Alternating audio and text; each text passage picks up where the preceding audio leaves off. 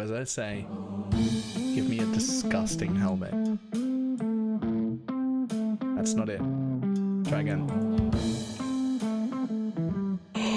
Oh shit!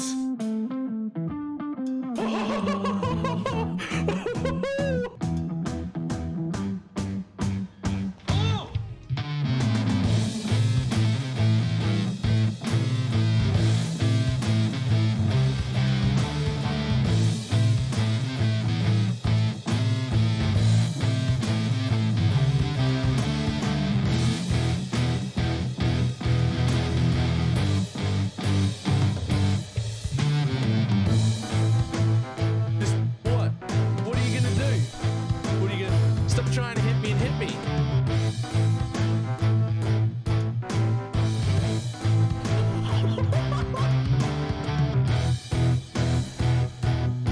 Hello, sir? Hello, sir? Sir? Sir?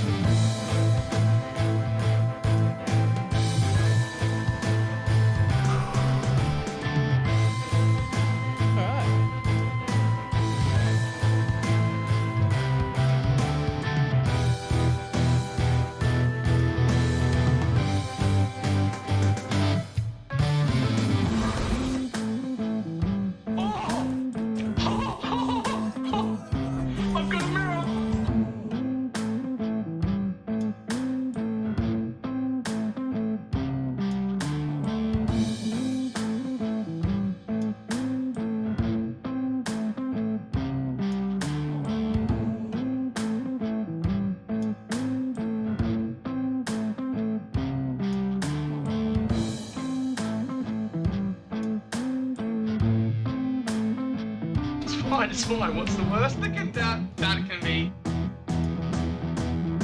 Oh, fuck, cunt.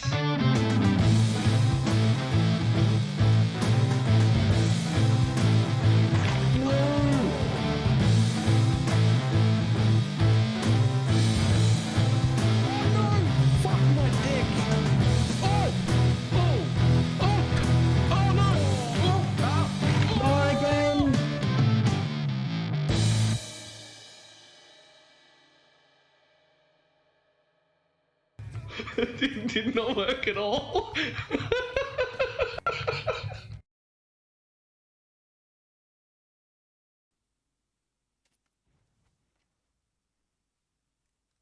Why, hello. How's everybody doing? This stupid second light won't turn on. Only one of my lights will turn on. Don't know why.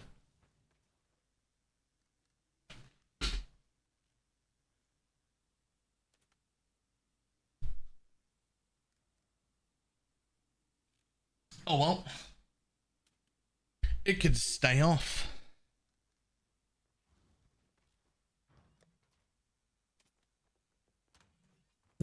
Well, here's a Storm brand. There's 65 of them. Wow.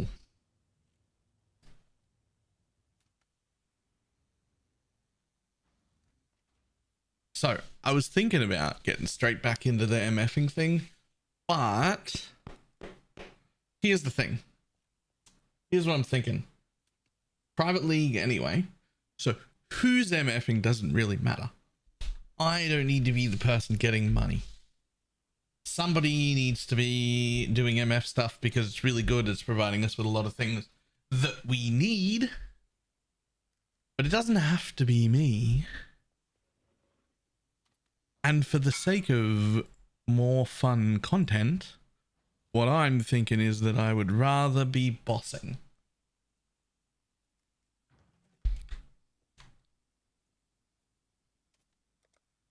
I think bossing is more fun. So we stole Penance brand from Blakey. I'm a level an Inquisitor and we're going to try that.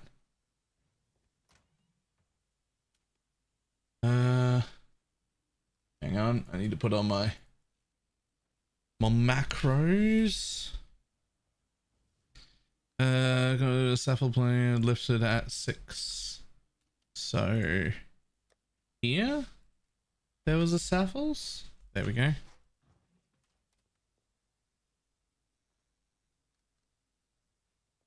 So the next plan after you kill each boss twice is not, the plan is not to kill each boss twice. The plan is to farm them until such time as I am comfortable doing the fights and no longer freaking out at all. That's the plan.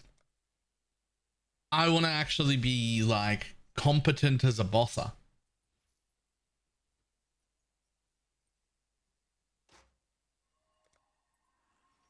That was the plan 3 weeks ago too? It was. It is. Come on. There we go.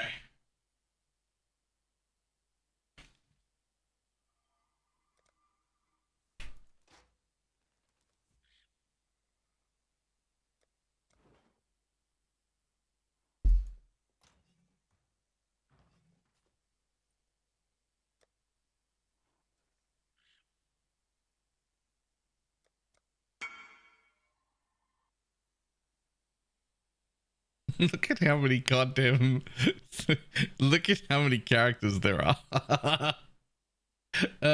Is new soul to serve God and the Order of the Templar. For years you built a life upon faith, only to smite it asunder with one.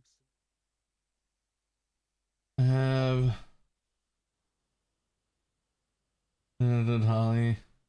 Nothing wrong with a stolen penis brand. Nice. Do we have like a path of building for this? I don't have a path of building for this.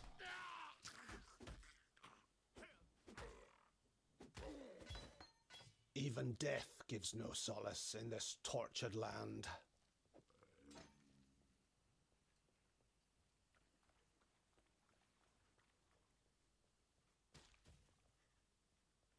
Not fantastic enough for the service. Oh, come on.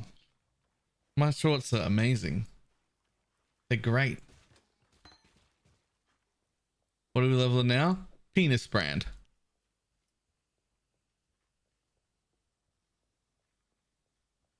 It's a great fun, way less clunky than I expected. Yeah, it's got that. He was saying it had the same thing as Hex Blast Mine, where the mines don't go off unless there's something to target. That's the biggest problem with mines. That's why Hex Blast Mines, that's literally why Hex Blast Mines became popular, is because it doesn't do the thing.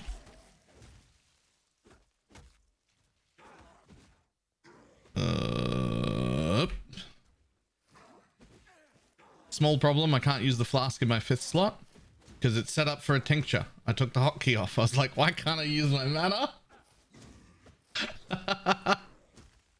I was like, why can't I use my mana flask? No need for my company. I changed the hotkey for the tincture. Input. You. 5. Save. Okay, there we go. I was wondering when you'd remember that. Turns out the first time I needed to use a mana flask is the answer. The very first time.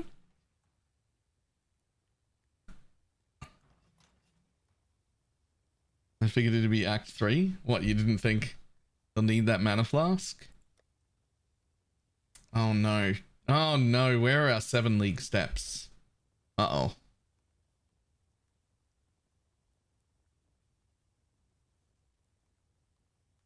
Crossbow.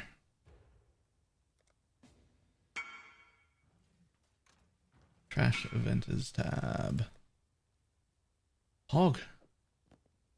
7 league steps. A bit of build, somebody yoinked it already, I guess.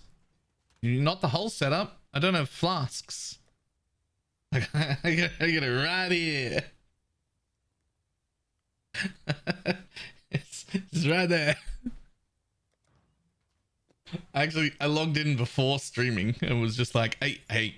Oh, yeah. Nice.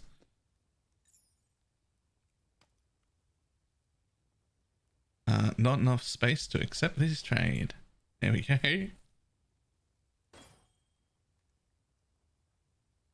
I just yoinked the whole set as soon as I saw it. I was like, yes, please.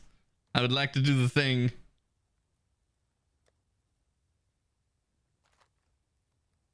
Oh, I need to take them from guild. I got tons of my own. This is, by the way, if I was going to, not that I will, but if I was going to solo Cell Foundry start at all, this is what I would be solo Cell Foundry starting. It'd be brands. 100 times out of 100 times, I'm starting brands.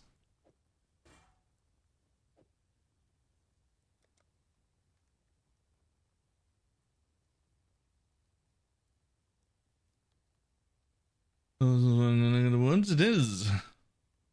Well, I don't need those. Those are way better. Cold damage cannot freeze. That's fine. Delete that. That's garbage. What is going on here? Oh, huge. Huge.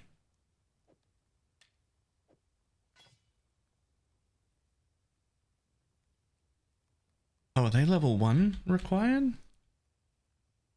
They might be. I think it's protect ability, just got to work 5 and level 62. Nice. Godslayer.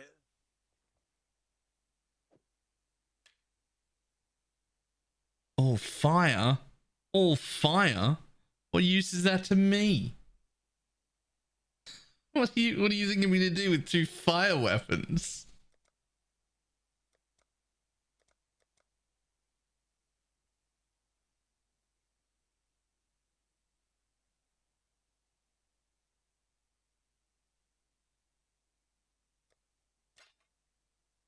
Oh, that's only level 6.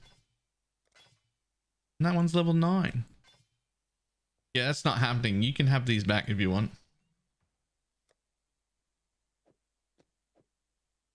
They're not even level 1. You're trying to convince me to use the worst leveling skill in the game, and I can't even put the +1s on until level 6 and 8? Nah, pass.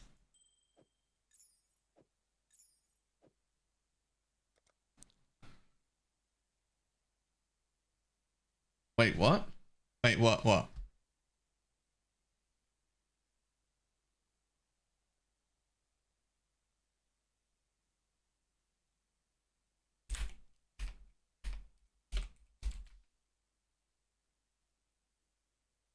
For now, the 2 +1 fire weapons. +1 fire shield, +1 fire wand.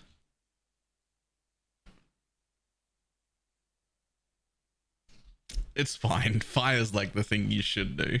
It's just me going, or I could not do that.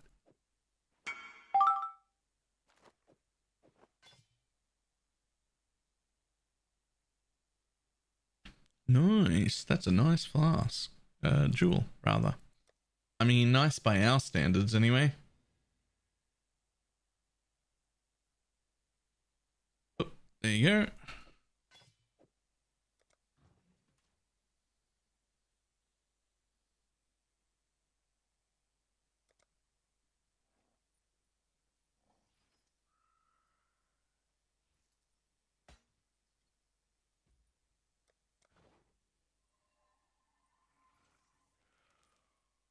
Okay.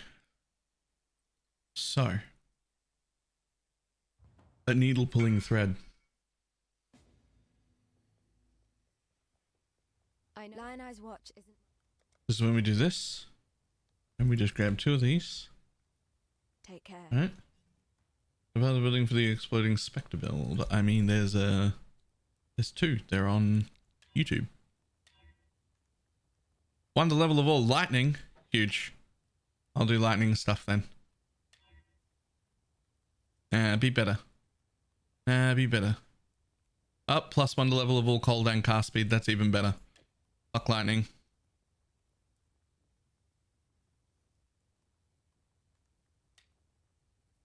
What little help I can offer. Take care. Boop. Lol. Chaos. Add some flat. You'll do.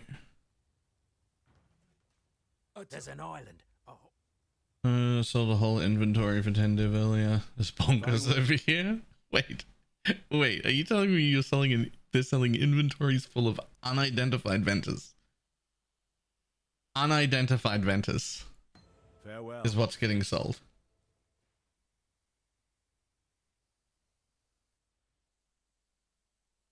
Godslayer. Who even would sell an unidentified Ventus? Like what monster is selling an unidentified?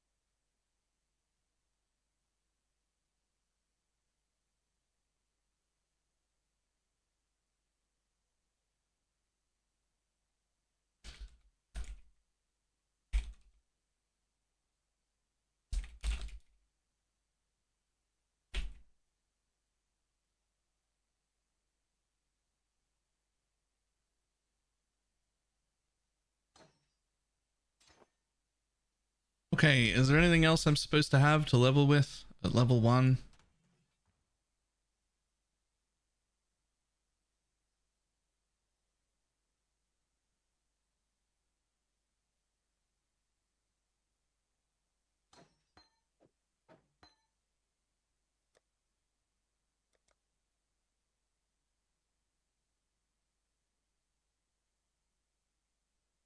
You.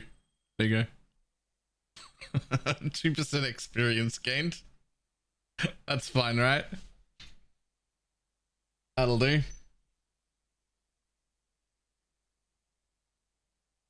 we have any belts? Do we have any belts?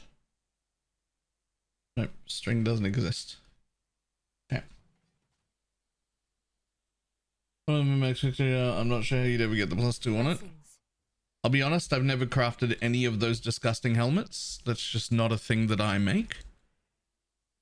What I do know is that they make helmets like that all the time. Gazzy makes them like every league.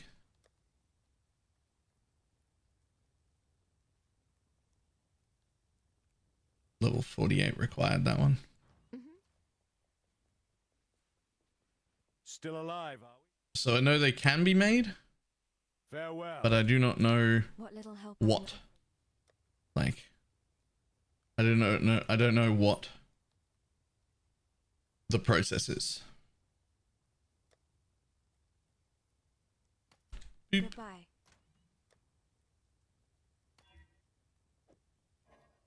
Really?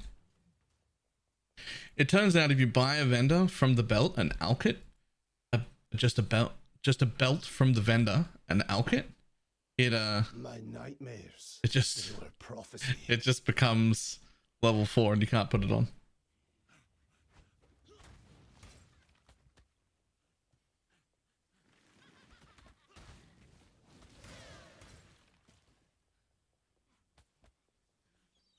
Yeah, buy a vendor from the belt. No problem.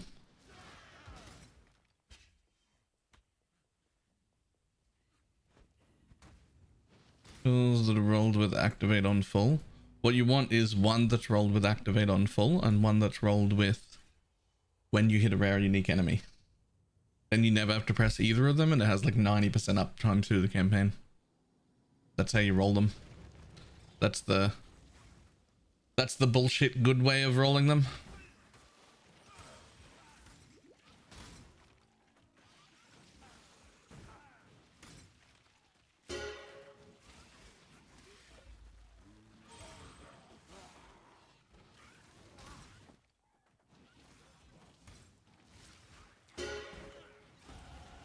My prayers are thus answered.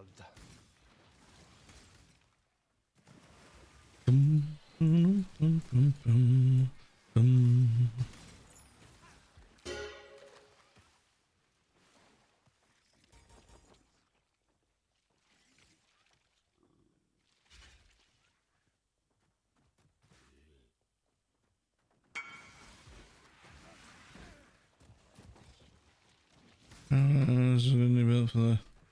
Ooh. Ooh, that's gorgeous.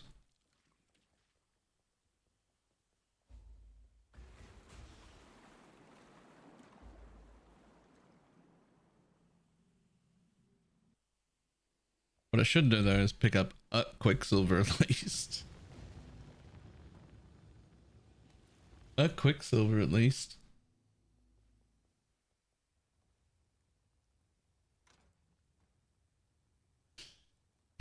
Quick. There's one. There's another one.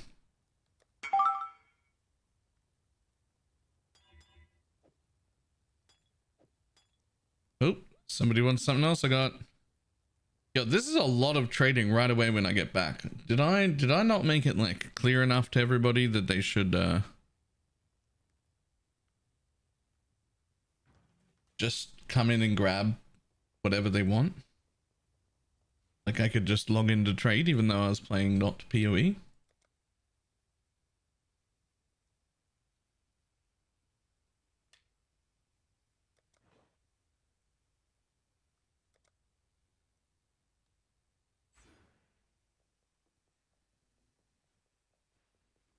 Didn't you say that at all? I said it like a few times, but probably not enough, apparently. Stay sharp out there. Greetings!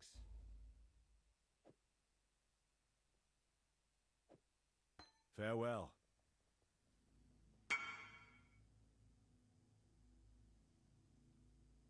To offline.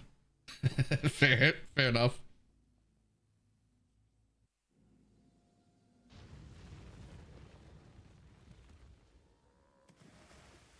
Happy New Year, Mr. Streamer. Happy New Year.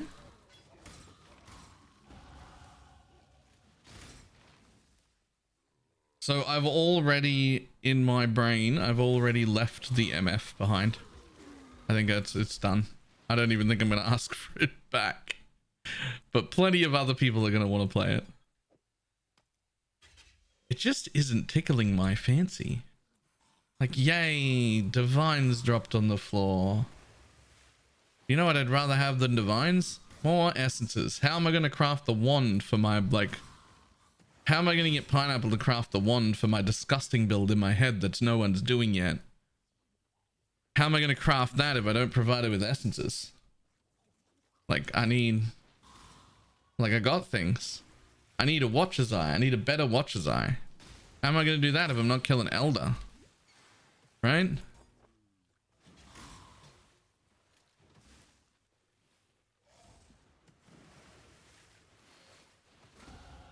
The path becomes clearer with each bloody step.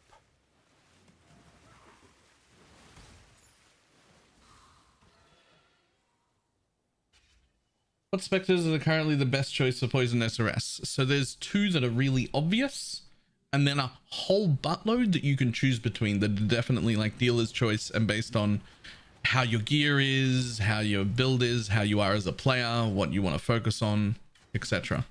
So the two that are the clear winners are the 100% increased damage, 30% attack and cast speed dude, whose name I forget, and the one who adds nearly a full Envy's aura worth of flat chaos damage. Those two, they're clear winners. They're number 1 and number 2. After that, have a look at the big list of all the new specters and take your pick at what you'd prefer.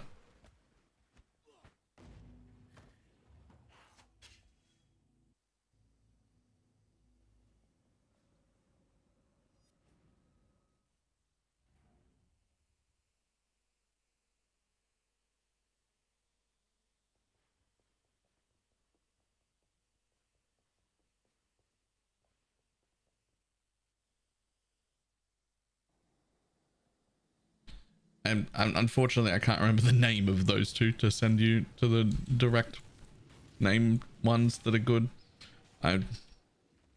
It'll be the whole league. I still won't remember the name of the damn specters.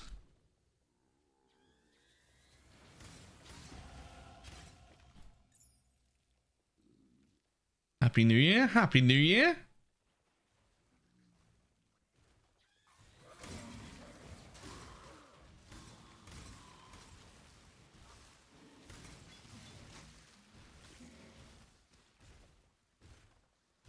Are you going to go back to the normal league? I'm not in a rush to go back to the normal league at all. However, every extra person who leaves the private league makes it more difficult to do what we're doing. So there'll be a point at which too many people have left, and I don't want to deal with the too limiting environment anymore. So when that happens,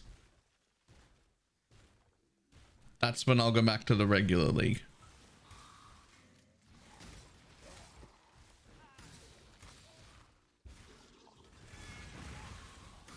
Why am I even killing this guy?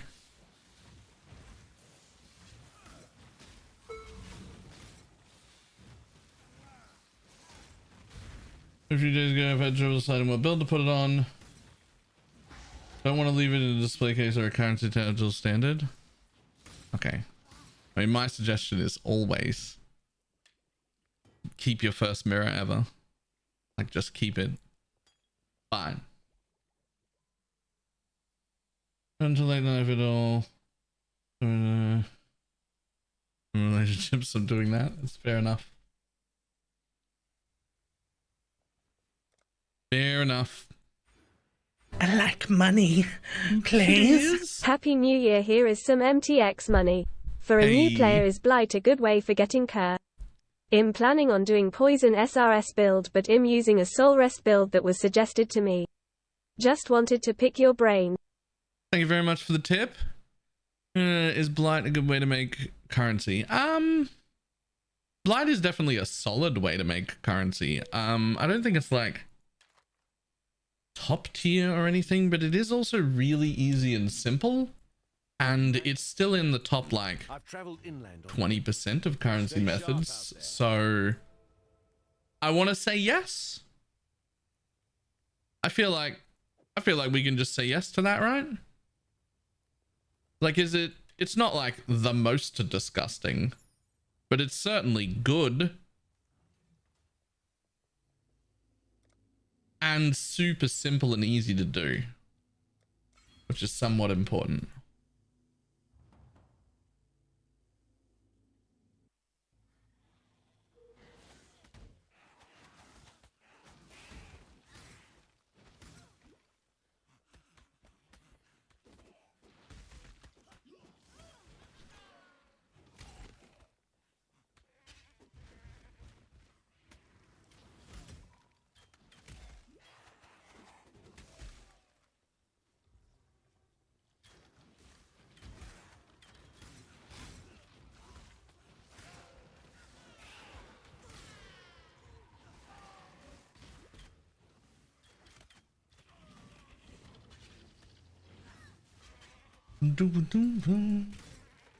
Use the entry point, basically. Yeah.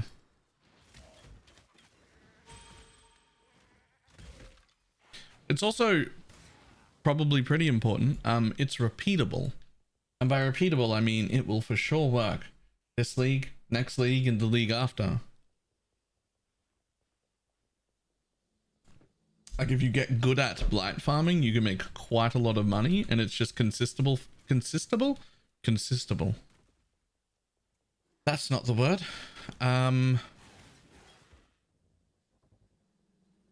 It's consistable league after league. No, that's wrong.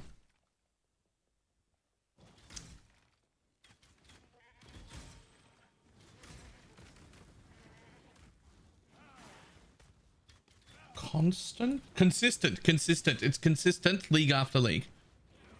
Yes, that's the one. Thank you. But real talk, does anyone in chat ever hear it when I fuck up words like that and get legitimately worried for me? Like, is he okay?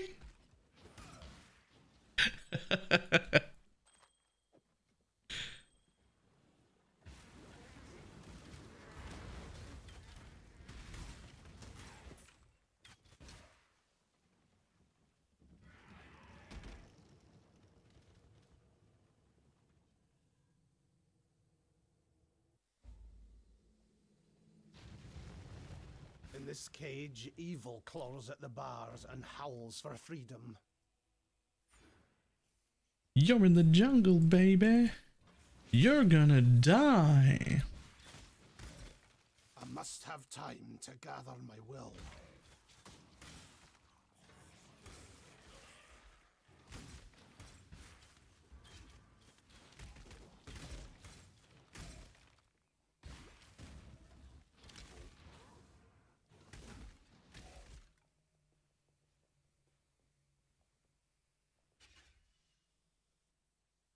Wanted to ask you, is Oriathan's End a good flask for the Poison SRS build?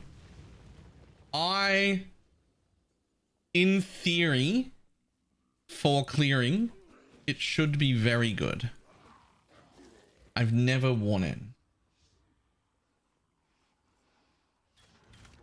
The biggest problem with the replacement for the roomies, though, is that you still need a granite flask. So generally speaking, we're probably looking at just having a magic granite flask. And what you actually gain is a flask rolls. Like an actual flask.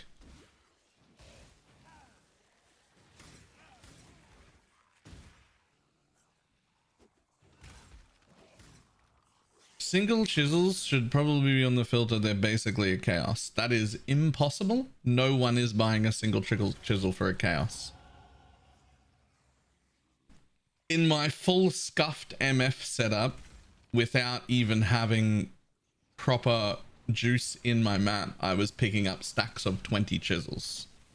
There is absolutely no way chisels are a chaos each. That cannot be happening.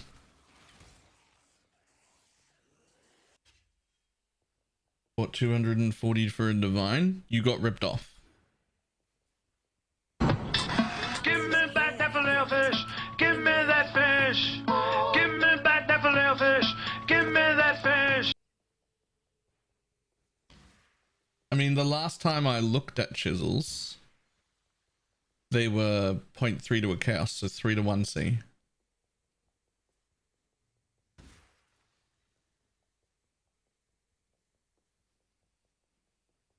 Your frightened heart echoes from these stones.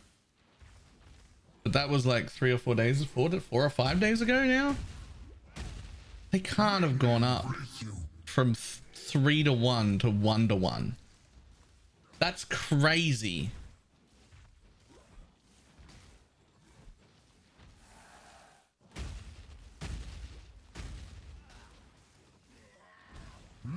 Shit, okay.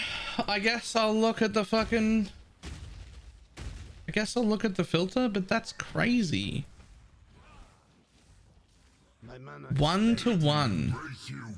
That's actually mental. There's something wrong with everybody. Tormented soul.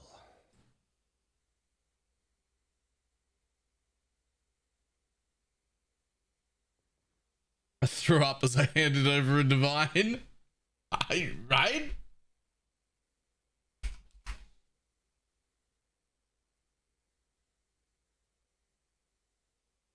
The shortcut to Mavale. Do you happen to be there right now? Because sure. Yeah, absolutely. Why not?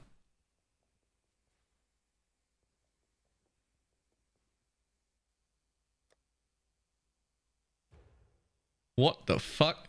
First of all, what are you playing as a Marauder? And second, how are you level 15 at Mavale?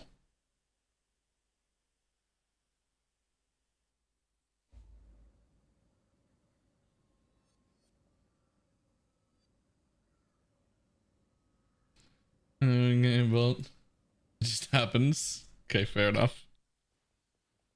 Well, I'm level 8, so I'm not going to be very useful. What's that? Sniper's mark? No, you could already have sniper's mark, right?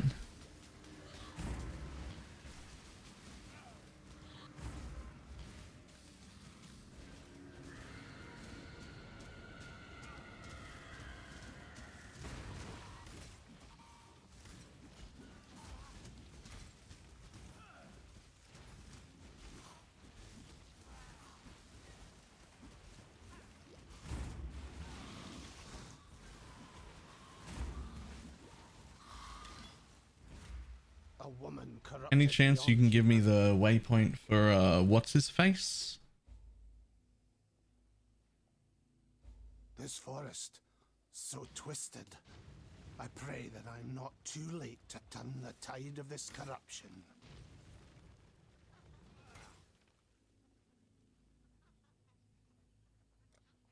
Thank you. I'm glad you knew what what's his face was.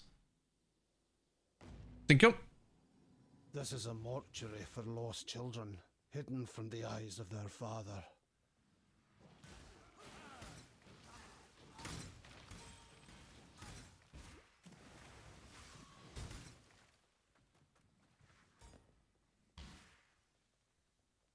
I must have time to gather my will.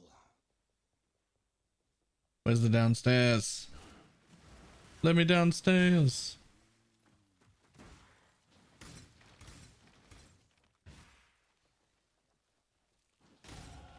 Your humble servant thanks you, my god. Keep going left.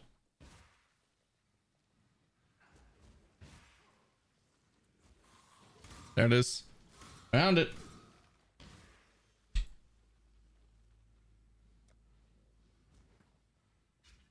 What's the plan with this build? I would like to kill Uber bosses before all of them on farm repetitively before the private league is over.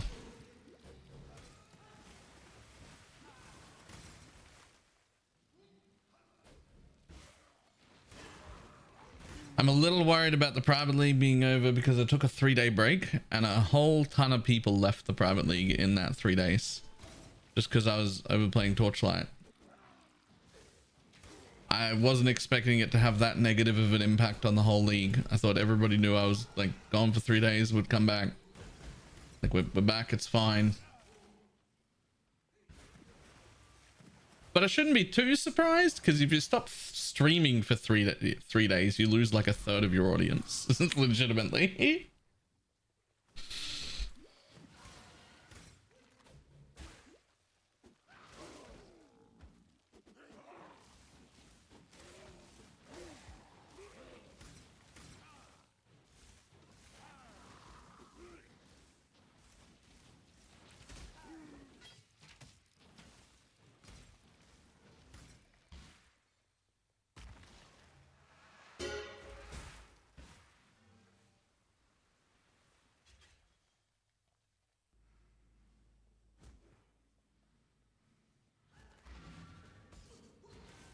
Get your Magic Flame characters ready. It's also holiday. True.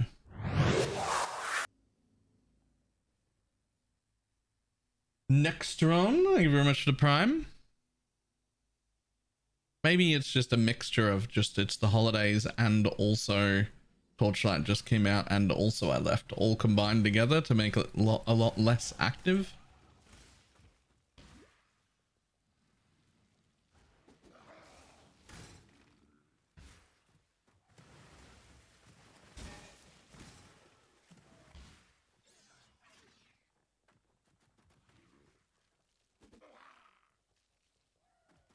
Where are you, buddy? Where are you, buddy?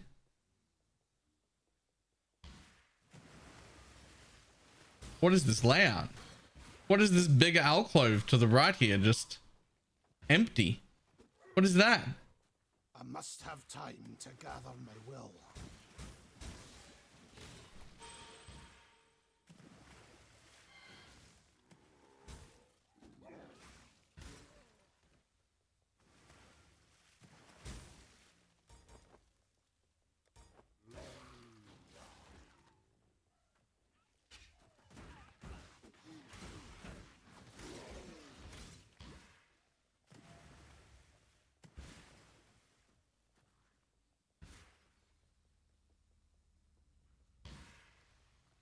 Where's the dude?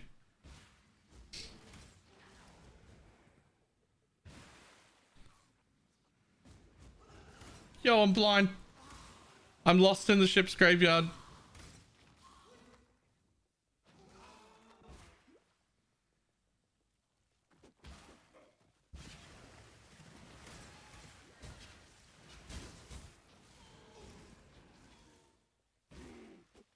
Surely it's not just here, right next to the entrance. but in the only direction I didn't go. Yo, I've done the whole thing.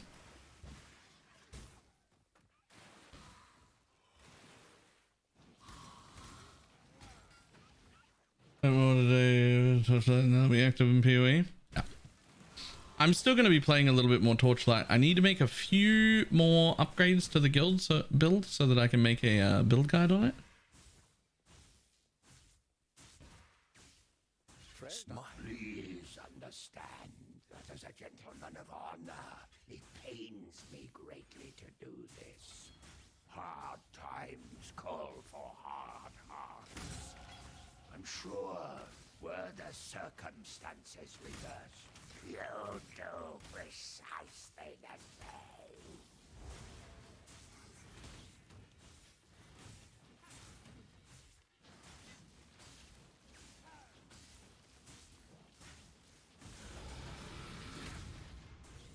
Temptation may... You wanted to. Rabbits put a little makeup. You wanted to. I thought you're a fool.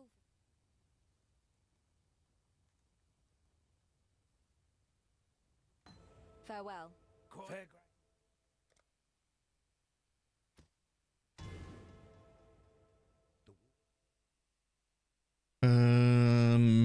Clarity. Damn Oop. me. Farewell.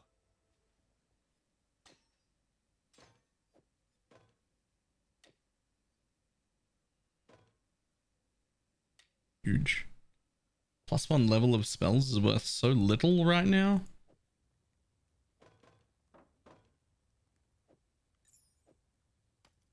Like at low levels, +1 level is worth so little. It's worth nothing is what it's worth. Okay, so what exactly is this? It's a magical brand that attaches to an enemy. Periodically attaches while active, firing a beam which deals random.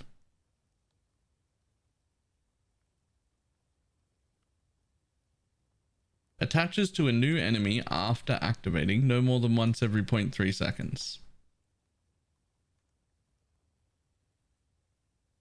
So it activates more often when attached, and it transfers all of it automatically. So I just don't need to take this thing, right?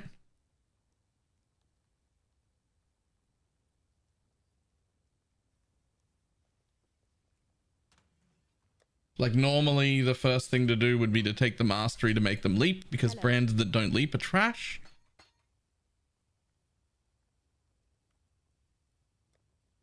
But we don't care about that, I guess.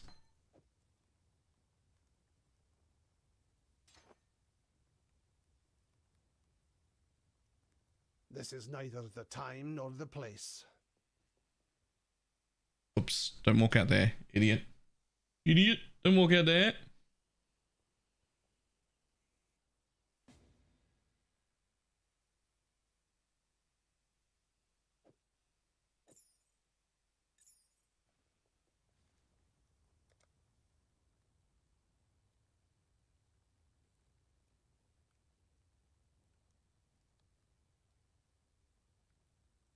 What do you cost?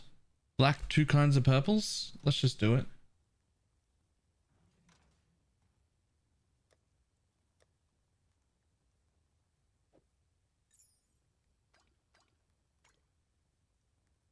%20 duration, cost 2 additional brands. That's really such a shit. No, why would anyone take that? Why is that anointed on every brand build?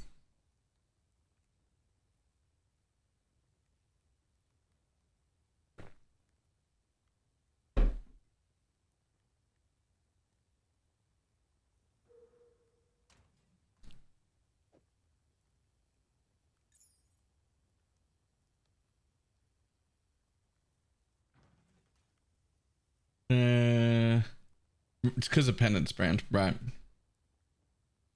But I'm not doing Penance brand. Like, too clear.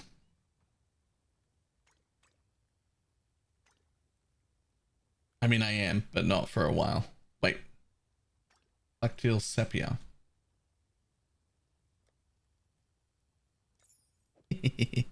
That's so much damage. That's so much damage. That's a disgusting amount of damage.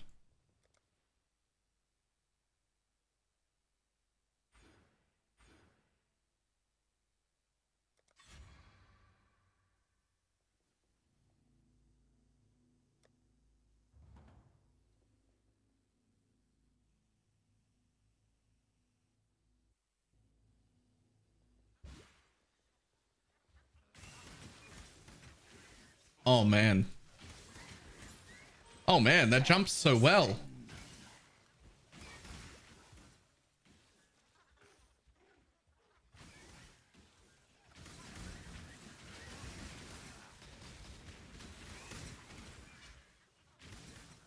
Okay.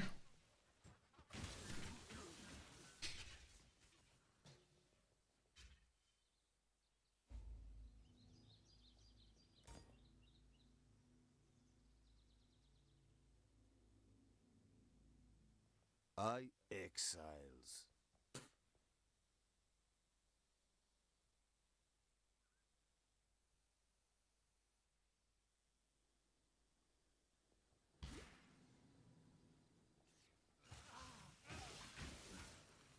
Wait for it. What can you look like? Celestial brand.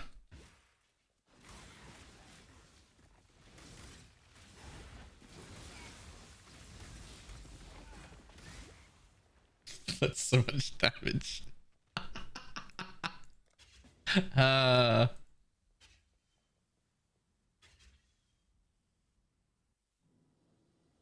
Broken bridge. Right, okay.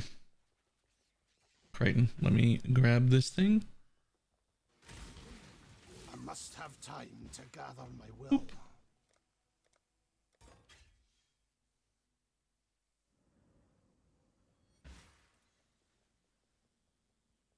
Your travel.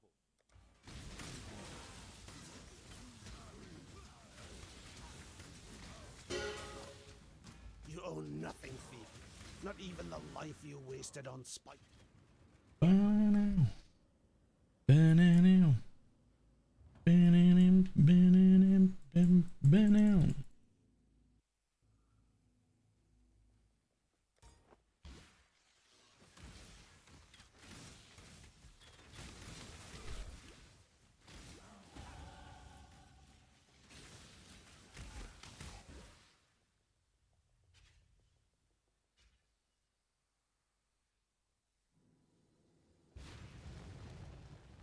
The lair of a toy maker with pretensions of godhood.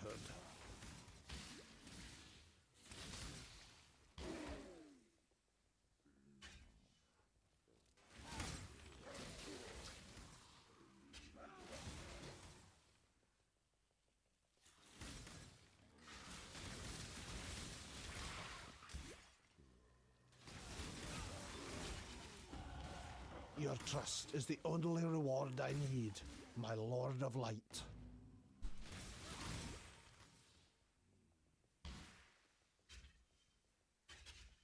And welcome back to PoE. Thank you. Good to be here. I'm still going to play a little bit more Torchlight. But like, I'm going to make Torchlight the overtime game, basically.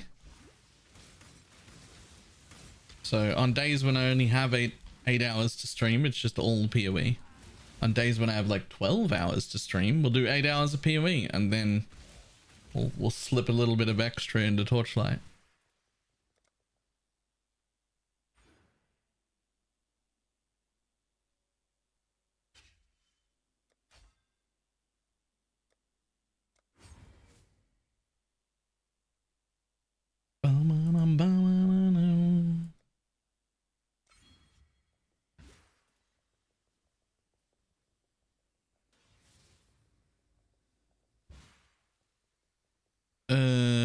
Dude thing, portals down.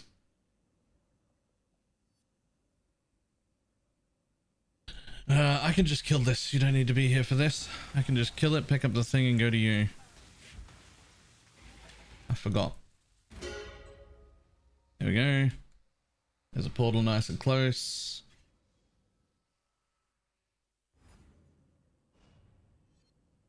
I caught.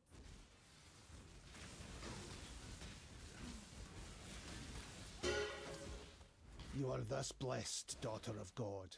He will show you what true friendship is. I must have time to gather my will.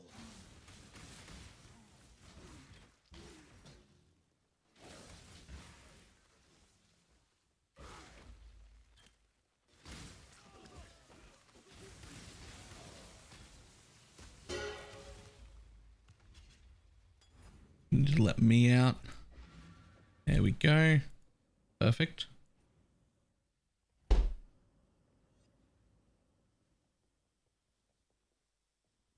Honestly, more happy about the old year than the new year. Really? Really? I should be pretty happy with last year, to be honest. Like, we've grown quite a bit. YouTube's popping off. Like, we're starting to approach... We're really actually starting to approach the time where I might be able to, like, quit my job and get an extra 30 hours a week back so that I can do that. What's the build of the day? Okay, I don't re-roll every day in PoE. I know I've made a lot of characters. I'm at Oak. Portal's up.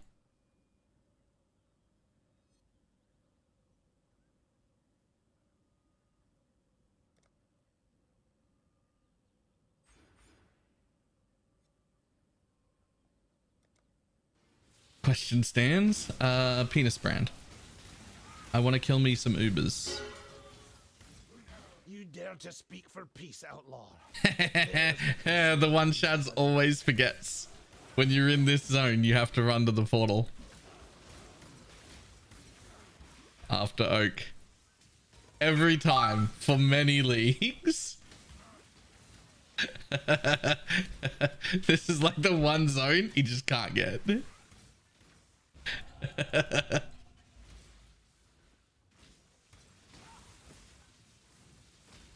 Hit the waypoint? Well, I hit the waypoint.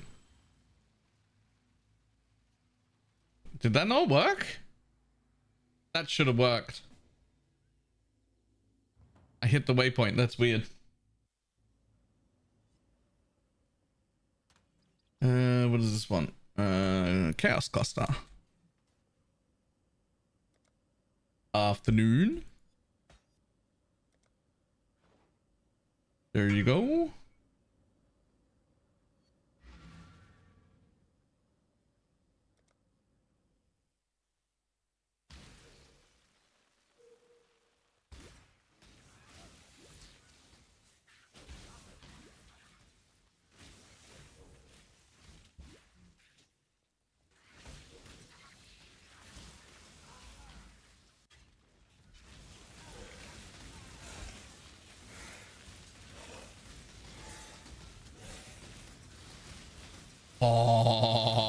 Oh, we nearly got him on the way up.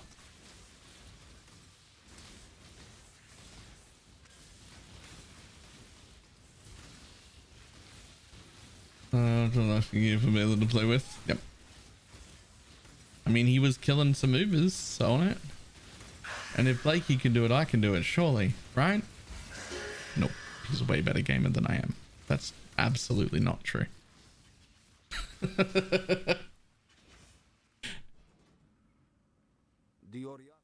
That's absolutely not true. Just in case anyone was wondering. Return. I am sure. Keep your wits about you. I am you. A beast. I couldn't even say it convincingly. I didn't believe it right from the beginning. Absolutely not.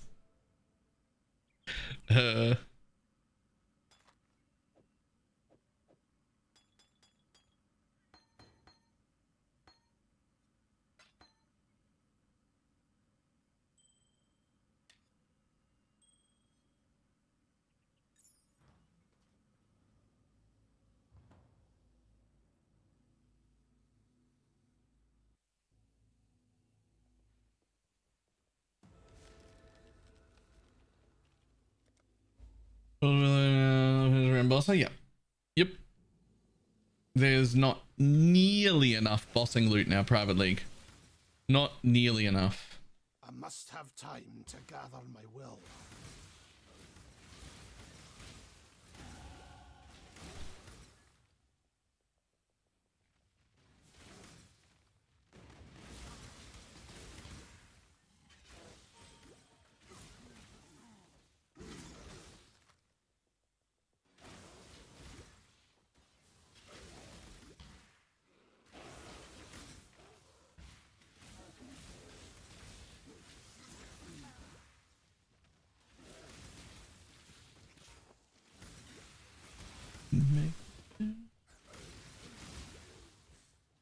Is it we don't have people running this, or is it we don't have them generating them, or both? Both.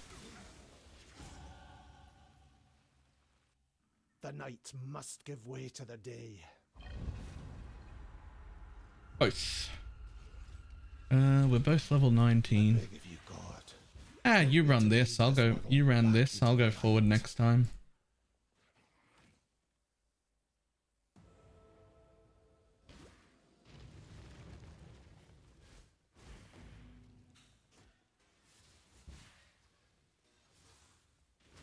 There's these shadows, as they're forgotten.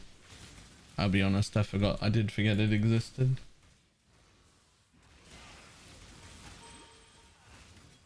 The biggest issue with bossing is running out of invitations. Spent 3 days trying to drop a twisted. Wait, aren't you in Trade League?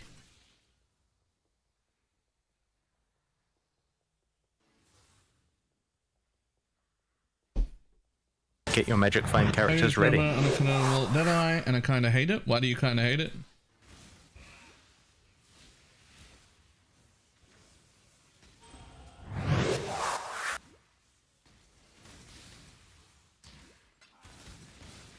Oh, Jaguar. I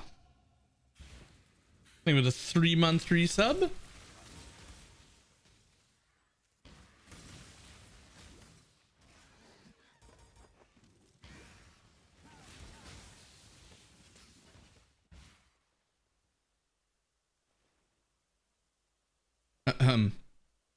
See what happens to my tooltip real quick. 170, 230, 298, and that doesn't include double that flat damage added against chilled enemies.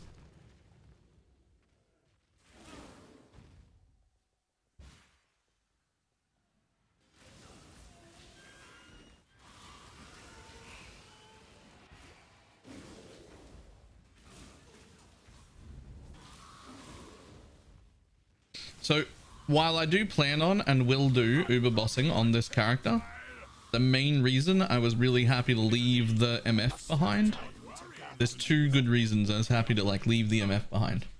One,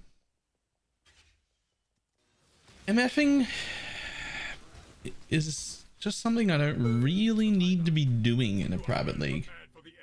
I'm not amassing currency for me. It all goes to the league anyway, so someone needs to be doing it. It doesn't have to be me. I do it all the time in trade. It's boring to watch. Everyone's doing it. It's fun to play. It's boring to watch. There's no reason it has to be me. All right?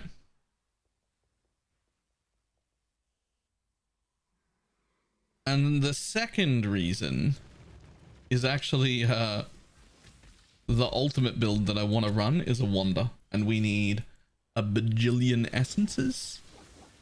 And that MF character is not really geared to do essences very well. Like it's not that. And we need like bossing materials as well. I need to be on the invite atlas and everything. And that character can't do that either. So like all the things that I want to do can't really be done by the MF character anyway.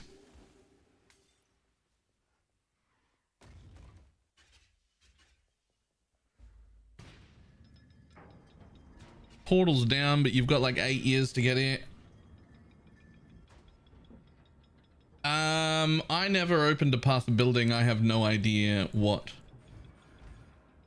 to put any of my points.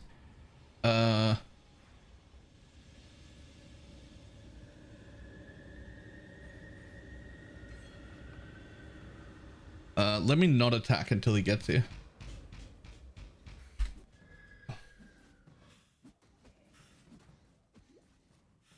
Pretty sure if I click the mob, it dies. Oh, here he is. Yeah. It dies.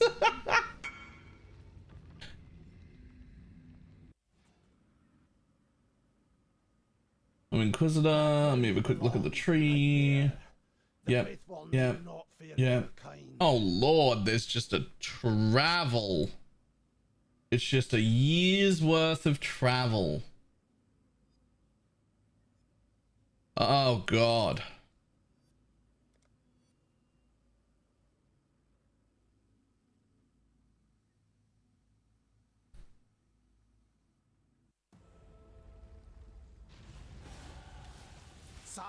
Just don't put points in. I mean, I might as well go take the life wheel. It's not like I need more damage. I mean, look at it go. Are you doing low life? I have no idea. I don't mean.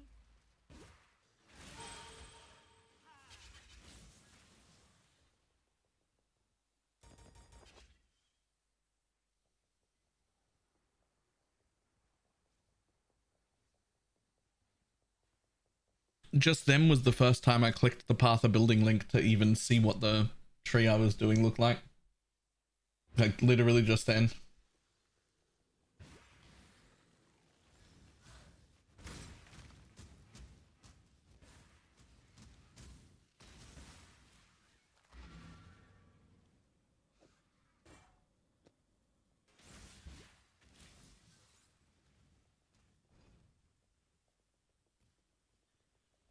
You know, you could, the tech came out after I didn't care to change the build. Fair enough. Mainly because of the adrenaline charm. True. The adrenaline charm is OP. I must have time to gather my will. I do love adrenaline.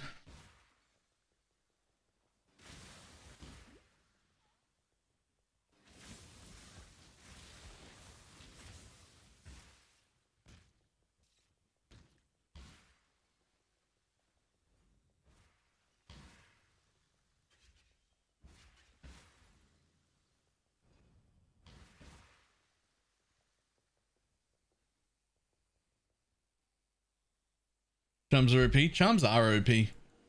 Life in his right hand, death in his left.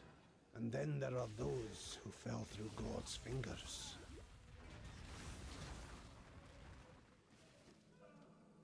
Oh, champs are OP. Fuck champ.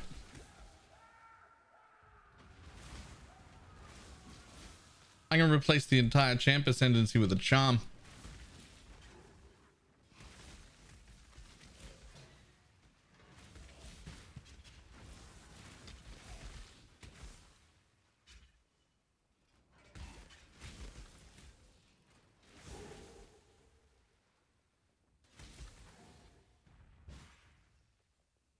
A dead man and a living machine. What is that? There's your truth, heretic.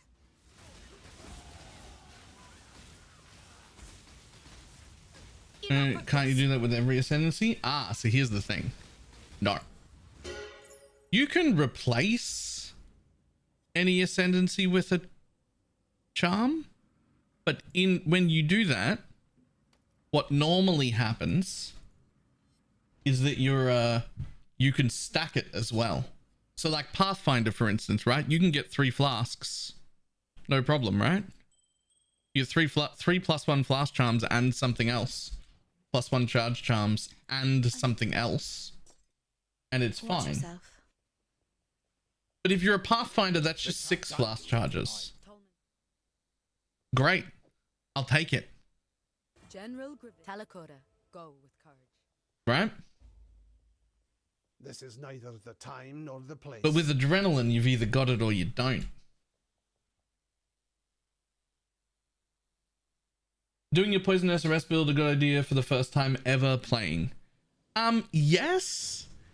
And in general, one of the best. However, this league specifically, first time playing ever, I think I like the Guardian SRS build better for a brand new player. It's not one I've personally covered, but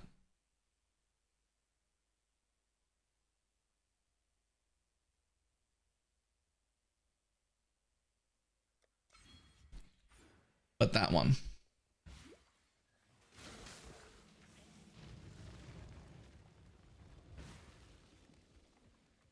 Man, I gotta tell you, it hurts me a little bit when somebody says, hey, it's my first time ever.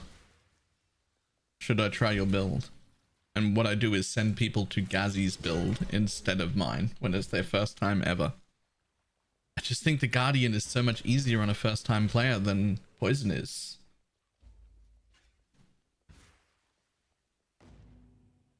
Subtractum also covers it really well. Either one of them, either Gazzy or Subtractum, both have guides. I just think they're better for first time players than Poison is. I still like the Poison build more long term, but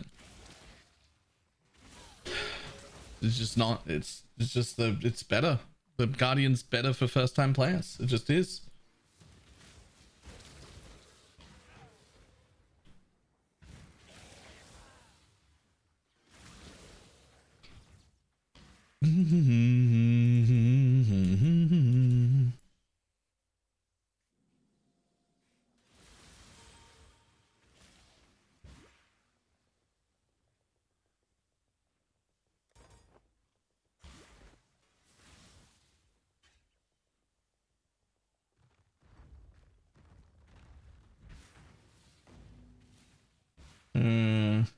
Just to get irrelevant info.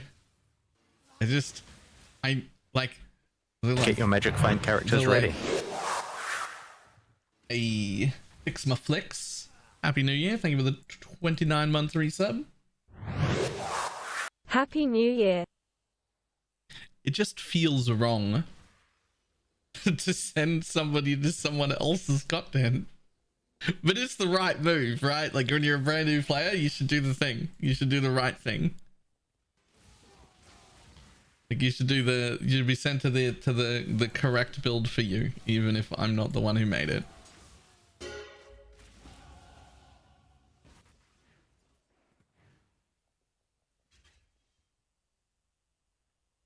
I've been watching you since Undecember came out, and I've never played PoE. Really?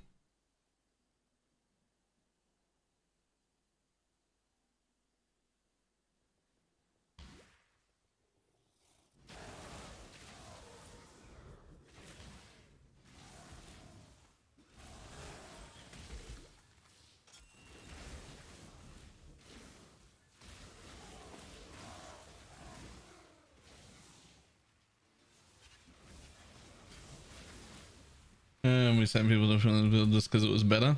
Yeah, I'm still gonna do it. I'm gonna keep doing it. I'm always gonna. It's people first, not me first, right? Make sure people are having fun. But it still feels like a little bad when you do it. When you send someone somewhere else, it feels like a little bad. You're like, oh man.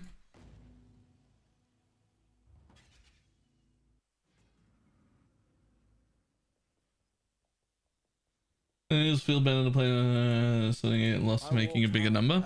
That is probably one of my main focuses when I make builds. I don't care about getting the biggest number, the most amount of tank, or the most amount of damage, or the most amount of anything. I care about making it feel the best to play. That's the only metric of a good build.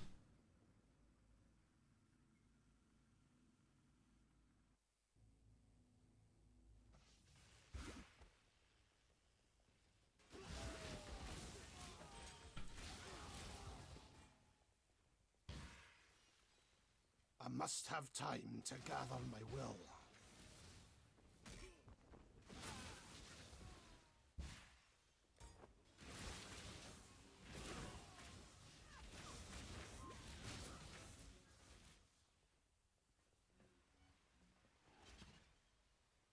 Time to make Guardian SRS for beginners build? I don't think there's a need. There's really like only two good ways to build it. And they're both very, very similar anyway. And between Subtractum and Gazi, they're covered. If I was to make it myself, it would literally be a carbon copy of one of those two builds. So why do it? Why not just send people to the guys who've already done good work?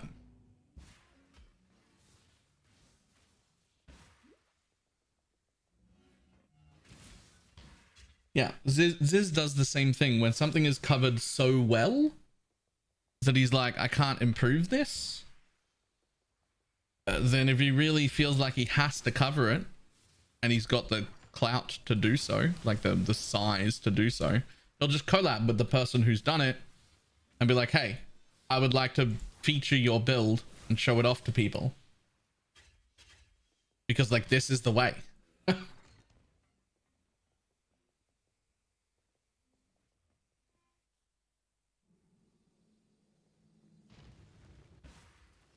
The first one to go through is Exanimate and Cybertrap 7. Oh, I did that quite different to other people.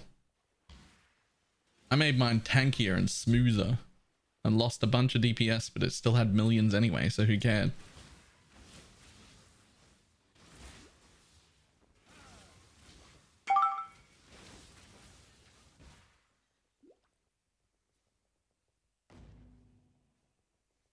To me.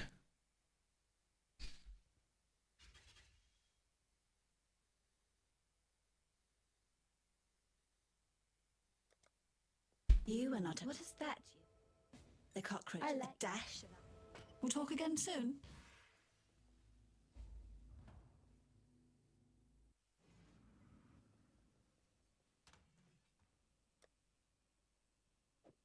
I think I took that build that everybody was running. Snag that blessing too. What blessing? What are you talking about? Man, if you don't send me a request, oh, from the OTAB, blessing, blessing, blessing, blessing, blessing, blessing. Oh, there.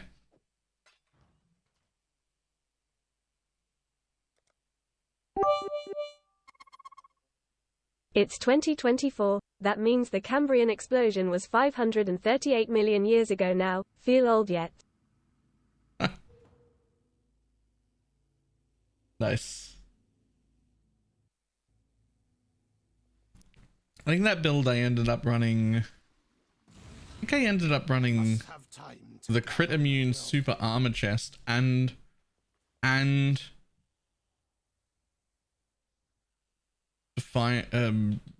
Defiance, Determination, Grace. Can you trade on the PS4? Yeah. Not through the website, I don't think, though.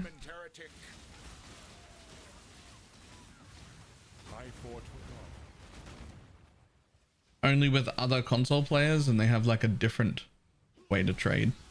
I've never actually played on the console. I think it's like in towns, there's like a board of some kind, or like a thing to interact with where you can like look through sales. I don't know. Something like that.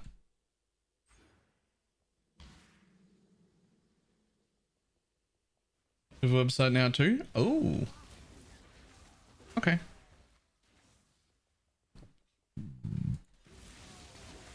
Likes to shoot his gun.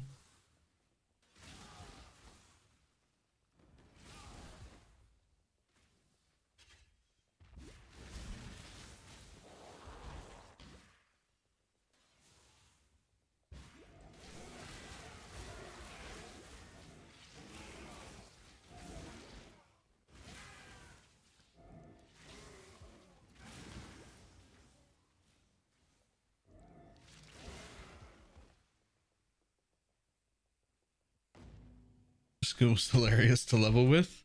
I'm not even using the Penance brand one. I'm using the Storm brand one to level. And so I take my first steps into damnation, which is like definitely significantly less damage, but also enough that it doesn't matter.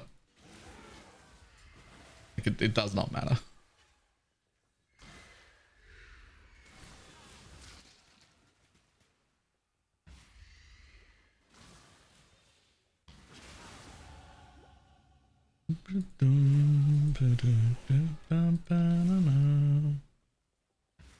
We're using Stormbrand of Indecision. That's what I'm using right now.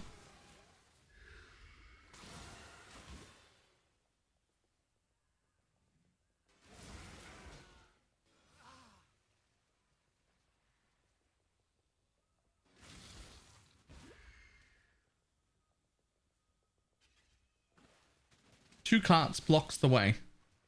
One card is the correct way.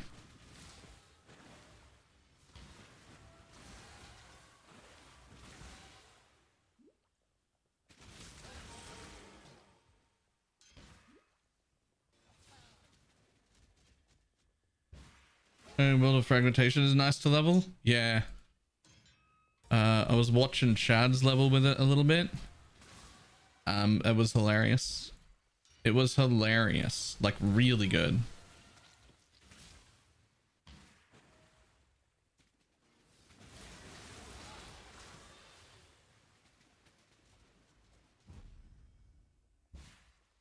Your conviction drives you, heretic. But have you thought what it Or might is this drive pre-Wanda? others to do if No, it this your is devotion the build stands before the up, Wanda heretic? build. Damn So the your Wanda build devotion wants to be on that Pathfinder who's already pre-leveled. Rest while you However, it needs stuff we literally don't have. will not go easy. And in order to farm that stuff, I don't even have the ability to farm that stuff on that character. So, here we are. Making a character that can farm the things I need to make the bullshit Wanda that I want to make. Which is a weird thing for me to do. A weird order.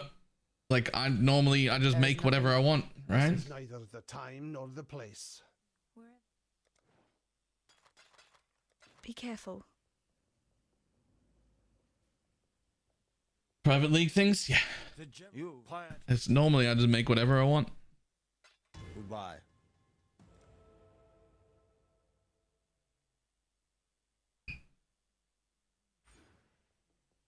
What is it?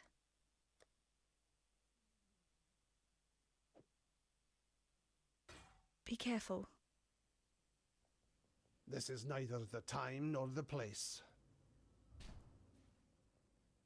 What bossing stuff do we need? So for starters, we just need a ton of invites and fragments to be able to do the bosses, and that's a bit of a problem for us because like it feels like half the league is doing like tier 7 stuff. And we also need a buttload of essences. Well, I also need a buttload of essences Born to this land. just to be able to craft the things that I want. I will prevail. I actually don't need a single woke gem. Interestingly enough. Wait, what am I doing? What is that one? Oh! Oh! You can bulk gift members on YouTube? Yo! It doesn't tell me who did the gifting. Wait. I don't see... I see 5 people get subbed at once.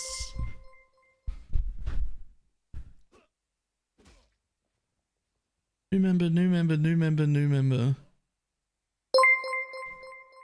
It doesn't tell me. It said John. Oh. Well, whoever that is, John. And for the gifted YouTube members.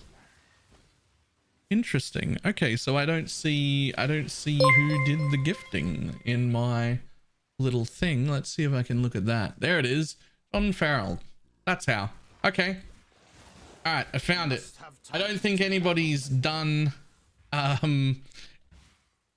no, we have had gifted subs before.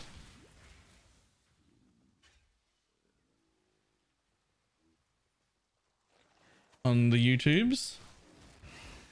Thank you. I tend to prefer YouTube. Yeah.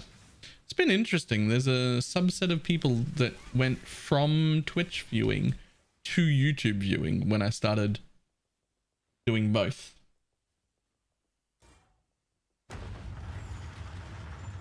Which interested me because I didn't think people would swap. I thought we would be looking maybe at new people, but I didn't think people would swap. But apparently, some people prefer it. Weirdly enough. Every stone placed for the glory of God. Beautiful.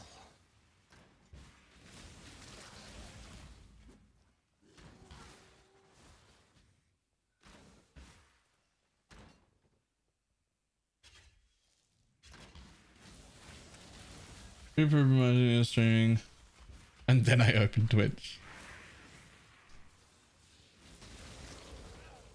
Hold on, I want my BTTV emotes on. Yeah.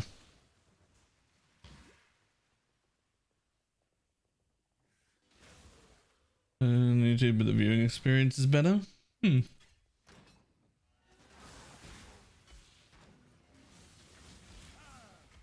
Yeah, that's one thing. The YouTube player is significantly better for some reason.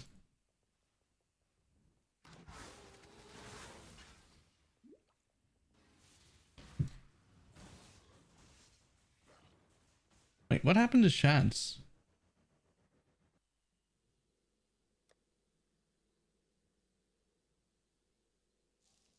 He ended up not in the group anymore. He's level 23.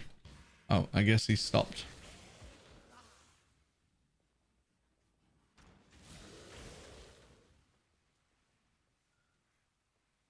Reed said he was stopping for lunch.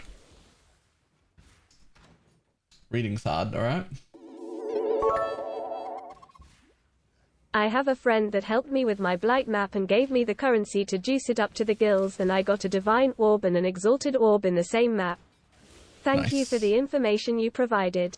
It helps a bunch. Nice. Chad?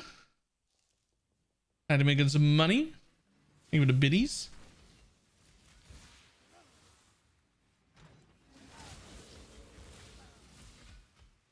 Taylor just needs to add them as long as he links his YouTube to Better TV account. Wait. Better Twitch TV supports YouTube?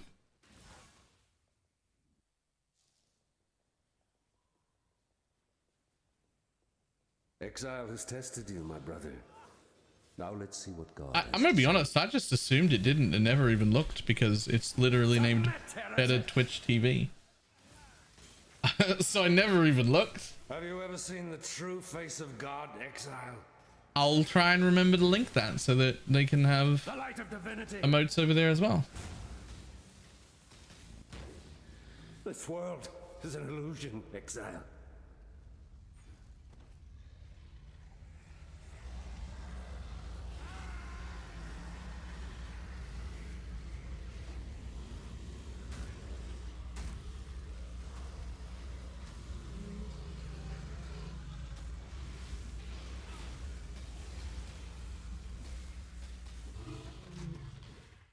By exiling me. Well, I'm trying to make a string stack into an airshot build using Widow Hole as my bow. What kind of mods would I need on my quiver, do you think? Strength. So you're using the replica Aberos to get strength, right? Must have time to gather my will. It sounds like a terrible idea.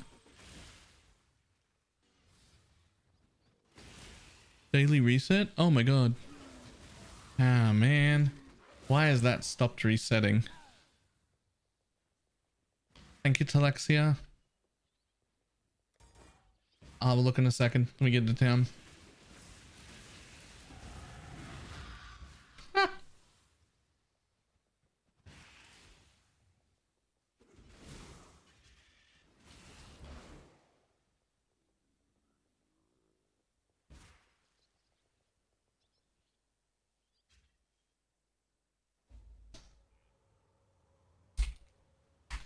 Wonder what's stopping that the last few days from resetting on its own. All right, now I have to manually work out how many subs we've had today on the Twitch.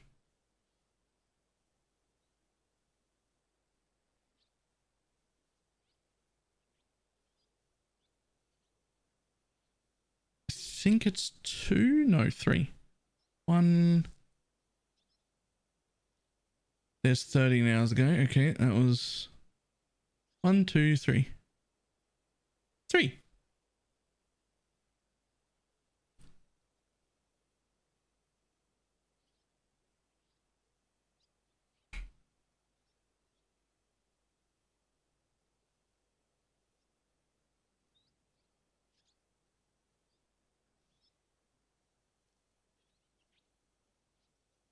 There. Don't you stream to this Twitch? No, because I'm not actually using Restream. This whole league was going to be a test to figure out whether I wanted to bother using Restream or not. Where can I get more RMR? Quickly and easily. I need a tiny bit more RMR than what I have. Just for a few points. Just do this. That'll do.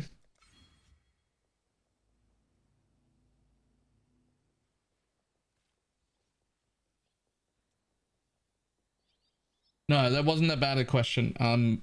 So what I'm doing right now is actually like greatly straining our internet. I am sorry, because we have some pretty shitty Australian internet.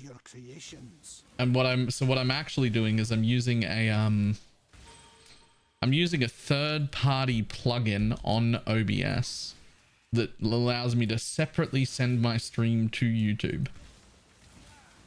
So I'm actually uploading a 6K like stream twice the whole time. I doubled my uploads and my upload requirements. You are free now, Vol. Go with God. Which is actually quite stressful on my shitty Australian internet. It's nearly the full amount of uploads that we have available. But it's also free.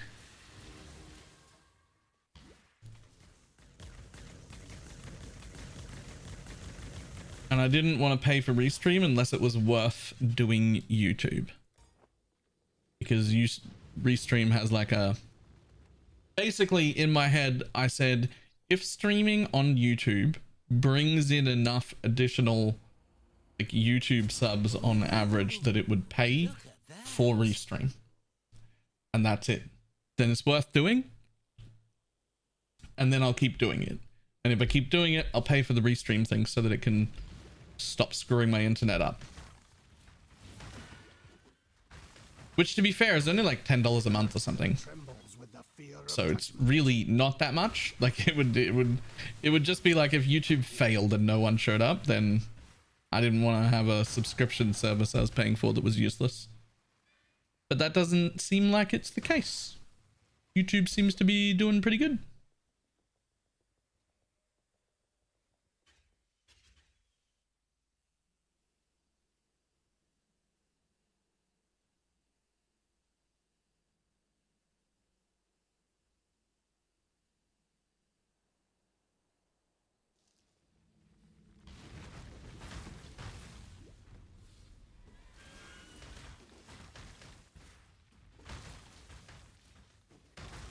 Corruption eats away at the roots of this mountain.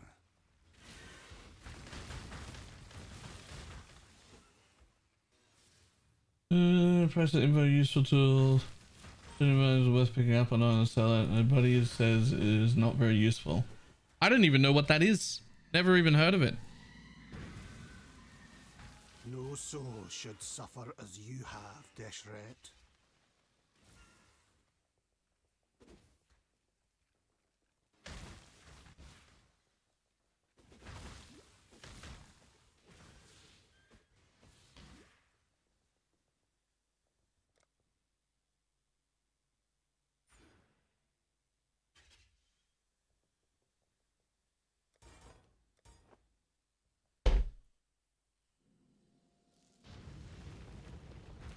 And for the New Year's, you view the waterfront right outside the window and could watch all the idiots.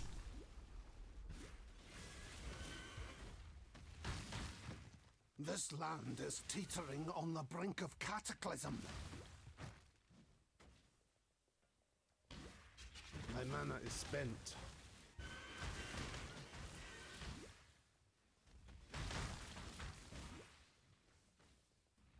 The modifiers on any given item. Don't against public terms modify. There's no way. So I've never used that tool before, but I can't think of any way to make any automation on pricing rare items like that functional or worth using. I don't see that. It can't be.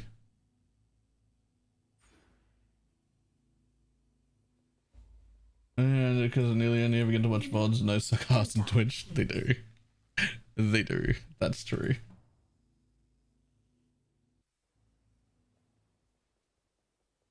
I am your whole life. Of course.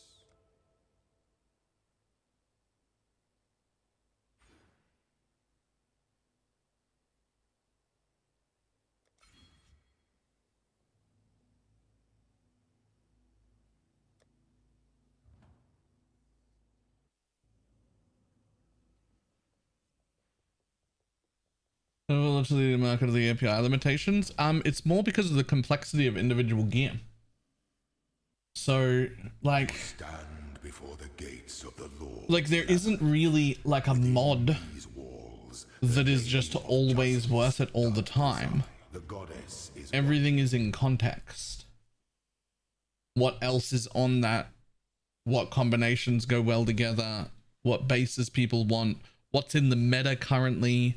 Like there's so many variables that I don't know how you could automate the prices of rare items like that. Like how you would ever.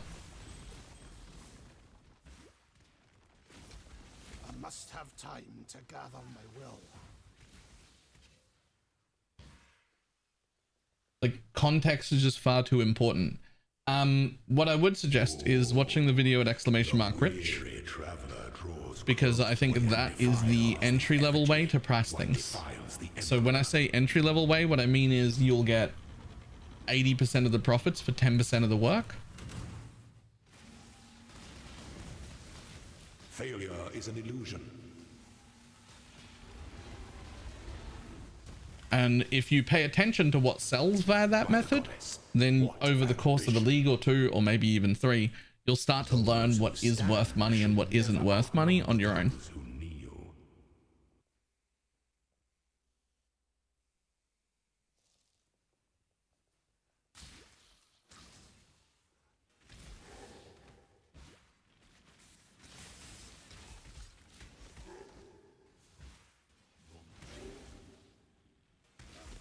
The corrupt shall fall.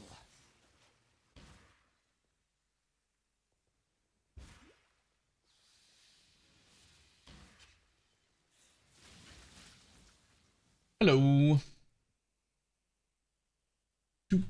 Oh, play to kill.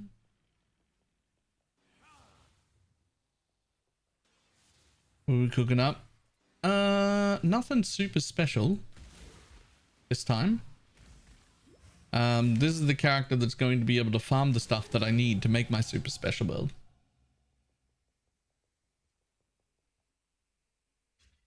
Am I crazy or is there not normally music? There is not normally music. And there isn't any music right now either. You've got music open in another tab. That's you. To entertain doubt is to dance with death. The Emperor beckons and the world attends.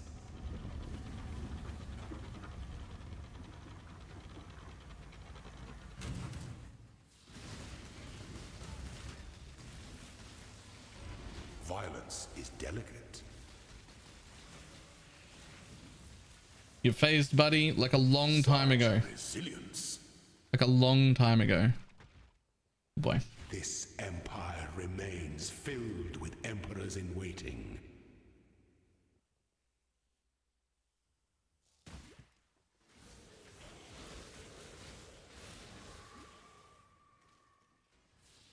Is it gonna be a Stonebrand build or is this just for leveling? Just for leveling. I'm gonna be Penance Brand.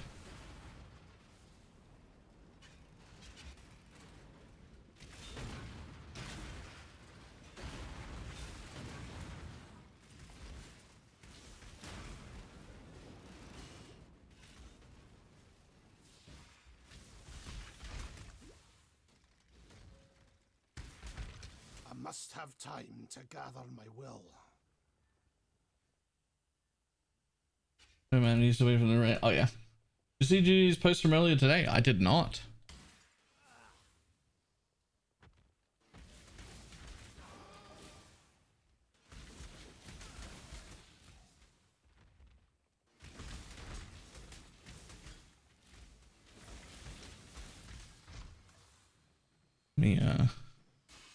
Let me click that and then have a look at it next time I'm safe. Thank you.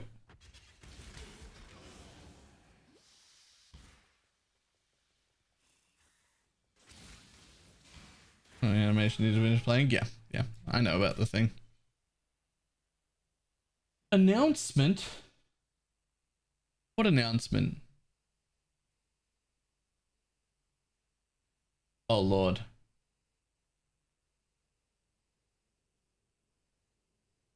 We broke the last year's concurrent record of 270,000 with nice. And finally we sold 185,000 Weta pets. Okay.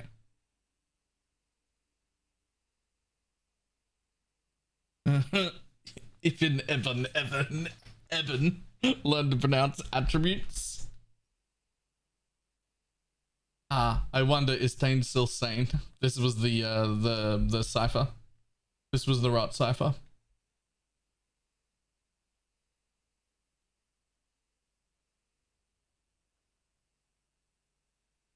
We overhauled the Saboteur. Bad. Pathfinder. Good. Chieftain. Pretty niche. Guardian. Good. Ascendancies. It's like a 50% success rate. It's not bad. We held another boss event after none other than Ben claiming first prize.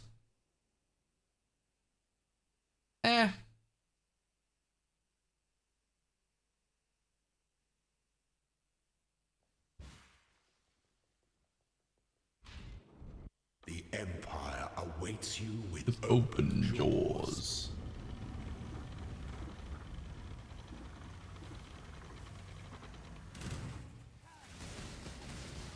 Triumphant at last.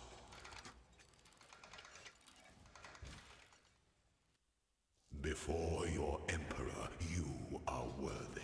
Before the goddess of justice, you are worthy. Receive our blessings. Embrace our truths. Okay, here's the thing. I don't need any damage at all right now. I think we just literally take the conk path first. I've got way too much damage for the campaign. Way too much.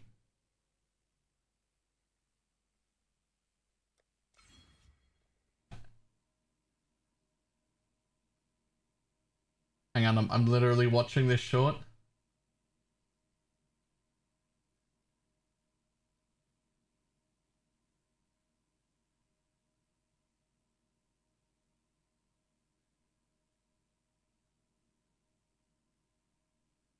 That was pretty good. That was actually cool.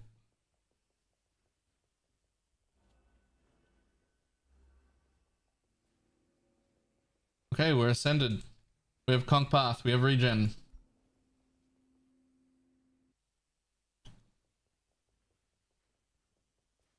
Bring me back something. There is nothing else. This is neither the time nor the place.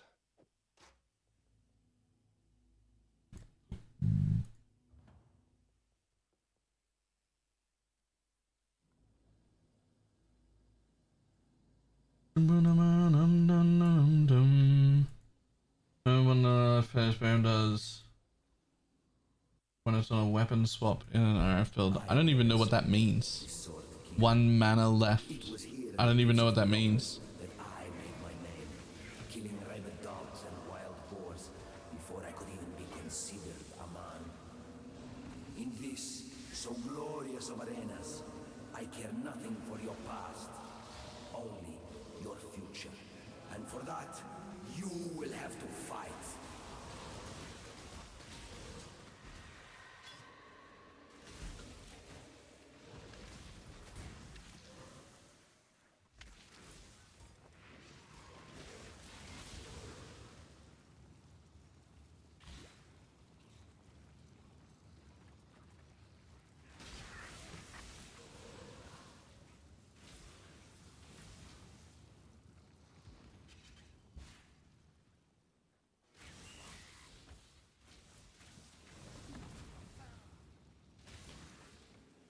Okay.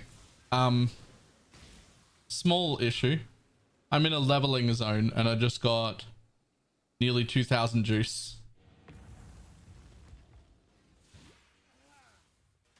I've had maps worse than that. I must have time to gather my will.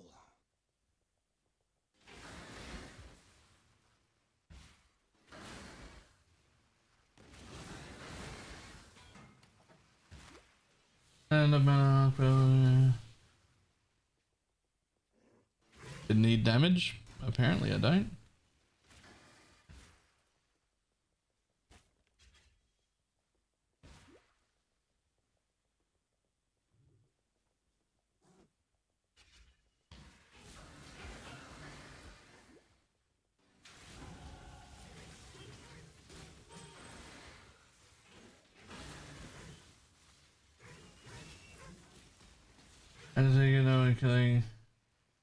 I take it no one is killing Searing X in Trade League. Well, definitely not no one, but everybody's doing the MF thing. And I'm all MF'd out on like the best MF league that's ever existed, and I'm just like MF'd out. I just don't want to put quantity gear on again.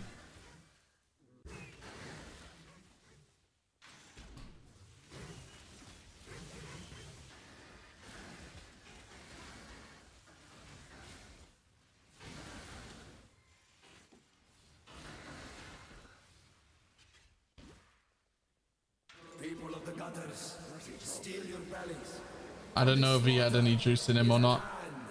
He was instantly dead either way. An adequate performance challenger, if a little messy. Yet Barcool and his stinking flock were simply an The invitations are almost 2 div. Holy balls, boss rushing is that's boss rushing is gonna make so much money then.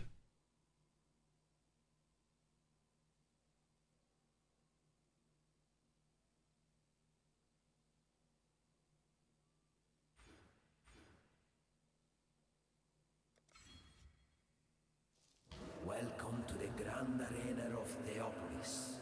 For both the people boss rushing. Yeah, exactly. Eyes upon my true purpose. My Lady Merfair. Approach, traveler. Keep your name. That defines us. What do you fight for, gladiator? Hundreds That's what I wanted. Courage and righteousness shall Thanks. be your guide. title as I, but I defeated them all. Victory goes not to the able, but to the ambitious.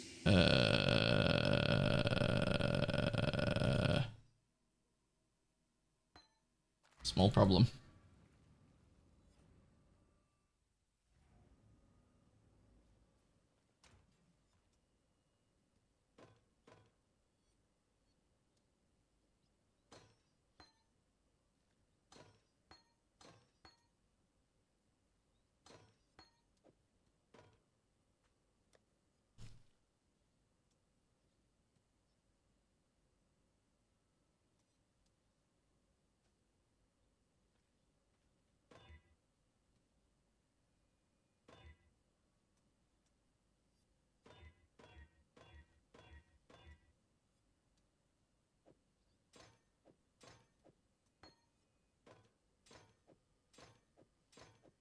There we go. Fixed. Well, I guess how profitable Delve is. I imagine it's still pretty damn profitable.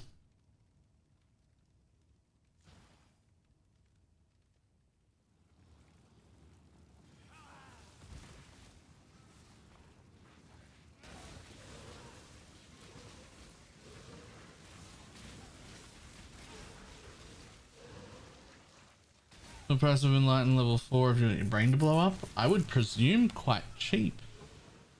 Gem XP isn't affected by map level.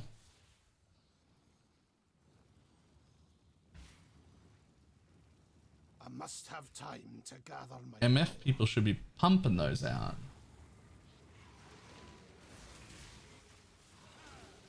What the fuck?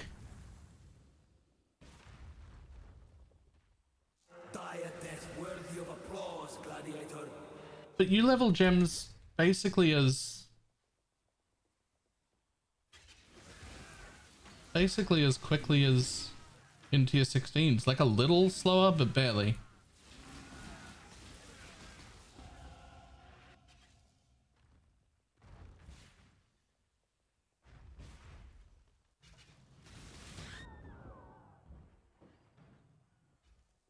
A battle worthy of song. The way you fight reminds me of how it feels to be possessed Nice. with the idea of victory. Is your passion enough to claim a crown? A king of swords is nothing if he cannot. Level 1 uncorrupted ones are 8 div. Okay, so lab running is also a thing.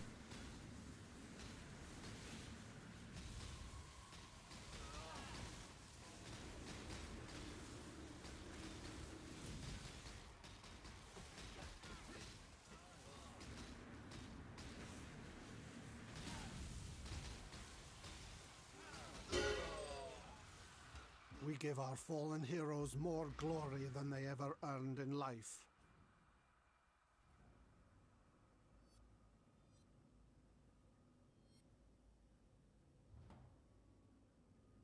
That's great.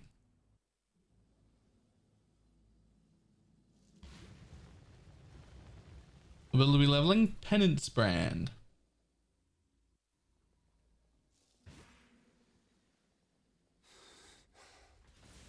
The air here burns with wrath.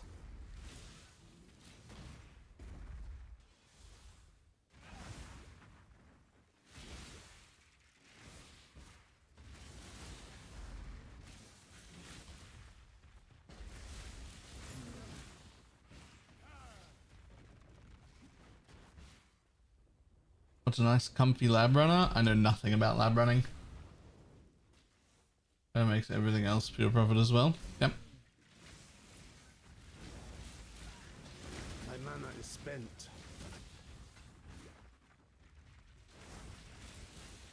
I do think the whole game is better when, like, you can make just killing mobs drop loot. So, and doing that does make MF somewhat meta. I think maybe like for a permanent situation, it's probably a little over the top for a permanent situation right now. But it's much better right now than without it. Like, I would rather have this than not really have the ability to kill mobs and get loot. We will be best friends, Pete, until we slaughter you.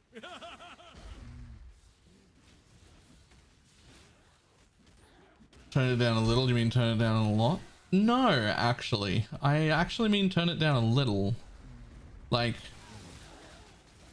if it was about adding it to the permanently, right? Then I would personally do two things.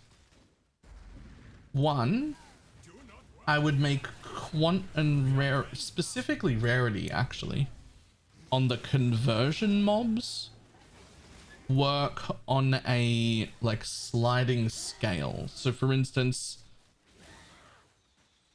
let's say the first 100 rarity you get added to your map is worth exactly, or added to your character is worth exactly what it is now, and the second 100 is only worth 90 of that, and then the third 100 is only worth 85 of that, and then the fourth 100 is only worth say 60 of that, and then the fifth 100 would only be worth like 40 of that, so that like you couldn't, like there was like a sort of a limit.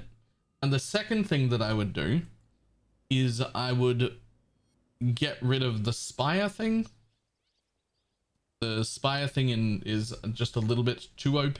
Definitely good for this league. Wouldn't touch it this league even if I was in charge. It's fine. We're all doing it now. Right?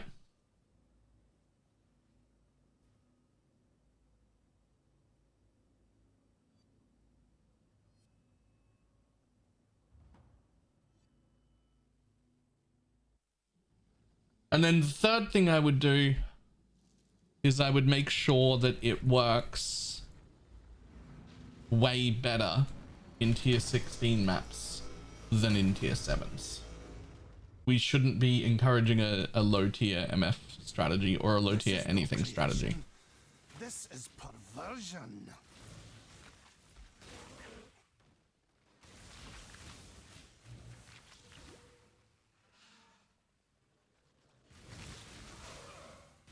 My mana is spent.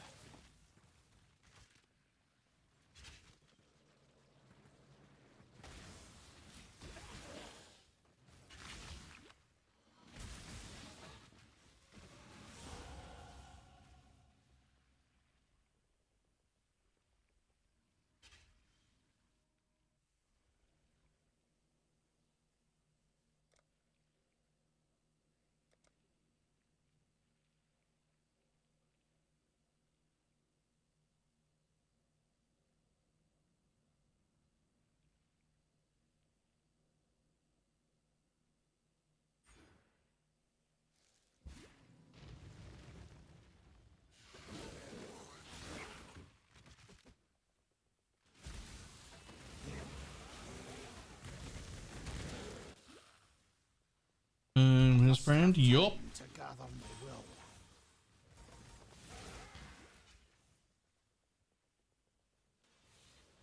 Man, I'm torn. I want to keep playing PoE, but Torchlight lol. Why did they do this? I'm doing both.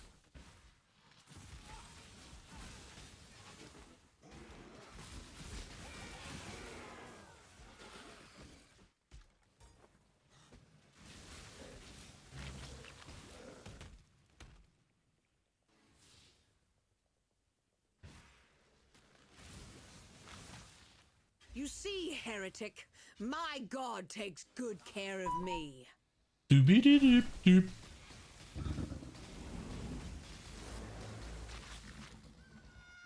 I may have misjudged that god of yours.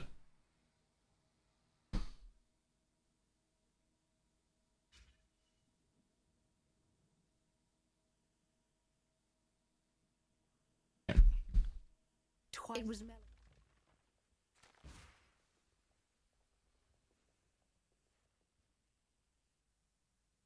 The balance on Tennis Friend is kind of fucked. I really hope they don't nerf it next league. My God, I am sure you will reveal your purpose in Some replica signs are just a silly expensive leveling item. I mean, it's just a silly expensive leveling item, but like, that's also a properly disgusting amount of damage. Alright, let's go over from okay. Happy New Year's.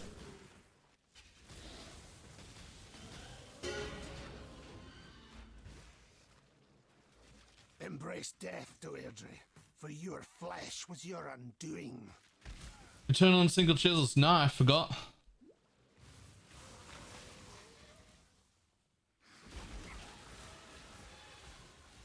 A body. Let me have a look. Kill for. You're the greatest form. I never sculpt. Even opened Filter Blade and then just never got to it. This is the start of the immortal Uber bossing thing. Unfortunately, no.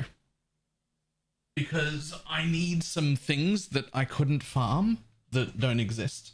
So I'm making a different build that can farm the things that I need.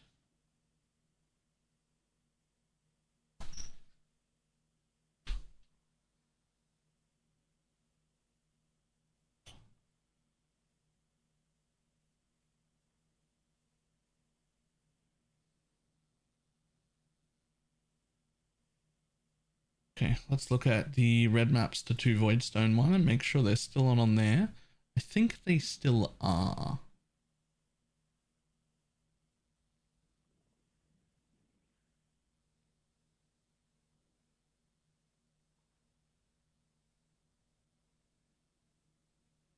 Yes. Yeah. The camera lagging a bit?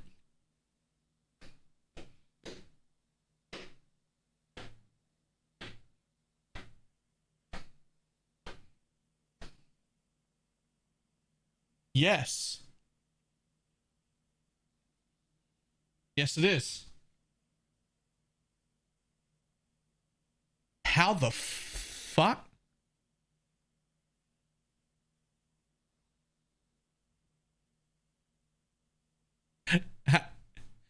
How can the camera lag?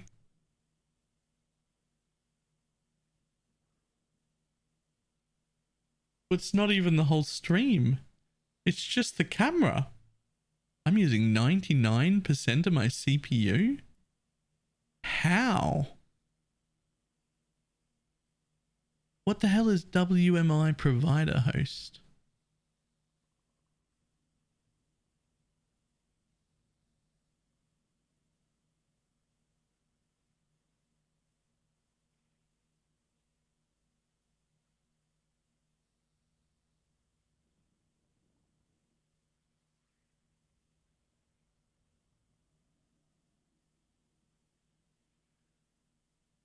Is a built-in Windows thing? Apparently it's currently using nearly 20% of my CPU.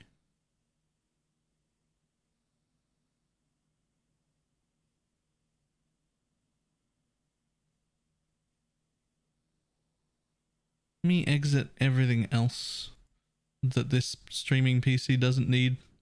See if I can ease it up a little bit.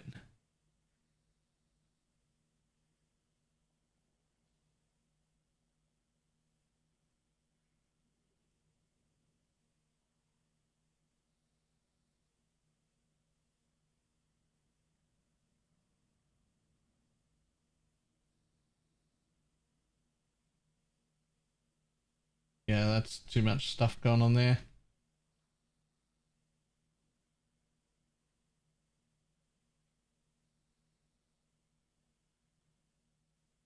It's used to show stuff like CPU usage. Okay, well, it's taking a lot. But this is definitely the problem. Like, it's using a huge chunk.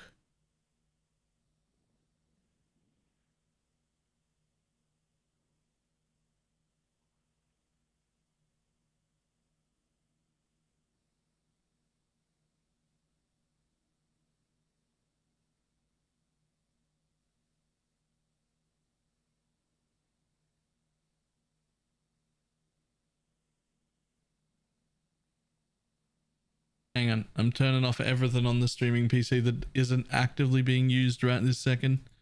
See if that helps it up a little bit.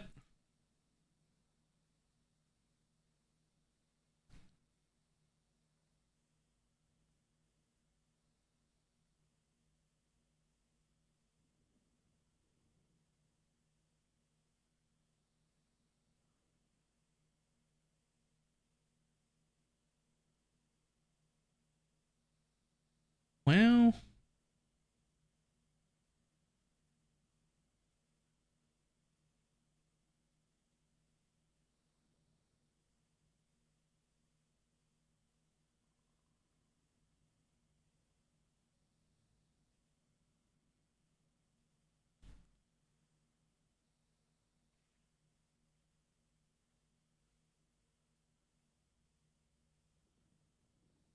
hopefully that goes a little bit better.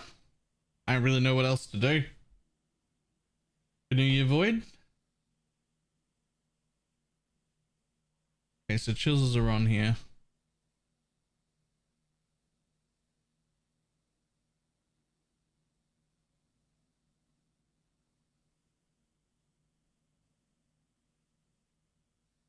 No, thank you.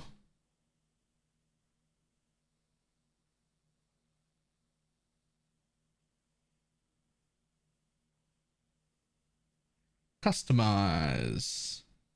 Currency.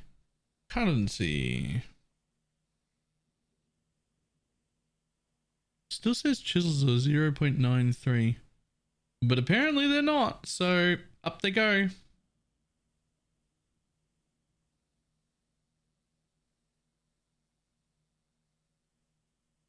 how are chills worth so much? I don't know, but in they go.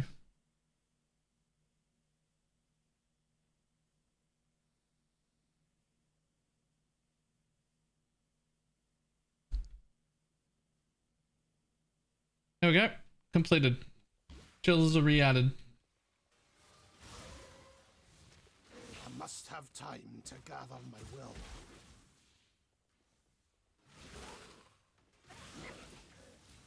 You will make such lovely material. Is there any way to solve that? I'm the wrong person to ask. Every computer I ever touch breaks. I don't even do anything, and just shit just doesn't work.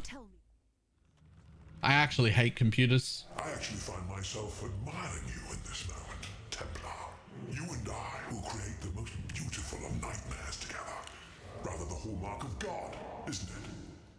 Let me show you what a real God can do. Now, exile! Kill me!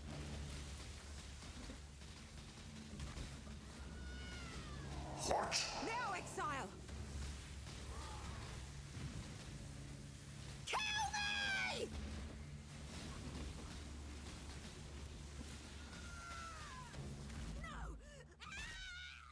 Happy New Year.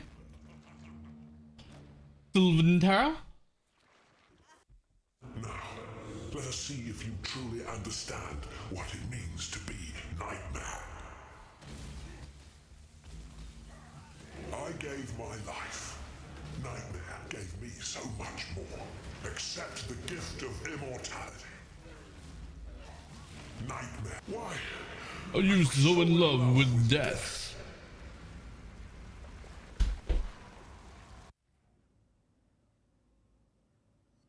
Oh yeah, that lag is insane. That lag is insane.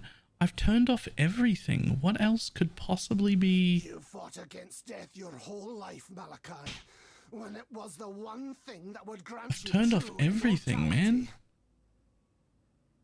Start task manager.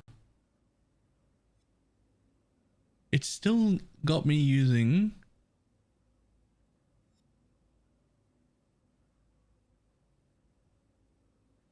94% of my CPU.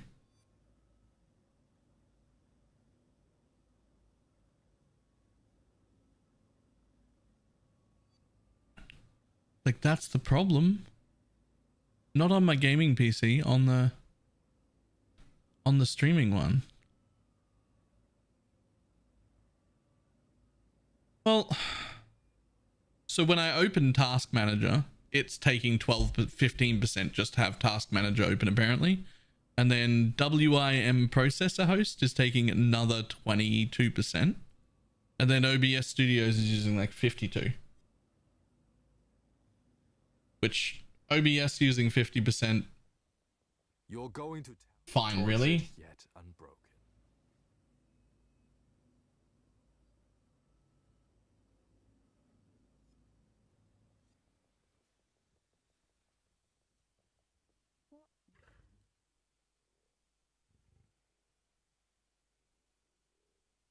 They all. The gate.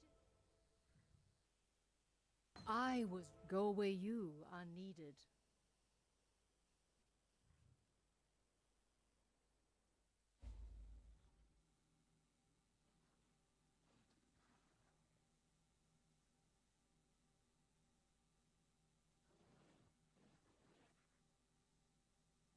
Okay, well, I closed off a few extra things that I use that don't actually need to be there. And there's nothing else I can do.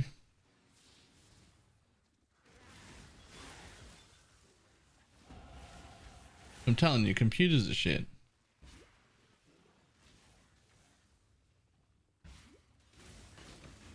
I must have time to gather my will.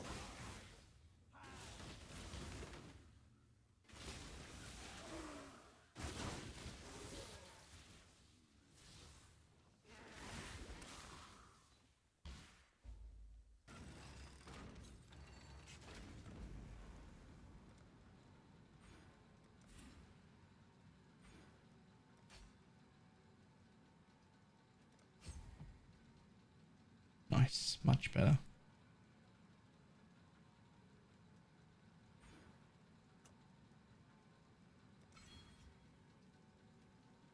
They are, but I need them.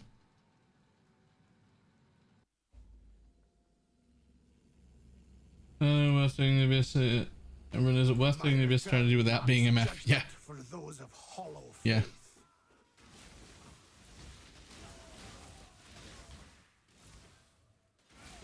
Even in a full MF setup, the MF on your characters probably not even doing half of the work.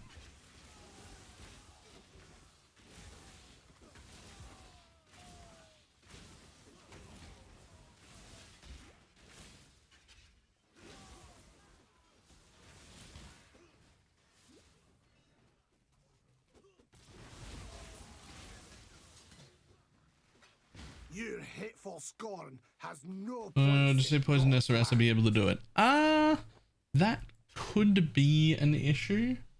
Purely because you can't control your damage on minion builds.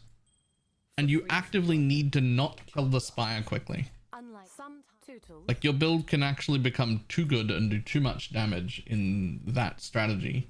And will kill the spire immediately.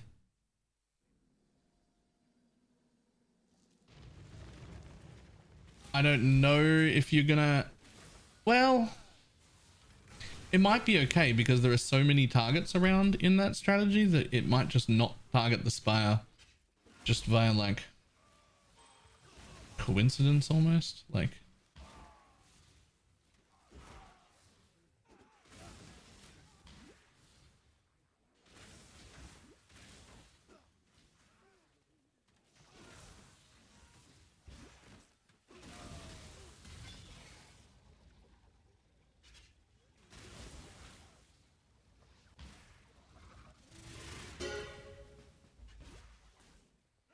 Piety's science may aid in uncovering the truth of this world. God does have a sense of humor.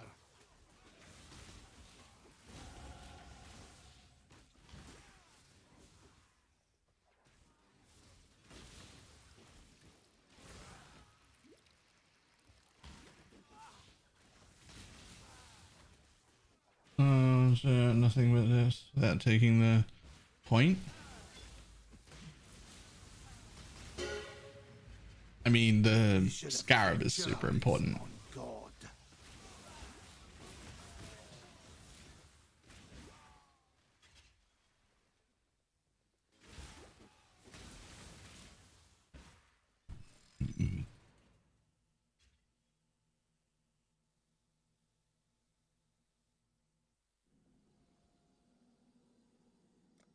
At long last I return home, only to find chaos and blood.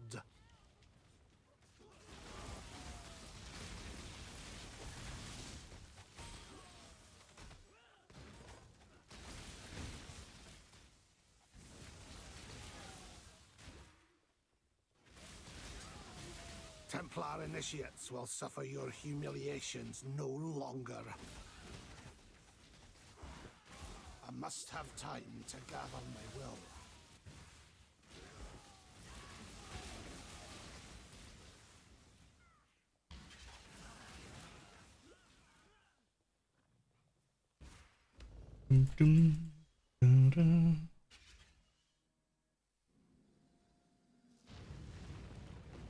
I vowed before my brothers that I would return, and so I have.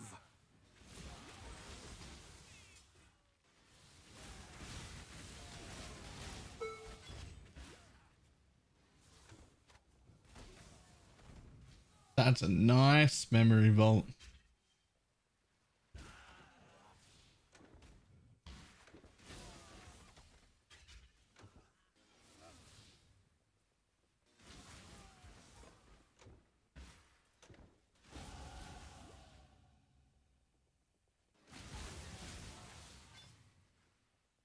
Bum, bum, ba-na-na-na.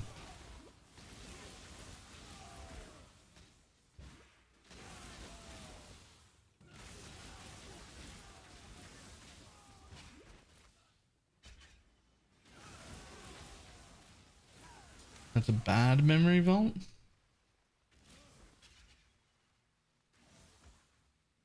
No. No, it's not. You want to reserve all of your mana and have a lot of it. But using something like that might be part of the solution to fit in an extra aura. You don't just not take RMR.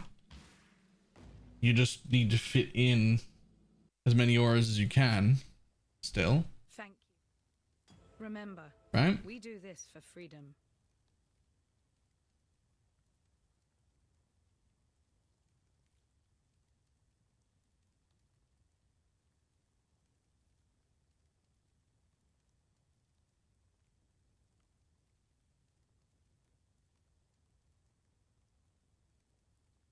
Yeah. None of these jewels are good for me.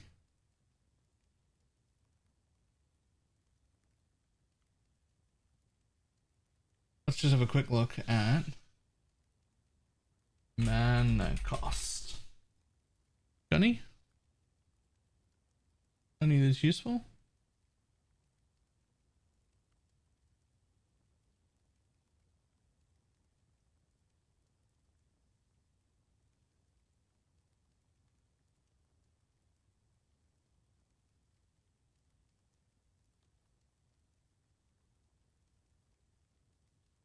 Will do. Just go in. Oh, that's even better. Oh, that's even better.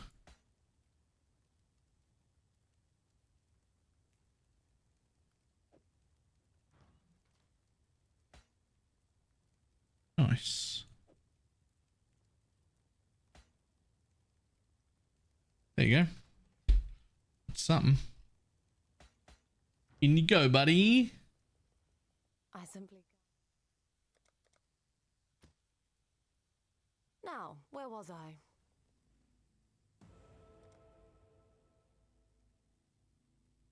Do I care about getting regen?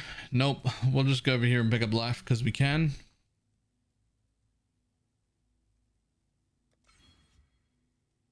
And then once we get there, there's like practically nothing to do at all. And nothing worth anything for like a long time.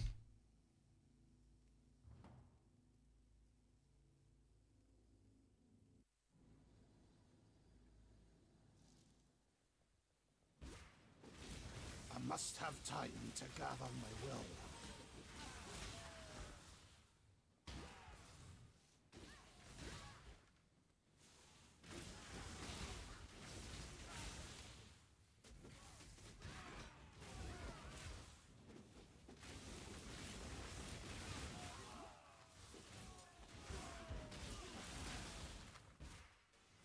Wanna have my head without your news.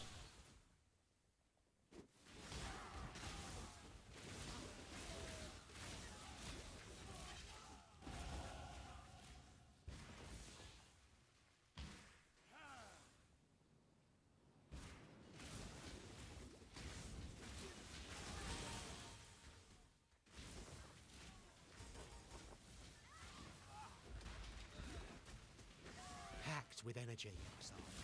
Packed with energy, exile.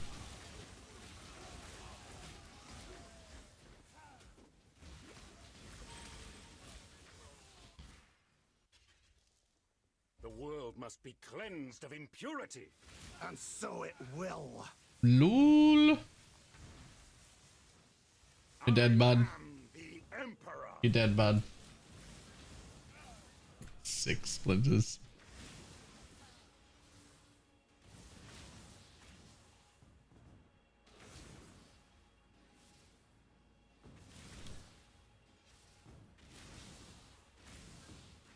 Created a pair of the Dangerous Silence gloves.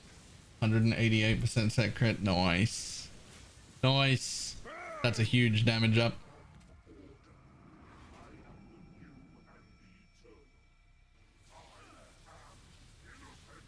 When God has lost his way, the devout must set him You done, bud? on the path.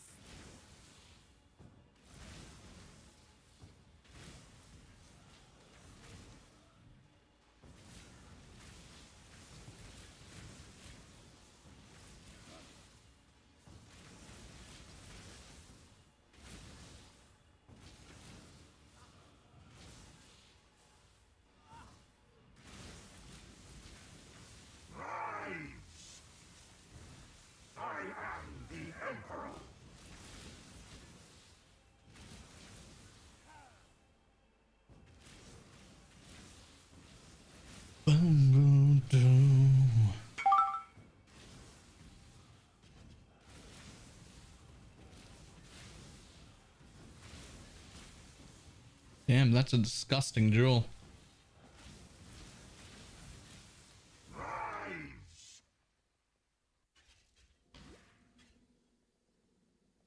What in damnation have you done?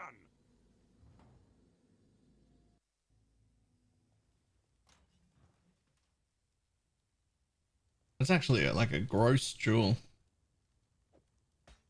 7% life, crit chance, spell damage, and double res. That's really good for this.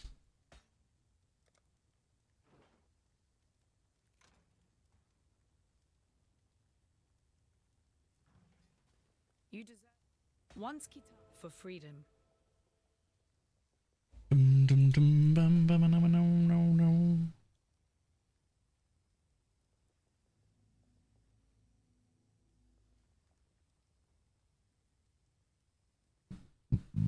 Oh, I just realized I'm doing this much damage and it's gross. Currently using Arcane Surge support and Elemental Prolif. This is just faster casting added lightning the whole time. Good day. Let's put inspiration in. Lower that mana cost a little. And then I didn't even have Conk in.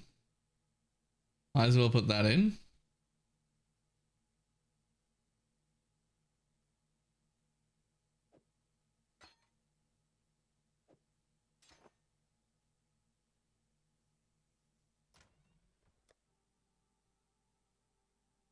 Damn.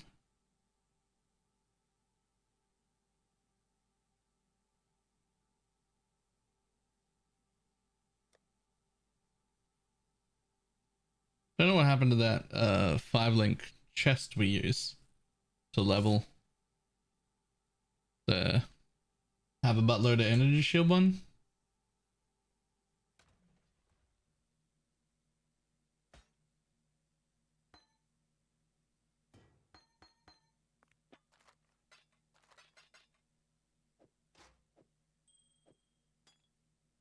Five-link chest tender bait. Nah, the take my life, make it ES thing.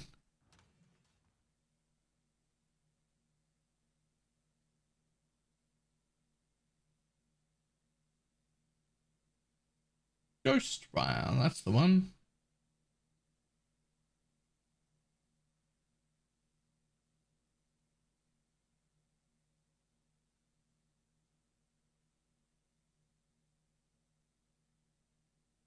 But I had a 4-link one.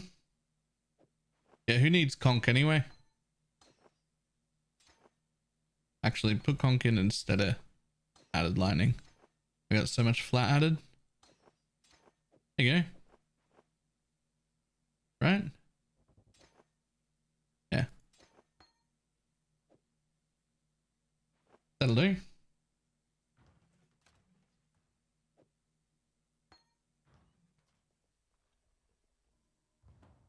Full link will do.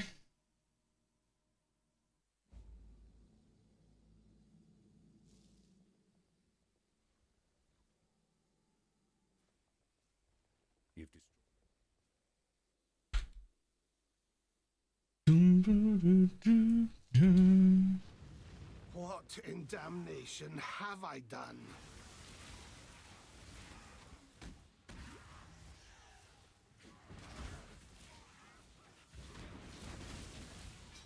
I must have time to gather my will.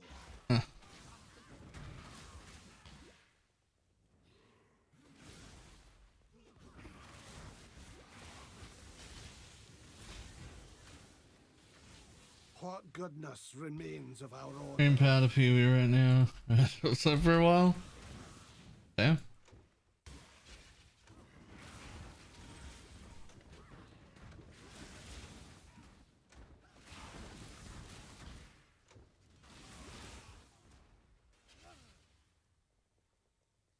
That's so much damage. It's actually like a little bullshit how much damage we have.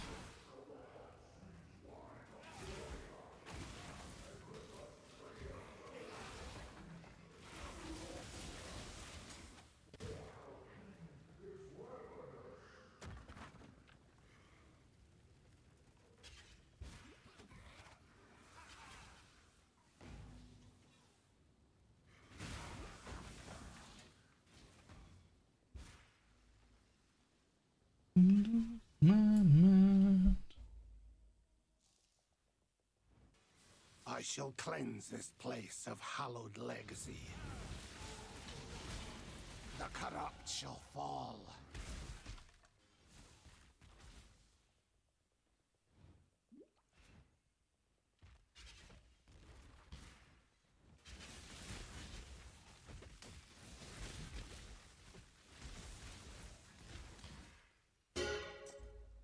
I continue to serve as God's instrument.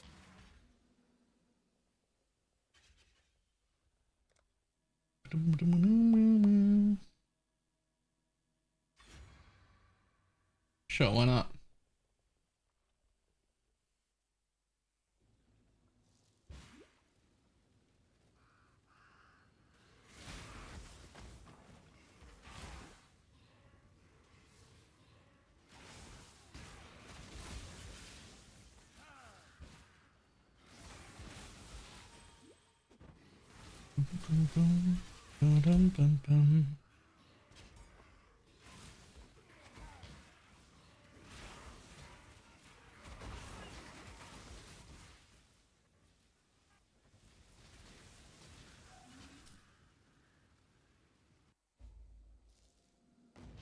Man, I missed brands.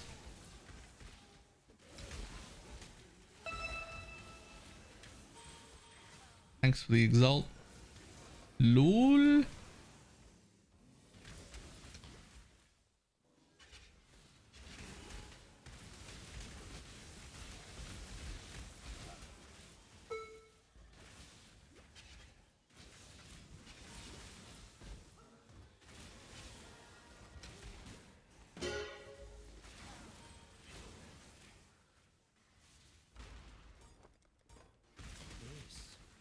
I must have time to gather my will.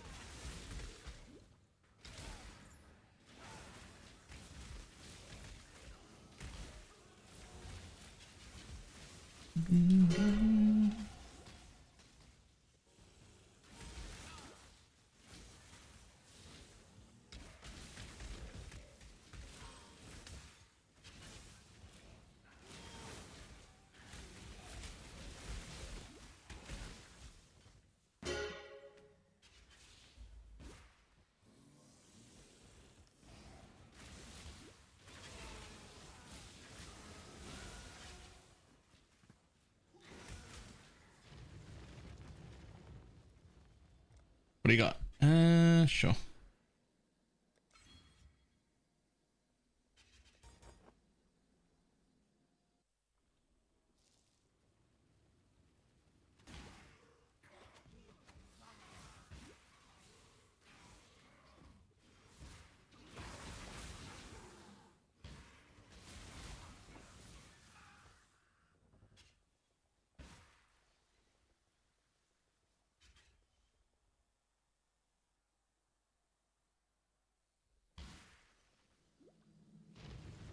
There is always hope. There is always redemption, even when all looks lost.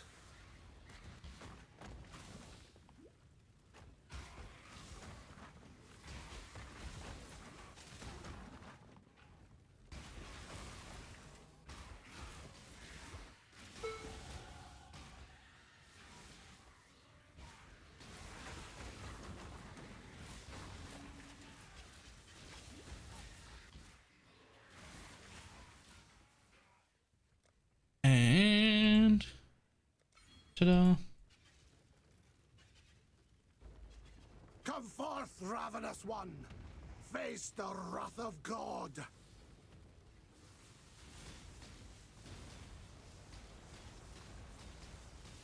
Yeah, okay. The stupid falling damage. Why? Why? This is so good.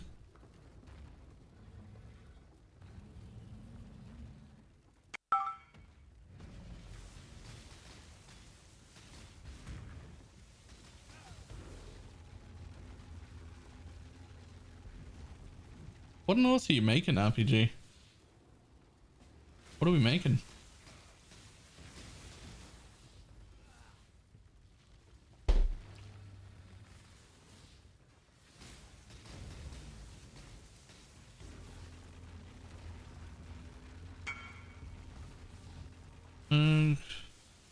Firestorm Media.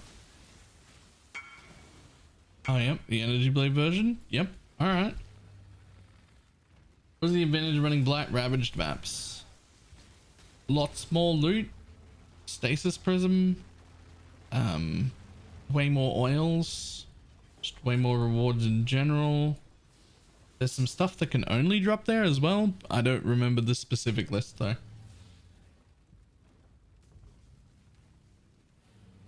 Stasis Prism is from Legion? Okay, not Stasis Prism then. Something else though.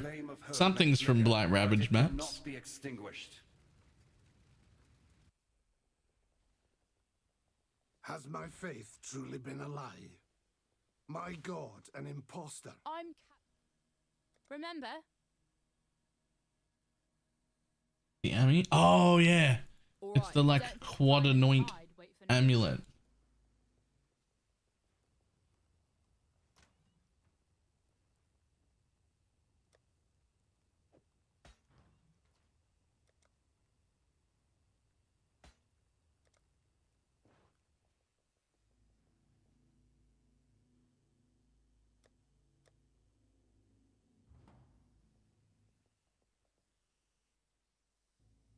That quad anoint amulet is huge. You're still. Remember. Now. I don't ask. Don't ever give up. Hello. I'll see what I can do for Lani's. Don't ever give up.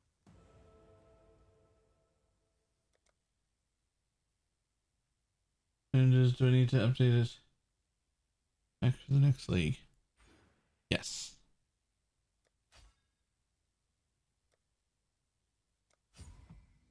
Yes. If you update it and make some changes, you will not receive most of the automatic updates.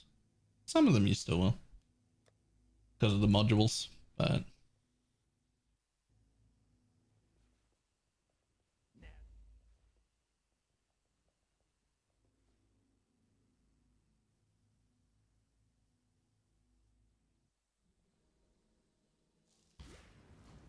I return to exile, humbled and shaken. I must have time to gather my will.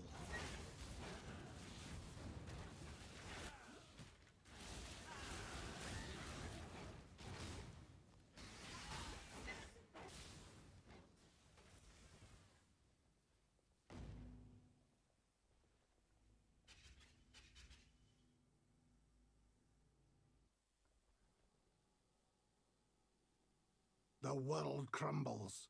I must gather the pieces.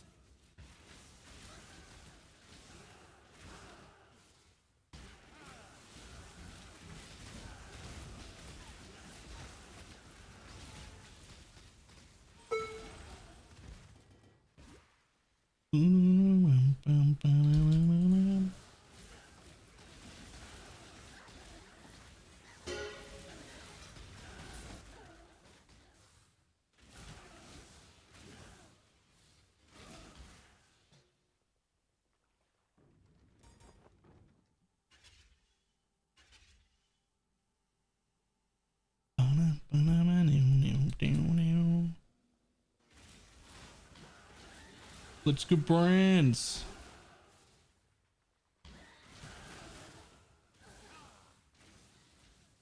Let me teach you the laws of war. Anyway, we're dropping glass blows.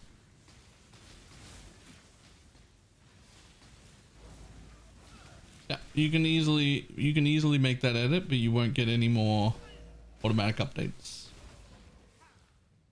Which will be fine for the rest of this league.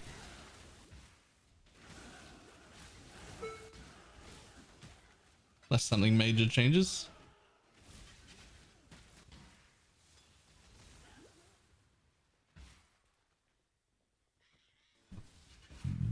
I do think I have decent stacks of rogue markers still showing though.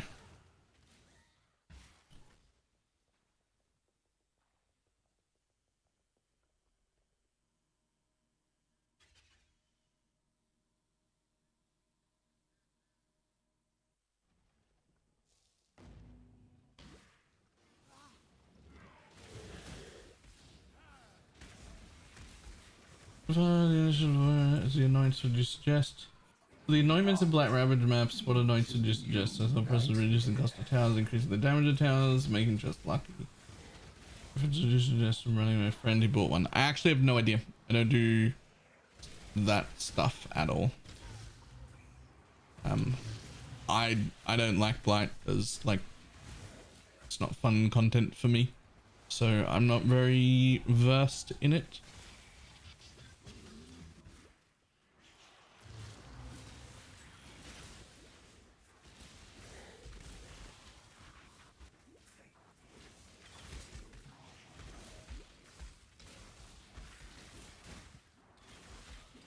I must have time to gather my will.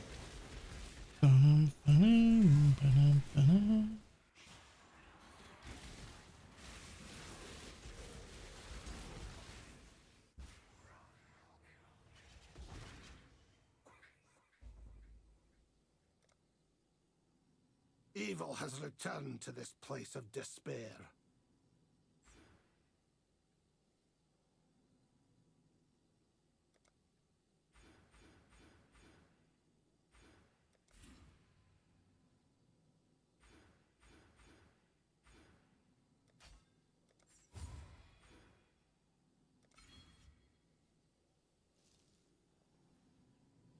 The perfect nightmare looks great. What level can I get it online? You can basically level as it as soon as you can put the helmet on, which is like level 30 something. As long as you've got the one spectre on the tree, you just path to it early and the minion instability node by then. Then you'll have the one base, the one from the tree, and the two from the helmet. You'll have 4 of them and you can level like that the whole way.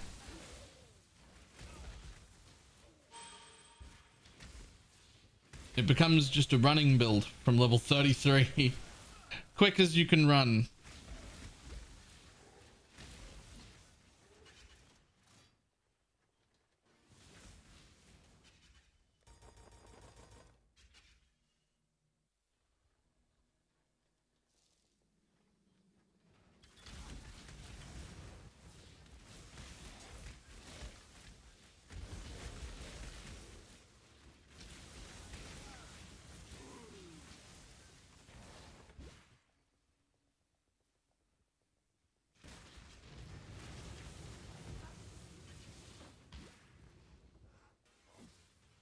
So New Year? Happy New Year.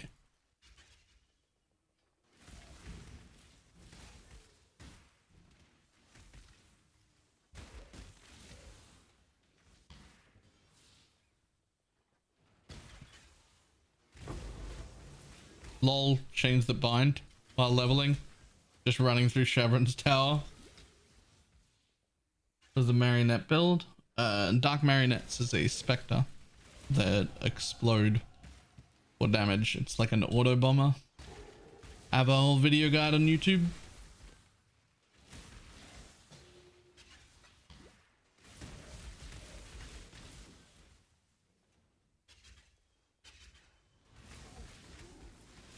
Doing the ivory tower version of brands. I actually don't know.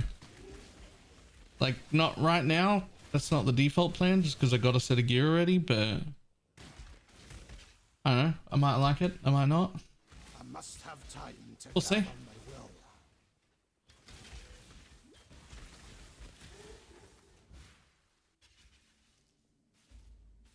Not you. Not my life for my work. I should not suffer this humiliation again. And you're done.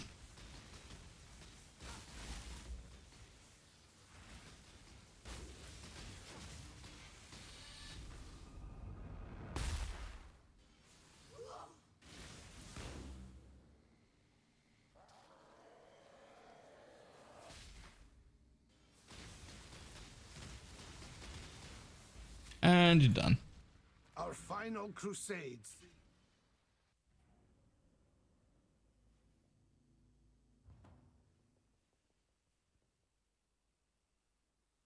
There's still a 4 link, by the way.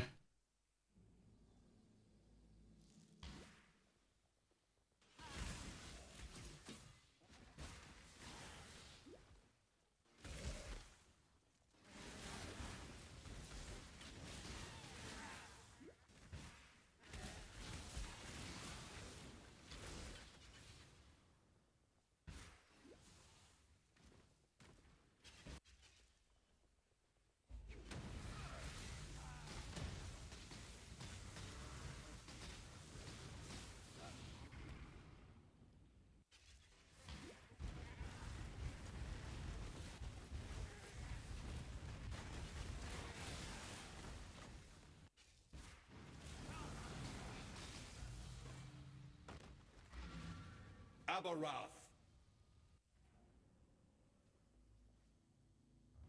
Oh, not there. Next. Next.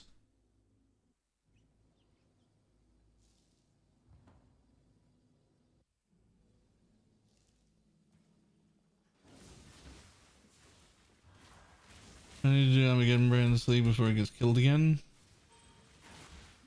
I kind of hope they don't nerf any of these new things for next season. I always feel like you should give people 2 seasons with everything that's strong. Like you discover it this season, you min-max it next season, then you nerf. Barred the way the first time, Piety. Things might have turned out differently. For all of us.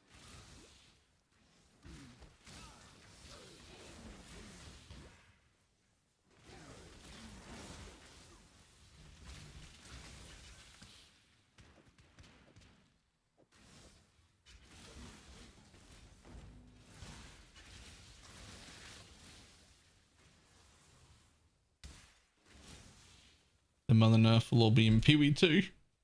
Hey, it's coming.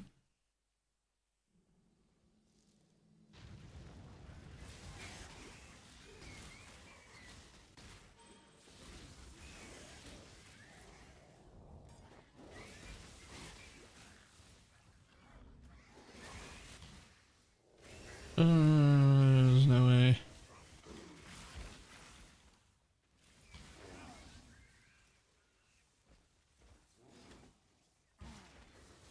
I must have time to gather my will. Already basically said crafting is gutted. I don't think they ever said that.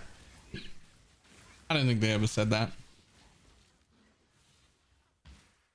I do think that's what people heard when they heard there wasn't going to be a crafting bench. I do think that's what people heard when they heard there wasn't going to be a crafting bench.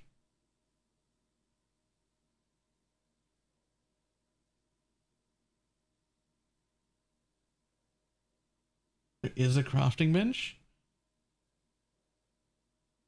Did I fucking imagine them saying there'll not be a crafting bench? I've imagined shit before.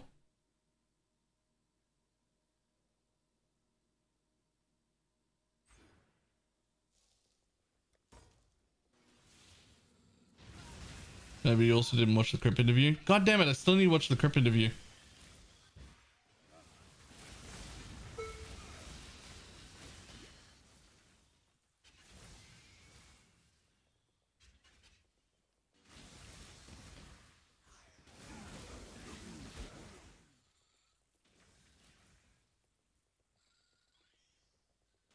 It's just really hard to find time to watch the Crip interview.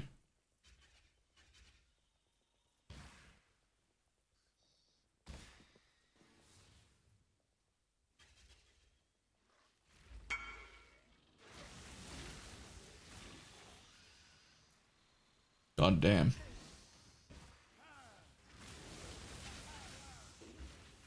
Watch it on stream, turn it into content. I don't know about that.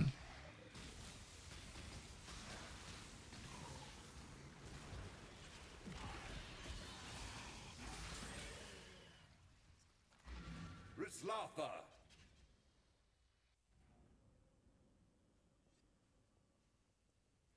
Who'd have thought hell? Nessa, you've killed. Good work clearing another path through Axiom. With the road, another damn god, you say? Yeah, that figures. A primitive deity from a primitive time, crawling up out of the dirt with a view to enslaving us all. Farewell.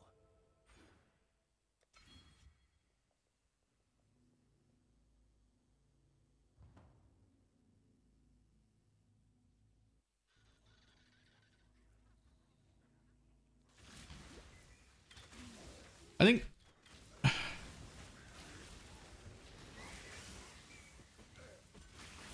think for me, watching the Crip interview also feels like work. Because it still feels like Pee-wee 2 is so far away that I don't care.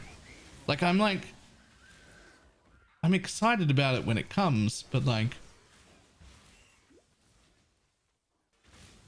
and it really isn't. It really isn't that far away. Like 6 months now, but it's still not like the thing in front of me.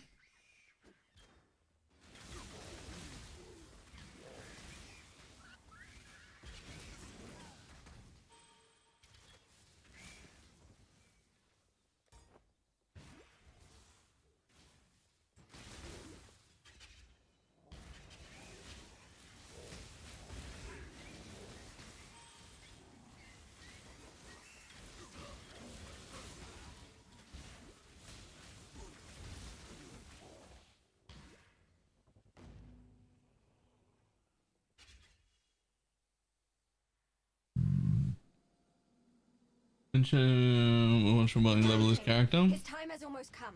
Then hope. I mean, I am just listening to music. We could always put it on. We could always put it on.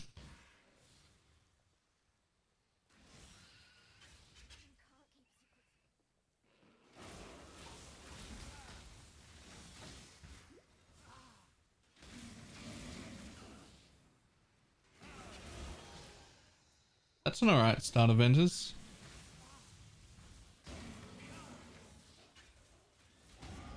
I must have time to gather my will.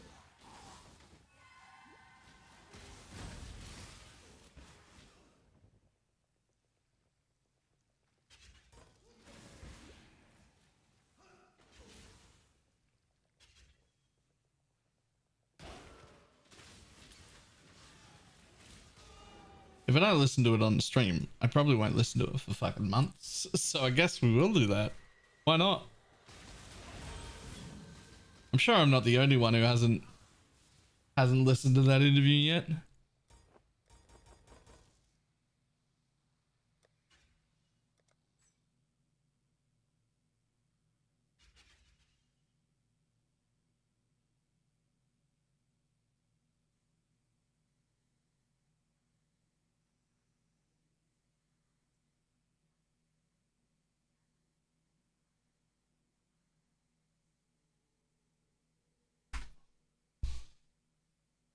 YouTube.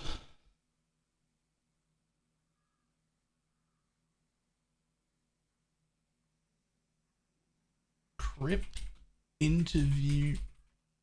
I bet that shows up real quick. There it is.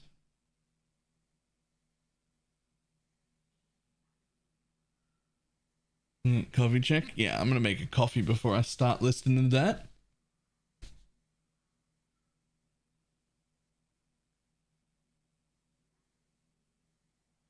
Routing audio to you guys. Fantastic.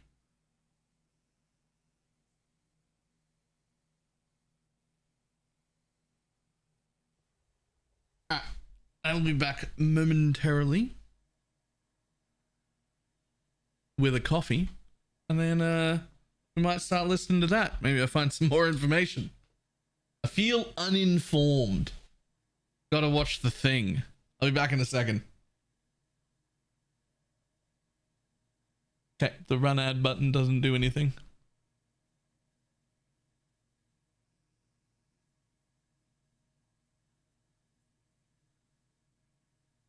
Okay, well, can't do anything about that. Right, I'll be back in a sec.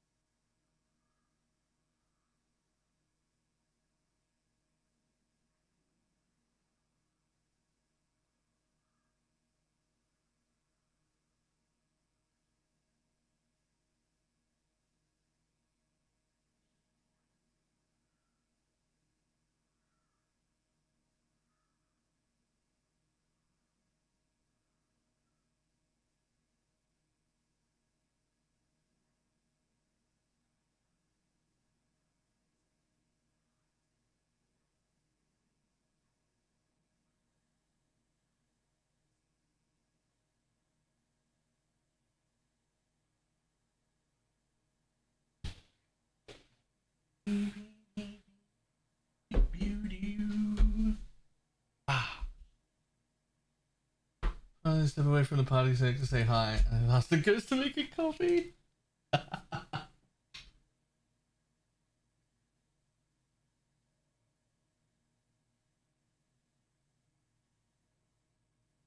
Well, okay.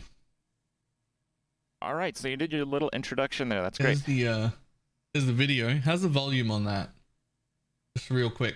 So just so everyone is kind of on the same page, hearable? this is Jonathan Rogers. He's one of the directors for PoE2, and you've been quite busy doing a round of interviews with many people at many events, spreading the word about the features in the upcoming game that many of us are Louder than me? dying to try. Fine. So we did an interview at ExileCon. Hang on. I need to stop the voice from happening in game. You can just be all the way quiet. Dialogue volume. Bye. There's been a few announcements since, but I've noticed that you've actually been really active on the Path of Exile 2 subreddit, answering questions of just about anyone that has one for you. It's been kind of difficult for me to kind of compile all that information, so maybe I'm going to ask a question that has been asked already. My goal is to ask new questions. It's just a very, very difficult task because the information isn't really like there's a wiki, but even the wiki has some info wrong. Like I actually had a question about the crafting bench being removed, but apparently you've actually addressed that recently on Reddit. So again, and of course with all of this information, with the game still being in development, I hope people understand that you'll just be giving your best answer from what you can share with us, and nothing is final and all that for the disclaimers. Okay, great. So I wanted to start with a round of the questions that I kind of put together.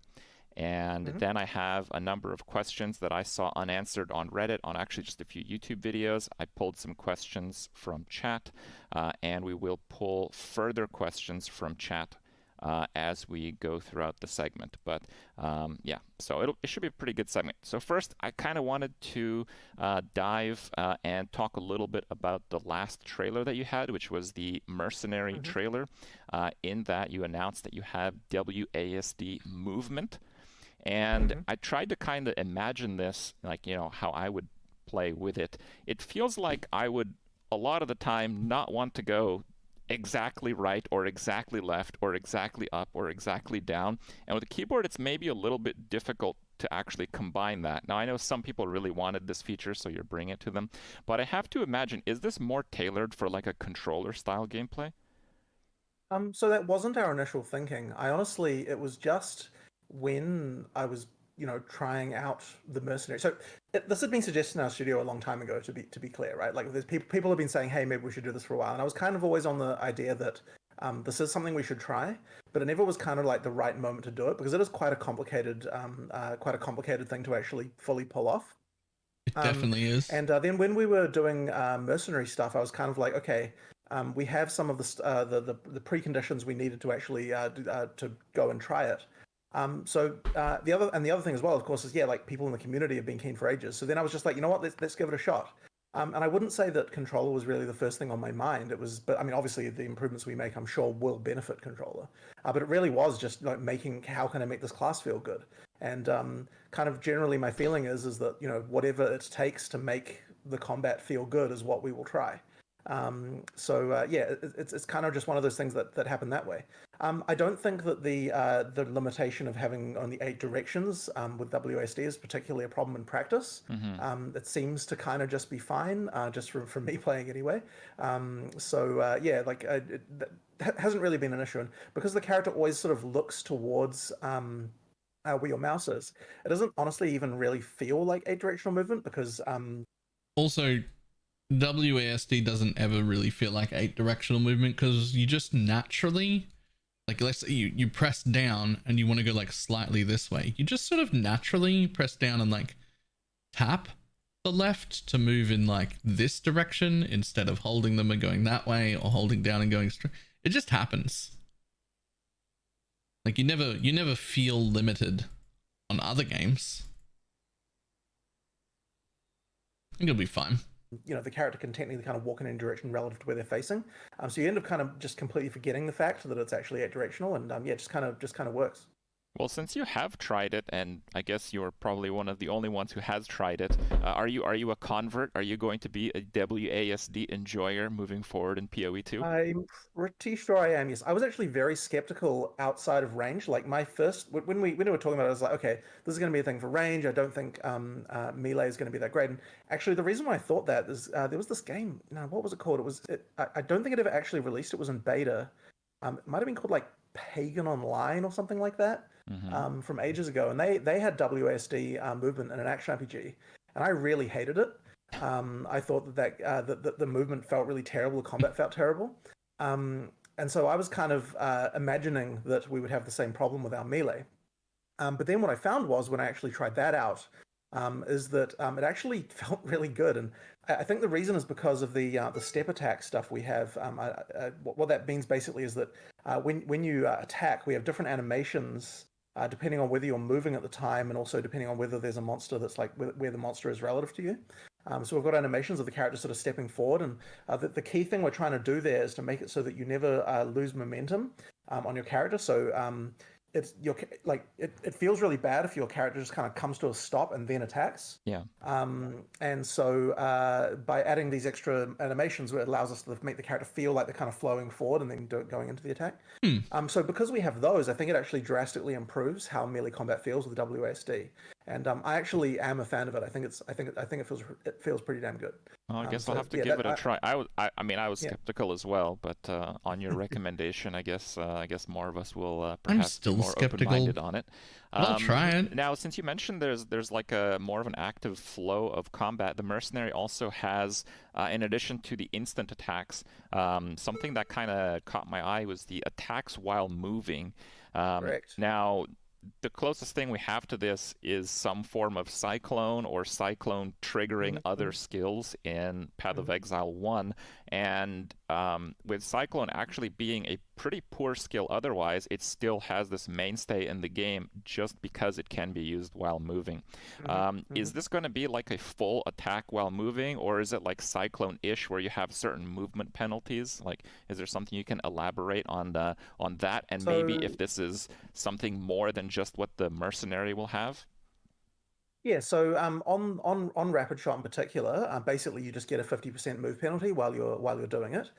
So just whatever your movement speed is, it'll be halved during rapid shot, and that sort of tends to feel pretty reasonable. This is something that I'm keen to do more of with other skills in the game. I think it actually makes the pace of combat feel faster when you can sort of begin attacking before you arrive at your next pack. Or just sort of otherwise having something to do while you're retreating. I want to do it with range. So I kind of quite range. like the feel of that, and so I'd like to do some of that as well. But I don't want to make it to the point where every skill you can just do while moving, because I think that results in very floaty combat that I don't really like. So in particular for melee, you kind of have to make sure you're splitting the difference a little bit of where you need to make sure, like what I think can be good is that you can kind of ease it into, like you start an attack, and during the start of that attack, you've kind of got movement that can be controlled, and then there's kind of a part where the movement control you have tones down to potentially 0 for at least a little while, and then back into having movement again towards the end, and that kind of thing can kind of allow you to have like the feeling of you're still able to do a lot of control even in melee. But also I think for other ranged classes as well, it can be good to have just a few options. Not necessarily a lot of options, but at least a few options that allow you to be done while moving. There's just certain things I think that can feel really good from that. And so we have been experimenting with other classes and other skills as well. Like we think there are certain skills that can really benefit from that kind of thing. Yeah, it's definitely something I want to do more of. So I kind of wanted to ask this later, but I'll jump to it now since you've touched upon it. One thing that I feel isn't super cut and dry in the presentations for the classes is what is attributed to the class and what is attributed to the skill. Because people, when they're seeing Path of Exile 2, they often forget that I hope it's still true anyway, that skill gems are just skill gems and can be used by any class. So the idea of attacking while moving when watching like the mercenary trailer, I guess the viewer doesn't know for sure if it's something that the mercenary gets or if it's something that's attributed to the skill. What is this build? So this the is just only thing Stormbrand? that the classes actually technically get is the ascendancy classes that belong specifically to them, plus the starting position in the tree, right? So, and that's still true in PoE 2. It's just that whenever we're presenting like content, especially when we've got like an audience we expect to have a lot of new players in, we kind of tend to want to keep to the stereotypes and kind of not like go into that other side of things too much, because I think it just confuses the issues. And really, when you're presenting a class to someone, what you're kind of presenting them is some kind of vision for what type of a character they might want to be. And so that tends to be what we focus on. But of course, I mean, at the end of the day, like it is still very much my preference to have everything be as much as possible, like have interesting combos from other stuff. And we still have that very much like Magic the Gathering style idea of. Just real quick, that's basically the same response I've been giving everyone, right? I know that they're showing us like things that looked class locked, but that's just what they do. Like everything is available to everyone. You know, hey, you can splash for another color. There's other, you know, like use things off attribute, that kind of stuff. It's still very important to me. So yeah, like absolutely, you can use all of those things are part of the skill and not part of the class. Another aspect to this was to the mercenary trailer that I was quite interested in. So again, we don't know how much of it has to do with the general gameplay, but in the mercenary trailer, I mean, people should watch it, but when the mercenary takes on the boss at the end of the trailer, the pacing of the boss fight is, I believe, he's kind of trying to dodge attacks. He's like debuffing the boss. And then when the boss gets to about like 30, it just dies super quick. And I'm guessing it's because he's stacking up all these debuffs throughout the fight. Is this something more tailored towards the mercenary, or is this kind of how you envision combat across the board? So generally speaking, we like what I kind of, I guess the feeling I like to try and get is that you've got some kind of way to do really large amounts of damage, but you can't always necessarily perfectly execute that because of what the boss is doing. So in that particular thing, it wasn't actually that there were debuffs on the boss. I just managed to execute a perfect. So the combo I was using there was you use Incendiary Rapid Shot, which builds up like heat on your crossbow. And then with that, when you fire a grenade, the grenades get extra fire damage on them based on how much heat there was on the crossbow. Okay.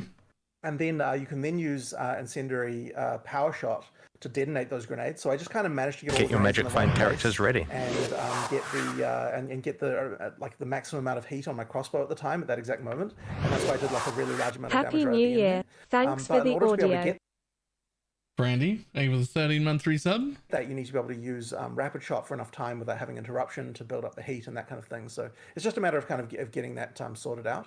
I think there also might have been something to do with the baby going on there. I can't remember the exact thing around that, but the bosses can go down very quickly if you know how to execute. And actually, an interesting thing with that is that the first time with the mercenary setup that we had for that trailer that I played the boss, that I killed it. It actually took me 5 minutes. And I said to Mark, hey, man, what's up with this boss fight? Like, you know, that's taking way too long. Like, what are we doing here? And he's like, what are you talking about? It takes me like 1 minute at most. Like, you must be terrible. And then I tried it again immediately. And then the next time I played it, it took me 2 minutes without like me really realizing that I had particularly learned anything. So it actually turns out that, you know, it doesn't actually take long to learn the mechanics of the boss. And once you know them, the degree of increase in damage you can deal is so much higher. And that's because once you've learned the mechanics of the boss isn't disrupting you quite as much because you kind of know what to expect. And that allows you to kind of build up those various combos that let you execute large amounts of damage. So yeah, that's kind of what happened there. So now, of course, like it's actually another case I had of that was the blind beast. I was doing this demo with the druid and the blind beast just again and again and again and again. At the beginning, I was taking me like 3, 4, 5 minutes to kill that boss fight, and then by the time that I actually recorded the one that I think went online, it was done in like freaking 30 seconds or something like that. And it was literally just from playing the boss again and again. So it is sort of impressive how learning the mechanics does actually make you better at the game. As a follow-up question, since you mentioned that this idea of figuring out where the DPS windows are and being able to properly execute your combos, resulting in like multiples more damage, is that perhaps something that might be a bit difficult to tune with multiplayer? Like if you had like a 2-player party and you just had a really tanky friend keeping the boss perfectly still, wouldn't that in a sense make it much easier? Sure. It can do, but there are various factors. So a lot of the crowd control type mechanics have things built. So, for example, freeze, right? If you freeze a boss, then the next freeze takes longer. That's like a thing that kind of cools off over time. But effectively, like the more party members you have, there's kind of this like the various systems that work sort of like how poise works all respond to that. So that kind of means that someone sitting there stunning the monster is gonna, if you've got like multiple people doing that, it's going to get harder to sort of crowd control the boss over time. And then it should sort of come out to be relatively similar once you've reached the steady state, as it were, versus having a single player. Once you take into account the amount of increase in life and all that other sort of stuff. So we kind of have to get that tuned exactly right, which I can't say we've done a huge amount of tuning so far on, honestly, because we still need to do a bunch of work there. But ideally, the intention is kind of get it to the point where it sort of feels a little bit similar. But of course, there has to be room for synergy between between characters, right? And we definitely build that in as well. But it will. Ideally, you're not just going to completely trivialize the boss just because you've got a couple of extra players in your party. It's still intended. I mean, we've always striven for like it's just as good in single player as it is in multiplayer, like making sure the balance of that is there. All right. Now, this is kind of where I meant to ask the question, but I guess I'll elaborate. I was still really curious what pushes a skill and how much of a role the ascendancies have to do with it. Again, we've seen the druid interpreted in other games where it is very much the class. That is, like, in other games, there's no other shape-shifting class. If you want to play a shapeshifter, you play the druid. Now, in PoE 2, I imagine the shape-shifting part is a skill gem that other classes can use.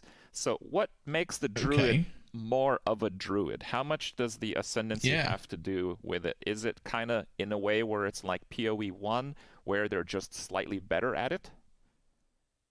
So when we're doing ascendancy classes as well, it's another one of those cases where we try to make it so that the ascendancy classes can be relevant for builds even when you wouldn't think so.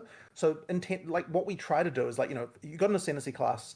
If you look at it and what it's called and what it obviously looks like it should be doing, it is clearly going to be good at doing, what you expect the ascendancy class is going to be doing.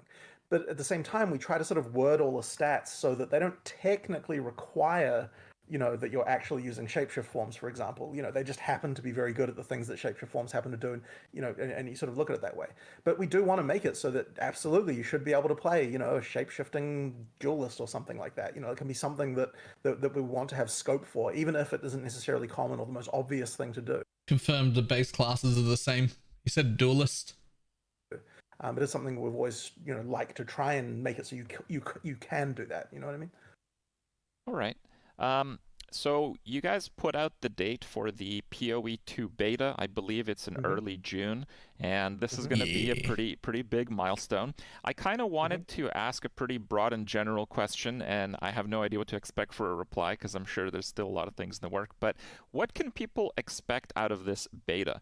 Like, are we going to see the whole game up until the point where it's developed, or are we just going to have kind of like a shareware limited act version like we've seen from more recent titles? So the plan is the whole game, but obviously, we're not necessarily going to finish everything. I don't think that the entire end game will be there. Like, we're sort of planning probably around like 60 maps as like a sort of starting point for the end game. Okay. There will be a couple of other in-game systems in there as well, but I obviously don't really want to talk too much about them right now. We really do need to make sure that it's the whole campaign at the very least, and maps as well, just so that we can actually do progression testing. Because if we can't test the whole game, we're kind of not really learning anything on that economic front. And I think that is one of the more important things we can get out of the beta. And that's a little surprising to me. Last time they did a beta, they intentionally didn't include many of the acts so that it would be a surprise on launch.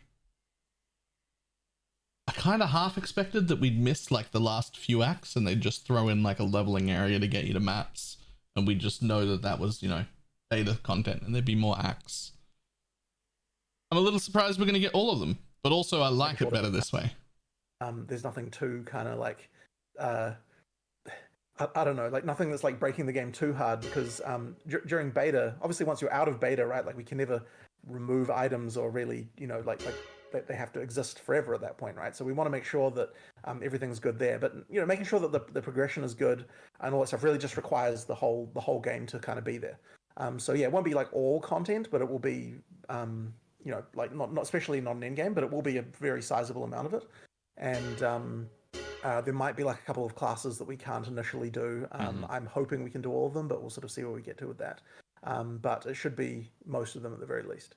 And I honestly, like, I should hope that anyone who's in the beta would see it as a game that is like fully, like, has full quality and I have to decide before it comes out what my first class is in the beta, because it's either ranged, like bows and crossbows and shit like that, or minions. Both I'm like decently well known for, and also my favorite 2 archetypes, and I don't know which one to pick. As big or bigger than any other kind of action RPG title that you would get. Well, that's great.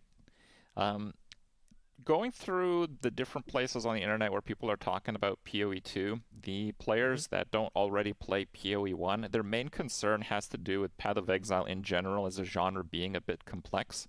And with new game releases generally trying to at least touch upon broad appeal, is there some things that PoE 2 is tackling differently than PoE 1 to kind of grab the attention of some prospective players?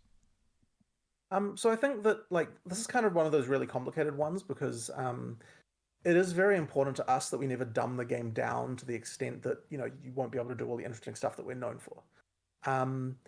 But at the same time, we do obviously understand the fact that, we're known as a very complicated game. And I think it's sort of interesting because there are certain things about that. Like, so I've actually been talking a lot recently with people on the team about this and like what we can do to kind of improve things.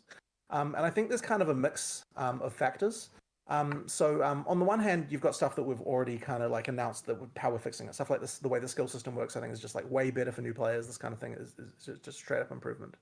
But I think that there are things like when there was a recent conversation on Reddit as well about the skill tree and what we're doing about it. And I think a lot of people, I think there's a lot of subtlety with it because it's like a lot of people are like, oh, you should just have like free respecs all the time so that it's just easy, and if you make a mistake, it's no problem. This kind of thing. And I kind of look at that and I'm like, I don't know that that's really necessarily going to solve the problem. I think like we've kind of got this issue of like trying to communicate information in a both succinct way so it doesn't kind of scare people off, but also enough information you actually sort of get everything. So I've been looking into ways recently about how we can kind of do that. And I think that this is like a feature that we've just been proposing recently, but kind of haven't actually gone any way towards implementing yet. But we're talking about like making it so that when you go to allocate stats on the passive tree, that it's more clear whether or not the skills that you have equipped would actually be affected by it. Like this kind of thing. Like we've been discussing sort of like what are the common pitfalls that people are going to run into. But the other thing as well is that we're planning on just doing some straight up usability testing. We've got like in the future we've got a usability lab that we're going to be using to kind of like test with completely just like players that are off the street and just kind of see like how they respond to things. Like do they understand things? So there's a lot we can do here, and it is going to be a focus. But at the same time, I just don't want people to hear from that the idea that we're just going to make the game, we're just going to dumb it down. You know what I mean? Like it is really important that we not do that. Well, that's good to hear. I was browsing the wiki because there is a PoE 2 wiki. It's kind of just a list of information, and I'm sure again some of it. Not necessarily outdated as far as the public knows, but perhaps you'd like to touch upon the subject because we're bringing it up again. One thing that PoE has gotten some attention for is kind of like the instant logout that's especially used by hardcore players. On the wiki, I found that there is set to be a 2.5-second cast time for opening portals mid-combat. And taking damage will interrupt it? It is actually just in boss fights. You can do it instantly when you're not in a boss fight. Good. But yes, the idea is to actually prevent you from doing that, right? Like we want you to actually have to actually fight the boss and be able to kill it in one go, ideally. Or maybe that there's a few points of the boss fight where where you would be able to take the opportunity. But the key thing is there's still some skill there. It's not just it isn't just a matter of like go in, go out here, that kind of thing. So you try to find the window where you can cast your portal to kind of reset your flasks and kind of maybe make a quick change. But if you, my understanding, and I think this was the case for the demo at ExileCon this year, if you die, the boss encounter does reset, right? Correct. Okay.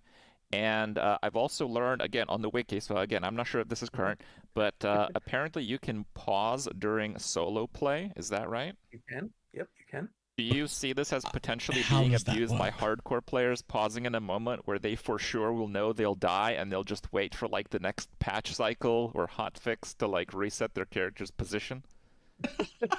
So you can always log out and reset the boss fight whenever you want, right? Like you're not going to. If you Alt F4 ultimately, that ends the boss fight, right? Because yeah, because you can log back in and start from scratch. But the key thing you can't do is just whittle the boss down like one, like log out, go back to town, heal, go back to the boss, and then continue from scratch. You know what I mean? So like it is actually, I mean, maybe okay isn't the word, but it is a thing you can do to Alt F4 from a boss fight to prevent your death. And I think that is something that there is really no solution for, if it even honestly needs solving. Like it's because now, but in PoE 1. The cost wasn't high enough, right? Because like you just go back and continue the boss fight from where you left off. If you still have to be able to kill the boss in one go, if you know what I mean. Yeah. In PoE 2, which was not the case before. So and this actually, by the way, is something that we have to be really careful about, because it means that bosses that are progression blocking can be actually progression blocking, right? Like if you can't kill it, you just can't continue the game in some cases, right? If it's an act boss or something like that. So that feels fine. People have to get good in some cases, but also we have to just be really careful that those progression blocking bosses don't, completely alienate people as well. With that in mind, I'm actually something that came to mind is it going to be like a one campaign per character type of thing, or will you be able to like have multiple characters to kind of help with the bosses along to kind of alleviate the progression? Sorry, I'm not quite sure what you mean about that. But I mean, you will have to complete the campaign on each character. Okay. But you can always like, I mean, just like in PoE 1, right? Like there's things you can do to rush another character through, like quickly if you right. No, I was thinking like if you had a character that really wasn't good at all against a certain boss, could you get your other character to kill it for that I one? see what you mean. No. So yeah, it doesn't work like that. It basically works like PoE 1 in this regard. Okay. Although interestingly, well, no, actually, scratch that. I was about to say something. I realized we haven't announced it yet. Okay. Just say it anyway. So I have maybe a difficult question for you, but around the time we got Ruthless, we started hearing some of the news for PoE 2, and a lot of it kind of matched up. And we'll talk about the crafting bench and all that being removed, just kind of similar features in a way. Ruthless in PoE 1 has seen kind of like lukewarm popularity. Personally, I really like it. I think it's maybe a touch more ruthless than I would like, but I mean, like I'm playing non-ruthless this league, and so far this league I've found about 30,000 alteration orbs, to where I don't even bother using an augmentation orb because it takes too much time to click it back and forth, right? So obviously the answer is somewhere in between the two. But I agree. How are you designing the kind of the pacing of the game and the abundance of currencies and items and all that? What has the goal changed, seeing Ruthless not like explode in popularity, I guess is my question. So there's a lot to talk about here, like a lot. So I guess the first thing with Ruthless is I think Ruthless did definitely go too far. And more to the point, I actually think Ruthless bundled in too many things in one go. I think if Ruthless had just been item drop changes and hadn't done a lot of other things that Ruthless did, like, for example, crafting bench removal and the movement skill stuff and like a bunch of other that stuff, I think it actually would have gone down a lot better. And I also think as well that there probably wasn't enough attention paid to map sustain, and a few other details like that. Like in particular, I think one of the major philosophical things we did learn from Ruthless is that we need to make sure not to reduce the access to content being a big thing. Like I think that Ruthless did make it too hard to get access to content, and also like probably the currency was a bit too rare. There's like various things about that that were just, I think, not quite right. But also, and I'd love to fix those in Ruthless, honestly, but the problem with that is that whenever we say, hey, we're doing a bunch of Ruthless stuff to improve it, we just kind of get a lot of, why are you working on Ruthless? You know what I mean? Like, so I don't think that, like, the ship has kind of sailed there, unfortunately, which is a bit of a shame. Which isn't to say we won't ever address it, but I think we at least learned a lot from Ruthless to help there. So, I mean, I guess that's one side of things, but the next side of things, I guess, just comes into all the general philosophy of how item drops should be should be done in PoE 2.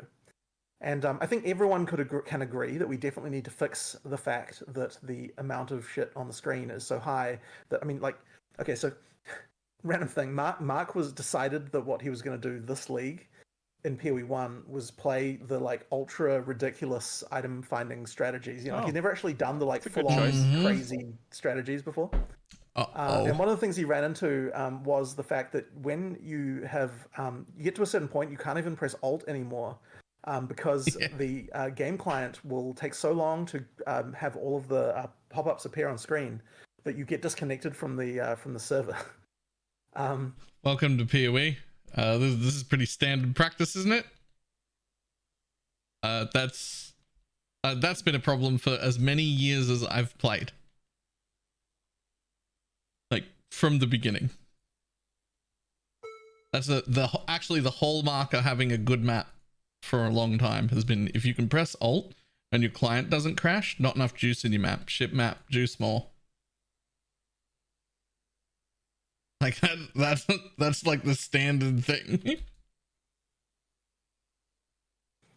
So that's not so good. There's definitely some problems there. So yeah, that's obviously the other side of the extreme. But I guess I'm interested to actually hear your question about this because this was an interesting one. Is what do you think should be the difference in amount of value that, say, an average, like let's say 50th percentile player gets versus a 99th percentile player? Like, I'm interested to hear what kind of multiplier you believe is good. It's really tough. I don't know. I quite like the ruthless economy. I quite like it because everything has significance, and everything has significance. After playing ruthless quite a lot for like 2-3 weeks, I start to have an overabundance of transmutation orbs, right? So that's when they start losing their value. I feel that's honestly a good point to be at. When a currency that's fairly regularly dropping becomes worthless, being like 2 weeks for a hardcore player in. Just everything kind of mattering is one of the really big appeals for ruthless for me. I feel like what Crip is describing is my nightmare scenario right now. Like that's if that was the experience in PoE 2, I would have to find another game to play. Like that's the nightmare scenario. Please don't. I would have to find another game, and I don't want to do that. The conversation of the average player versus the top 1% player kind of gets lost in Trade League because people are really good at manipulating the economy, or people are really good to play in parties efficiently, where that model gets completely destroyed. So I really hesitate to give an answer in numbers there. I think you still need to have a reasonably large disparity between like average like 50th percentile and 99th percentile, because that's kind of the thing that you're striving for a lot of the time, is increasing your drop rate. And so I actually think that one of the issues is then the other question is alongside this to kind of let's establish some constants here, right? So I would say, and this may seem like a high number, but I think that you need a difference of 1,000 times between the best player and the average player of amount of wealth acquisition. So that isn't to say number of items. I'm just saying like value of the stuff that you're getting, and that's so that you've got something to strive for, right? Like you need that level of like of disparity from the bottom to the top, to kind of make it actually like to actually give some form of feeling of like I'm getting better at this game. I'm improving, what I'm doing. So I don't know if does that number seem high. That sentence right there. This is the reason we love Jonathan so much, because he doesn't seem like the kind of degenerate 1%er that I like to be when I play Trade. It doesn't feel like he would want to play the same way, but he's clearly explaining the feeling I would need to continue to like enjoy that level of play, where I'm getting like literally 1,000 times more stuff than the average person by being a degenerate. So even though that isn't the way he plays, he's still really understanding that point of view, which is very impressive. high or low to you? Like, what do you reckon? How does that feel to you? It's, if you're considering the trading prowess of market geniuses, then it doesn't seem high. If we're talking about efficient play with stacking the right mechanics and multipliers, that does seem very high. So I just don't know what we're talking about exactly. Sure. I think we're just talking about, like, let's just say let's say from a map that you're running when you're, as I said, you're an average player running a map versus the absolute max mega juiced crazy map. You know what I mean? See. Like, in terms of the amount of wealth coming from it. Yeah. And so, as I said, that may seem high, but actually I think you do need those kinds of numbers to achieve that. And so then the next question is, okay, well, how many more items can you actually drop on the ground from one to the other to actually feel reasonable? And I think that number's kind of not really more than 2x. Like, maybe it's a little bit more than that, but the thing is, like, on the actual ground, you probably don't want to see more than double the number of items from one to the other. And yet you need to feed, and you need to actually be receiving 1,000 times the value. So I if we would kind of put break it that at down, I mean, like, so there's a few things that go into this. So one like question 5 is, times? and this sort of matters, is that efficiency of your build comes into it. Like, how fast can you do a map? Because that does come into the kind of like 1,000 number. So, like, if for example, the difference between an average player and a 1% player is like 10x in like speed of playing a map. So, like, so if a bad player can do a map in 20 minutes and it takes a good player 2 minutes, for example, to do, then you've already kind of divided that by 10, which means that the actual items on the ground have to be 100 times more valuable per map. And I think that probably sounds like something that seems within the realm of reasonableness, I would hope. I see.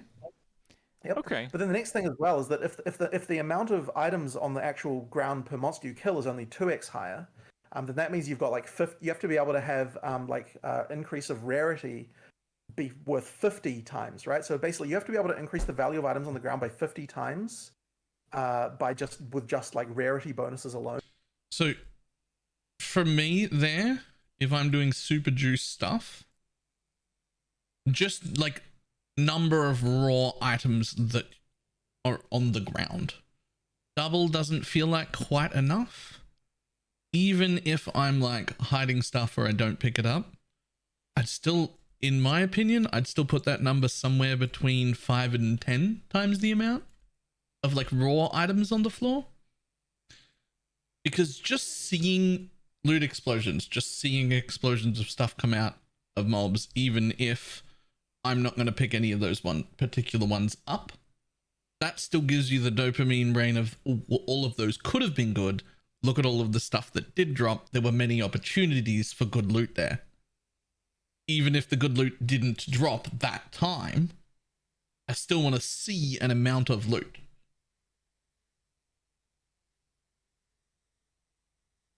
And it needs to feel 50 times more as well. It's not enough to just be like, in theory, I kind of know that this is more valuable. It has to really feel like you're getting 50 times more wealth.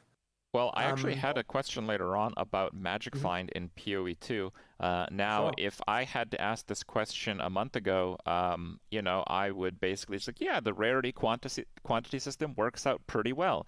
But I don't know if you've played much this league, but the wisps that you can generate, and you can generate a lot of them, have their own effective quantity and rarity multipliers. And it's maybe one of the first times we've seen such large rarity multipliers with such large quantity multipliers, and it does actually seem a little problematic with the amount of loot. I agree.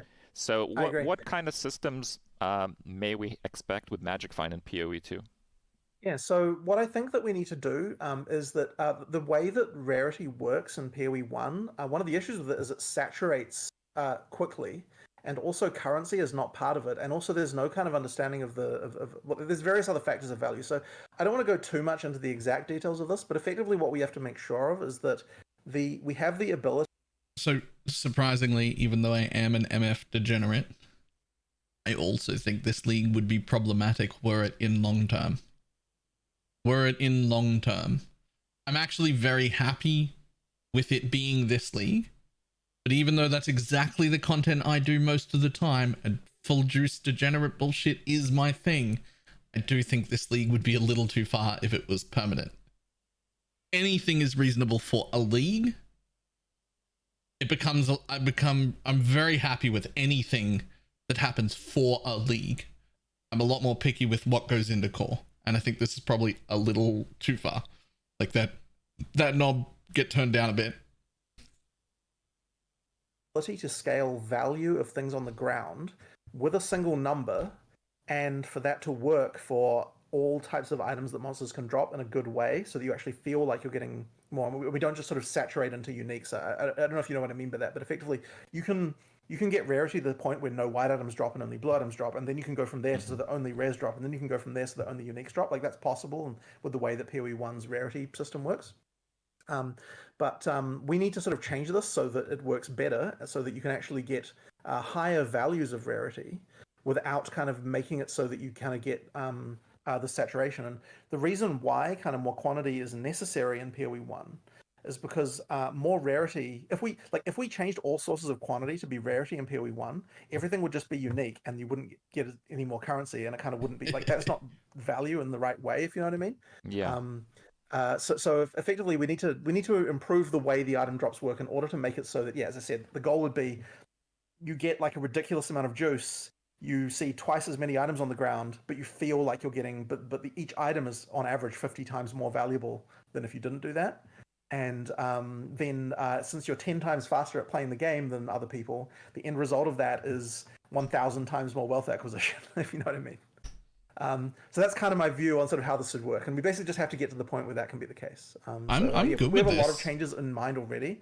I don't necessarily want to talk about the exact specifics of all of them, but that's my thinking, at least around how it should be on a high level. I'm good with this. I saw a number of people asking in chat when you were talking.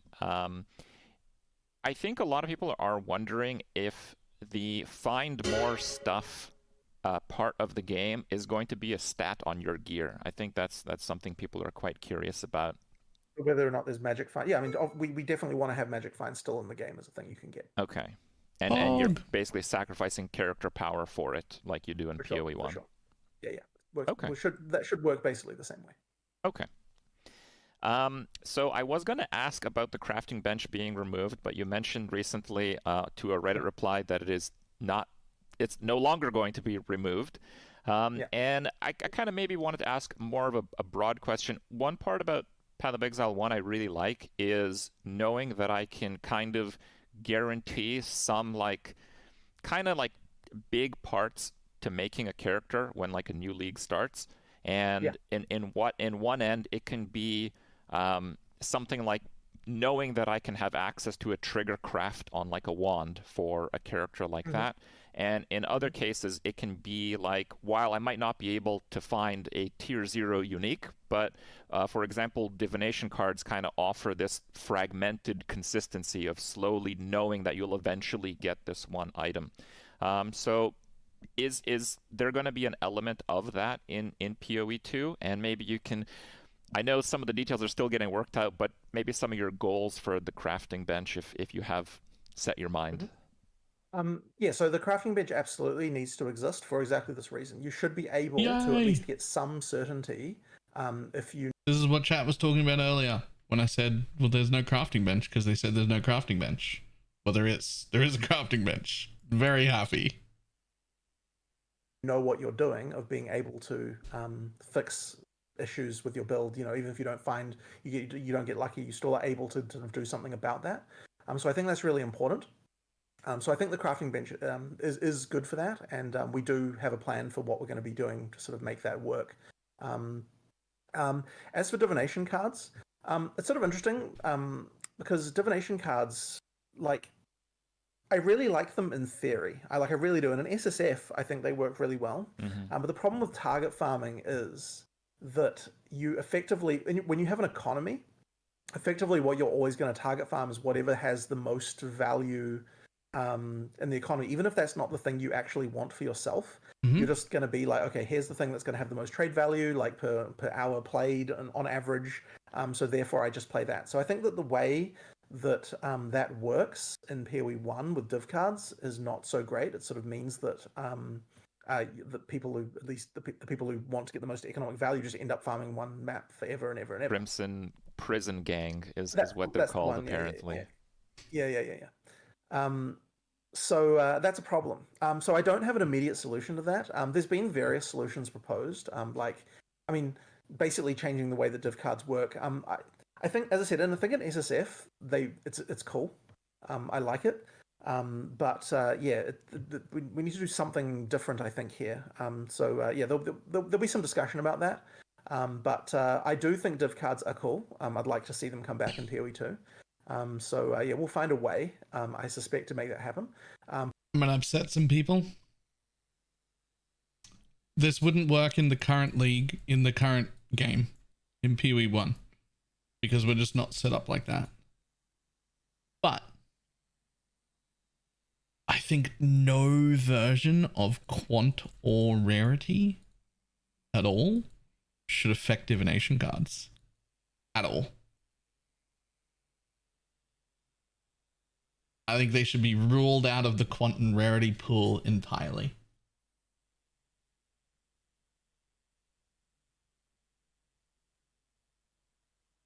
But I don't know if they're necessarily going to work exactly the same mechanically as they do now. Okay. I've been scouring the internet for all the PoE2 news, and that's included all your recent PoE2 interviews. And there was an interview you did at PAX West where you were asked what league mechanics are going to be ported over, at least roughly, from PoE1 into PoE2. I think currency is fine. Your answer was it kind of almost depends on which league mechanics you like. And it killed me that there was no follow-up question. So what PoE1 league mechanics do you like? Yeah. Okay, well, Yeah. I am a big fan of Delve. Okay. And Incursion. Those are two of my favorites. Partly because I love I Incursion, just enjoyed sure. development of them. Like, they were just really cool and thematic. I really enjoyed them. But I mean, there's lots of other mechanics that are just hugely, that are very popular with players. There's like Ultimatum and things like that. These are great. I mean, I love Ultimatum too, but there are certain crowd favorites for sure. Incursion. Sorry, I already said that one. Let me think about other ones. What are my favorites in there? They don't have to be in PoE2. This is a non-commitment answer here. I'm just trying to think of like, what are my other favorite ones? I mean, Breach, obviously. I do quite Breach love was one Breach. of the earliest leagues that I really felt there was just something really, like, I feel like, because what was before Breach? There wasn't really that many good ones before Legion, right? I think, was before Breach. Was Legion? No, I think it was after, wasn't it? Surely not. Surely not. Am I wrong about that? Jeez. The Legion was after Breach. Maybe I'm just wrong about that. Oh, but hey, apparently I'm wrong about that. Okay. Okay. right. Okay, good. After. Okay. Yeah. Anyway, Breach, I'm a big fan of. There's a few things like Delirium is pretty cool. There's definitely some cool things like that. Generally speaking, though, a lot of the leagues that are my favorite ones are the ones which involve, and I know this is kind of can be a bit in the community. People have different opinions about this. But I do particularly like the ones that involve being some kind of map that has interesting mechanics on it, and you go out and you do stuff on it, which is why I particularly like things like Delve. Mm-hmm. But I know in the community, a lot of people prefer leagues that are inside, an area. So we tend to try to have a mix. I like when it comes to designing leagues, my favorite way to do it is kind of look at other games and be like, okay, what are some interesting, like, other games from completely different genres, and be like, how can we do some of the interesting gameplay from one of these and make it into a PoE league? So that's kind of tends to be what I most enjoy. And so I was kind of one of the people who really enjoyed things like Harvest, even though it was way too complicated and there were all sorts of problems with it. And I don't like the way Harvest is now. But the old way Harvest was, like, things like that were really cool. There were issues for sure. Well, other than the gameplay side of things, one thing that I think is really important personally for a league mechanic is that it offers something you can't get anywhere else.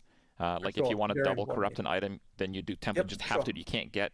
For sure. Yeah. So is that going to be at least a thought process behind league design in PoE2? 100%. It's Okay. very important that that is what the end game makes the end game feel like there's a lot of variety, because you've got different goals. Like, oh, now I have to do this. Now I have to do this. Like, it adds a lot of variety to things. So it's really important that different content has different rewards that are possible from it, for sure. I have a few questions about specific skills. Now, there's been a lot of new skills highlighted, a lot of combination of skills, a lot of skill modification with a few of the supports you've highlighted. But there are a few skills in PoE1 that I feel have kind of become the game for some players. So I wanted to kind of point those out, and if you can, maybe mention if there will be a skill like it in PoE 2. So first up on the list, as probably many people might expect me to ask you, is Righteous Fire. Will we have a Righteous Fire in PoE 2? There will be Righteous Fire. Will it work be exactly fire. identically? No, but ideally it should feel like the same type of thing, and the flavor of Righteous Fire should all come across completely. Okay. But ideally, we can do it in a way where it feels like there's interesting combos with it, has interesting mechanics that can work alongside it, and so on. So, yeah, like absolutely, there will be Righteous Fire, and ideally, there should be any kind of really iconic thing from PoE 1, like any kind of iconic skill. We will really need to find a place for it in PoE 2 as well. Tornado shot. We did have a discussion about the exact mechanics of how Righteous Fire works. We did come up with a plan, so hopefully you guys will enjoy it when you when we talk about it. I believe it should be in the Templar announcement at some point. Okay. Well, closer to home for me is about minions. Now, you have mentioned that minions exist in PoE 2, so we know that already. But I was personally curious if there is more of a push towards temporary minions, as there kind of is now in PoE 1. Like the scaling from passive minions has kind of fallen off over the years in recent patches, and the scaling for temporary minions has actually increased over that same time span. I have a lot of ideas around minions, and we're going to be talking about that when we announce the witch stuff later. I guess next year, technically still. So there's going to be a big discussion about that, and we've got a lot of features there. We put a lot of thought into minions. It's obviously one of those things that action RPG people, like there are a certain class of people who play action RPGs who that's all they want to play. So we have to make sure that we've got a really, really good minion story, as it were. Yeah, because of that, minions are going to get a lot of attention, and you'll see that fairly soon, I think. Now, one thing with minions that kind of comes as a drawback in PoE 1 is kind of the visual clarity, where once I have more of a powerful summoner and I'm summoning more minions and they have like more AoE in their attacks, I feel like the visual clarity of just me being able to see the boss mechanics kind of starts going down and down. In PoE 1, they has this like setting which is like bloom, but that affects both things. It affects both the boss mechanics in some cases, as well as like your skills and the minion skills. So there's no like great way to kind of maintain full clarity of the boss mechanics. But I am stronger, so I don't know. It's kind of been a trade-off in PoE 1. Is there some address to this in PoE 2? There isn't like a specific technical, like here's the specific solution, but I can tell you that visual clarity of minions is like the primary concern that I have around minions, for sure, when looking at this stuff, because that is how there is a certain feeling you want with minions where you kind of like in PoE 1 it just feels like chaos a lot of the time. Like there's just shit everywhere. Like it doesn't feel like there's a front line, as it were, and things like there's these kinds of issues. I want to try and make it feel a bit different in PoE 2. So we do have a lot of like stuff around this, and even if you looked at the whiteboard in my office right now, like half the issues on there are visual clarity to do with minion issues right now. So yeah, it's definitely a concern. It's just a matter of like just better design, really, when it comes to what the minions' abilities look like and this kind of stuff. As well as just there's just a lot of it's kind of like 1,000 individual subtle things that kind of add together to make things to have more clarity. And that's kind of true across PoE 2 in general. Like there's a lot of focus on trying to make sure that there's visual clarity with the skill.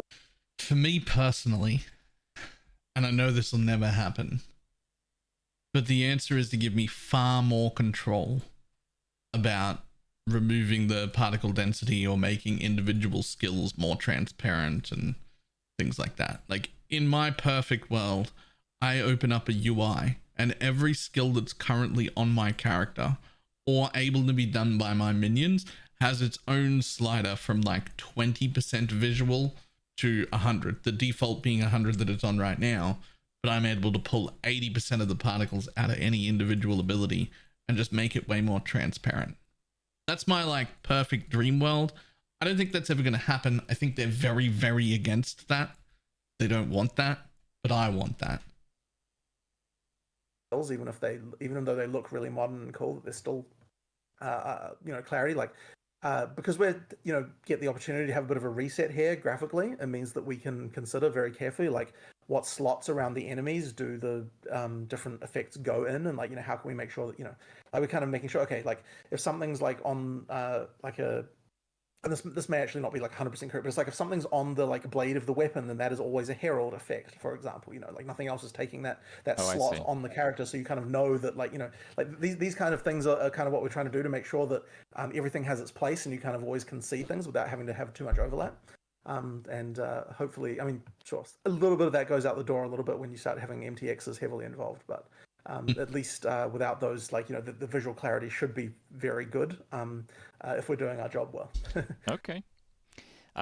So bit of a subject swap here. In PoE 1, when it comes to designing a character, a lot of it kind of has to do with putting check marks on defensive goals. So the first round of goals is like avoiding lockouts, so you don't get stunned, don't get frozen. And then the second one is usually don't get killed by physical damage, because physical damage is unique in a way where more of it just ruins your ability to stack armor. And the third one is just like, does this character get one shot from typical stuff that happens to it? Is this kind of going to be a similar checklist in PoE 2, or is it a different approach to defenses? I don't know that it's not particularly easy to necessarily avoid that, but what I would say is that I would hope that we don't get to the point where you have to feel like every character needs to be completely immune to certain mechanics. Like freeze. Like ideally, it should be a reasonable choice to choose between, is this something I'm mitigating or is this something I'm completely preventing? So that should always feel like it's a choice. But at the same time, like having certain things you need to be able to deal with as part of a build is, you know, like part of the, I guess, the trade-off you're making when it comes to, like, you know, how, like you need a bit of tension to make defense, like to make it so that you don't just make a complete glass cannon with zero attention paid to defense at all. You do need to some extent to have, you know, like, how am I going to deal with this particular problem? So I think that will still be a thing. But I can't promise that the exact details around it will be the same in PoE 2. This is honestly something that I am not myself as involved with, I would say, as some other people on the team. I mean, obviously, I still kind of, like, you know, talk about the stuff, but you know, people like Rory and Mark tend to be a little bit more, you know, like knowing about, like have specific thoughts around that stuff. Well, maybe this isn't too apt of a question, but I'll ask it anyway. Will you perhaps eventually be able to trivialize a mechanic entirely? Like, I know the stun mechanic in PoE 2 is much more sophisticated than PoE 1, but are you able to make a character that's completely ignoring stuns of all kinds if you want? There should always be a way to do that. The cost of it should always be something, right? You know what I mean? So, like, I mean, there's absolutely will be a unique that's going to be like, you can't get stunned, right? There's going to be uniques like that. Okay. There may be a keystone that does like that does that in exchange for some kind of big downside, but there always just has to be a downside in order for that to be able to happen. And then, of course, you know, you should be able to invest in stun reduction to the point where it no longer phases you as well, right? This kind of thing should be possible. So that should always be possible. It's just always like cost benefit, right? Like, what are you, you know, what are you trading for that? In terms of character design, I think it's maybe, at least for me, one of the best thing that PoE 1 does, where it always seems difficult to get enough of everything. Like, you can make a character that does millions or even like 1 billion damage, but you can only really do that if you have no defenses. Or you can make a character that's extremely tanky, but the damage ends up being lackluster to a point where you literally have to tank more things. For sure. Is this going to be a similar approach to PoE 2 character design? Absolutely, absolutely. And this has actually come up when we were discussing the tree about, like, things like, okay, so this is another tree philosophy thing, is like, okay, should it be that the reason that you get a variety of things on the tree is because there just aren't enough nodes for a given thing to be able to do that? Or should it be that there's always enough nodes to be able to allocate for a given thing? It's just that you don't want to do that because you've got other concerns that you need to do. And I think it's the second one that's important. Like, if you really want to allocate every single point into, you know, some particular stat that's, you know, freeze reduction or something random like that, then there will be nodes for you to do that.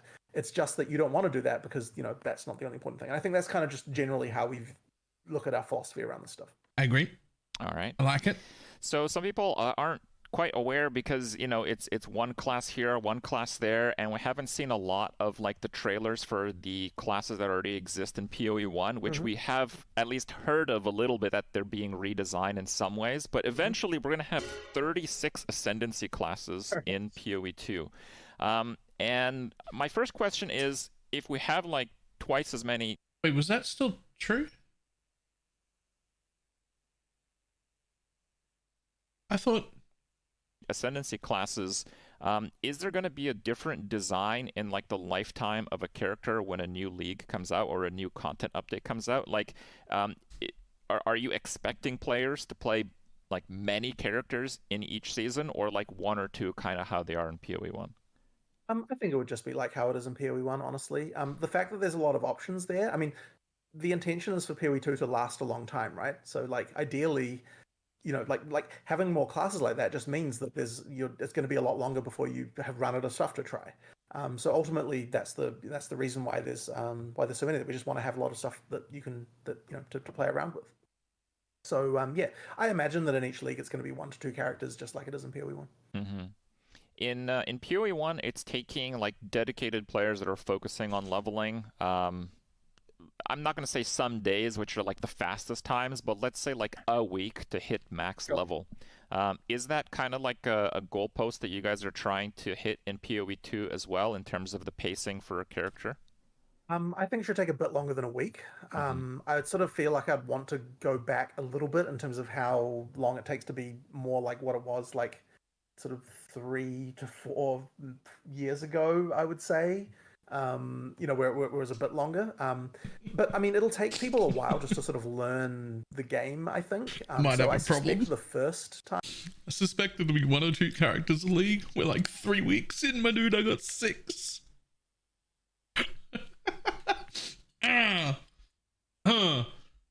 Time people play the content, it's going to take them quite a while. Like as I was saying before, like, you know, the first time I beat a boss earlier, it was like 5 minutes, and then like that went down on my second time to like 2 minutes. So even just from that perspective, like, you know, and it slowly improves. So I think that people will get faster and faster. So I mean, I honestly don't know at this point how long it will take people the first time through the campaign, and I suspect it will take them a very long time. But yeah, it'll get faster. What is a very long time? Honestly, I honestly don't know for sure, because we don't have like the entire, like, not every area is. It'll take the IGN guy 112 hours. Like, fully like it's not playable. I mean, all the areas are there, but they're not playable in the sense that like if you have bad monsters, like when I say bad, I mean like monsters that don't have like all their abilities and stuff like that in an area, it's just boring. So like nobody wants to play those areas. So that means that we don't really have like proper progression testing. Like we've polished the first half of each act kind of thing, and so we haven't got like a sort of full, like, you can just play through the whole game to do progression testing yet. So that means that I can't actually say how long it will take, but I honestly believe that like for an average player, I mean, like, it's got to be at least 40-50 hours, I think. Oh wow. I imagine that's how long it will take sort of your average player to get through. Like, it could be longer, honestly, for people who like haven't played an action RPG before, probably. So that kind of things. I mean, I guess that's kind of like half an hour per zone when you include, like, you know, fighting bosses. Like, I sort of want people to die like 1 to 2 times on each boss the first time they play it, because they haven't learned the mechanics yet. Like, it should feel that way when you're kind of playing through the first time. I need context out of that answer, which is how long would you expect a new player to take to get through the current campaign? I need like, I need more of a comparison than a number. Like, is it 12 times as long as the current campaign, or roughly similar, and that's how long I expect it to take a new player right now? Right? Like, we need context there. So that will mean, you know, like that kind of thing. So like it's just a little bit harder, like, you know, but the thing is, I think PoE 1 may even be that hard for people who just play the game for the first time now. It's just that once you played it, you know, how many times people have played it, it becomes trivial to the point where you're like, okay, I could never die to this thing. But because of the fact that you actually, you know, you have to restart the boss if you die to it now, it will force you to actually learn the mechanics and kind of, you know, work out these things during your first playthrough. Okay. So that'll be interesting. But yeah, it'll take people a while. All right. Well, that is it for the questions that I had personally, but I have scoured the internet for unanswered questions, and I have picked a few up from chat. And if you guys want to post your question in chat, if it's at least different enough from what we've already discussed or what I have, I'll maybe try to include it near the end. But yeah, we people do have to be in places eventually, so we don't have Jonathan forever. But yes, with that in mind, I wanted to ask some of the questions. They might be a little bit less researched than some of my own, so might brace yourself for some short answers, but that's okay, hopefully. So here we go. I found this one on a YouTube comment, I believe. Oh no, I think it was on the official thread of this interview on the PoE forums. So tell us about the die system you mentioned in 2019. I don't know anything about this, so please. Yeah, I guess I probably mentioned that back in Excel. Get your magic find characters ready. It's something that we could still do, but Angly Bits. Thank you very much for the Prime. Very much appreciate it. Are you talking about a die system for MTXs? Is that what's about to go on here? It's not honestly something that I've kind of thought about for a little while. I know it's something that a lot of players are very keen for, but like it's kind of not really on my radar at this point. Like we're just focusing on content really. But there's nothing really preventing us from doing it. It would just be a matter of marking up all the armors and the parts that get modified and so on. So it's just a bunch of work there. But yeah, it can be done. I don't know if really it would be there at release. It's kind of, I know that would be disappointing for a lot of players, but it's just kind of one of those things that has kind of fallen by the wayside a little bit as we've been grinding out on a bunch more content, unfortunately. All right. So 99% of PoE2 misgivings have been about the gameplay pace. Now, you've kind of adjusted this a little bit, but I kind of want to ask it again and ask you how is it current relative to maybe what we've seen a few months ago at ExileCon? Is that still kind of what we're expecting? Or is that, as you mentioned, a bit slowed down so people can kind of see the clarity a little bit? So I guess I kind of don't really like, okay, so a lot of people are like, oh, you're slowing it down to do this, or you're kind of, like, they have a lot of things like that. But I think really when it comes to when we're like, so this actually relates a little bit what I was saying before about how we haven't been able to do full progression testing yet, which is that what that means is that when we're balancing an area to do a demonstration or for ExileCon, the demos and all that sort of stuff, we kind of just we make a character that's about what we think it should be for this area, and then we kind of balance the monsters from that point for the demo to just kind of hit like what we want, where we can sort of be able to understand the mechanics and kind of like give a good showing to how the class should be. I think at ExileCon, it probably was balanced a little hard. But the thing is, each demo is kind of its own thing because of the fact that, yeah, like as I said, we don't have a full like sort of progression test through the whole game yet. So ExileCon, because of these demos are just like how they are. Effectively, what it is just like me and Mark will play it, and then we'll be like, did we get through it too quickly or didn't we? And then adjust accordingly. So we just adjust it until it feels fun to us. So I think when people maybe sort of ascribe a little bit too much to that sometimes. That being said, I think that it's probably best to look at the pacing stuff to be more like when we were discussing earlier with maps and what the median player versus the 1% players would be doing. I think we still want to make sure that there's still a 10 times disparity in efficiency between a good and a bad player in that situation. So that would certainly imply that there can be certainly a pretty good amount of pace you can get up to. But what I do think is also bad, and I guess this is another philosophical thing, is that I don't think it's really good when you someone opens up Path of Exile on Twitch, they look at what the game looks like at the absolute 1% end of it, and it just looks like utter, just like what is even going on the screen. It's just like shit is everywhere. There's like there's no visual clarity. I cannot tell what the hell is going on, and the boss melts in like 2 seconds. You know what I mean? Like I don't think that's really very good either. So interestingly enough, as a newer player, back before I was like really good at this game, wow, really good is a bit of a stretch. You could argue I'm not good now, but back before, you'd be right too, but back before I knew what I was doing, or at least thought I did, logging into Twitch and seeing the degenerate speed end game thing is one of the things that got me to come back and try it again. It was not a bad thing. I was like, I want to do that. That disgusting, everything's getting killed instantly, everything's getting annihilated, the whole screen is covered in my skill effects. That was what made me give it another go. So, I don't know if it's as negative, but I also don't know how many people would share that same view as me. So you do need to be able to get a lot more efficiency than the average player, but we do have to be a little bit careful. But I don't know, like I guess all of that is to say that like it's a little bit hard to say exactly what the pace will be like in maps at this point. I have no doubt that the peak will still be high, but it may not be as high as it currently is in PoE 1. I think that's very likely. But at the same time, like it's really important that people feel like they're able to break the game. Like you want people to feel like, oh, I'm breaking the game right now. I'm like got an insane amount of projectiles, like way more than I should be able to have, like all this kind of stuff. So yeah, I guess there's a bit of a hedged non-answer, which I worry is a bit of a problem here.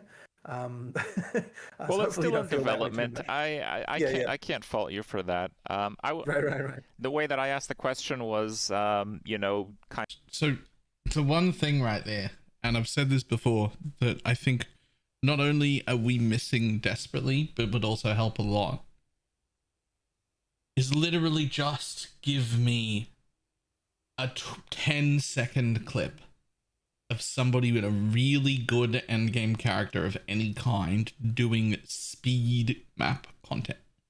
Find 10 good seconds of a good-looking character that a real experienced player would make, screaming through a map at speed. Whatever that speed might be. Just give me a 10-second clip of that once and don't even bother explaining it. And if we just see that it can go quick and that the mapping can still go zoom, a lot of tension will be taken out of the entire community. Everybody who's worried about that thing, if you just show me a clip of a map, just one clip of one map on one character that's going fast, we'll all be happy. We've seen zero. We've seen zero. Everything we've seen has been slow. Does it all look interesting? Good? Great? Does it all look like it feels fantastic? Yeah. But it all looks slow. Everything we've seen. Give me 10 seconds of speed and like 80%, 90% of the tension in my head will be gone. Just one clip.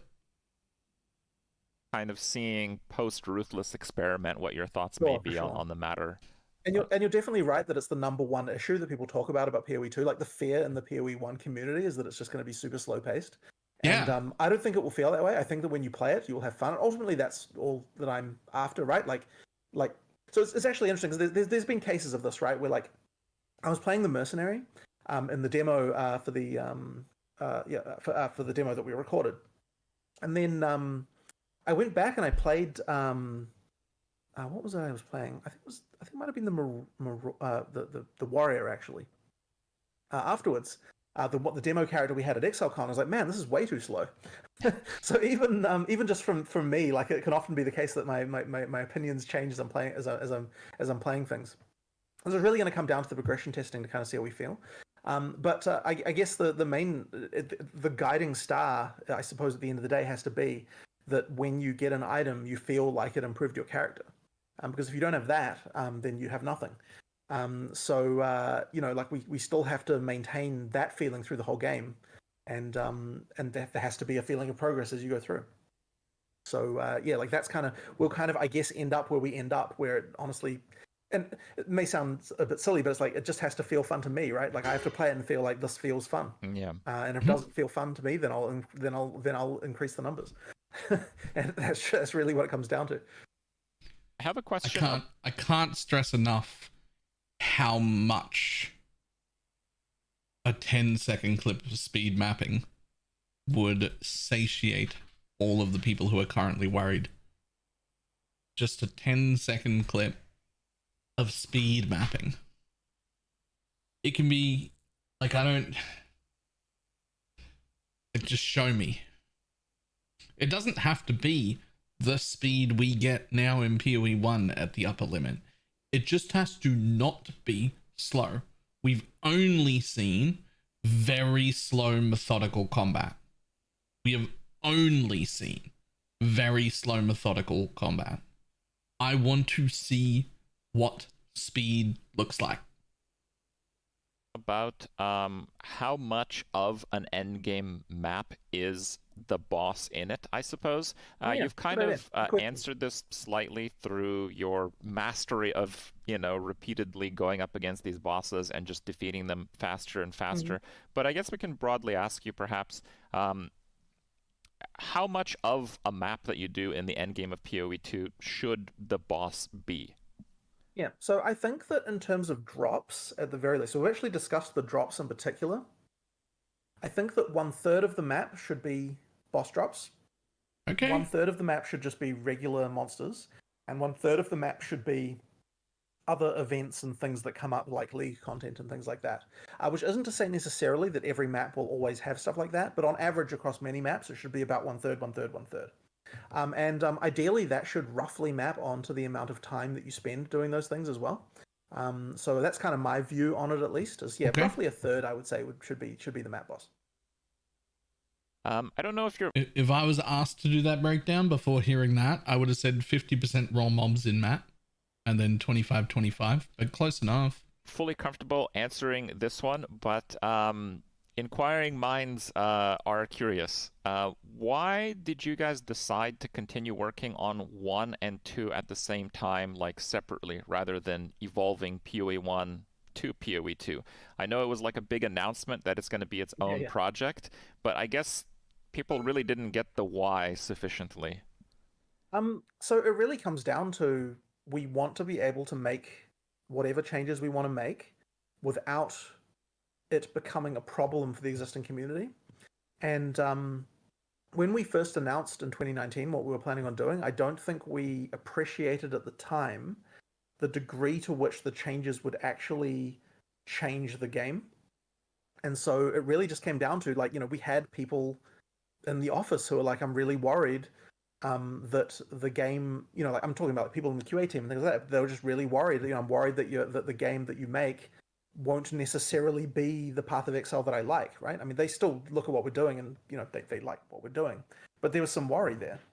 Mm-hmm. And so when I heard that, I kind of thought about it pretty hard for a while. I talked to Mark quite a bit about it, and we kind of said, we really just wanted to be free to be able to let the games diverge without having to constantly work. Because I worried that the decisions that we wanted to make for PoE, I didn't want PoE 1 to hold PoE 2 back as far as having to make balanced decisions. We didn't want to have things where we're like, oh, we can't change this because then all these players will get angry or things like that. We wanted to be free to be able to just make whatever changes we wanted to make.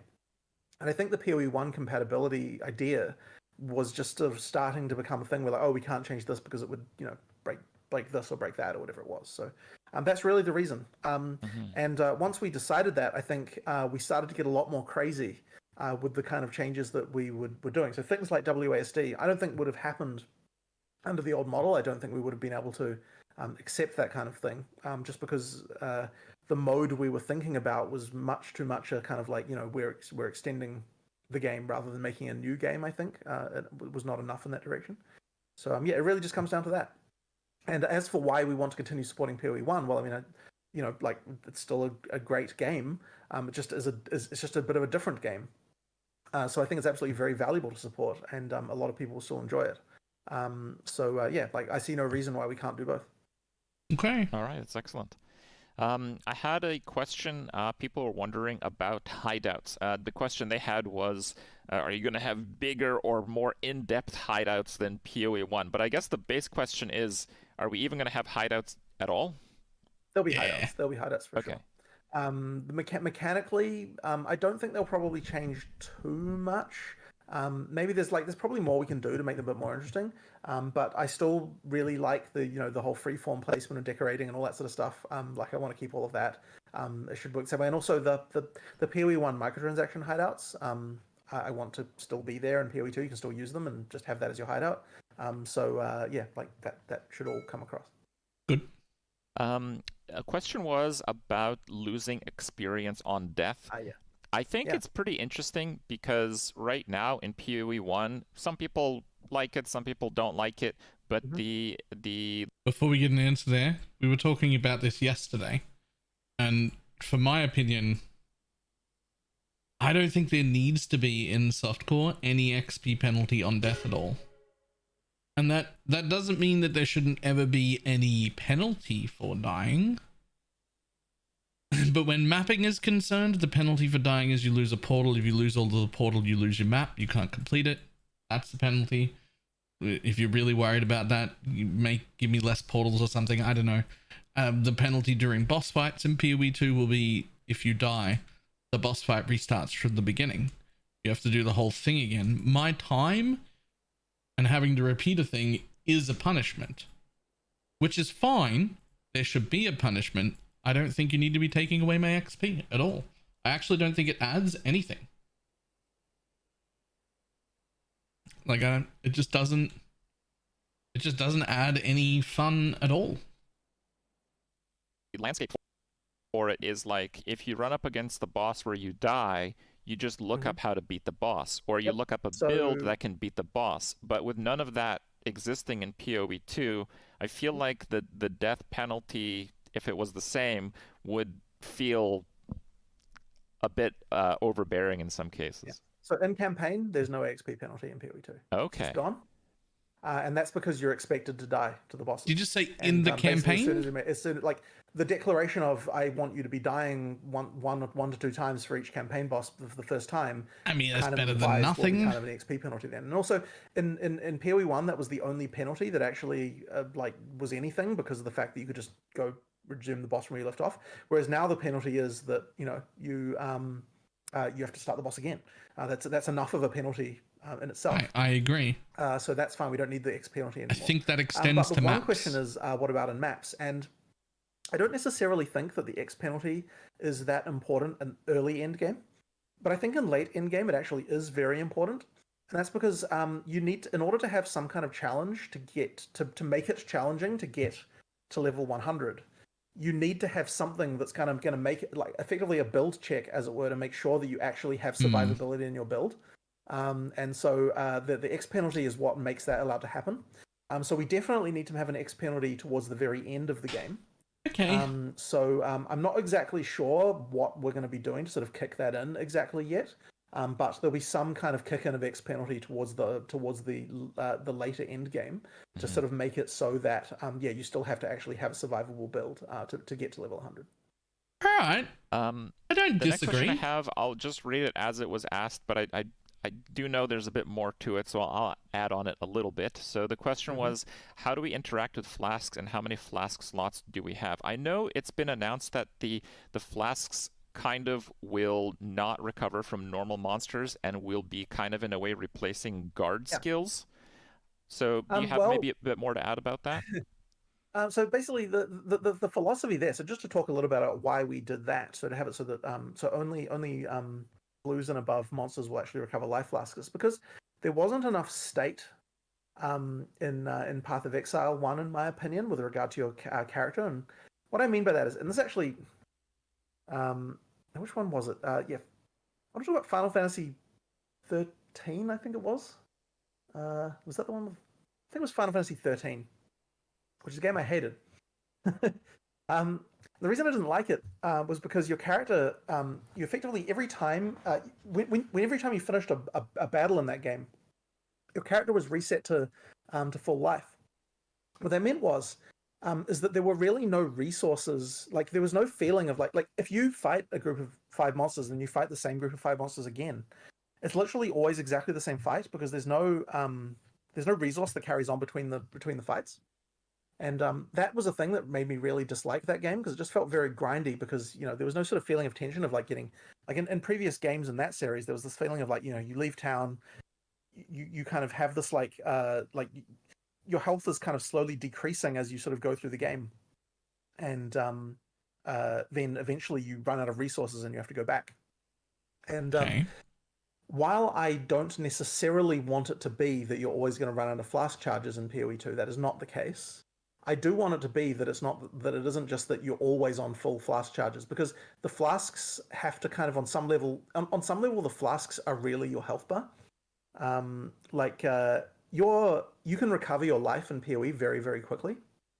And so it's really your flask state that is kind of the main state of your character. And so, like that is something that I kind of want to make still be the case. Now, there's going to be things like leech and so on that's going to allow you to solve those problems that not, like without necessarily using flasks. And then, of course, towards the end game, you're going to be replacing some of your flasks with other things and so on. But I do think that it is important that you don't just feel like every time I kill a pack, I get all of my life flasks, my flask charges back. Mm-hmm. As for guard flasks and things like that, flasks are a nice like resource limiting mechanic that we can use to allow for things where we don't want to have a cooldown, but we do want to have something that you use on occasion. And I think the tension between life, mana, and what other resource that you have is pretty good. But at the same time, we don't want to kind of be flask piano where you're just like constantly, just constantly using them. So ideally, they kind of get to a point where you use them in the right circumstance, you don't use them otherwise, and there's some interesting tension there. And they can serve as a nice resource mechanic that all players have access to. That you can kind of choose, like what. I don't have the brain power to press 5 additional buttons, my dude. There's a reason Flask Finder is my favorite ascendancy. I don't have the brain power to manage my skills, my location, my character, my orientation, and my flasks. It's too many buttons to press at once. You want to use there, so hopefully that kind of gives you some idea. Unless you've got any other questions about any of that, that's sort of my kind of basic philosophy around flasks. Personally, no. I'm kind of curious to see what you guys come up with in the final design of it. I think it's one of those things where gooder. There's so many. I'm like 35. That come I think together to like a feel good flask system. That's really difficult for me to say. I like it because of A, right? It's just the whole thing has to kind of have a good feel to it. Right. But I will say that not having charges come from normal monsters was an instant game feel upgrade in my opinion. Like when we made that change, and surprisingly, we didn't like. I thought we would have to buff the amount of flask charges that monsters gave, the ones that do give charges in response to that, and then we just didn't, and it seemed to be fine. So that might not be entirely accurate, but yeah, it didn't take much to actually make that change work well, as it turned out. Okay. The biggest issue actually was just really early game before you have very many blue and yellow monsters. Because you weren't getting enough charges there. So that's when we made it so that checkpoints give you charges, and that kind of resolved the issue, plus a bit of tweaking about early game flask, like the pool size and a few other details like that, and we kind of managed to get it to feel pretty good, I think. All right. So a question here is about like casual group play.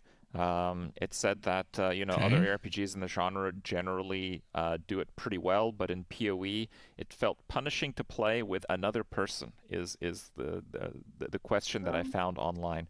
So I'm kind of curious if PoE 2 will kind of address kind of like casual play with other people in ways that PoE 1 doesn't, perhaps. Well, there is a few things we have going on there, but I don't really want to announce any of that right now, unfortunately. But it feels like the problem with that in PoE is purely just its speed. The only way to make an ARPG feel good when you bring your random friend in that isn't a dedicated party is that everyone has to be a lot slower. Otherwise, whoever's in front kills everything and everyone else just follows behind and feels real bad.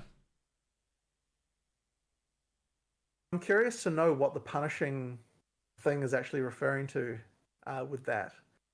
Because I don't know that I feel like I am aware about that. I've been SSF for like 4 years personally, so yes, I don't have much input on this either. Maybe I'm just terribly misinformed about this, but I guess I'm not aware of the being punishing to play with another person particularly. I mean, sure, the life increases, but you've got people. I don't know that. I guess I don't know what that's referring to. So okay. Yeah. I have a question about a character preview with MTX being ported over and its own MTX. Path of Exile 1, you just kind of have to impractically zoom on your character to fully appreciate it. This is something that we intend to address, and you should note that because the MTX store is the same in PoE 1 and 2, that any changes we do make to the MTX store will be in PoE 1 as well, because they'll have the same shop. All right, good. So yeah, it's something that I definitely hear. We would like to have MTX preview. We are working on it, and you know, we will hopefully get there before too long. I'm not gonna lie, I feel like that should have been a way higher priority, not because I care about it, but because it's where your money comes from.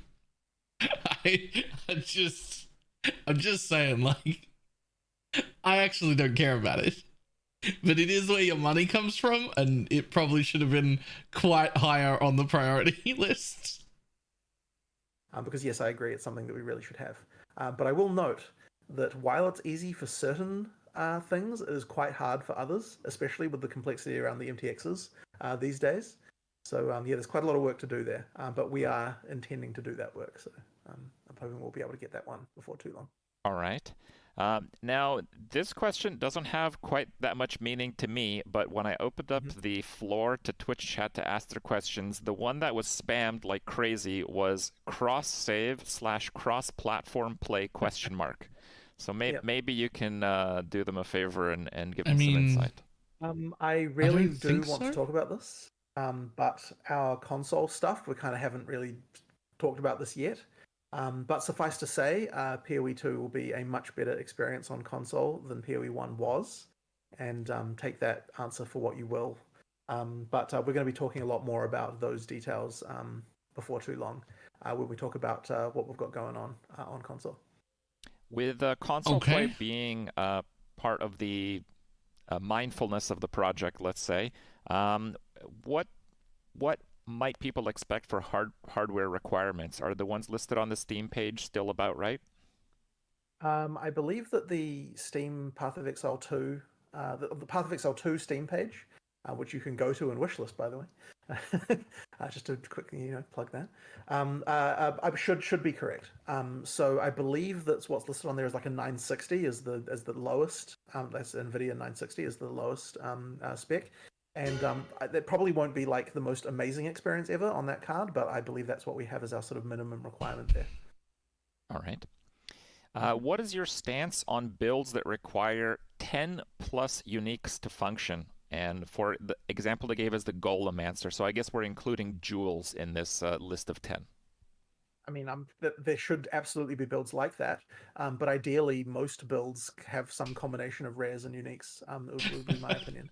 But I mean, yeah, like that kind of thing can happen, right? You want some builds to be expensive and some to be cheap. Just did the same thing, right? So yeah, there should be some expensive builds out there. Same. Question, how can we get a beta key for PoE 2? Yeah. So we haven't officially announced that yet, but if you look at the 3.0 beta, you should expect something very similar to what happened there. That was just we bought like a supporter pack and got a key, right? I'll give you my whole fucking bank account. Let me in right now. I'll give you my whole bank account. Let me in right now. There's not much in my bank account. Sorry. but I'll give you everything I got. Okay. About the rearrangement of UI pieces, will there be an option to drag buffs and debuffs around? I guess for I want the answer to be yes, but it's going to be no. Please. I know our UX guy was kind of keen on this, which is possibly what we might potentially allow that. There's sort of various updates to how that stuff works. I guess I'm sort of mostly fine with that. It's probably not that hard to implement, so it's something we could probably do, but I don't want to promise it immediately just because, I'd have to kind of like do a bit more exploration of it. But our UX guy was kind of keen for something like that. Okay. What do I need to do to give him time? I'll find the UX guy. I'll go around to his house. I'll empty his dishwasher. I'll change his sheets. I'll do his laundry. I'll vacuum the house. Like, I'll give him as much time as he needs. I'll do all of your housework. If we can make that happen.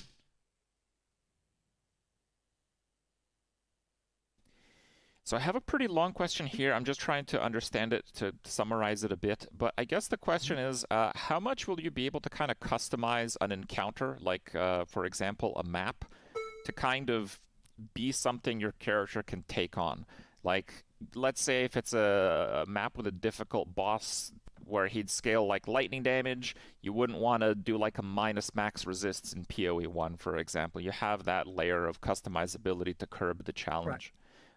Is something like that going to exist in PoE 2? There will definitely be ways to customize. Like, I mean, like in PoE 1, there will definitely be things you can do to customize maps.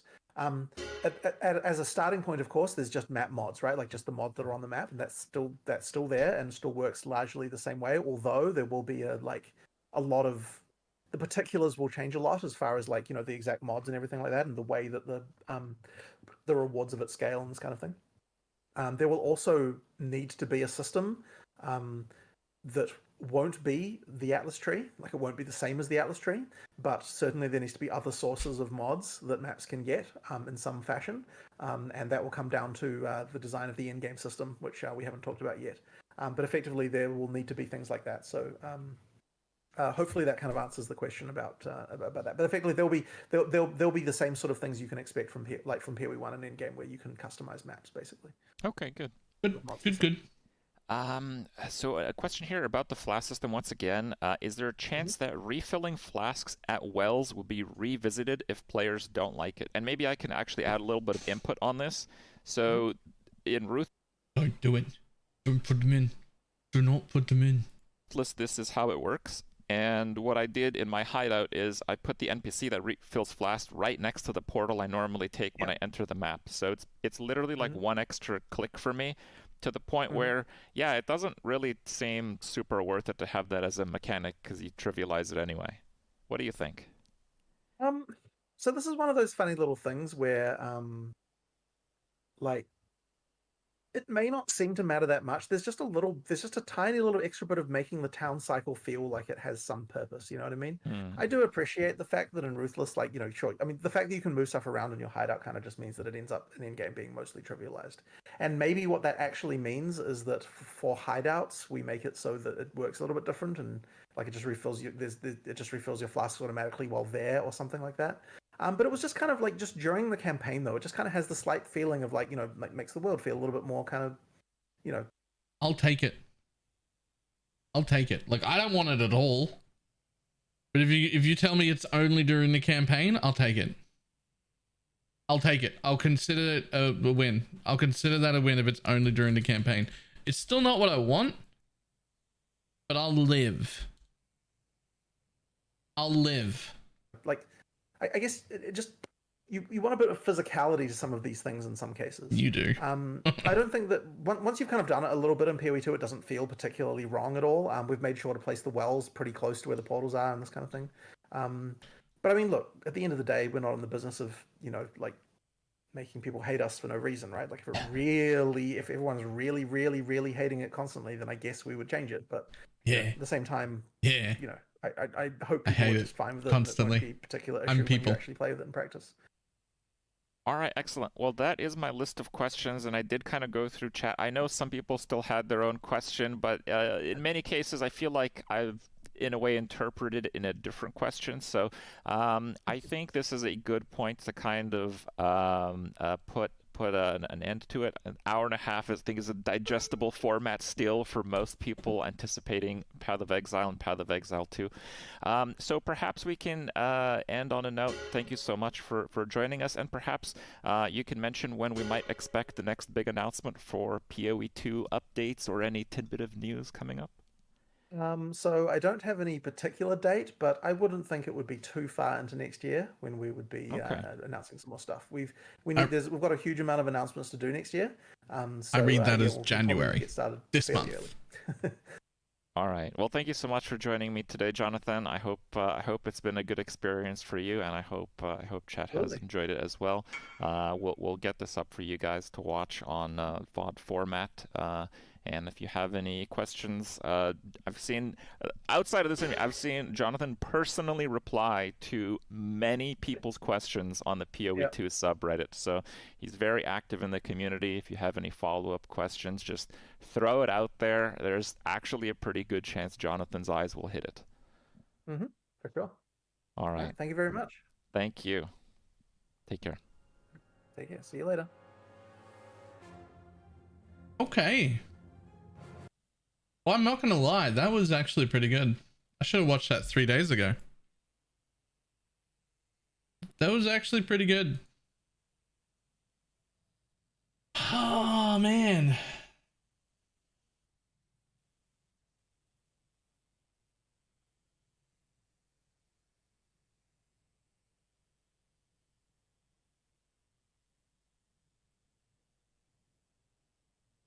Now I want to play PoE 2.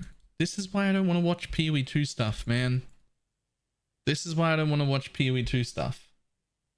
Because I get, if you hype me about PoE 2, and you can, but if you hype me about PoE 2, I lose interest in PoE 1. Like, that's just what happens. Like, I get less, I've got a finite amount of excitement for PoE. And as you add excitement for PoE 2, you're taking that excitement from PoE 1.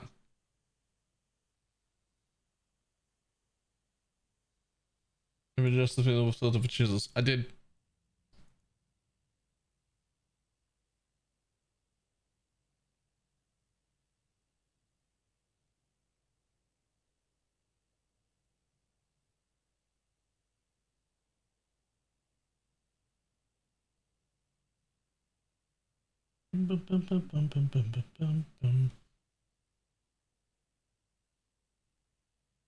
Okay, so we need that and that. Okay.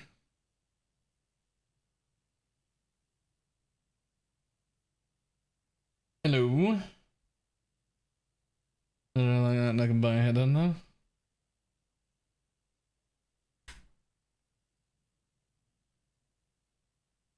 Wait, just the resist mod is worth 25 div. What the fuck? 45 div. The next one up's 100. That was only put up 40 minutes ago. That's actually 100. That's 100. That's 100. This person's wrong.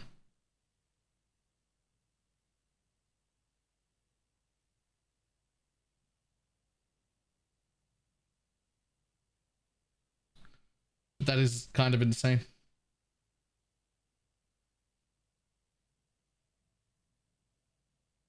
It's 45.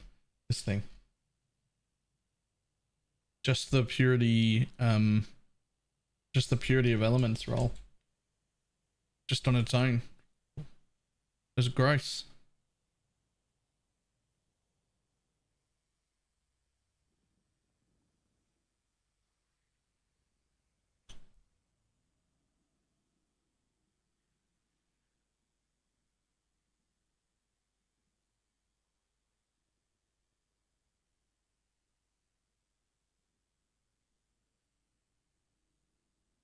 To the roof off. Bum bum bum bum.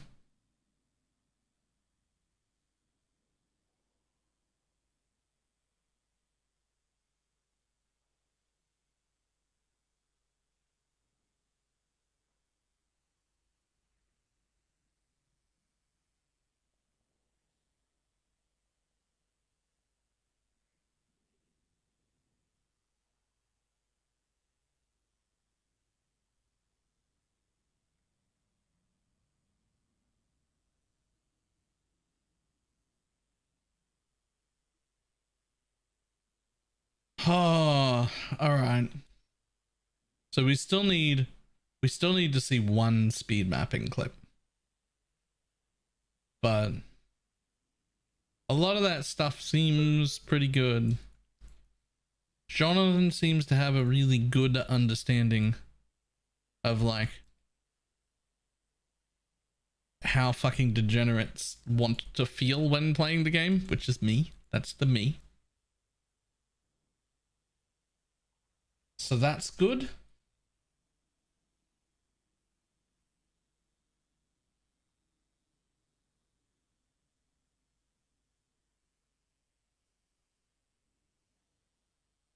I'm really low. I'm muted for, oh, it was muted for the, yep, hang on.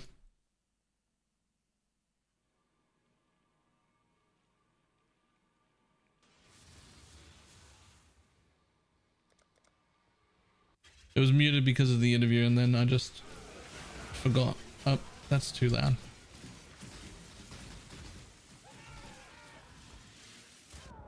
There we go. Whoops.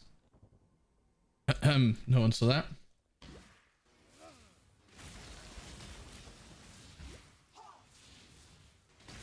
Squire Valdo seems doable. It does. It does seem doable.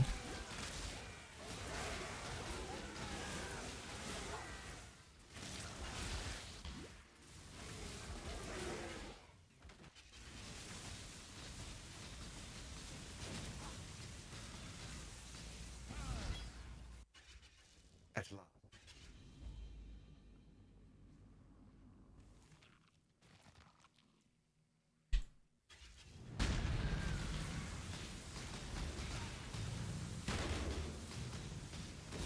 I think I could handle the shrine in the acts. I still don't think it adds anything. Like, I don't think there's any reason for it to be there. But if for some reason they really like the idea, as long as it isn't in the end game having to do it forever, like I didn't really spend that long in the acts compared to anything else. So okay, I guess. Through darkness and blood with wrath. Your quest. Well, time and tide wait for no. I ain't. Always keep Good tidings to you. Ready to go?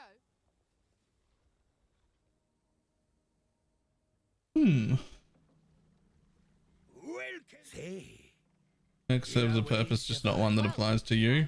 Yeah, it doesn't seem like the worst. Doesn't seem the worst. If it just applies in the axe, that's fine.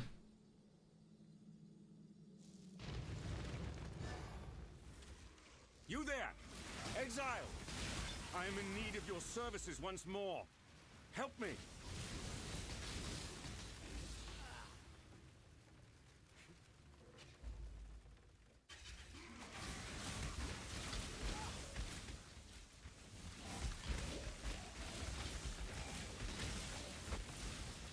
Like a small reminder of their importance. I'm not gonna lie, the way they describe flask usage in PoE 2 probably means that most of my builds will not rely on flasks, because they seem more of like a reactive, actively thinking thing, like a cooldown, like a Val skill or anything like that, like a thing that you would use in situations. But if you look at any of my builds, even when they can have Val skills, they don't. That's just an extra button to press, and I'm never going to remember. So I just don't use them. And I will probably approach PoE 2 the exact same way. There's just power that I just won't use because I'm not good enough. This ghastly nightmare must be put to an end. Like I'm not good enough at the... I'm not good enough just at video games in general to remember the 4 or 5 extra buttons. Like it's too much for me.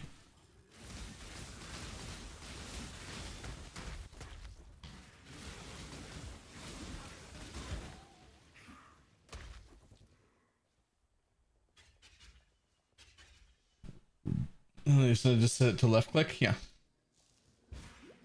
Yeah. I'm always happy to add something to left click. But you saw the same thing in Torchlight. I've got those buffs on. There's like 3 buffs on my bar for my character. But I'm not casting any of them. Even if it's less efficient to have them go off automatically. It's not though. Because if I had to manage it, it wouldn't get done. So automating it is better. Way better.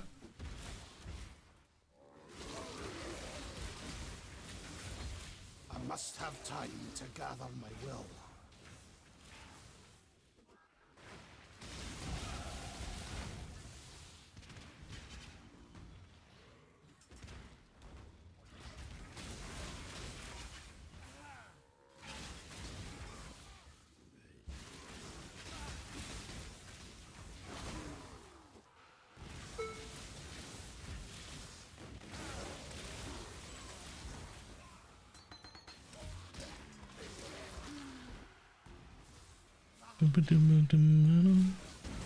Never thought about putting Val Haste on left click.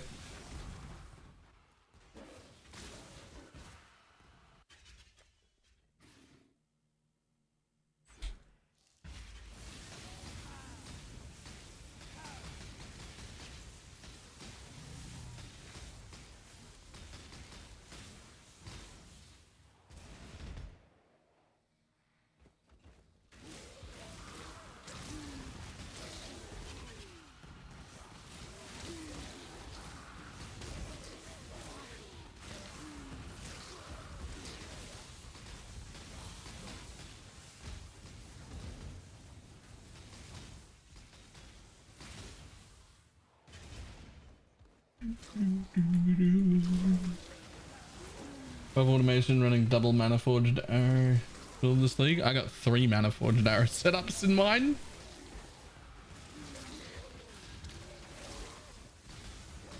Four skills technically, because my 6-link mana forge has 2 setups in it. Like two active skills. The Bannon is. You return.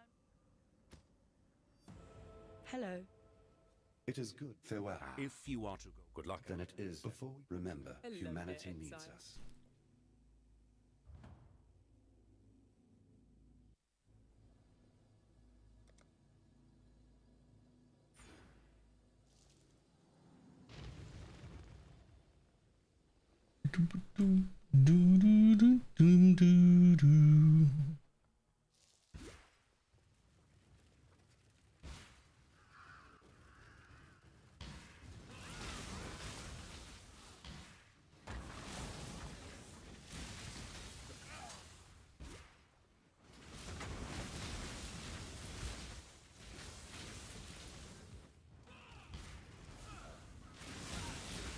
The corrupt shall fall.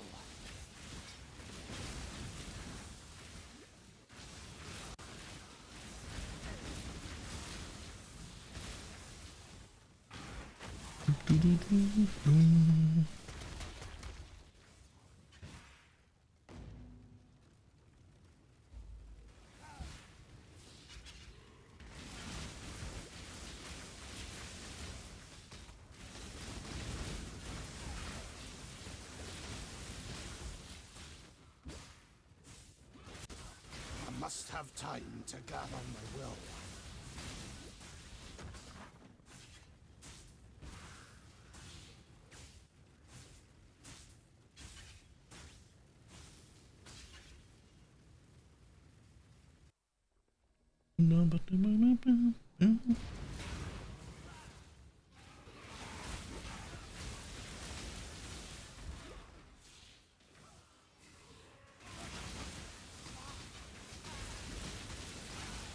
How much a 5-way carries on PC? I have no idea.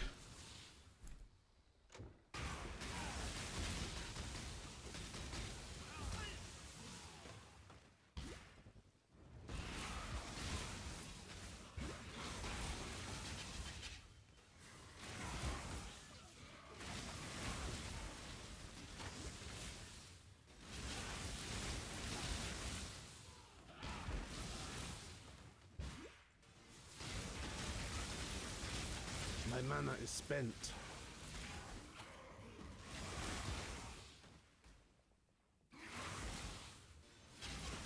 There's never one divine for 2 runs seems really high. That wouldn't have surprised me.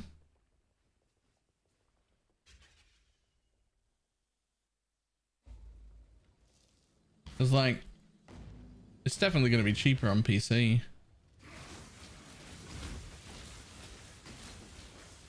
But that doesn't sound unreasonable to me.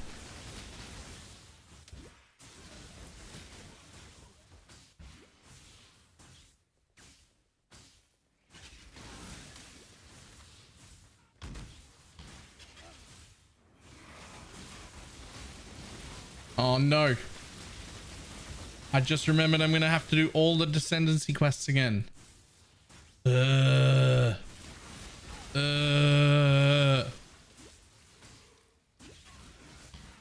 But I already did them.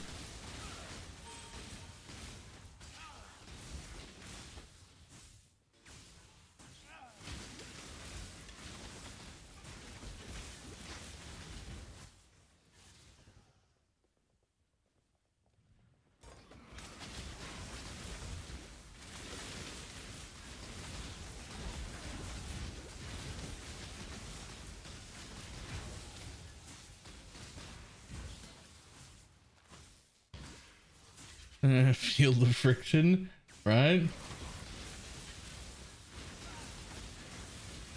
Also, go through the wildwood from scratch. What do you mean from scratch? Like, I mean, I have to do all the quests again.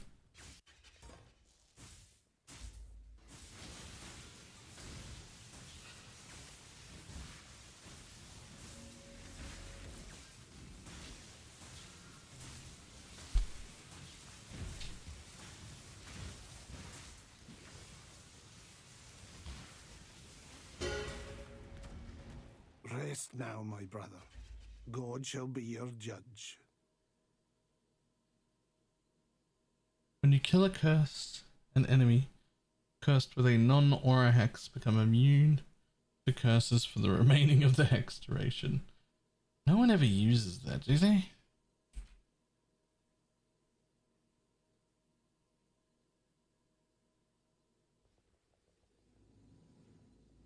Double the passion. But apparently you need to do it for challenges.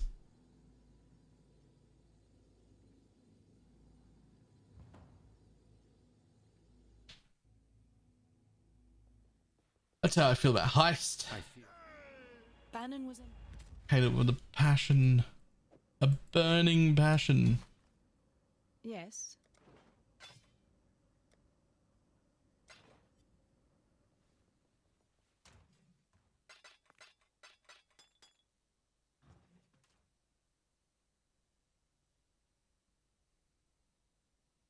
My second character was 92 before I found the Black Morrigan.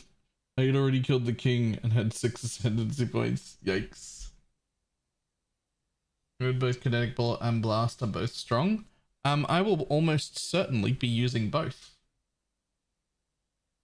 I will almost certainly be using both.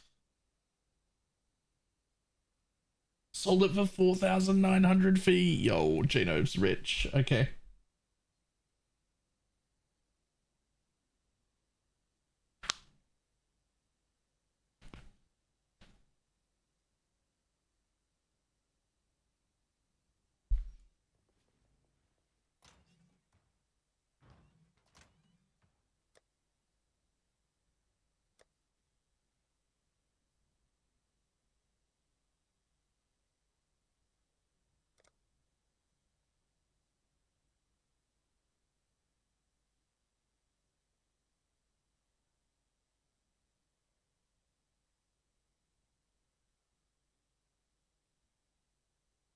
Seventy, 70, 70, 70, 70, 70, 70.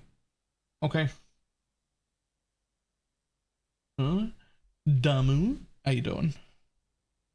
Okay, so everything just requires 70. Except the rings, but I'm not going to put them on their own. And charms, obviously, but...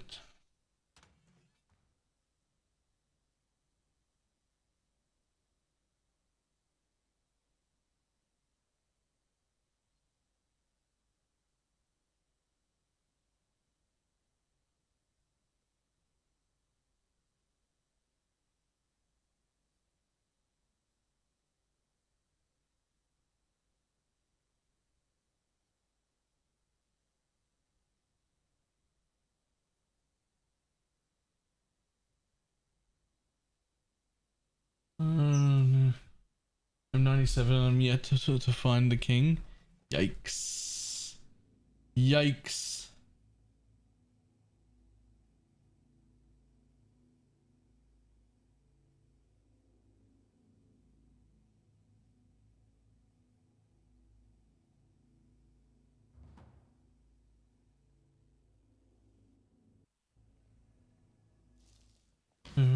inside out. There's some great ones there.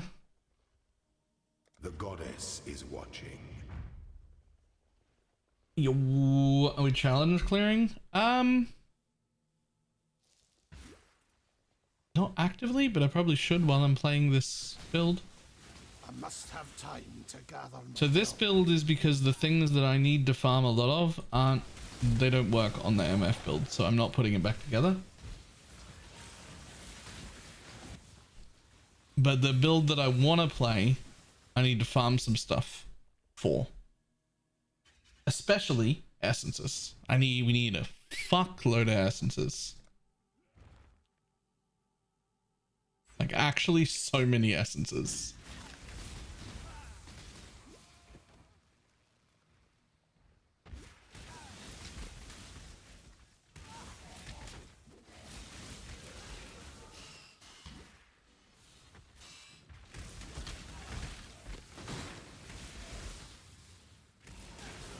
Lies, all you need is one essence. Technically true. Technically true.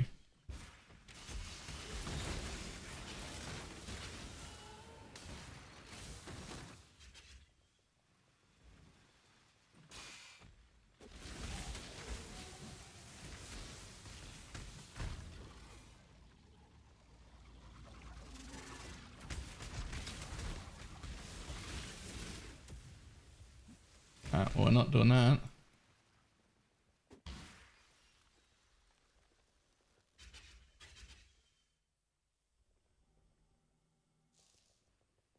Are there any tells that he's near?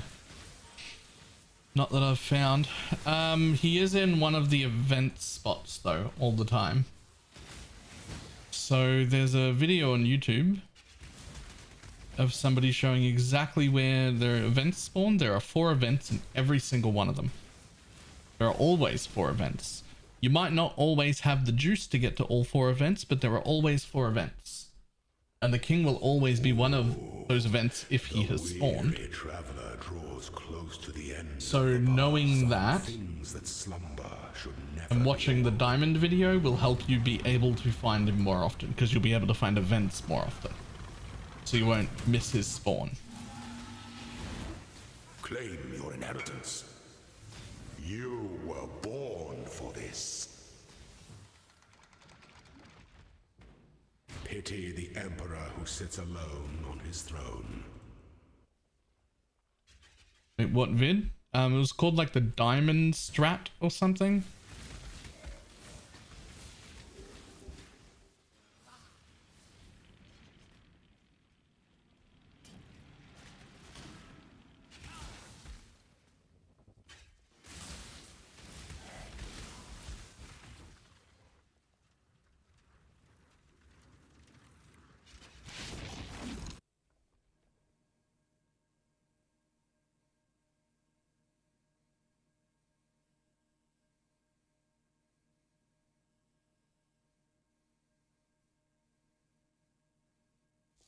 There we go.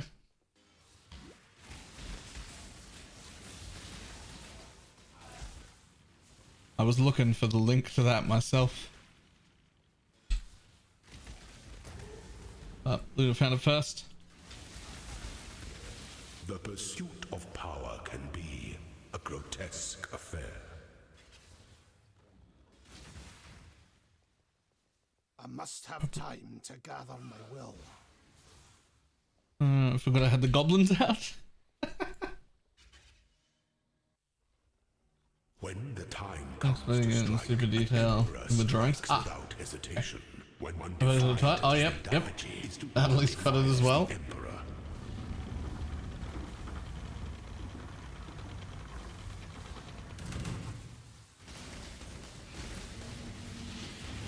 Are you a martyr?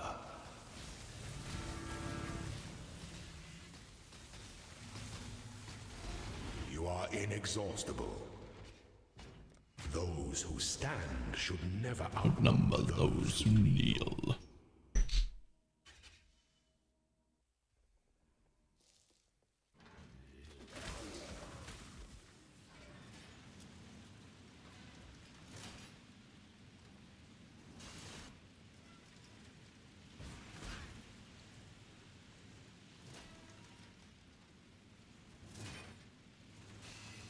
just like quickly looking at the path of building put together for this one and seeing Righteous Fire in the gear. I don't know how we maintain Righteous Fire. I don't know where you get the regen.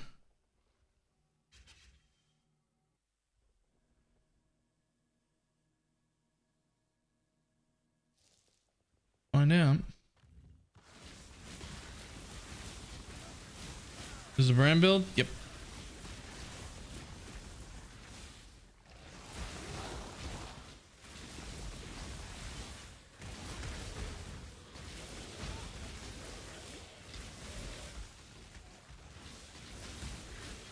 Load up the 22. An aspirant can afford to be promising. Hello, do you need Primal Huntress? I don't even know which one that is. Navigate your empire through But probably. But I'm not in maps yet.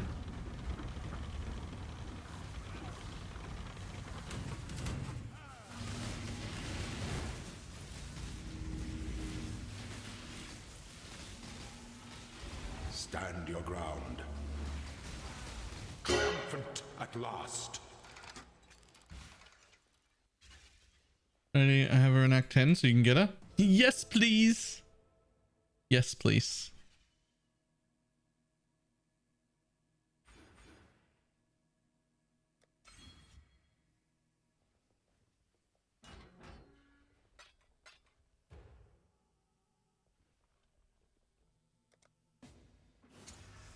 Give me 1 second. We grab a gem.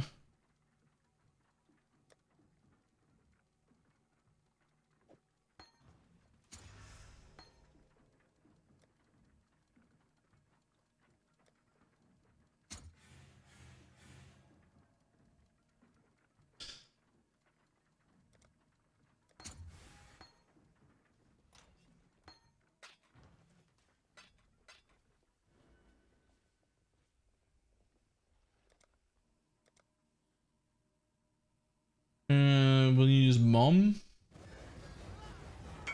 Looks like yes. Had to check. Share my fight. Keep learning.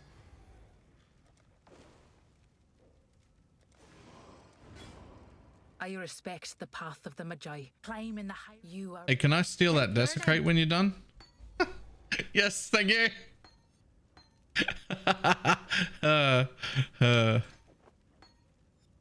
I don't have a... Yeah, that'll do.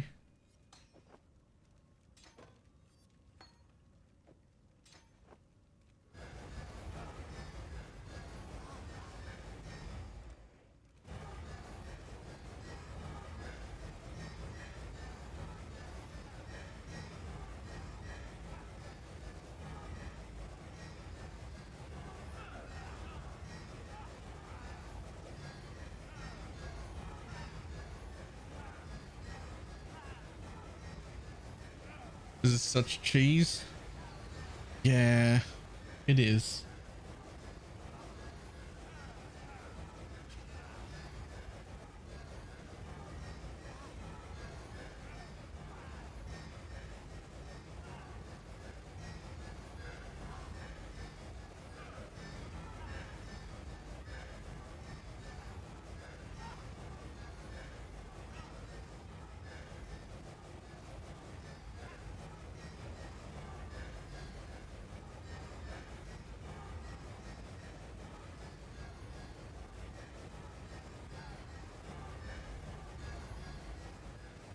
Nearly there. I hope they don't fix that. I hope they don't fix that.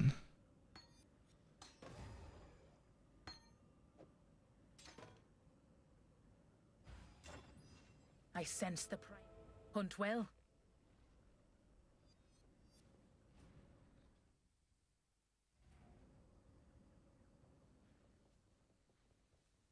I really want that to not get fixed.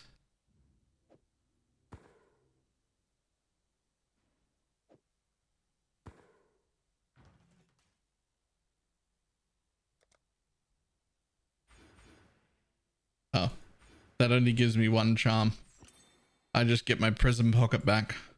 Yo, I got my prison pocket back. Exciting.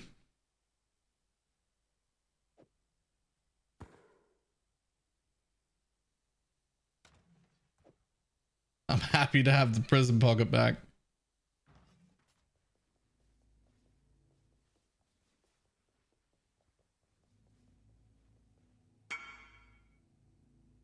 These channels was using on the Spectre build. I mean, 30% offering effect is. I don't know how often that recover on kill will happen to you, because it'll only proc when the burning ground damage over time is the thing that gets the kill. It might be okay.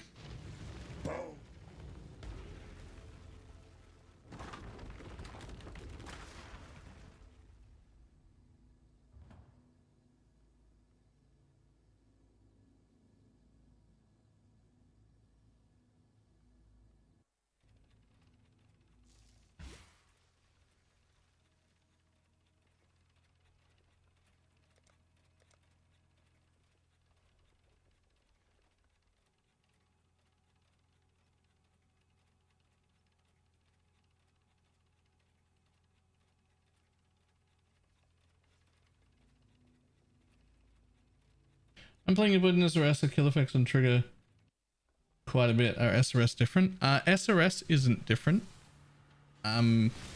Poison is.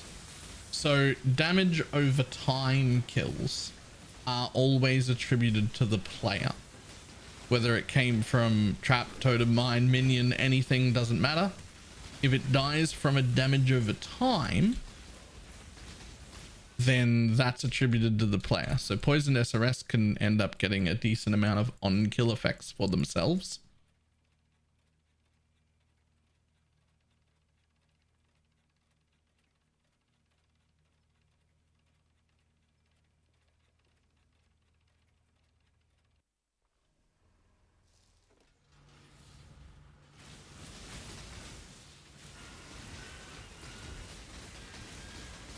Oh, wow. Right, so I respect slightly early and now I don't have any resistances. LOL! I forgot about that. I forgot about that. I have no resistances because I was using the 50 all res. Here. Give me that back. Maybe that's enough.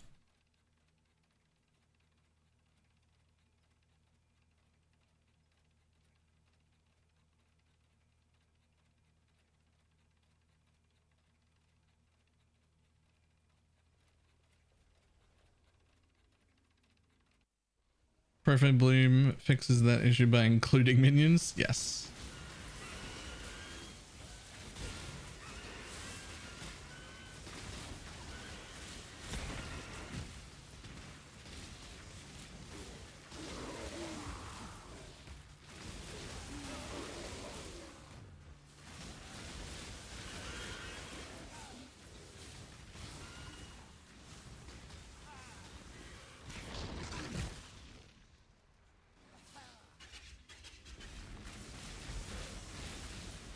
Dum, dum, dum, dum.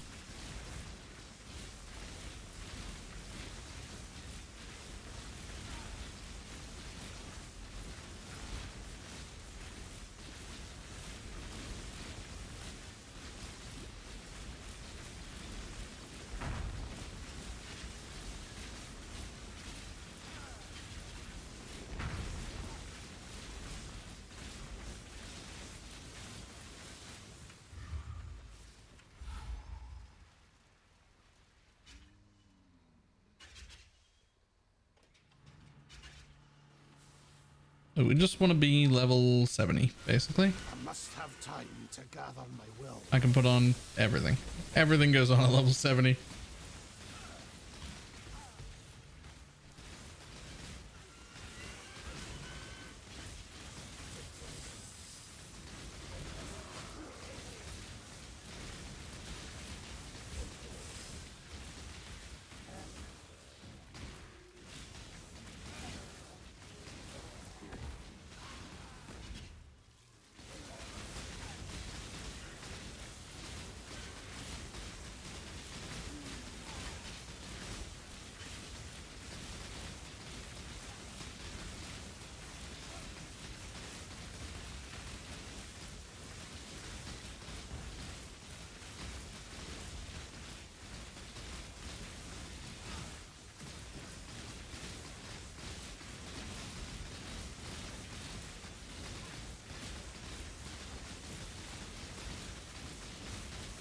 Doom, doom. Boom, boom.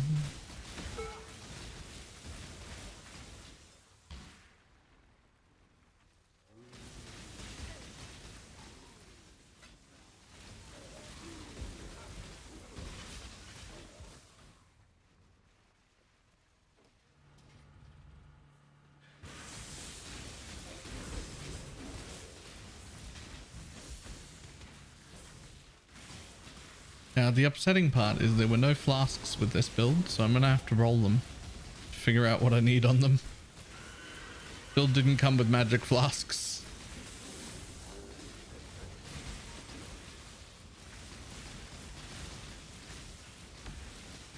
I think they're in the path of building though. They're also not like very confusing. You need the same things you always need.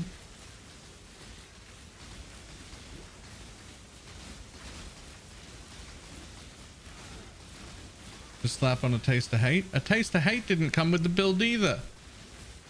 It's probably supposed to have one too. Shit.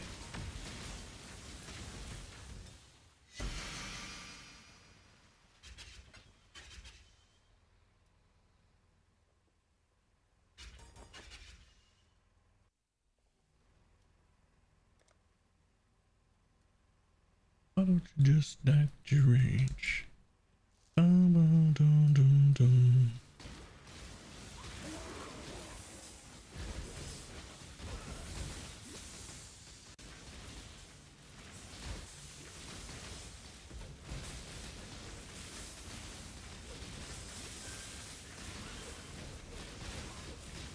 Literally the only time I do delve.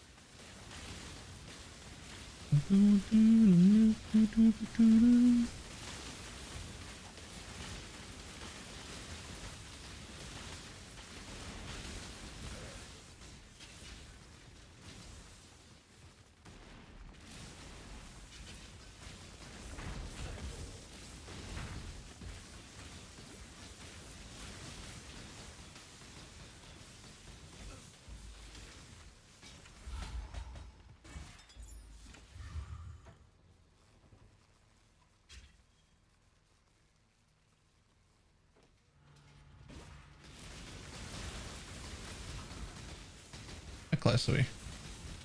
Alright, 2.5 levels. Then we're suddenly a penance brand build.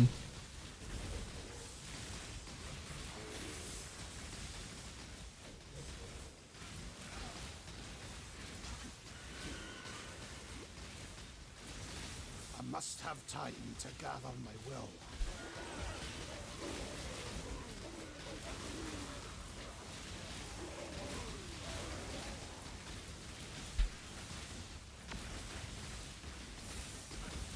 Whoa! Alright, Soul Eater buddy. It's fine. Don't worry about it.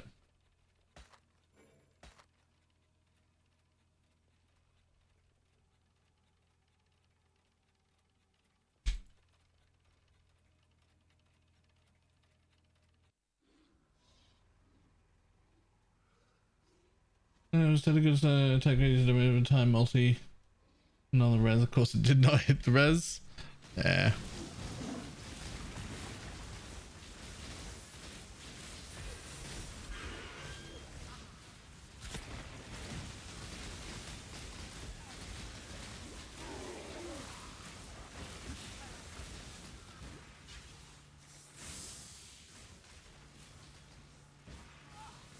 We have a new tune for fun. I want to try out the penance brand thing everybody's bossing with.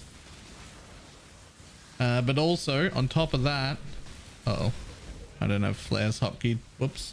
On top of that, I need to farm some stuff for the really cool build that I have planned, but it's just the shit that doesn't exist. So I needed a build that could farm the specific things that I wanted, and Penance Brand came on the market, so I'm gonna give that a go. Mostly, a big part of it is that I don't think watching a semi-MF Pathfinder is really great stream content in this in like a private league. Like, should someone be MFing? Sure. But like everybody's doing it. And my version in the private league is just like a scuffed less quantity worse version. It's kind of just boring. There's no reason I need to be doing that. It's very fun to play. It's very boring to watch, in my opinion.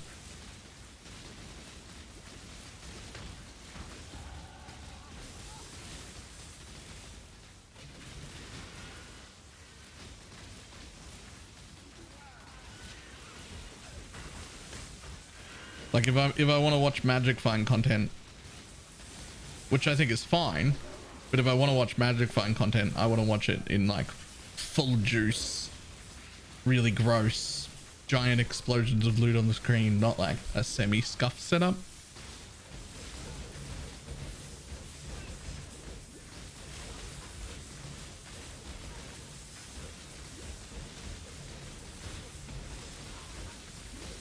Yo, what is going on here? You want to watch MP? Nah, I do solo Magic Find stuff in trade. Like where my character is juiced enough that I think it's good content. It's fine. Solo MF is fine. Just solo MF in a scuffed setup in private league with only like 40% quant total just doesn't tickle that urge.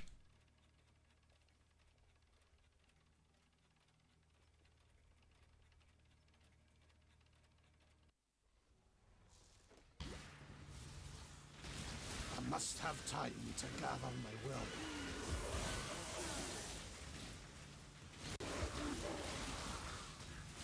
Like there's plenty of room for like solo MF content, but if you're gonna do it, you want to be juicing.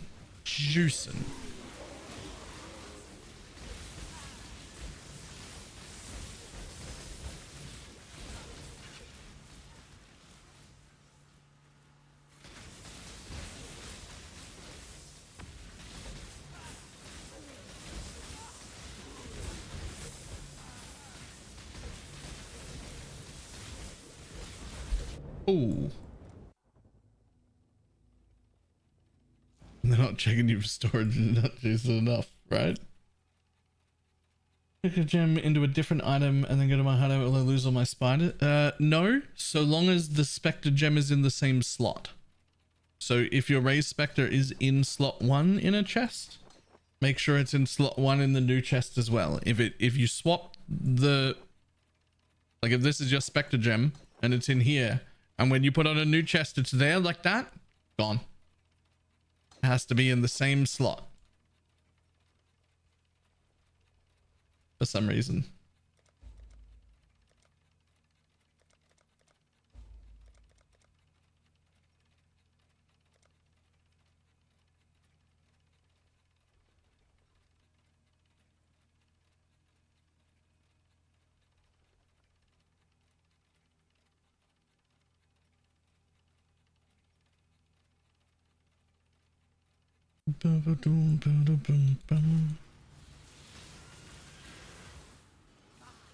A lot more likely to actually upgrade my own gear. You know you can intentionally lose your specters while changing stuff in a hideout and not lose them.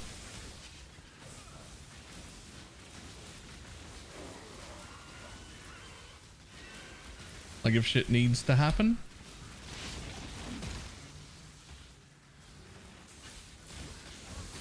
Well, we're gonna start looking for the 30% movement speed anywhere from Act 2 on. Anywhere from Act 2 on.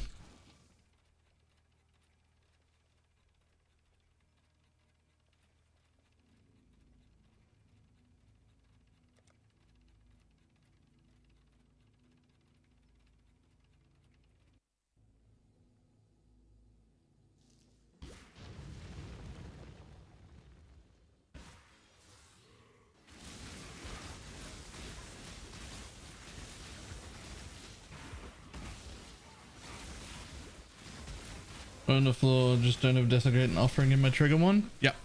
As long as you take Desecrate and Offering out, and you don't have that chest or helmet that automatically eat corpses near you, because those exist too, then they will drop on the floor. When you lift your Spectre Gem, they'll just drop on the floor. And then you just don't leave your hideout. You stay there, do all the regearing, all the respecking you need to do, everything, but you don't leave your hideout. And then you'll just be able to resurrect them off the floor, because they'll still be there. You can do the same thing to respec Wildwood Ascendancies, because when you respec Wildwood Ascendancies, you lose all your Spectres. Like if you change Wildwood Ascendancies or Descendancies, whatever it is you want to call them. But you can do the same thing, standing in front of the NPC where you're about to respec. You can just take your Offering out, take your Desecrate out, lift your Spectres to drop them on the floor, change Ascendancies, res them off the floor.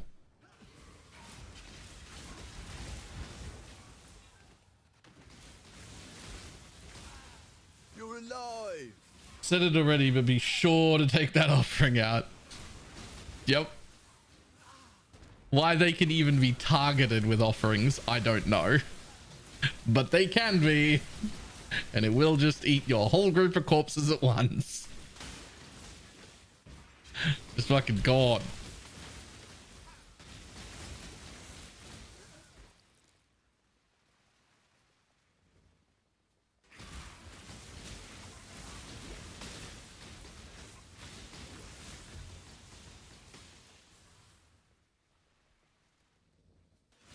It's intuitive easily to keep playing this build because of the sleepy OCs. Yeah. Yeah.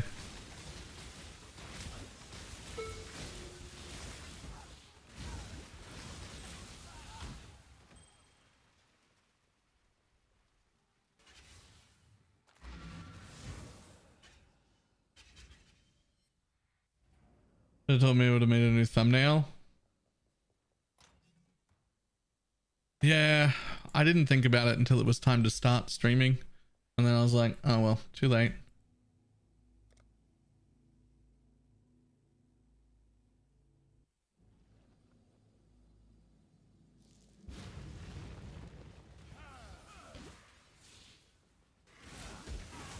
There's a New Year's party anyway. Well, Happy New Year's.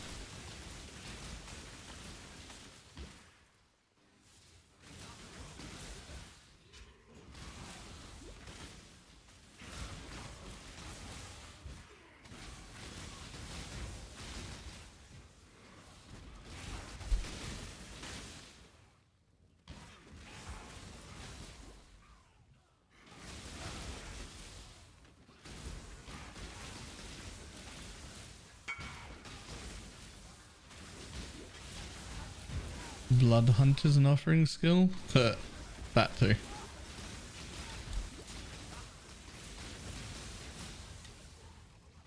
Imagine going to IRL parties.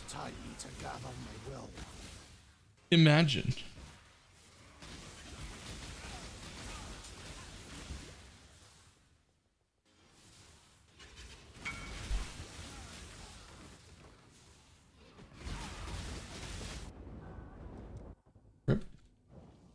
What are you leveling? Penance brand.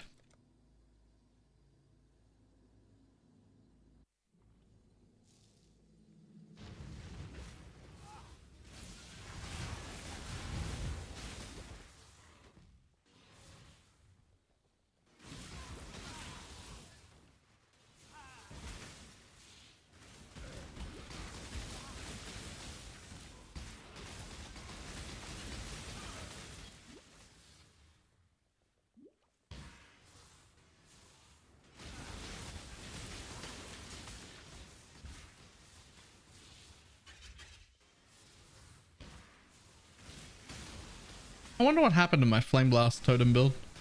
I wonder if someone's still playing that. Also my Marionette build. Wonder where that is.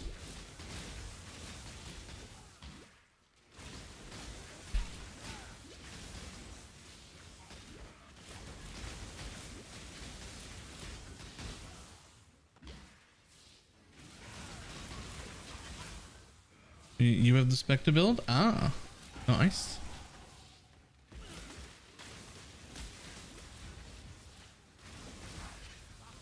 You're at least the third person to be playing that build in our private league, like with my exact gear.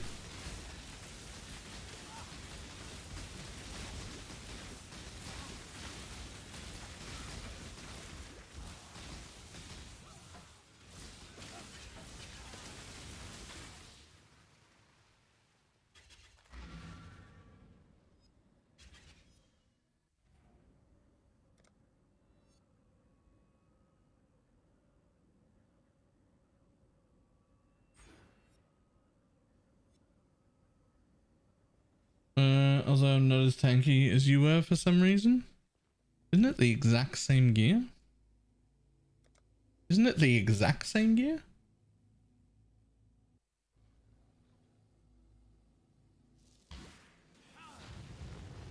I'm far more content with it than I ever had. Yeah, it was so nice.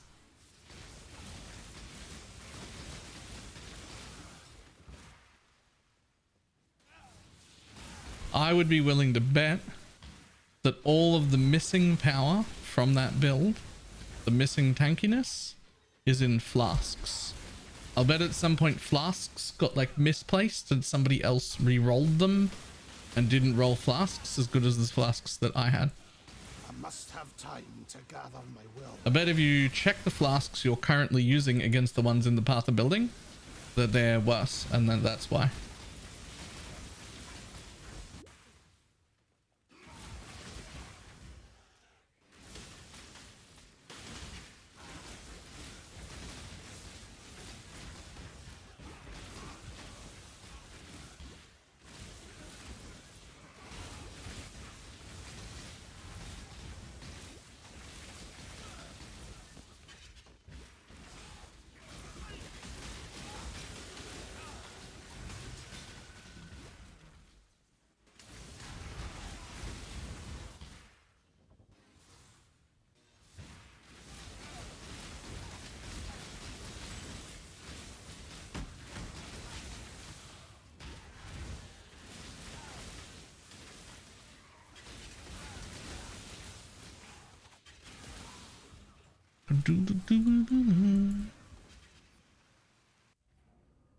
Almost there. Half a level.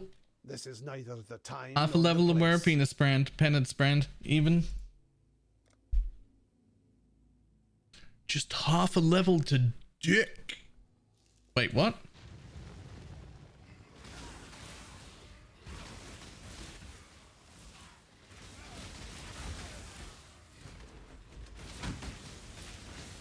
Packed with energy, exile.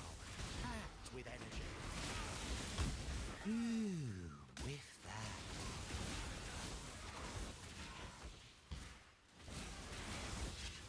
that. It doesn't sound like a beer I'd want to come near. I wouldn't mind.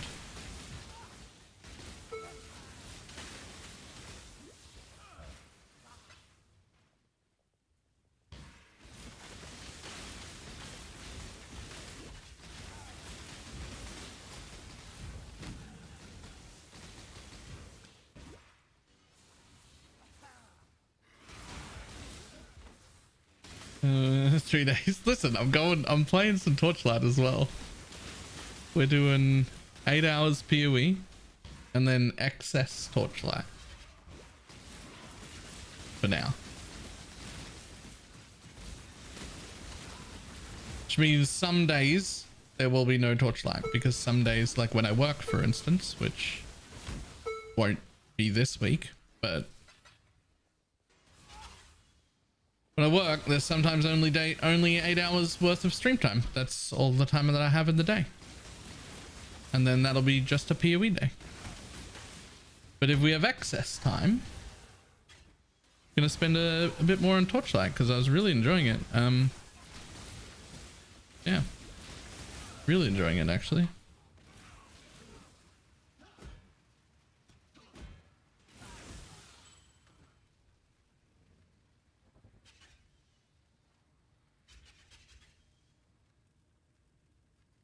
I fucking love that thing. Incandescent Heart. I actually love it.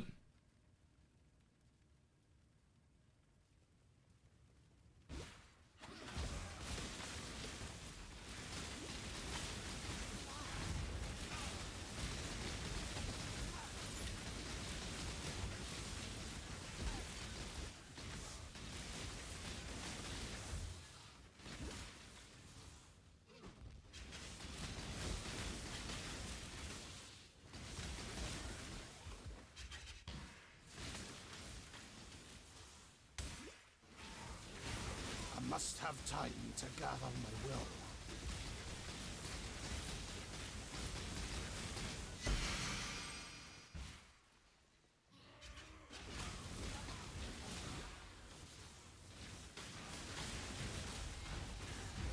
Hey. With that. Let me out.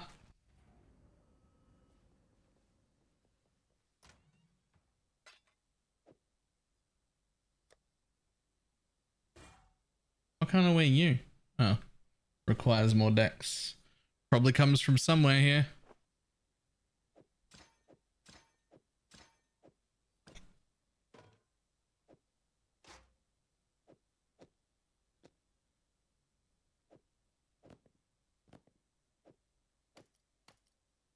Oh, that needs decks as well.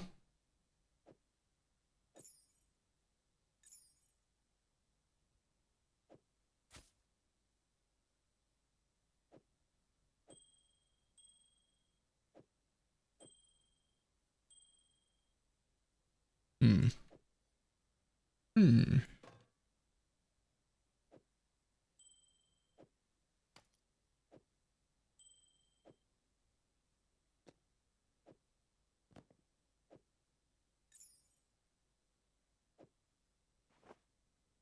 Okay. We clearly need more decks than what I have.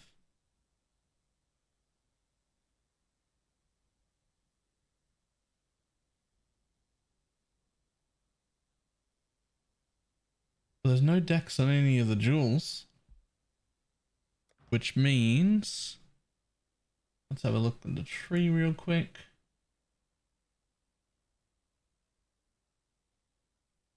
See if any other dex nodes jump out at me. That's another int node. Yo, where did all the decks come from? Wait, I have all the dex nodes from the tree. Don't I? What am I at?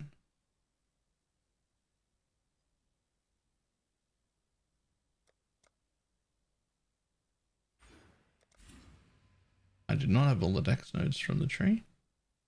That's a lie. But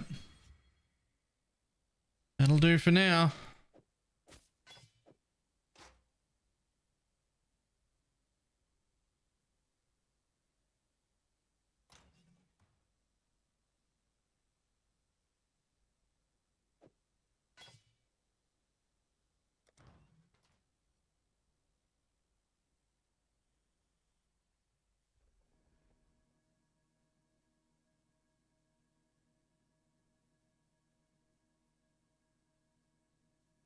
Okay, let's have a look. So first of all, I'm going to need more passive points. Goes there and there. Oh, I still need one more passive point. If we don't have Eldritch Battery, then we don't have any of the setup. Just drop those for now.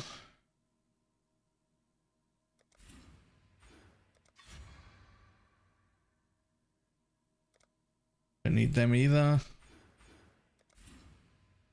Do need this duration wheel.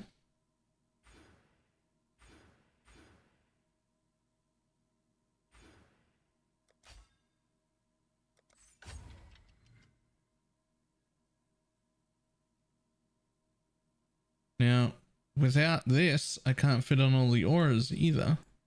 So, something else has to go. It's just gonna be, we're just gonna be not elemental overload and not crit at the same time. Just for now. I'm going to assume that Penance Brand is just strong enough and this gear I just put on is just strong enough that it doesn't fucking matter.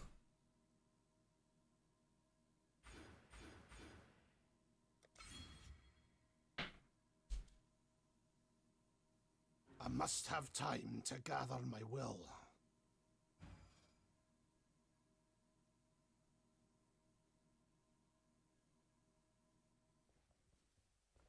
And crit straight away.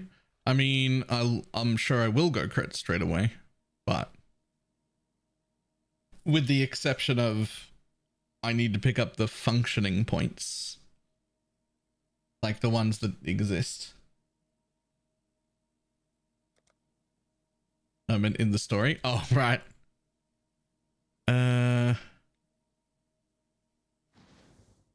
Okay, so that's a blessing. So you're gonna have to go there. There's no way I can run Righteous Fire right now. What the fuck? How? I know I'm doubling the regen with Eldritch Battery Mom, but even with that, it feels like I have no regen outside of just the Conk Ground. Like I don't have any, I've got Conk Ground and Vitality, that's it. Like that's it. I guess there's another 100 there. Okay. All right. Conk Ground, Vitality, and 100 regen from the shield.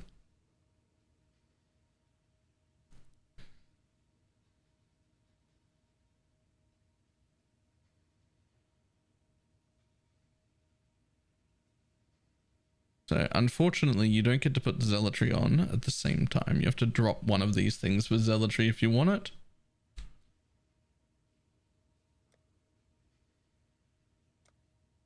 Imagine wearing a marble amulet for free overkill. I don't see any problem with that. We're going to take that real quick. We're going to Divine Blessing. We have Hatred on a Divine Blessing here.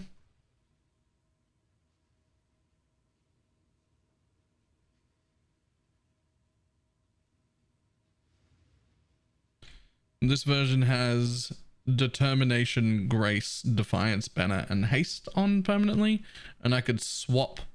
I believe the idea is that you swap Grace out for Zealotry for like big bosses, because Grace is worth very little in a boss encounter.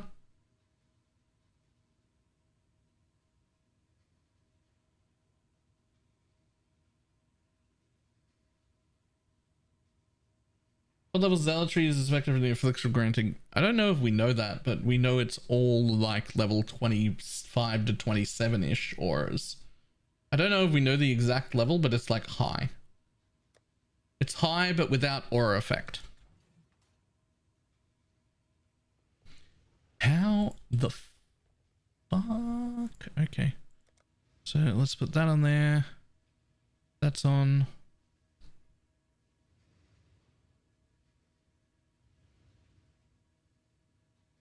Hello. Oh yeah, aura lasts nearly 18 seconds actually, that one. Okay, so here is the trick. And this is always the trick, by the way. Hatred, that's the blessing one. So, I take a big, annoying, obvious garbage MTX that sticks out, something chronic, I put that on the blessing, and then I take every other aura and I make them invisible. Literally pay to win.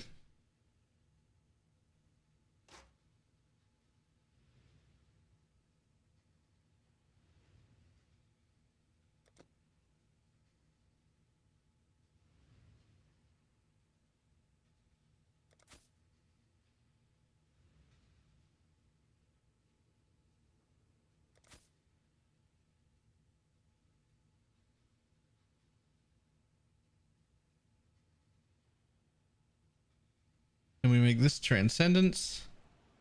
Okay. So now all our auras are off. And when I put the blessing on, we get this big green one. And so I don't have to look at the bar to tell what's going on.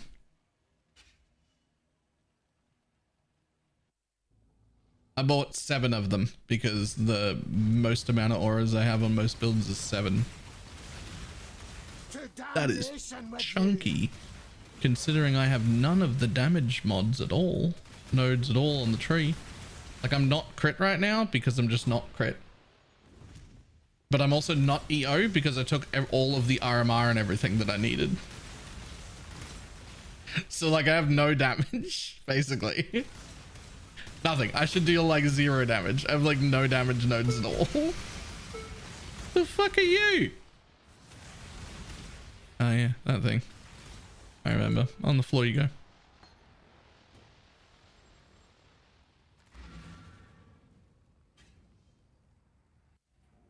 What's the point of the point of that is because I have a blessing, which means I have to keep that blessing up. Like, that's part of the deal. And normally you have to just look down here and be like, is the blessing on? But if instead, if I make all my auras invisible, I don't have any of the aura effects around. And then I put a big obvious aura effect on the one that's a blessing. And when that green isn't around my feet, then my blessing fell off. I can tap it again real quick. That's it. Now I can tell where my blessing's up.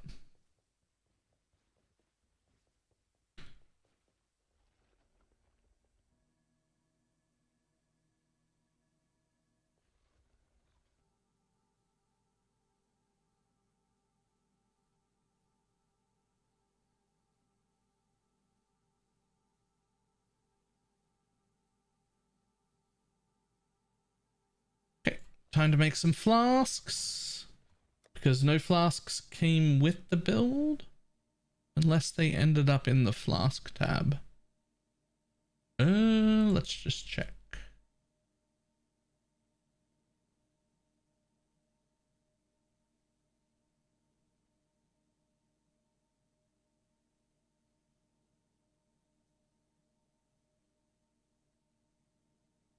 No.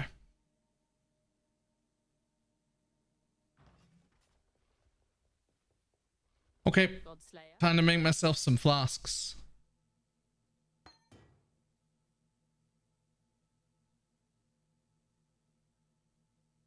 So let's see. We're gonna go with this one for sure. Then we're gonna go with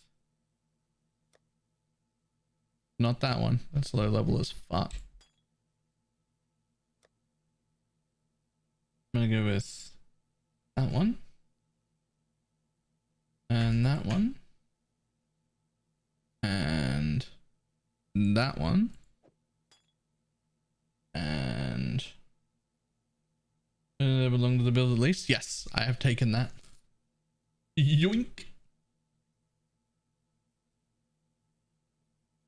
I thought there was a taste of hate, but I didn't. There wasn't one in there. But I took the bottled faith.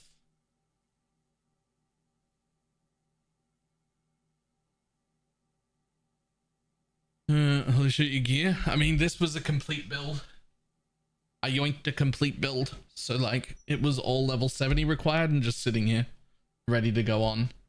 It just didn't come with flasks. It did come with charms as well, but... I'm going to take this one and put that in instead of this one that I have currently, because that wasn't part of the build either.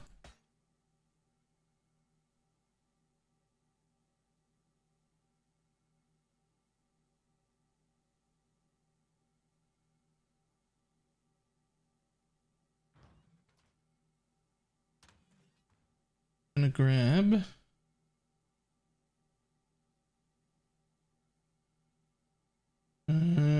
would fixing suppress somewhere else and putting on a lightning coil be beneficial? I mean, probably, but it's not just suppress.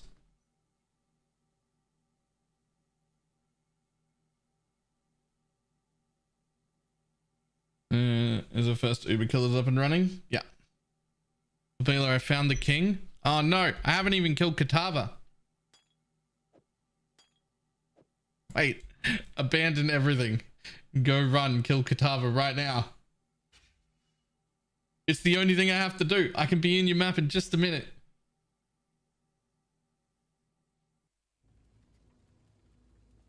It's the only thing left.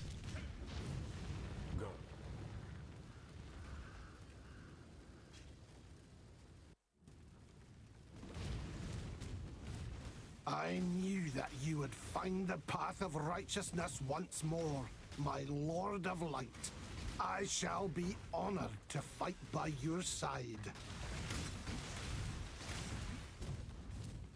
Regardless of levels, I'd like to have done my flasks before starting. They're pretty actually important. I'm sure I have the damage without them, but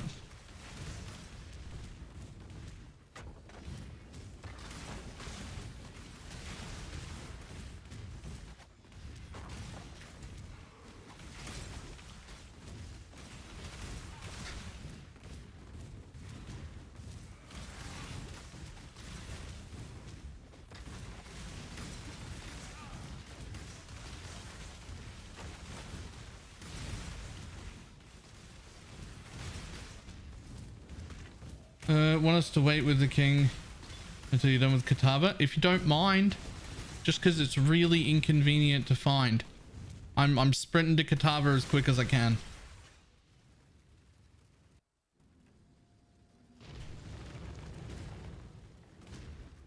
First thing I'm going to do is see how good Whirling Blades is in this setup, because holy shit, shield charge is like the worst. It's actually so bad. I hate it so much. It gets stuck on absolutely everything.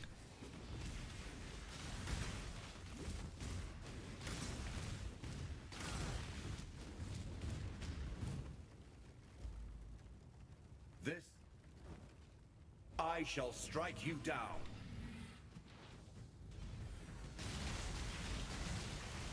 Well, that was instant.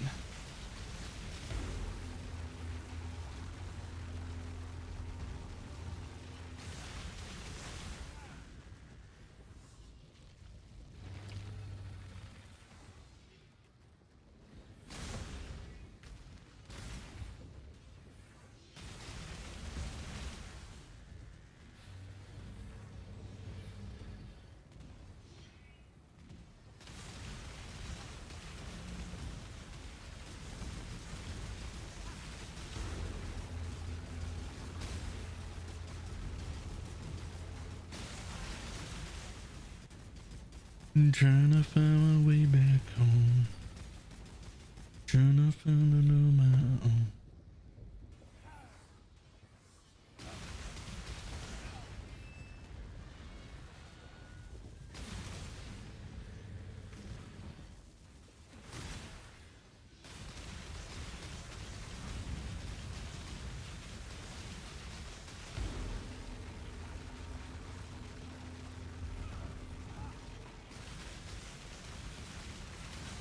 May a new dawn arise. May a new dawn arise.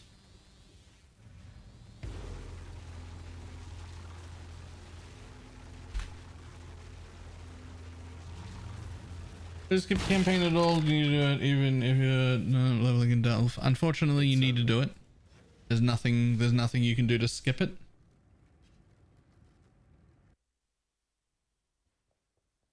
Now, so time and tide wait for no man. By the light. Remember, we do this. Good tidings to you. Sail. Okay, I'm here. I'm in maps. I'm coming.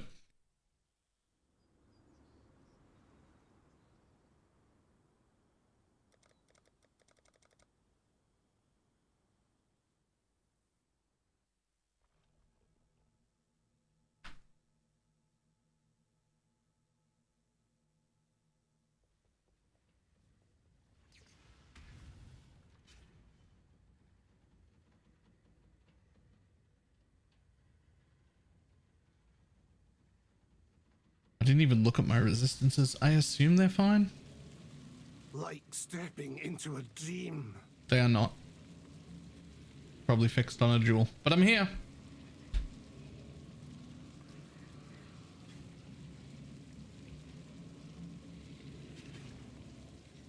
Tell that stranger in face. What's your fastest campaign time? I don't know. No idea. Like 4 hours maybe?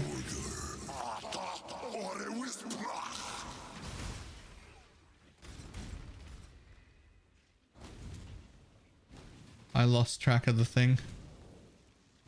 Uh oh, we all lost track of it. We literally all lost it. Okay, it's through here.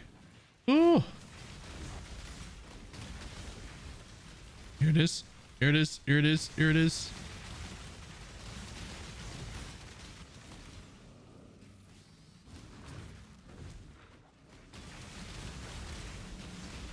No. Ah. No, we're all collectively lost.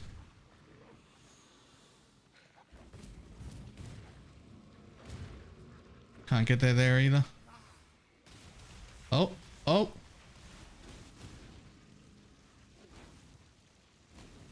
Ooh! Nailed it. The Wildwood's power is mine.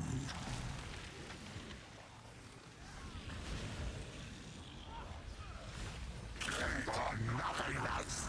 This is not the end. We nearly failed that. We all collectively nearly failed that.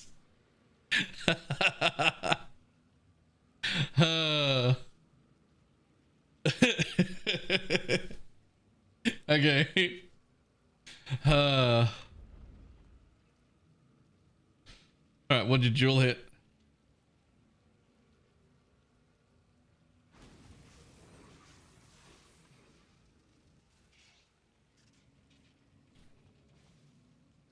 Effect for power charge, increased effect of mark.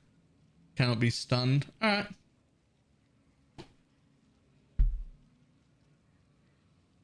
And 45 C tab and hasn't sold in like 2 days. How much is badged now? Everything is free, right?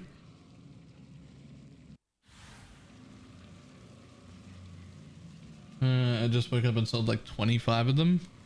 Wait, like a whole bunch of just badges? Like badges suddenly went up in price?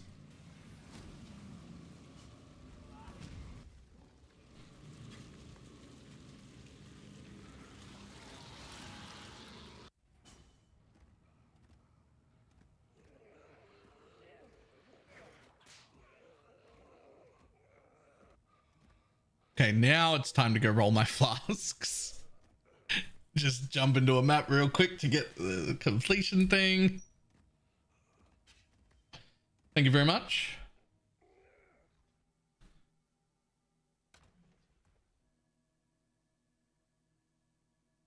Okay. Now, let's see. What did I do with my flasks? Did I drop them all into... Maybe I want that.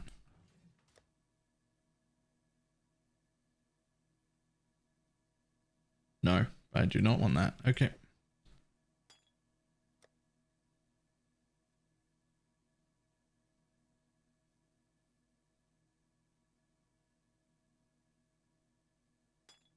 Okay, one of them.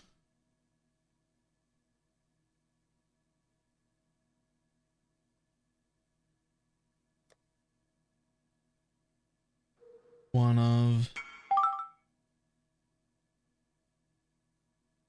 Oh yeah, fair enough. One of these.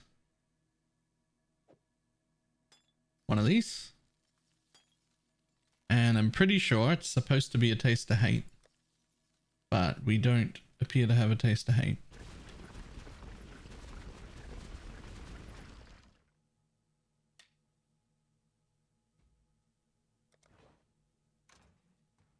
So for now, without a taste of hate, what do I put in? Fucking divination distillate, lol.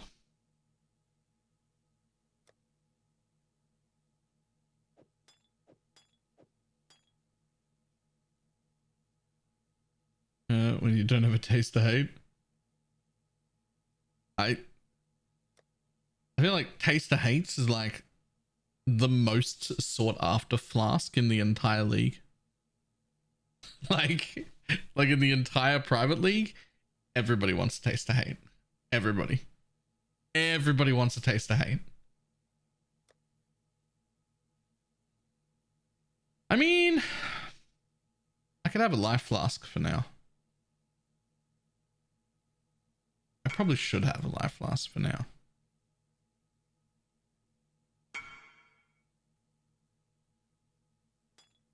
Nah. Amazing. Yeah. Every day we've got like 2 to 5 people asking, anyone got a spare taste of hate? I've been through 2 already. But when I move on from the build, I am handing them over as an Inquisitor. I mean, it's Penance brand. So it makes use of both sides. Oh, you mean as a... Yeah, right. You mean the life flask. I thought you were talking about the taste of hate. No, you're right though. I already abandoned... I was like, should I have a life flask? And I was like, no, a phasing flask, you idiot. What are you doing?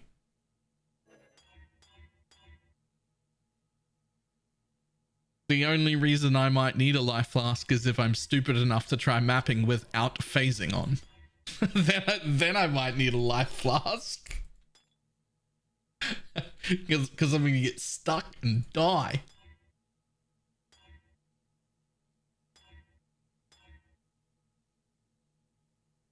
Roll better.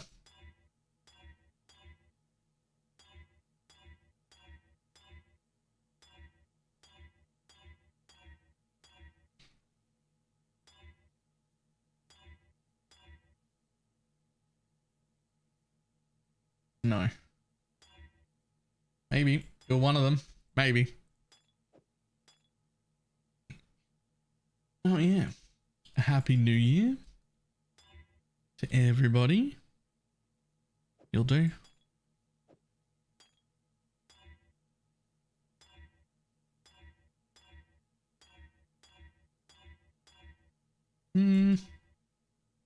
Perfect.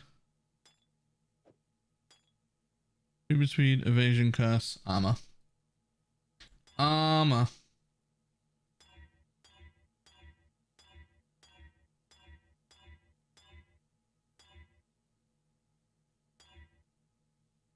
I really want armor. 15% cast speed's pretty big though.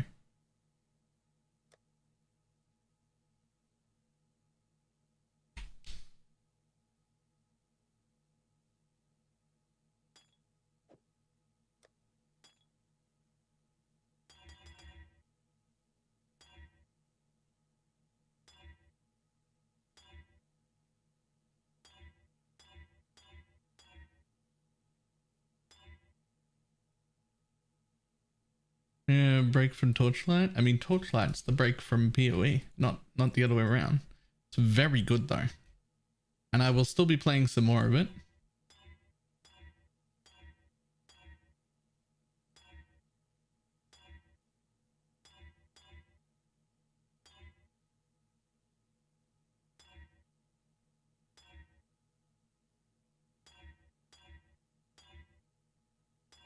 Armor, percent armor.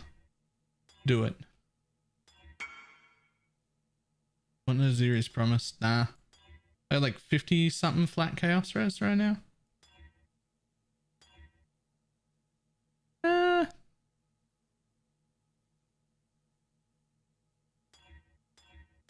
it should be alright.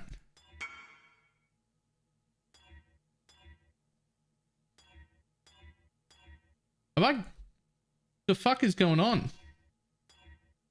I just alt rolled stun and block recovery like 11 times in a row.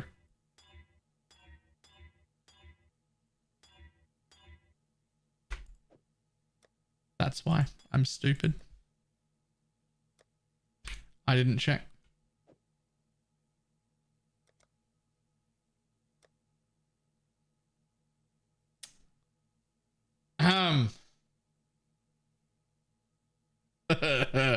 I didn't check its item level. No one saw that. Don't worry about it. It's fine. I'll delete that one too. It's item level 4.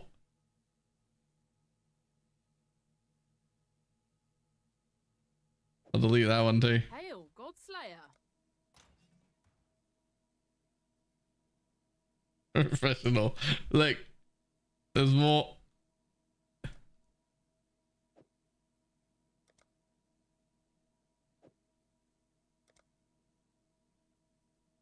Apparently I'm running out of Quicksilvers. There we go. Oh, that one's already rolled. It's fine.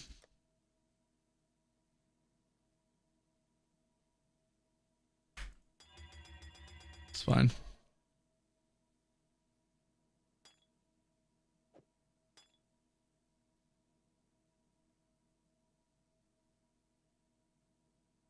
Please help. I can't stop farming Onigoroshi, and it's not even good. It's not even efficient use of your time. It's actually, you're actually actively wasting your time right now. How do you feel about that? You could buy the thing.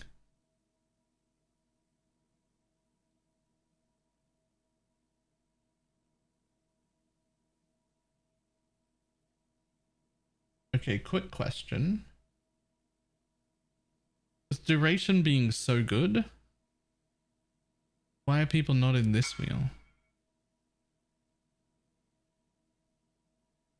And then, is there... Do you actively not take the brand's jump?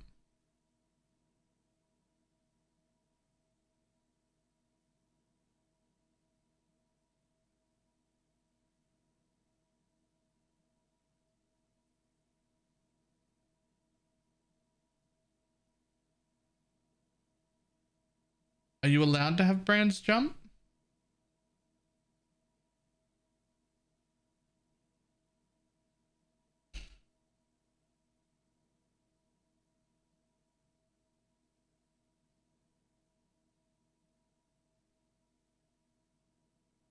One shots every mob, so jumps anyway.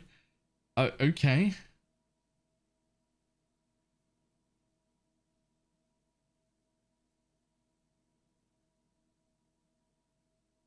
Not for bossing. I mean, brands don't attach to a new enemy if there isn't a new enemy. So for bossing, this doesn't do anything. If there's no enemy for it to jump to, then it just doesn't jump.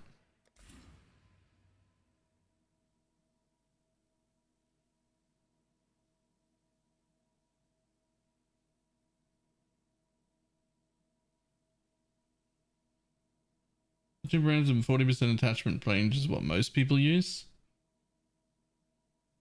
Okay, I mean, I'll leave the attachment range on. We'll see how it feels.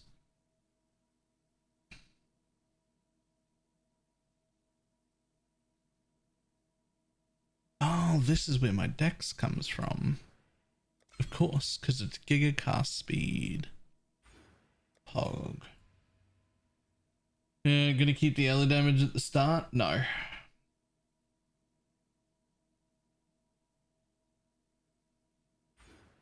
No, you come out here. Well, I mean, realistically, you come out on either side. It actually doesn't matter. You come out on whichever stat is lower.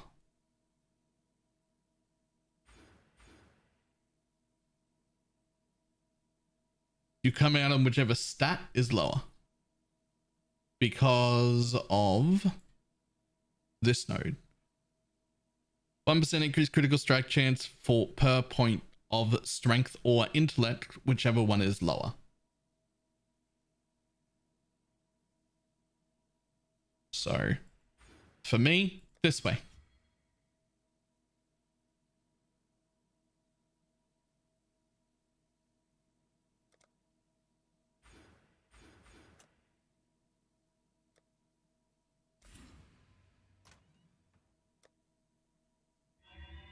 I have to use a 3-point jewel or a cluster. Yeah, or like leveling on every build. Almost every build that I can think of, I always path out there. And I can't remember ever having a finished build that uses them. Like, you always start there and you just never ever keep it, right? Like, ever?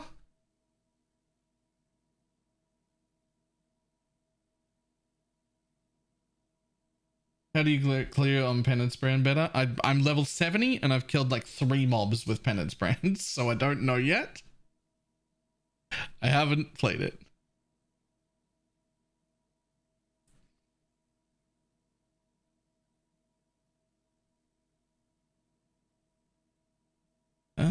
just seeing.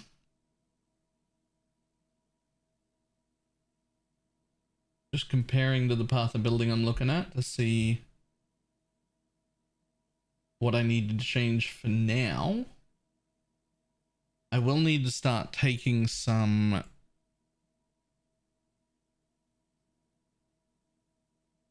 spell suppression chance 74.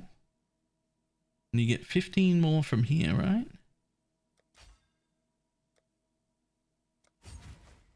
$89. Where's the rest of this? Oh, the rest of the suppressors this wheel. I think. Okay, so let's grab that because I don't like dying.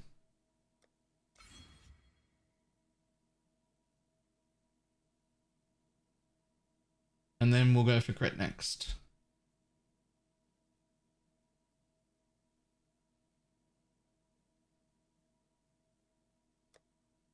It's already got 47% crit without being crit. Do you still have the leveling gear on me? Yes, I do. It actually happens to all be right here. All just organized into one tree. Into one tab. Here you go. Sorry about the gems. If you happen to be leveling the same thing as me, great. There's all your gems too.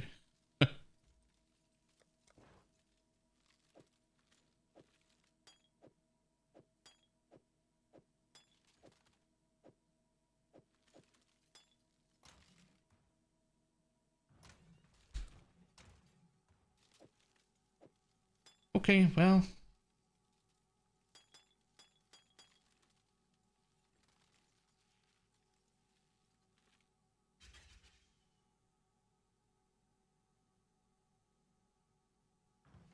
Godslayer.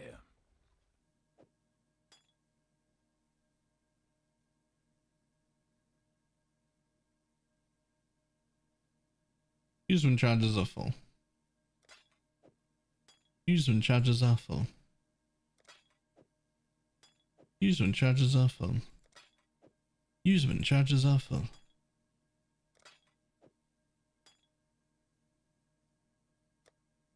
So it ends up being 24,000 armor and 32,000 evasion with suppress cap and like 700 life regen and 700 energy shield regen. Huh.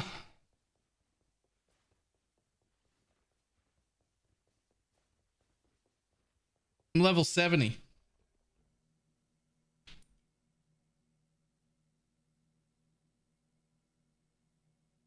That's not bad. I've got like aura effect here and like plenty of like aura effect stuff and like plenty of nodes to take still, plenty of jewels to take still, plenty of everything to take still. I have this 12% RMR. Is that supposed to be I mean, it's not supposed to be taken, but everything doesn't fit without it. I've got only 53 mana left. Like literally. Oh, I've got 0 mana left. Nope, it does fit. I've got 0. I've got 0 left. This part of your tree looks like a wandering path. Fuck the notable. Yeah, I just didn't have any passive points. I didn't have any passive points, so what I did was I took the nodes that were absolutely necessary to put the gear on, which is the RMR node, but not the aura effect, right?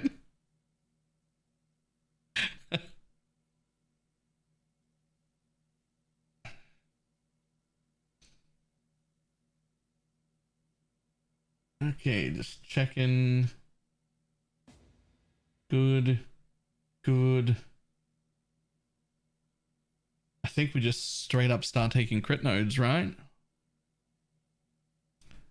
I mean, I do this to suppress cap so that I don't have that issue. And then we start with crit nodes. I don't need life until later.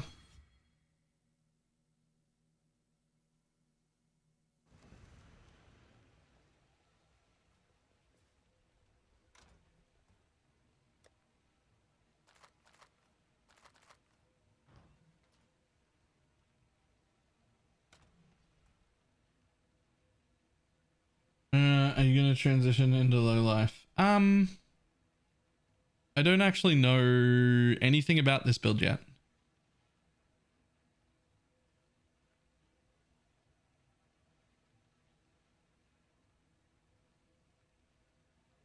What else would you, what is the other aura you would put on? Oh, I have not. Slash passives. Oh, the way forward. Nice. More prevented. No, it's a good note. Great note.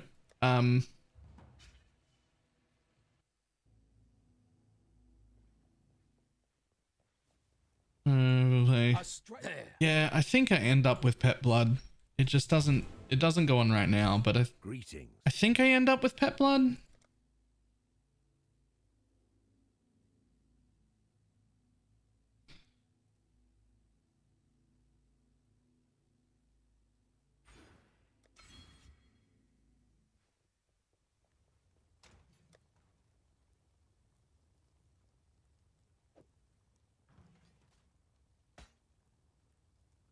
Welcome, by the way. Yep, thank you. Questions that probably got missed. Could redesign and leak. It'd be a wandering path on the regular street, but modified. Oh.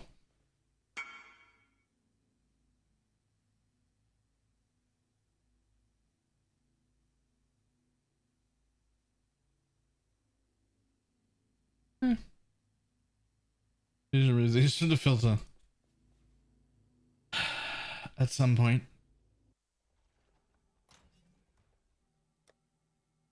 Okay, well, fuck it. Let's just pick up. Let's just see what happens.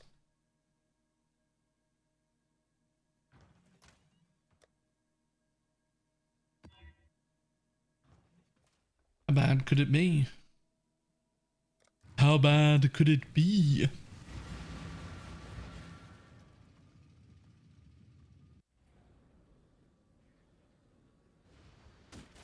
Oh, apparently. Oh, right. I just started walking immediately. That's all.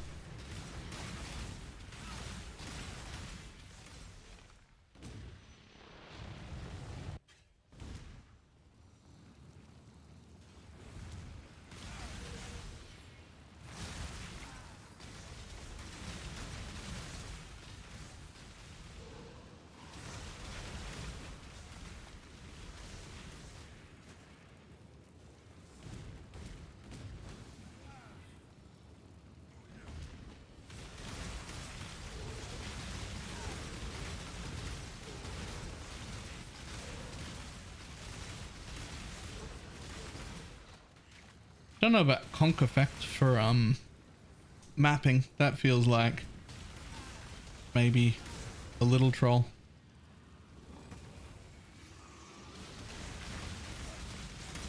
Feels like I should probably be ink AoE, to be honest. Like woke ink.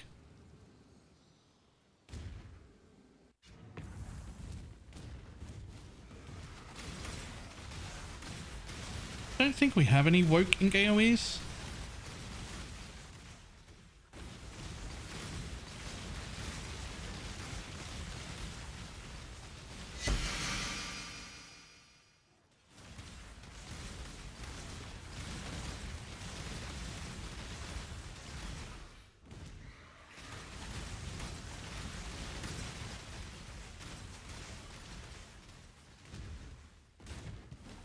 And if we want to swap, just swap to Stormbrand. Actually, I might want that Stormbrand of Indecision back. That one that I just gave to last in all of the gear. So we might be using that to map.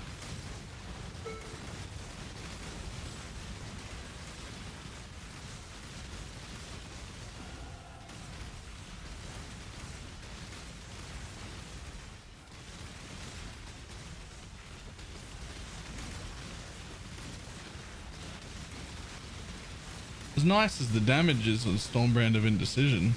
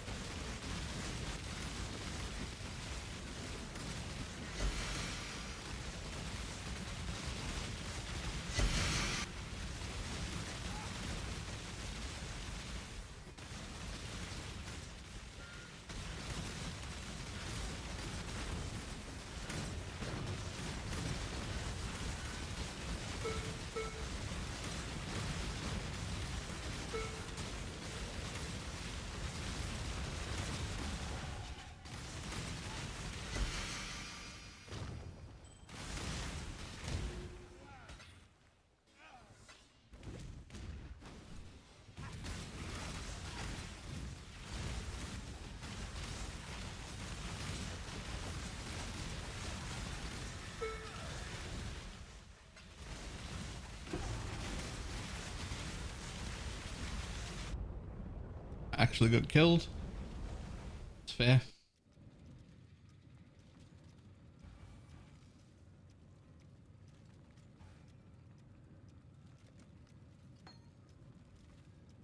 Thank you.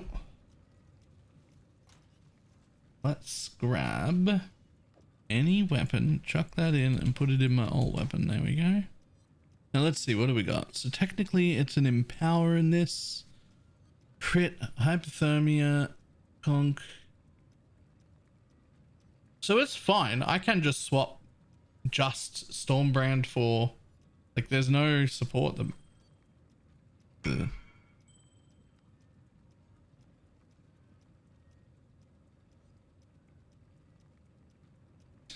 It's the lost quality. I'd rather level. Rather level than what I have.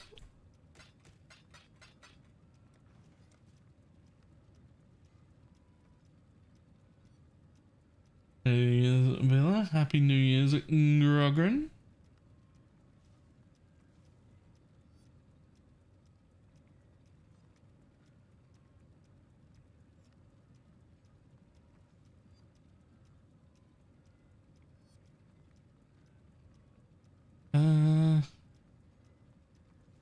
Okay, so that's crit. It's crit multi, and that's for much later. This is a lot of crit as well. As is this. It's actually not that good.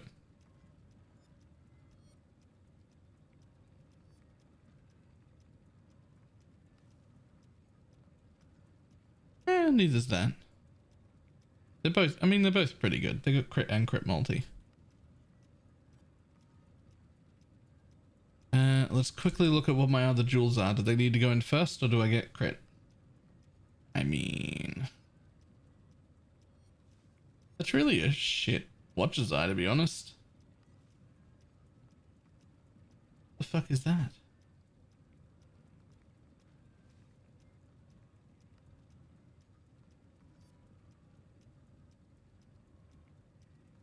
Yo, these jewels are shit. they're actually like not good jewels. Why are the jewels so bad?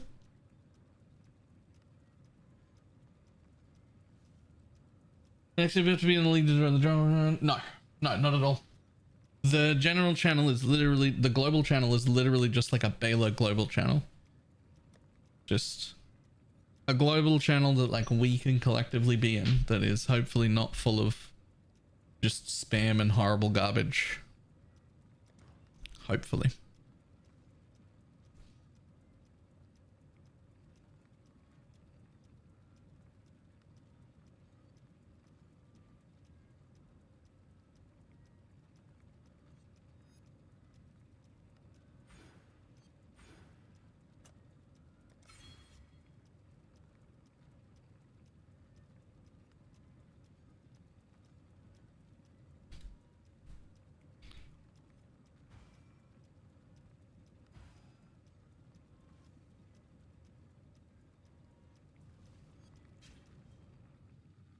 More specifically Power Siphon. I have, but Power Siphon changed this league.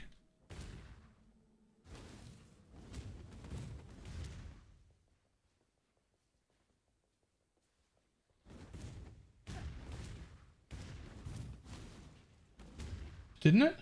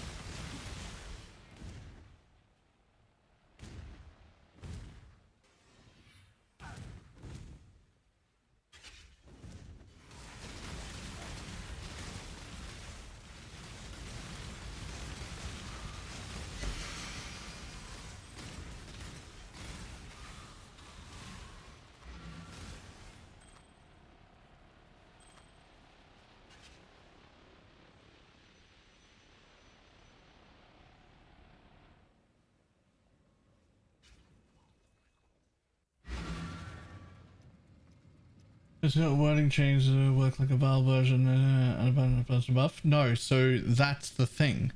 That's the change. It no longer is able to do single target. Additional projectiles will just make it track more enemies in any way. You can't barrage single target the thing at all.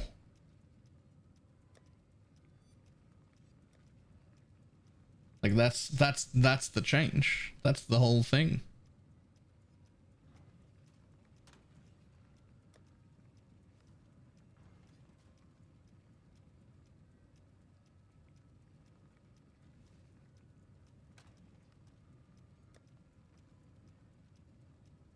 Maybe not much I can do for single target. If you're using Sniper's Mark, you can try Kinetic Bolt instead in a 4-link.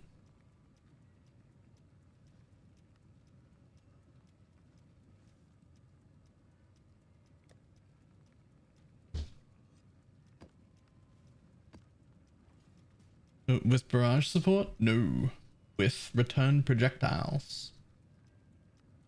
Return projectiles and Sniper's Mark.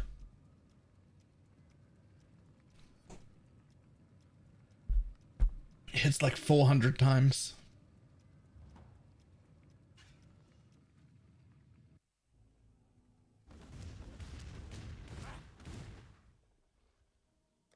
Justice will prevail.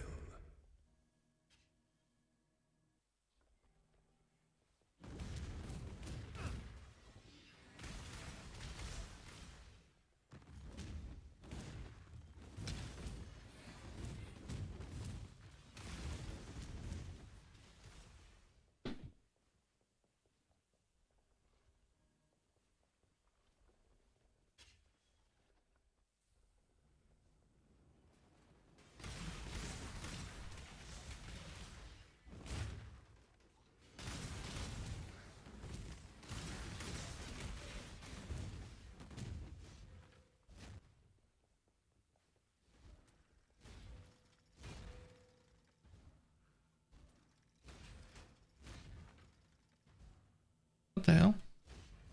Where's the golden key? What?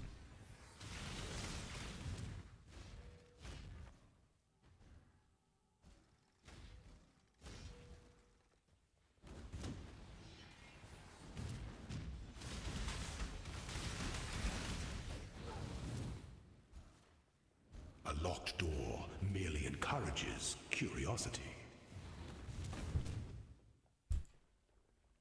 I didn't actually see that coming off it. Any idea of scaling the max stages of Winter Orb is a good idea. Unless it changed, the answer is yes.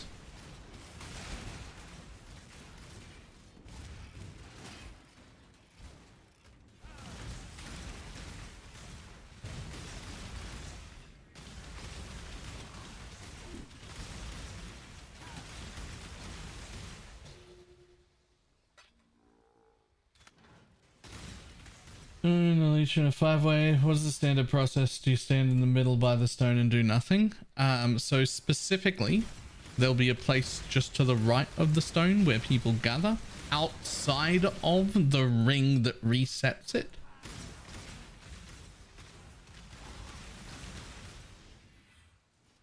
And that's your standing place. You just stand there and do nothing. That's it.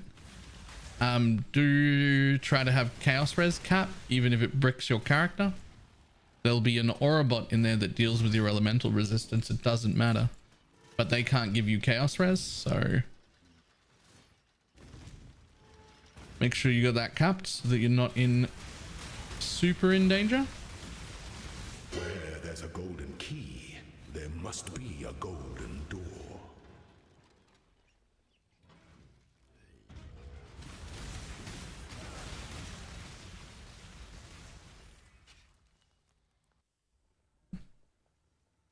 I read that in chat literally the exact same time as it was saying it.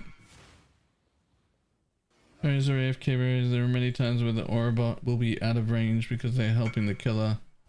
Okay. Is the most liberating of metals. I mean, I've never been in one that wasn't an AFK carry before.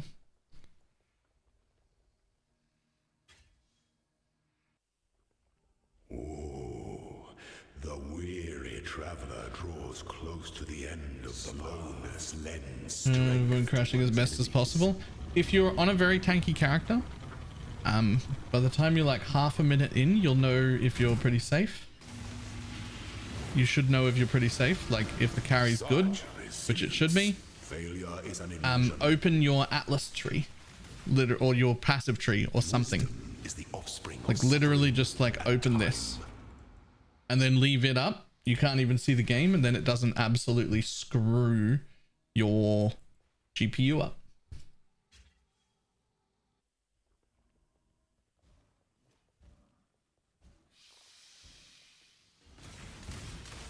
Some people bring stuff in to craft. They'll bring like half an inventory worth of crafting mats with them, open up their passive tree, and then open up their inventory on top of it and just start like alt crafting shit while they wait. You don't have to do that. I'm just saying it's a thing people do.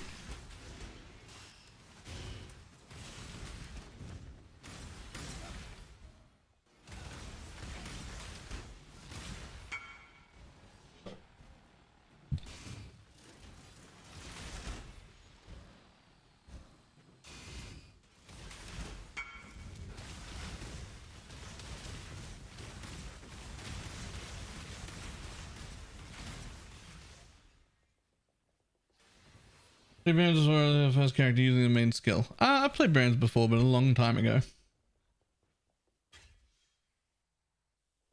I love this game for that reason. It is funny.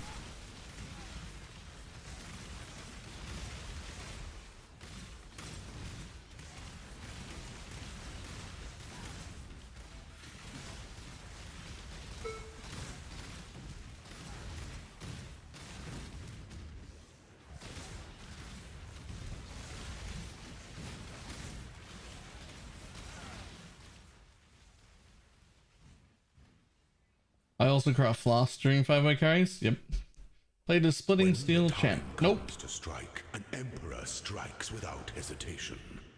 To entertain some empire must be shared equally amongst all of its citizens.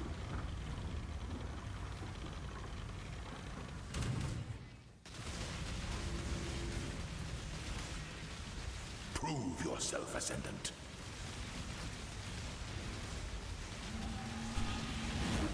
You were born for this.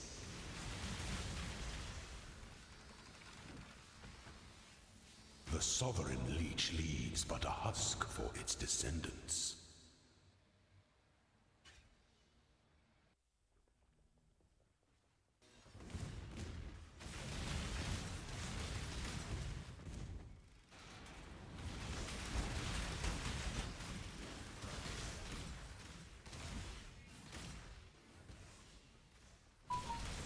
Zoop-a-dee-dee-doo.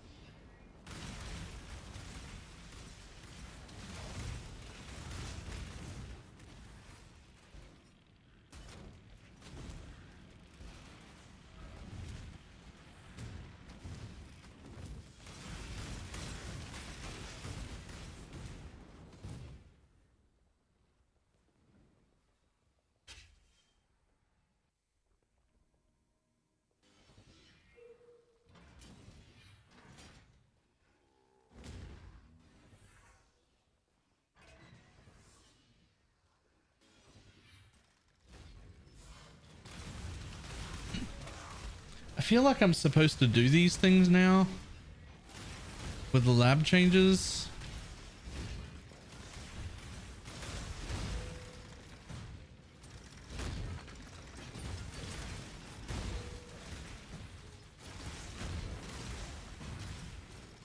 Last question, how safe are minions? For reference, Spectre and Animate Guardian and take not being impacted. No, 5 ways are much safer than that. You will die before your minions do.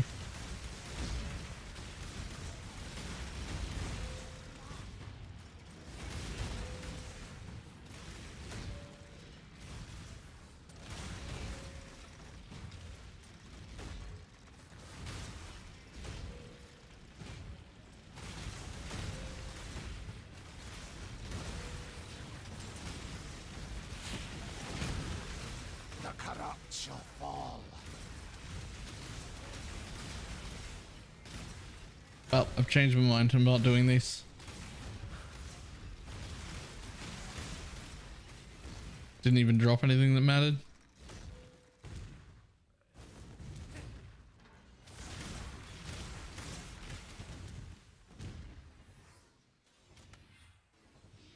Oh, never done this before. A couple of those actually matters this league. Yeah, they do.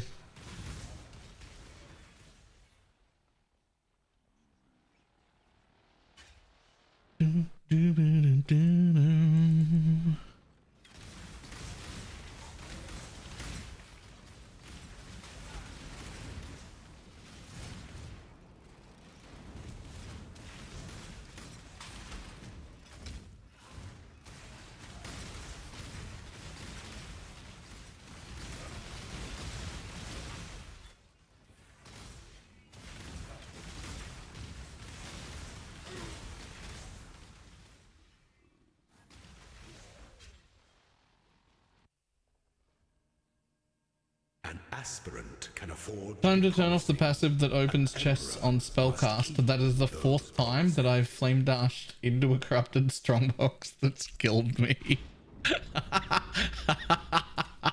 That's great. You must navigate That's actually fantastic.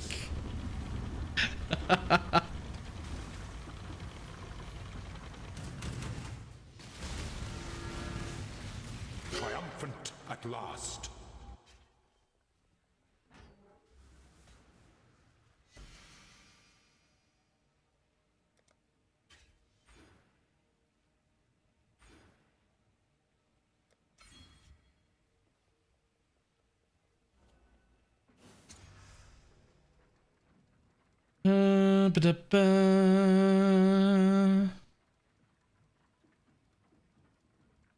Into a random transfigured version. Ooh. I don't know if I brought a gem for that. Brand. Should I just do another Storm brand? Or Penance brand?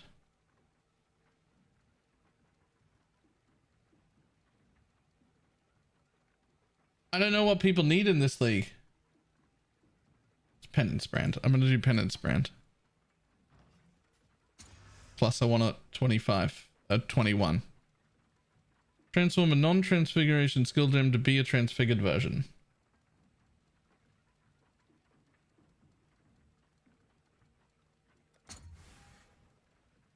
That's the wrong one. That's the wrong one.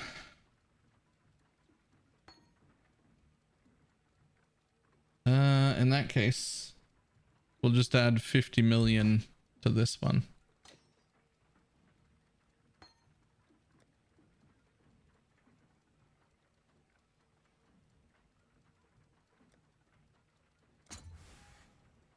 There you go.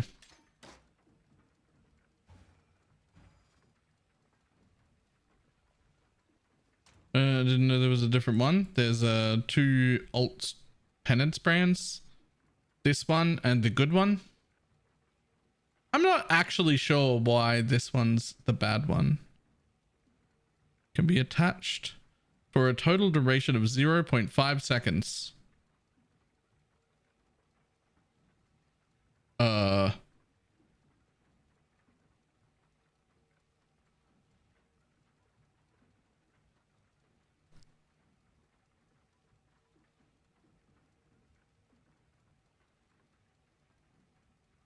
I don't know why that's the bad one, but it's the bad one. Okay. There we go. Ascended.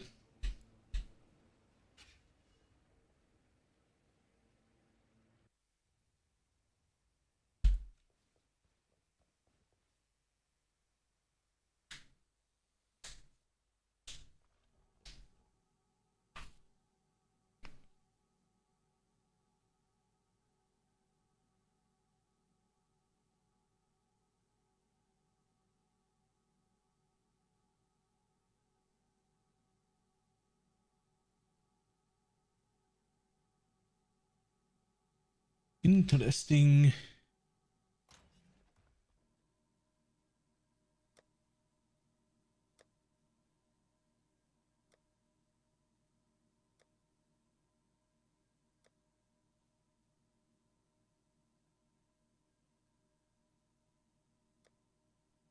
There you go.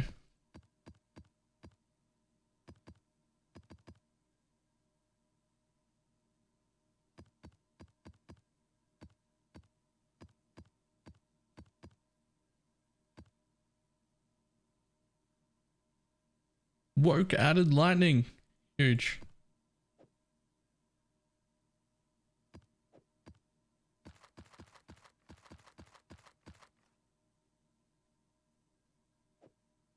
I don't think I can do less recovery. All minus max.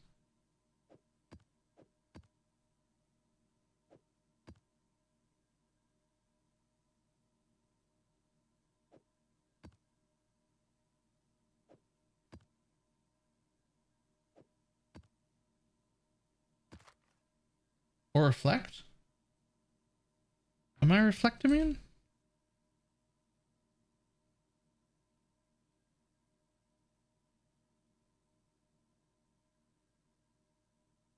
No, I'm not reflect immune. Okay.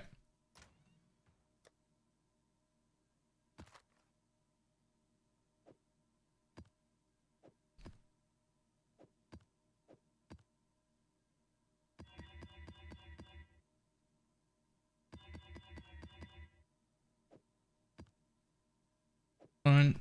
Fine. Not fine. Not fine. Fine. Fine. Boop. Fine.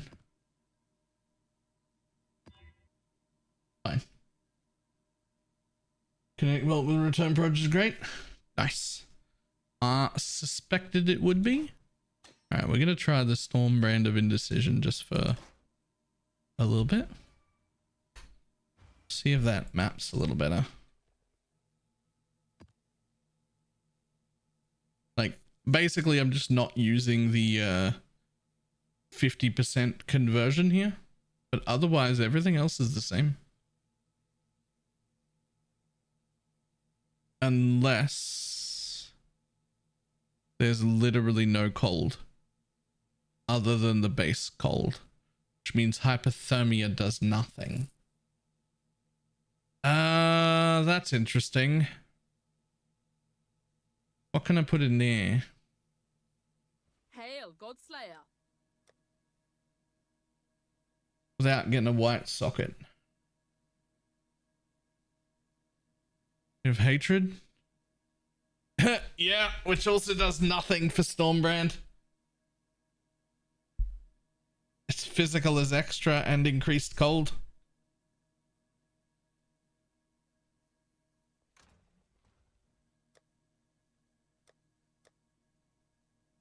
I know the answer.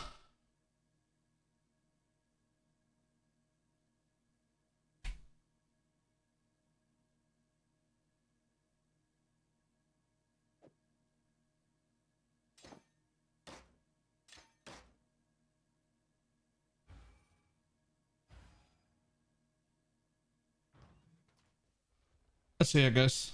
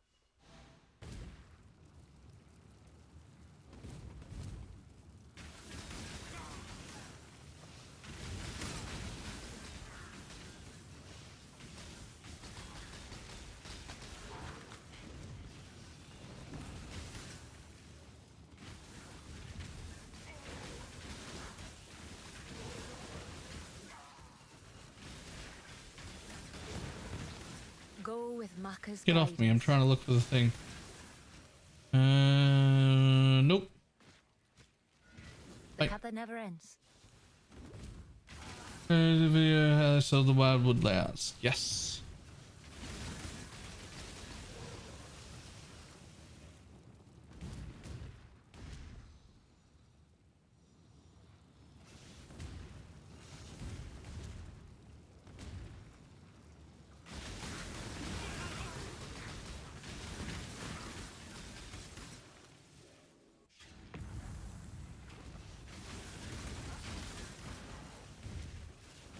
Siphon with return and breach feels funny. The screen lag through it.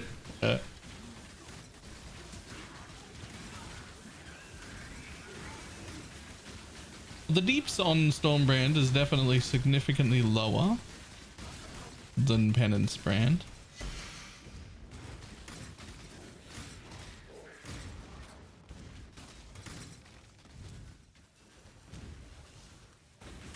Bob versus Atziri and Uber Atziri.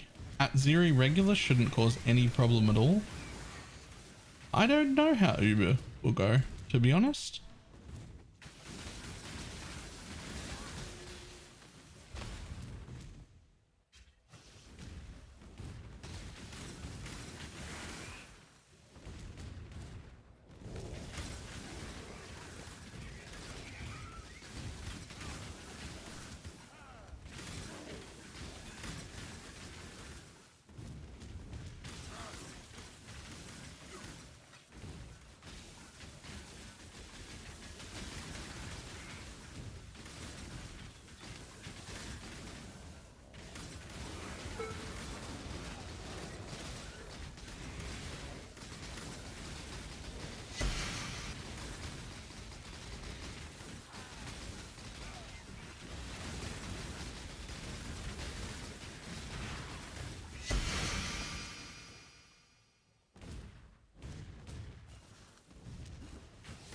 Looks insane.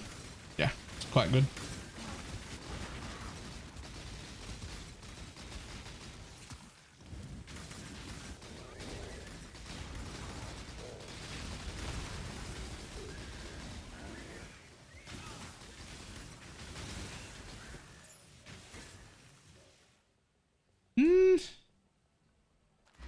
Eh.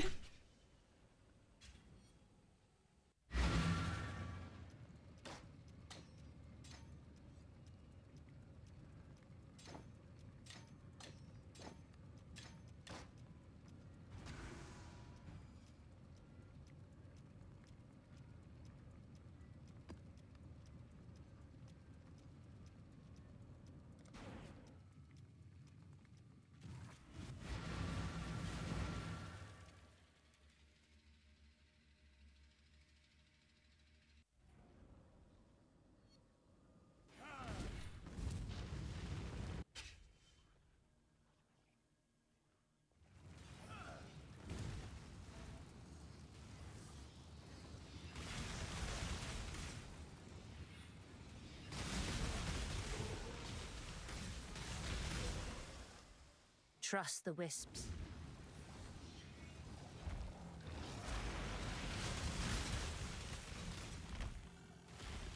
Heard a dude. Oh, here you are. Get actually just wrecked.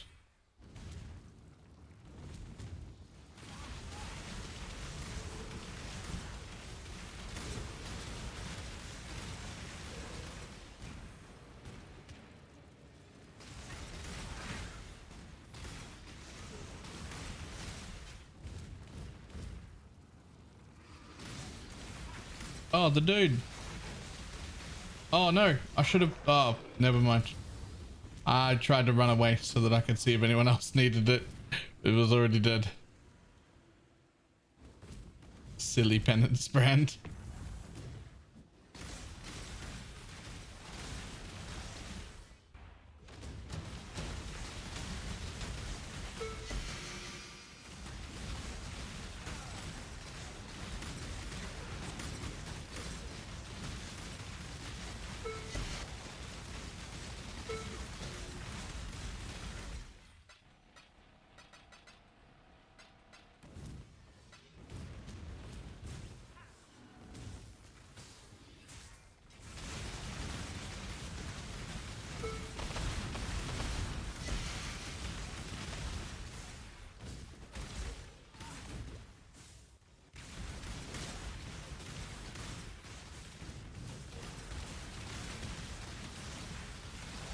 Definitely just a woke ink AoE would go a long way.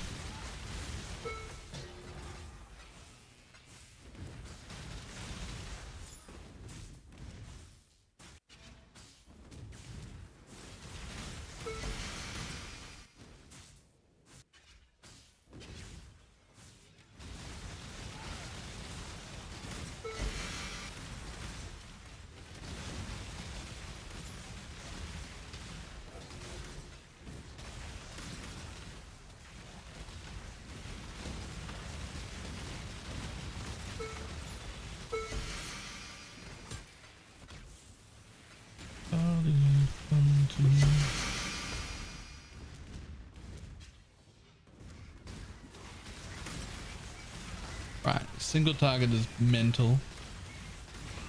Clear definitely needs solutions.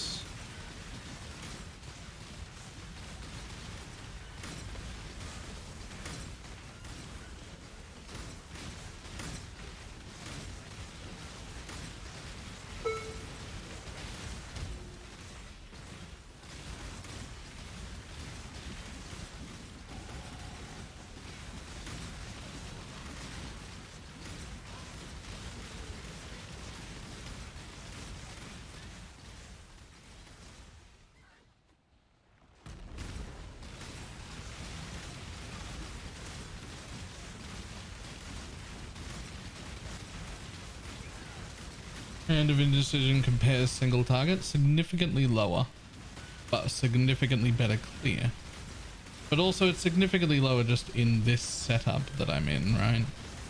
Like you can just make a Stormbrand of Indecision build and it has More than enough damage. Another sacred orb. Oh no. It won't count towards my ring. Oh, it's the worst. It's the worst. I didn't have the ring on. Oh, it's like it didn't even happen. It's like it didn't even happen.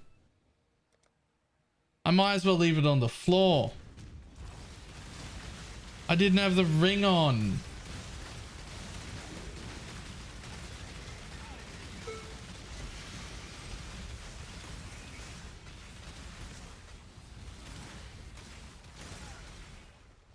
And here's what we're looking at. Stormbrand.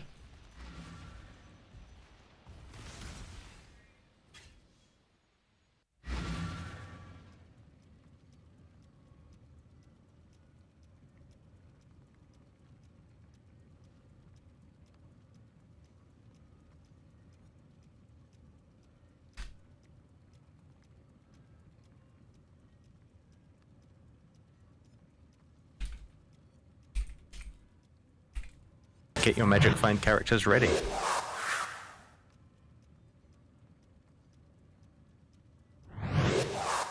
Zoink. Zoink. I give it a 3-month resub. Willy Pew?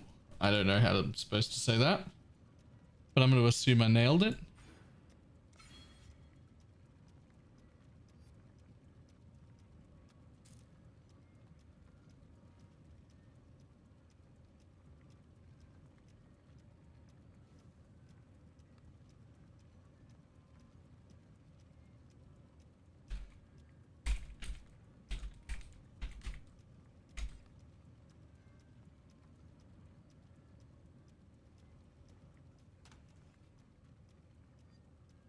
Right, what we get? Just Cull. 6% strength. Cool. Oh, hello. Boom. Nope. Rip.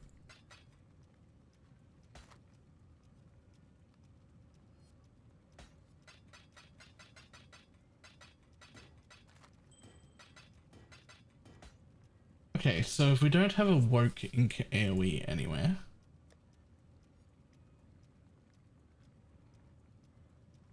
let's look for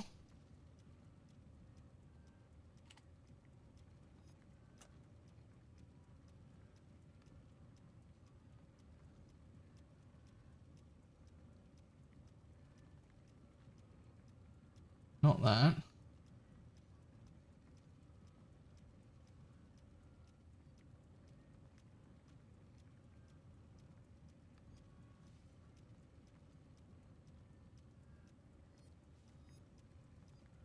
I mean, I could literally just put faster casting in instead of conk effects. I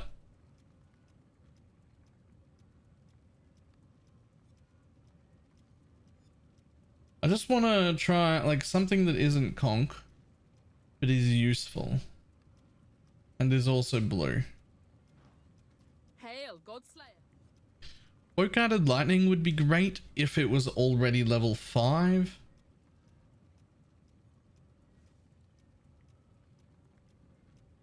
And conk never comes out for penance brand?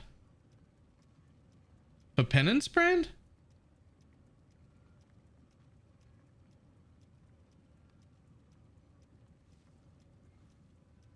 This is penance brand.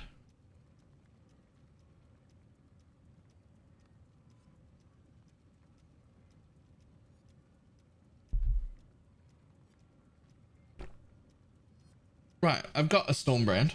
I'm just trying to see if I can improve penance brands, Clear.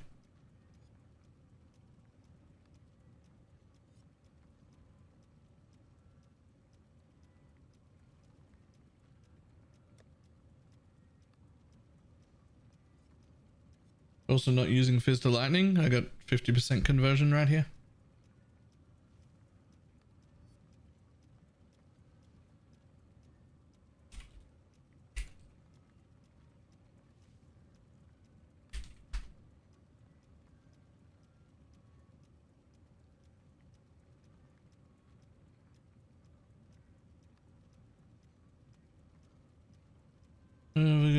don't care for ailments? Oh no, we love freeze and shock and everything.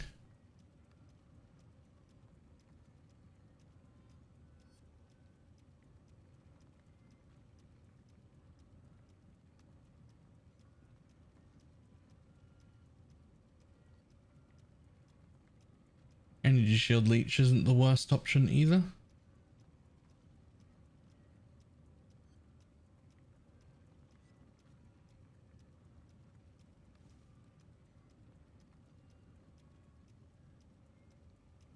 Alright, how about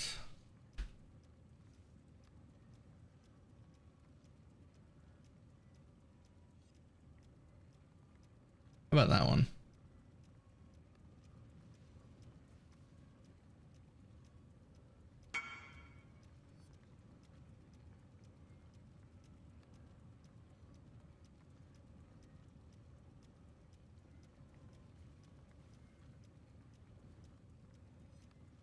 That requires level 80 though, so I'm just gonna try that.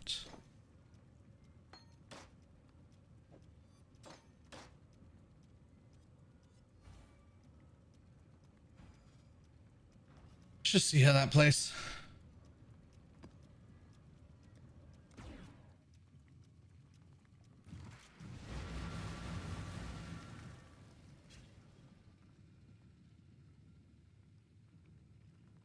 I kept saying Stormbrand. Oh fuck. I would have kept saying Stormbrand. I'm so used to Stormbrand.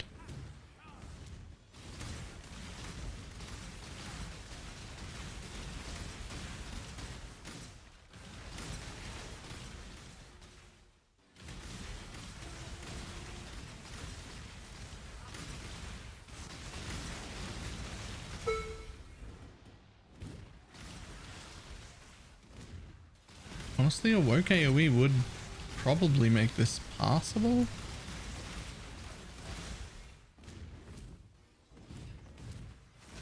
How much worse is it when it blinks around, really?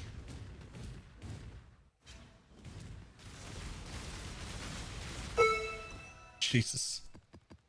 Okay. Thanks. That's it. Thank you.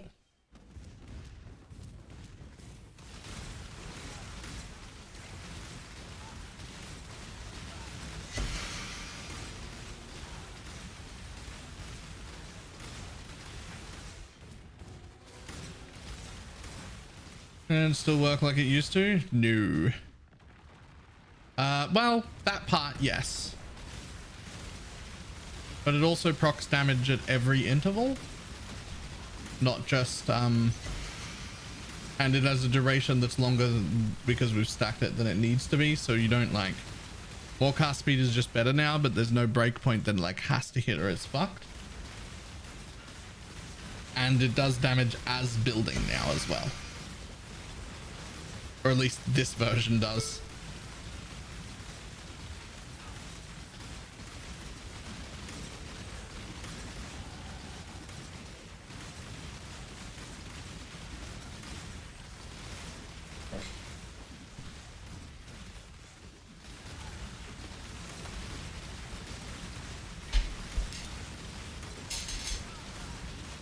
But the damage is already disgustingly high, but the clear is definitely pretty rough.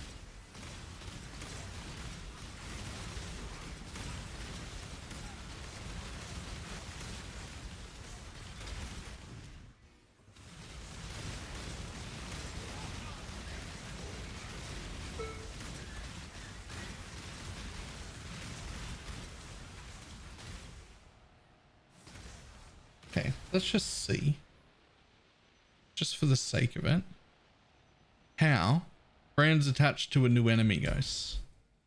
I know everybody was saying we don't use that. I just need to see. Don't have anything we hate Swift brand? No, no one uses Swift brand on this skill. Literally no one.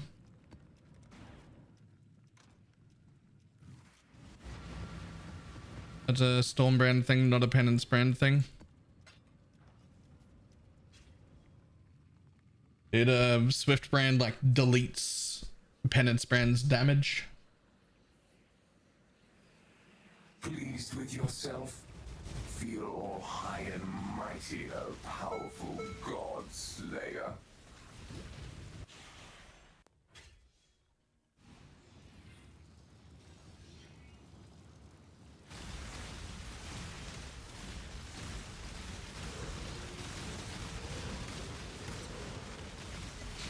Is one of the things that attracts me to Penance Brand the most is that Swift Brand is literally a bad support for it. Which means you can actually play a brand skill and have it feel like a brand skill instead of like Storm Call, where you just like place it and then it disappears.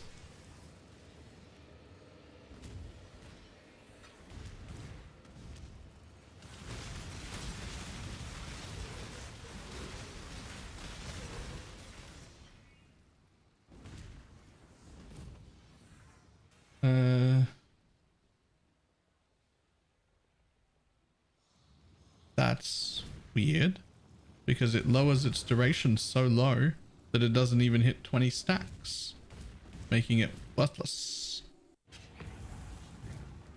Unless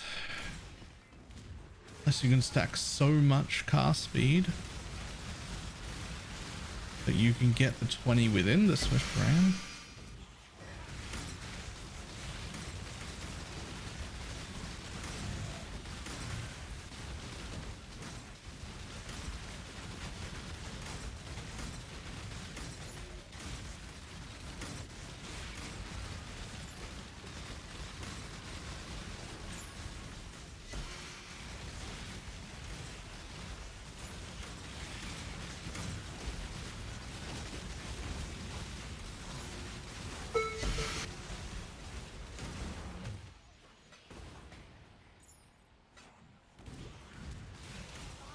I haven't looked into the why. All I know for sure is that like Dan and Waggle and fucking like all the smart people and all of the like know what they're doing people, none of them are using Swift Brand.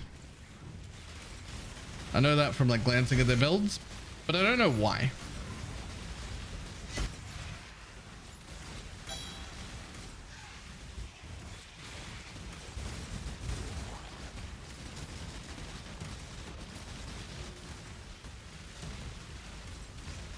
But if the answer ends up being you should put Swift Brand in, then I guess fucking rip brands and I'll just go back to not playing brands again because it's such a fucking garbage support. I can't stand it.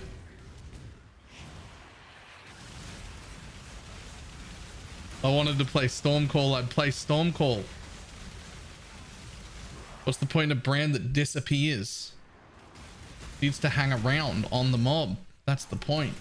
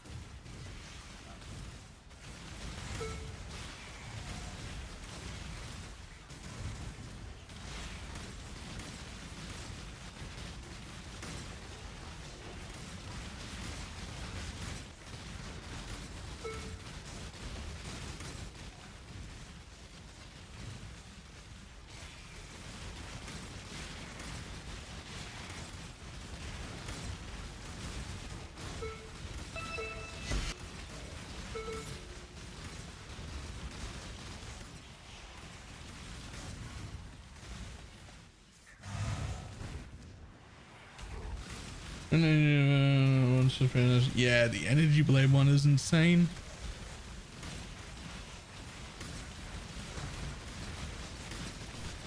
I'll have to watch some of the videos tonight and understand why people aren't using Swift Brand.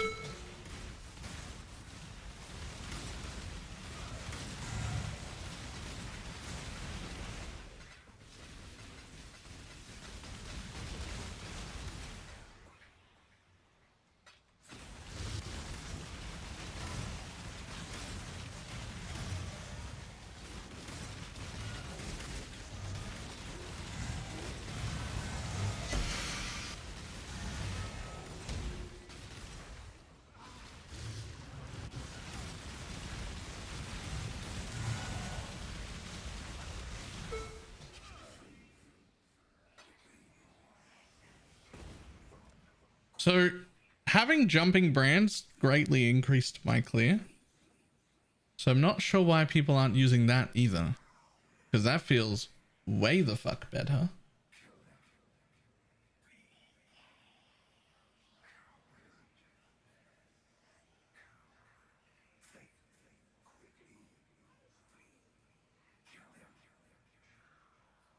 Up here for the crit.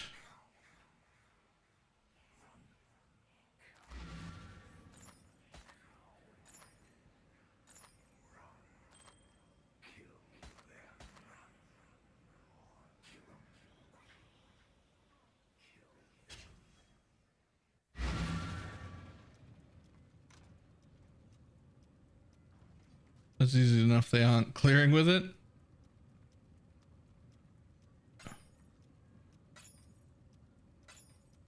Maybe. Happy New Year? Happy New Year!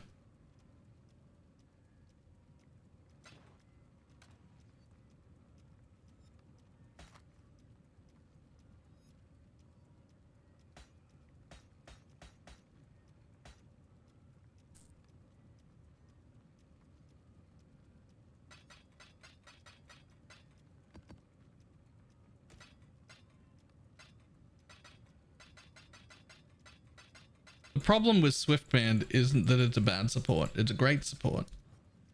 Makes brands do more damage.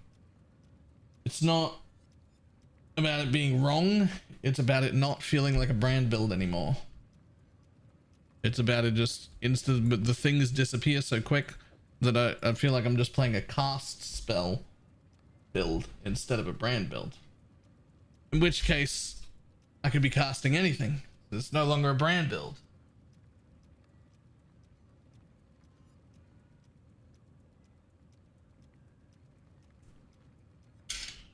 Oh, okay.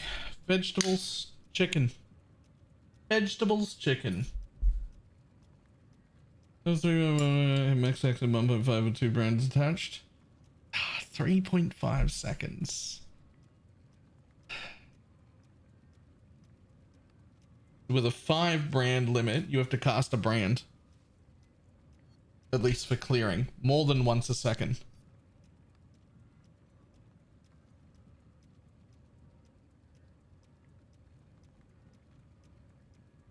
This thing has a 12-second duration.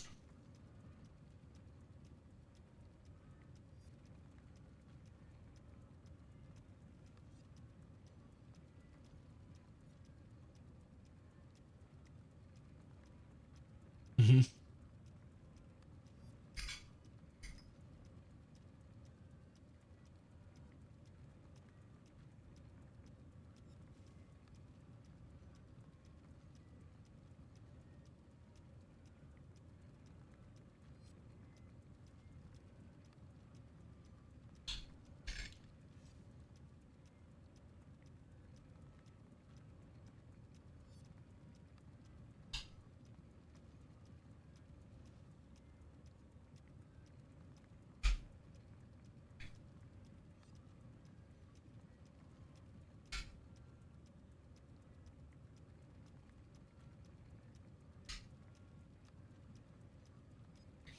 And so the brand recall left click with 7 brands.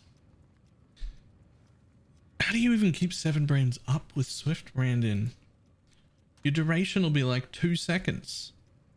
It casts 3.5 times a second.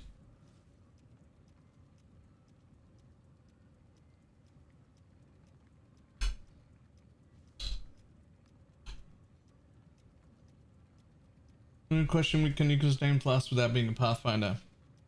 I mean, you could, there are a few different ways, but not by default. It's Pathfinder or Scion Pathfinder.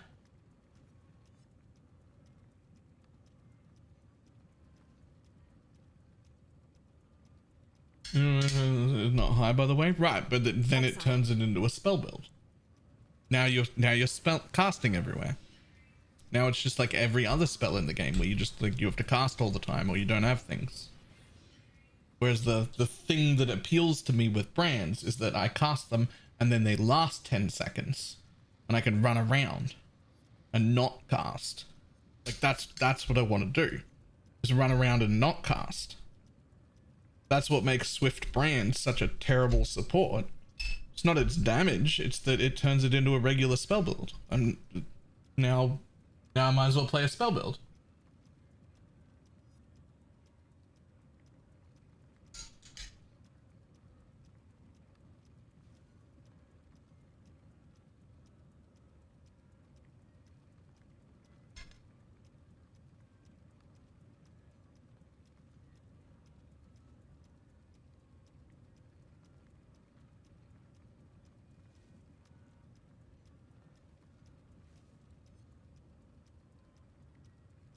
Like, for me, the best version of Brands was the one where I cast Brands at the front of the map and then never again. I just cast like 9 Brands on the floor and then recall through the whole map. That was the best version that's ever existed.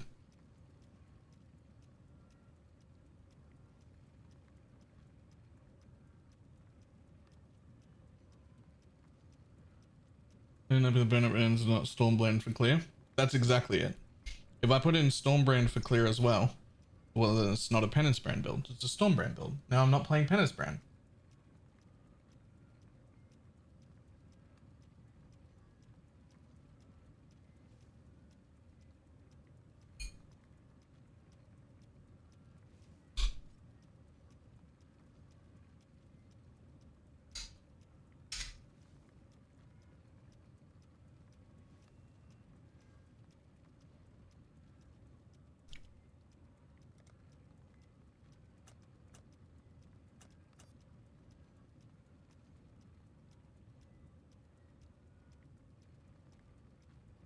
There's a guy in PvP Ninja using Dan's burning arrow setup, but without the of vigor?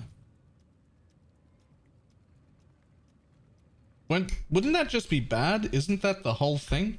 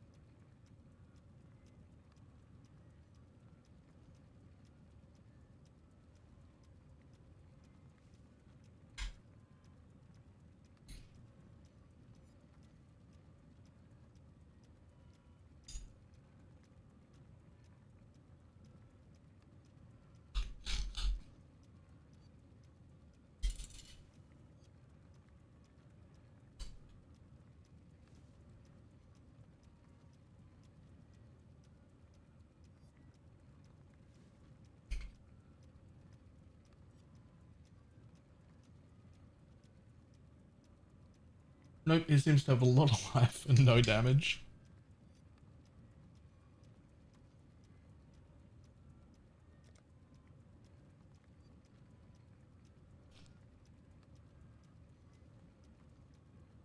Poor dude probably doesn't even know why. He's probably like, I swear I've copied this build from head to toe. And it looks really good. And I've got all the gear. And I just can't kill anything.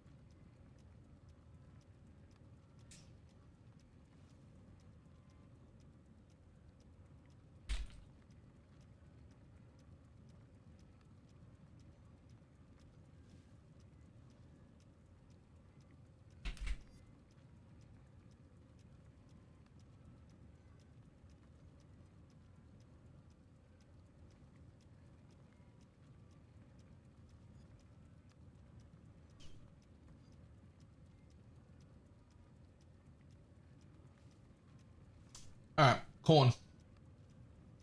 Last bit of food.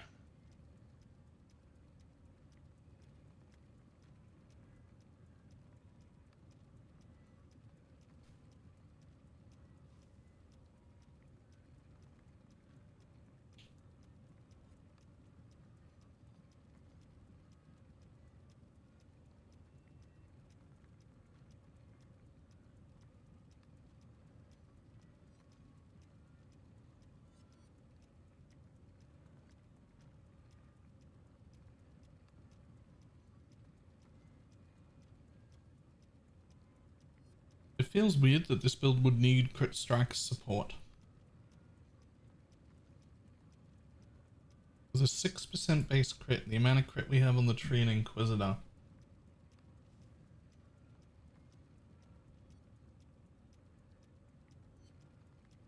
gonna have to path a building that later. I don't know if it needs that.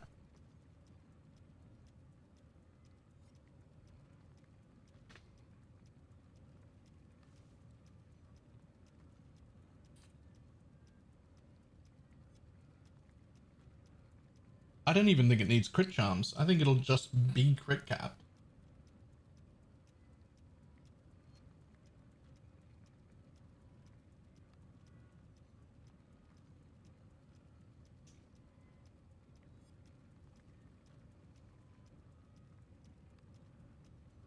I just don't think I've ever made an Inquisitor. I'm in the level 90s still. Needed crit strike support. I just don't think that I've done that ever.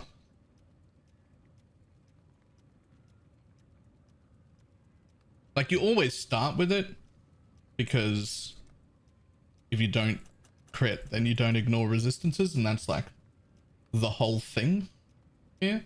So you always start with it. But I don't remember ever building an Inquisitor into like the end game and still using crit strike support.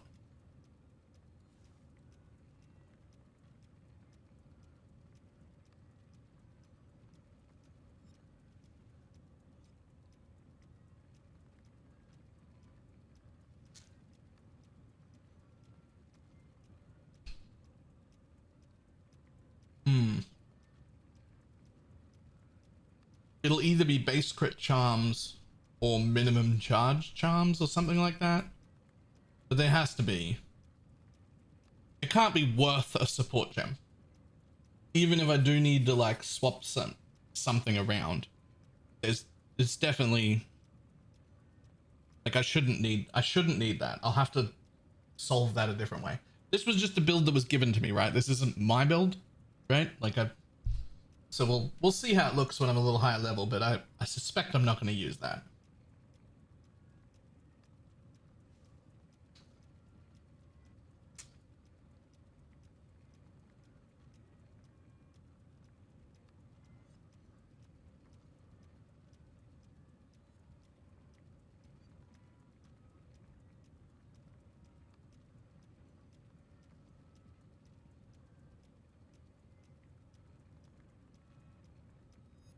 Do you mean that or here?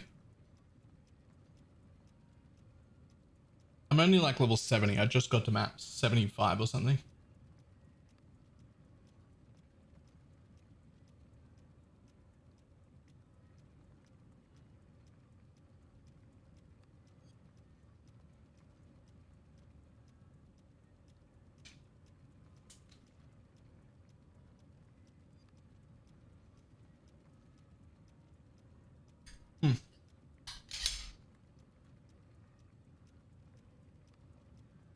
Good food, right?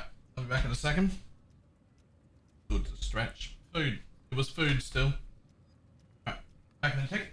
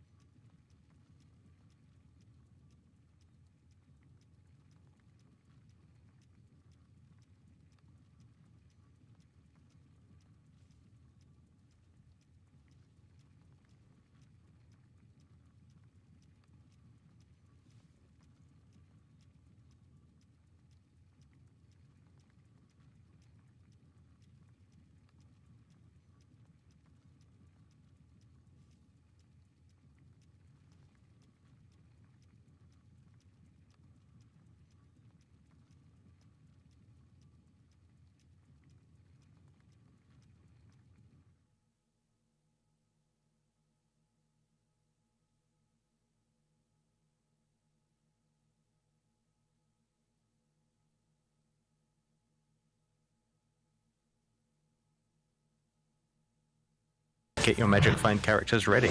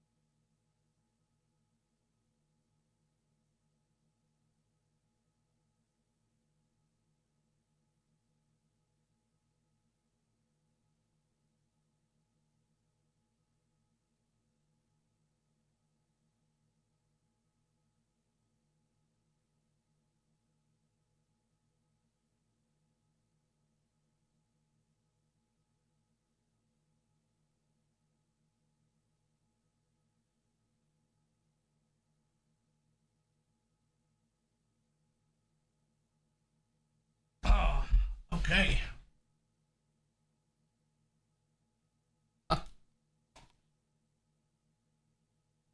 With. Thank you very much for the gifted sub.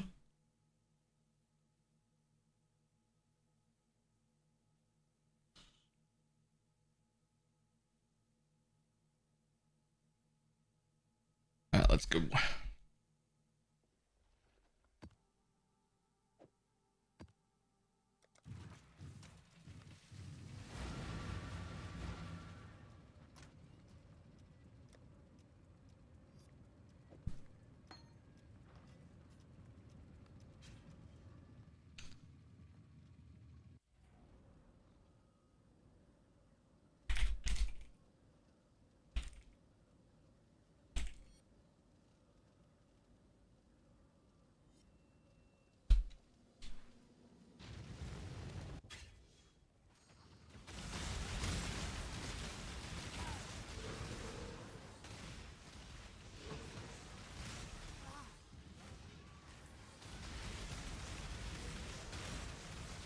Nope.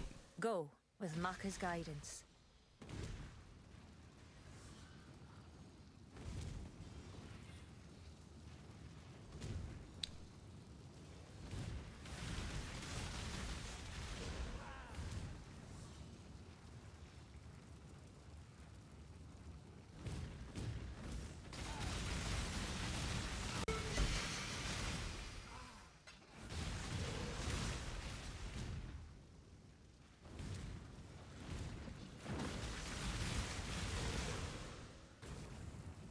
Damn.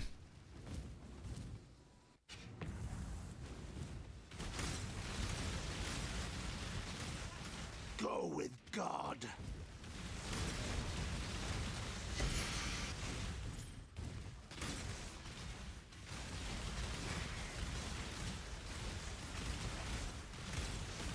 Okay, well, jumping brands is fantastic.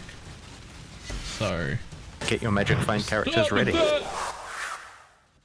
Jesus.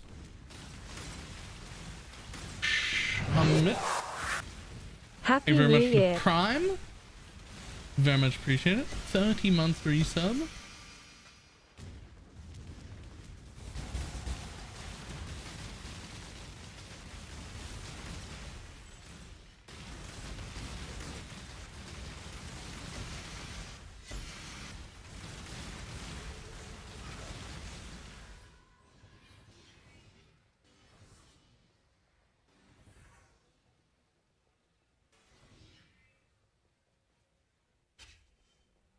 Is there a league interest in buying a headhunter before you transfer over? I don't know. But I do know that I don't want you to take the MF build.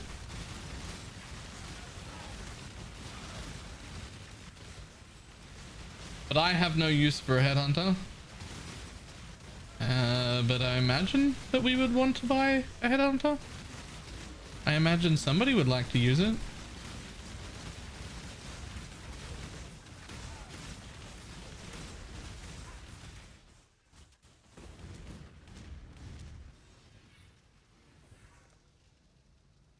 Surely.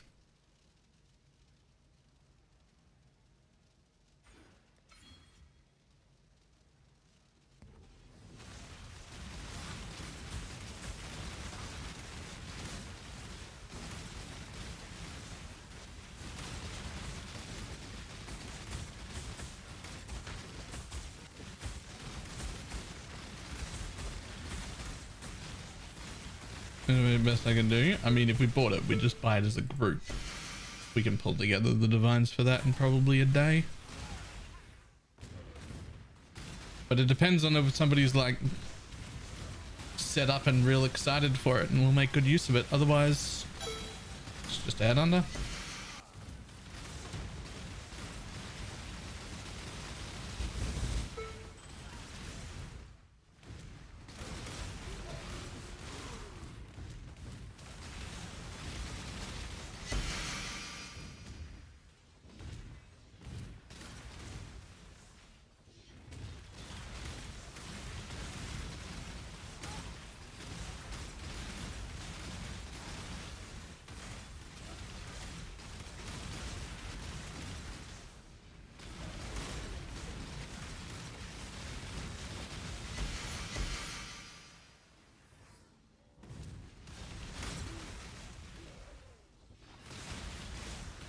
Greetings.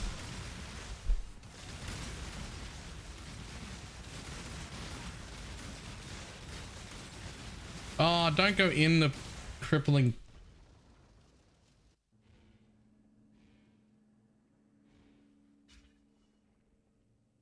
I hate misclicking that.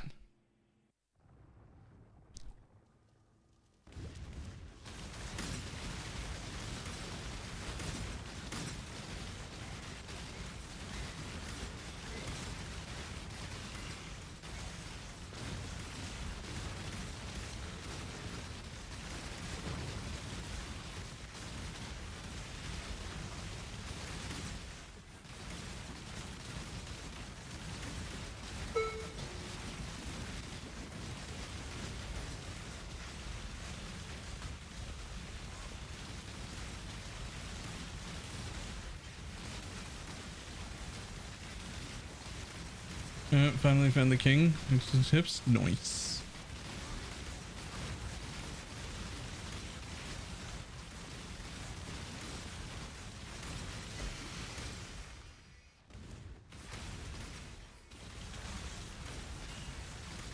Okay, at the moment it's 150. It's not that bad.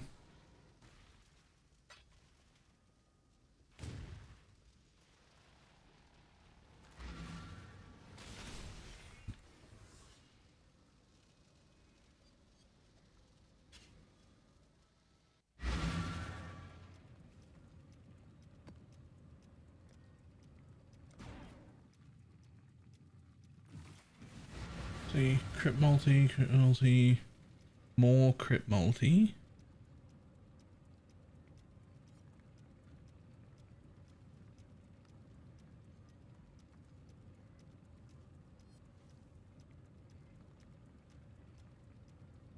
Those are 3 div for 1. Those ones. Nice. Unnice. Take it back. Not nice. Unpause. Forget that we saw it. I actually unpause.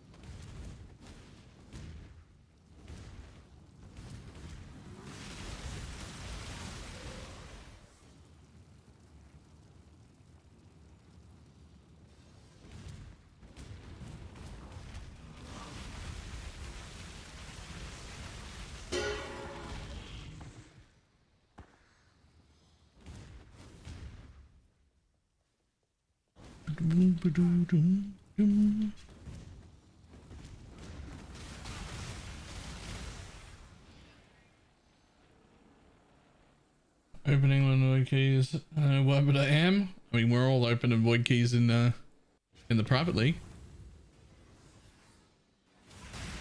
The answer's because it's fun.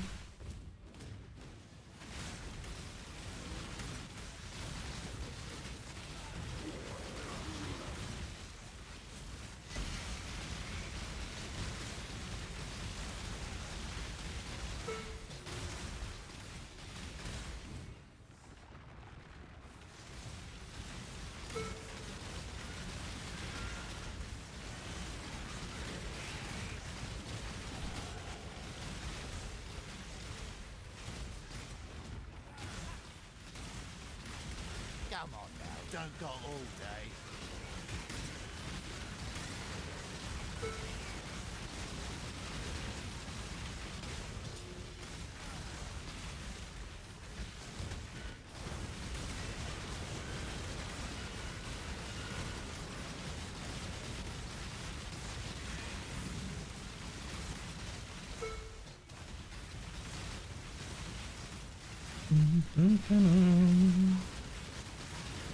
There's a ton of Eldos that got shit.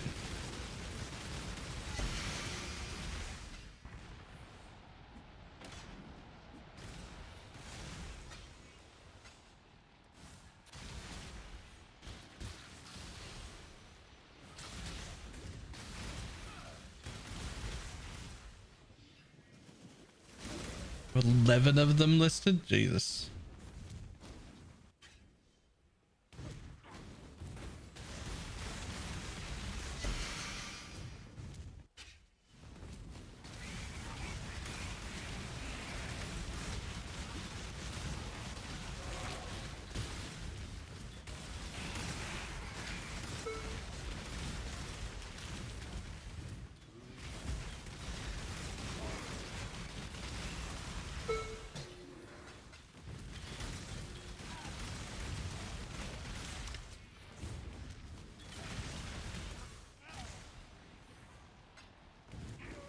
One from opening 4. Jesus.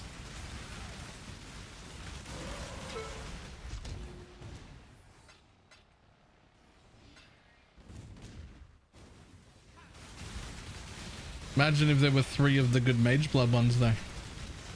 Right?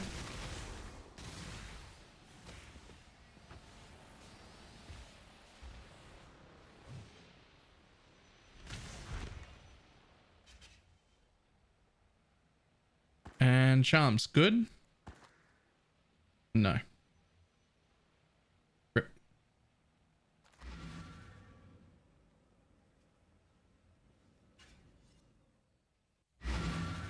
Imagine.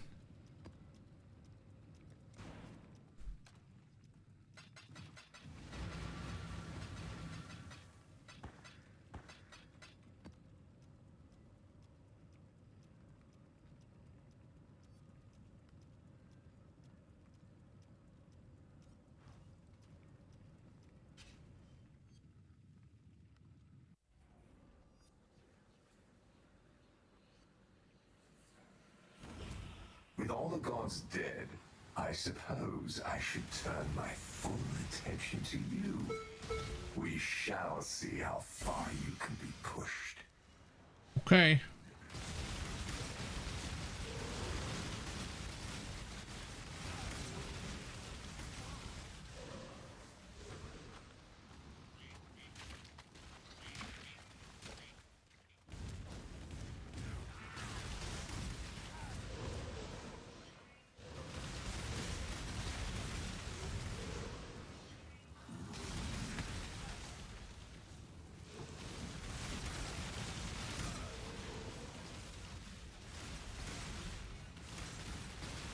You have defeated a wildwood. Let's go. Move swiftly. Thank you. Thanks, dude.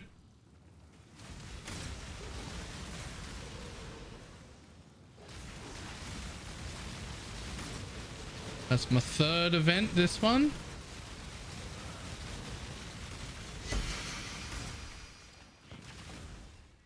Yo, Volcanus.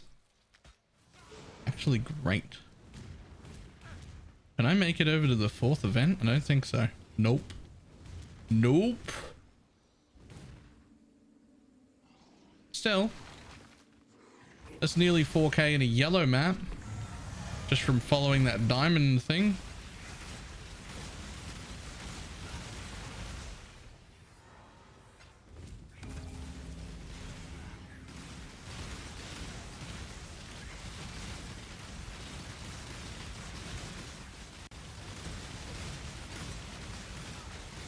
I'm having a hard time with the diamond thing. Understanding it or understanding what it means you should do.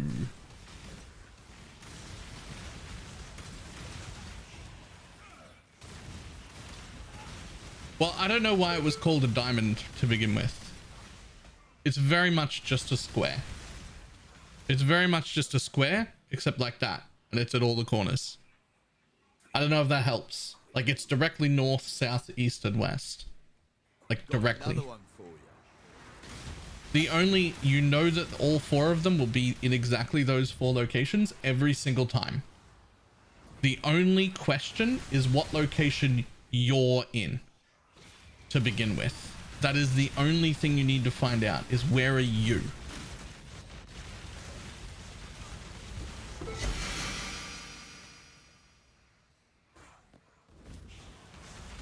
How can I tell what location? So you can't tell what starter location you're in. There's no cheat for that. So the only way you can find that is by locating the events. So there's a bit of like process of elimination to it. I can show you what I do. I don't know for sure that it's like the most mathematically sound version, but I can tell you that it's the simplest version and it gets me there more often than it doesn't.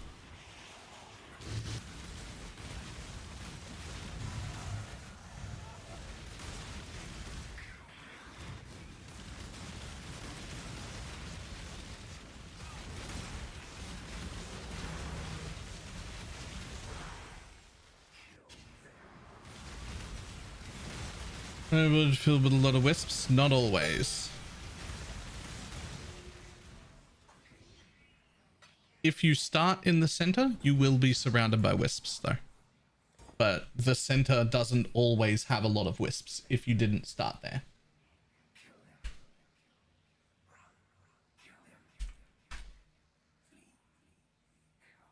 Can I like fucking... There, okay. So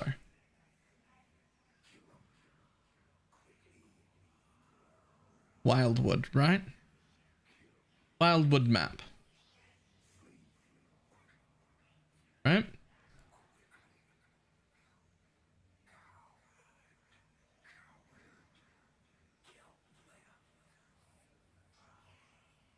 Events. Always. 1, 2,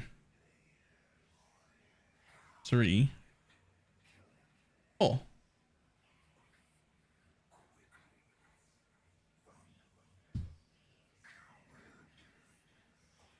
Starting locations. Boom. Starting locations seem to be literally like this, as far as I can tell.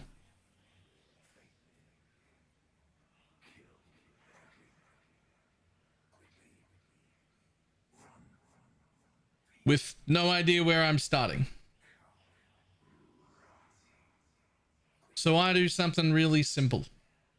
I do a little wiggle at the front. On the first one, I just go left like a screen. If nothing is there, I come back and I go down like a screen.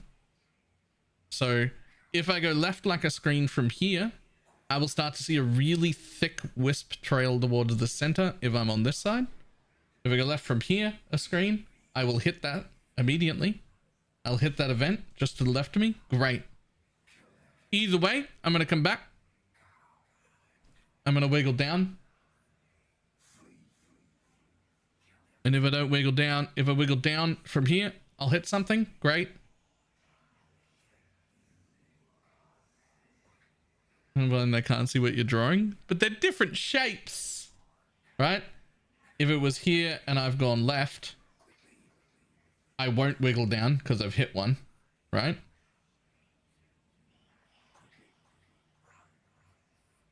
So we'll wiggle down, we'll hit that. If we're from here, we've gone left, we hit nothing. We go down, we hit nothing.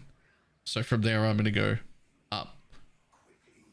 If we're here and we go left and we hit nothing, and we go down, we hit nothing, we're going to go up and we're going to see it. So it's just, for me, a process of elimination. I wiggle down and I wiggle left, I wiggle down. And if it's not that, I go up in that direction like that. And that's it. So I'm ruling out this one, and then I'm ruling out this one. And then if I'm here or here, I go up like that. Shoop, shoop. So I notice when I'm in the center, because whenever you're in the center, you spawn with a bunch of wisps in every direction. You know, the ones where there's like, you spawn in, you're like, boom, I'm surrounded by wisps. That one, that's the center spawn. So I just go straight up and then straight down and then come back and then go straight left and then go straight right. But you won't make all 4.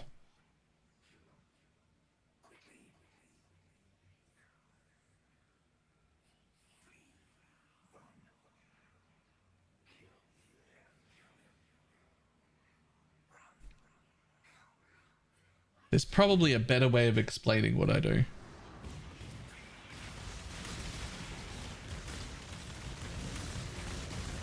And I'm not sure that what I do is right. Again, I said that at the beginning. I am not sure that what I do is right. I only know that it's very simple and that it is what I do.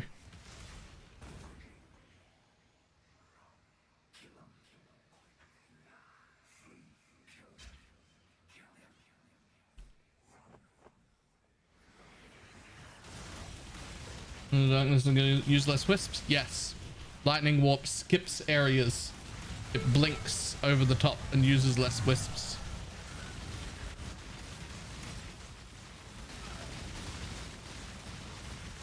I must have time to gather. That's OP as fuck? Yeah.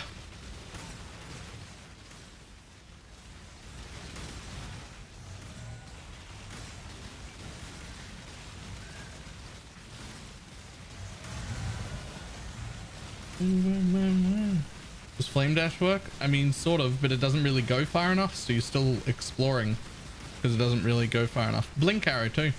If you're a bow build, you can just blink arrow.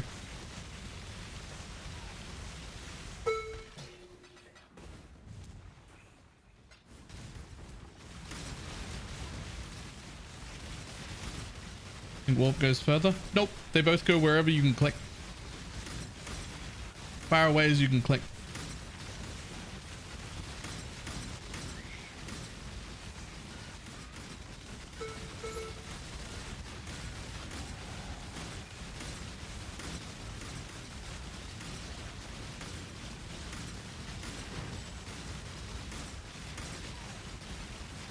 Oh god, it hurt. Okay.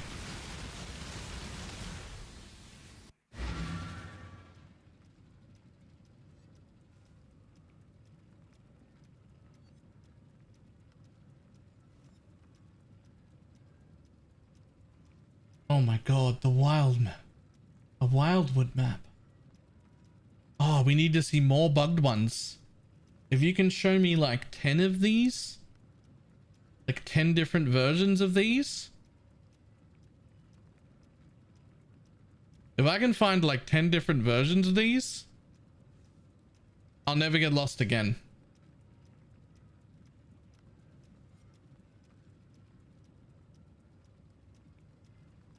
Not only will I never get lost again, I'll be able to tell exactly where to go the moment I spawn in.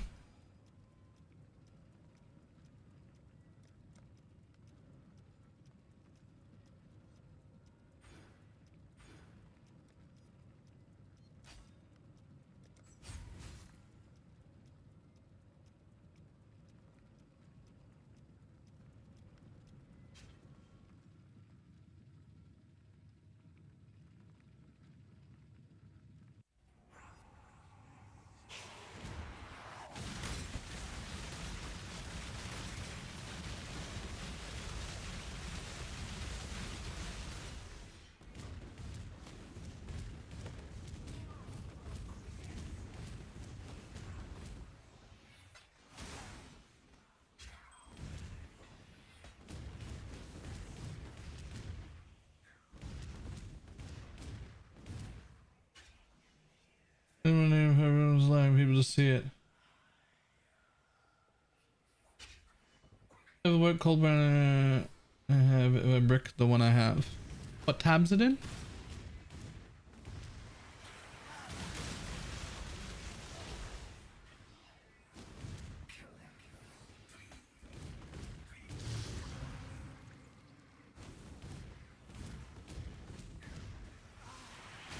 Ventals? Almost certainly. If something's in O, it might be spoken for already, but if it's anywhere else, then it should be able to just be handed to anybody who wants it.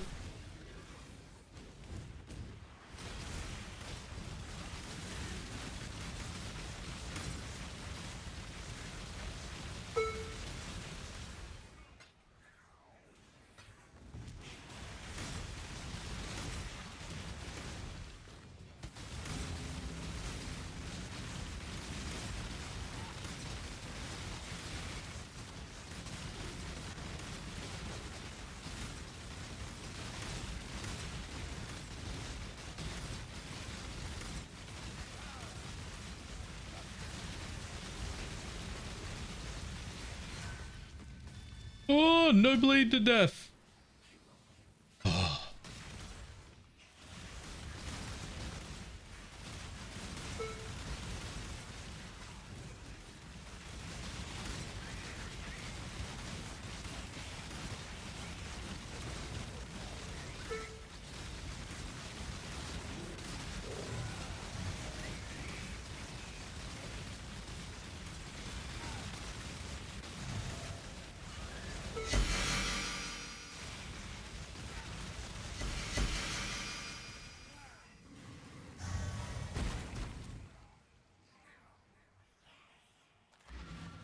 Ooh.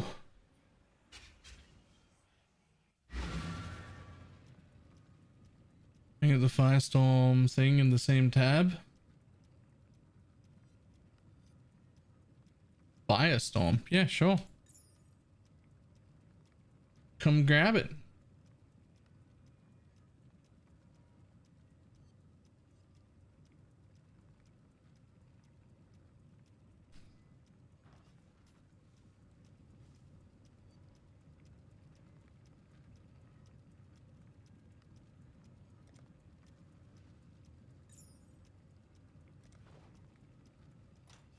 Let's spawn at those encounters are in the corners of the square.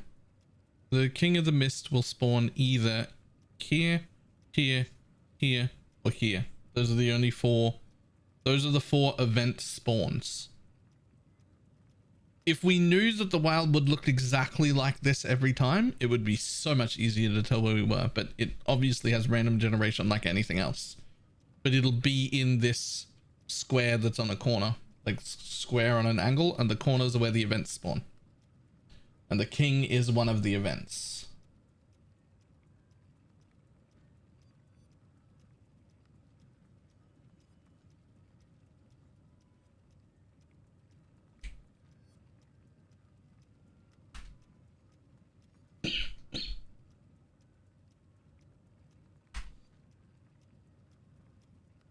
Because there's a lot of mobs lead towards him. I am.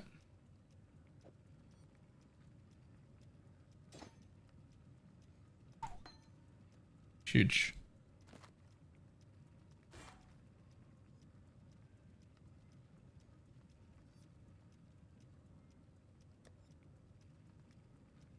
Boom. Oh. Boom. Oh.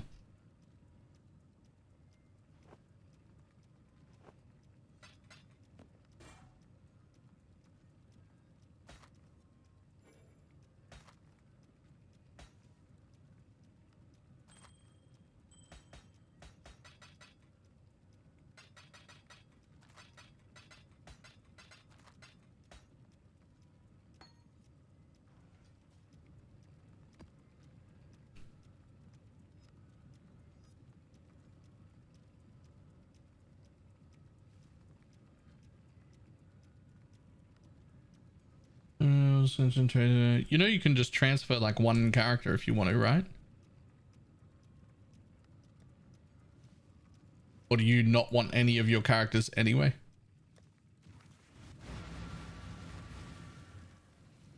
Fair enough.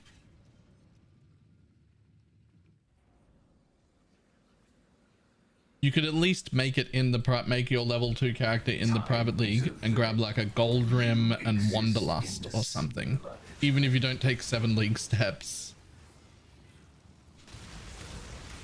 Could at least take like a Gold Rim, a Wanderlust, and a Tabula or something like that.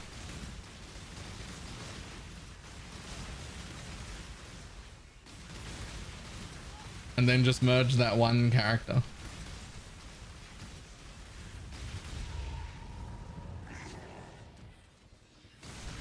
Oh, we start with nothing. Good. Oh, probably should have had RF on there.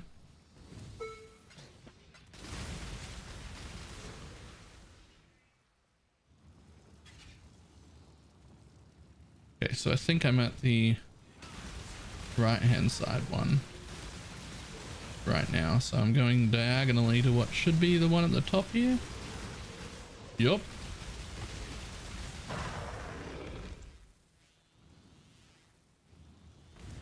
And then I'm just going to go diagonal again, but I don't think I have enough wisps to make it. But the other event should be right here.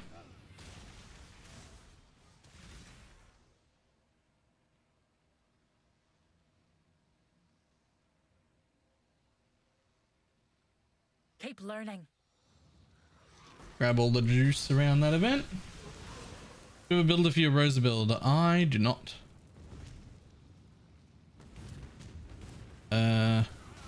I should probably make one. I should probably make a video. I should probably go play more Torchlight.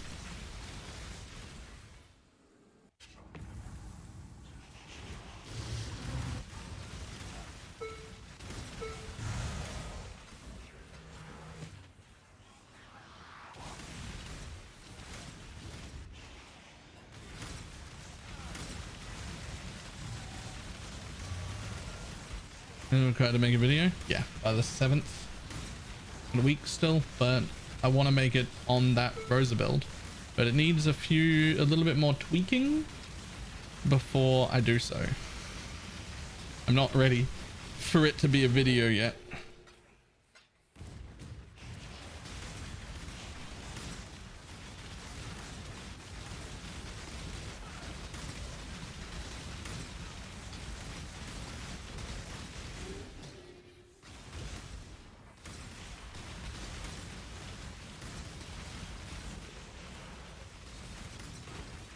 Was it worth playing without buying the season pass? Yeah, absolutely. It's super free to play friendly. They're like, yeah, you can get a little bit of power from spending money. It's not completely like pay to win free, but you can spend no money ever and still be fine.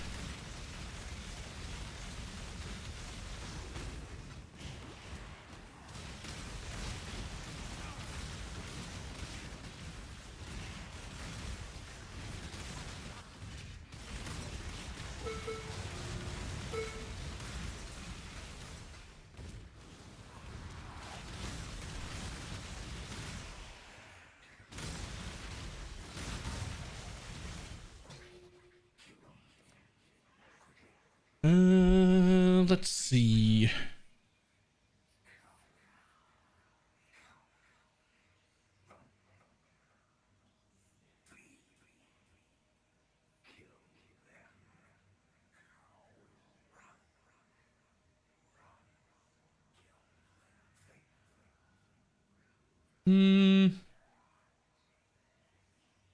That's a lot of damage. Oh yeah, that's a lot of damage that node.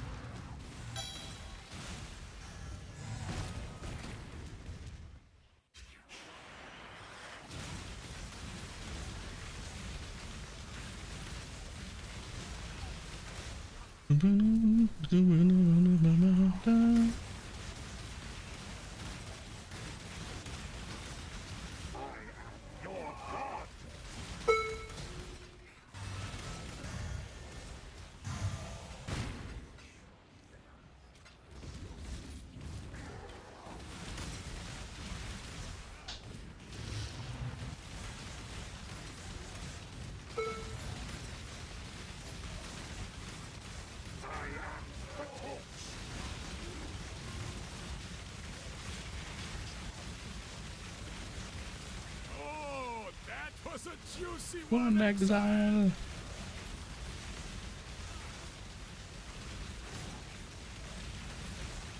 Up you go, little beast.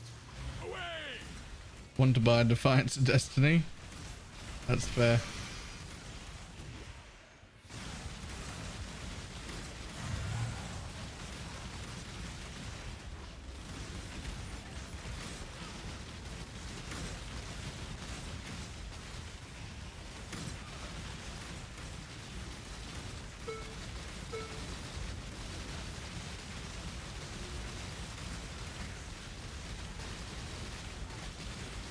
Okay.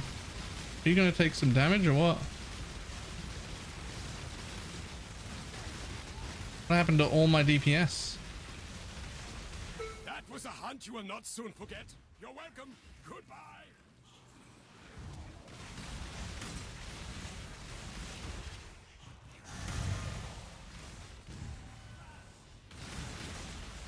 Explain how to get and use your filters. I'm kind of a dummy. Type exclamation mark filter. There are 3 strictnesses that you should worry about. You need to be logged into the website, but you want to start Baylor League start to red maps, Baylor red maps to 2 void stones, Baylor after 2 void stones. Those 3, hit follow on them on the website at exclamation mark filter. And then they will appear in your in-game client, just in your list. They'll just appear there and then they'll be there forever.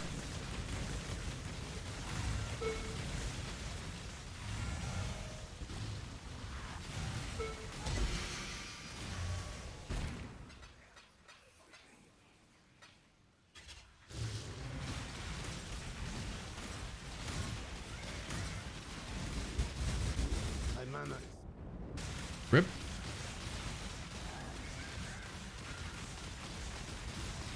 Holy shit, it's triple ghosted. Is that double or triple empowered? It's triple ghosted, triple empowered. It's triple ghosted, triple empowered, that boss. I was like, huh, why did it die so quickly? Yeah, it 3 ghosts and all 3 empowers. Okay. Yeah, that's gonna hurt anyone. That's actually just gonna hurt anyone. That's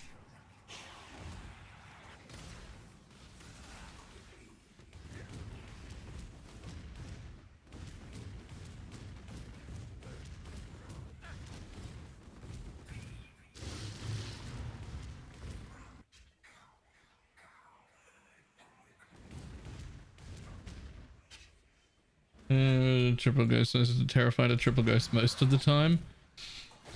I'm a little scared of triple ghosts and triple empowered at the same time. That seems a little excessive. Oh, I'm also like delirious in this map as well.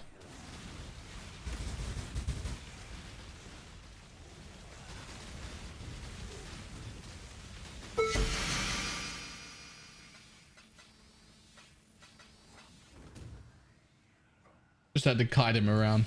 That's all.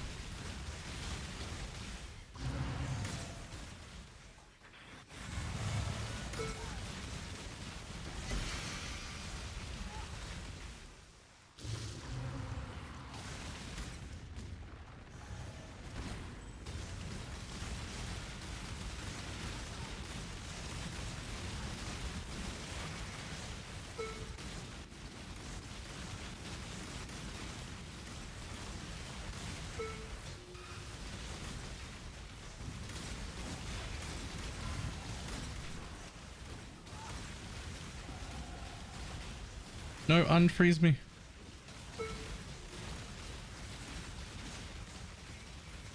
Turns out not ailment immune. Turns out not ailment immune. Shit, that's a soul eater.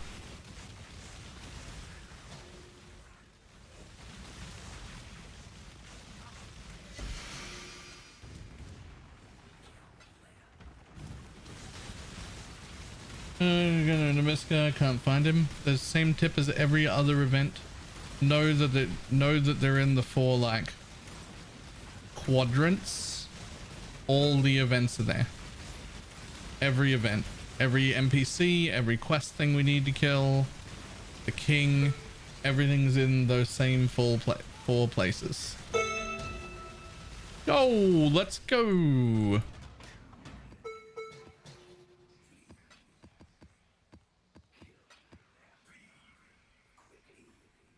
King encountered. Yep.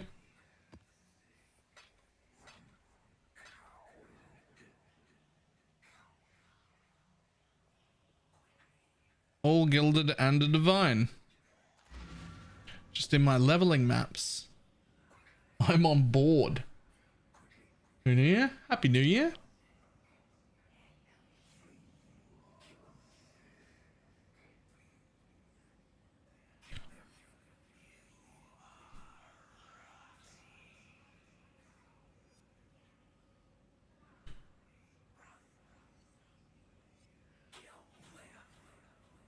Okay, we did that. We did that. That's the crit. That's the crit.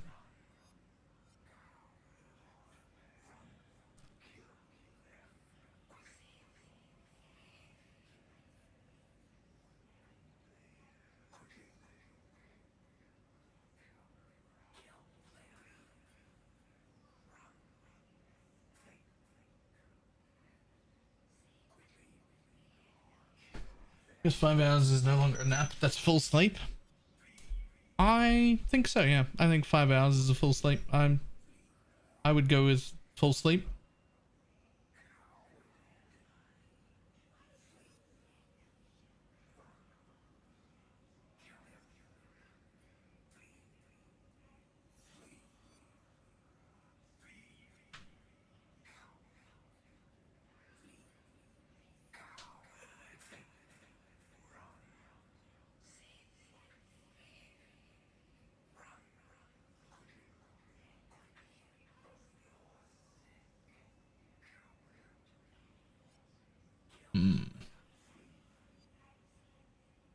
I think at this point we have to do this.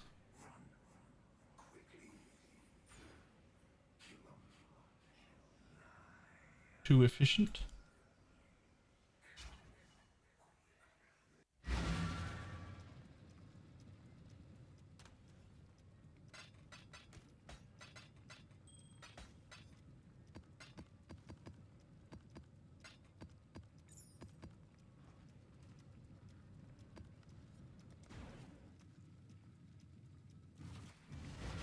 Already 82.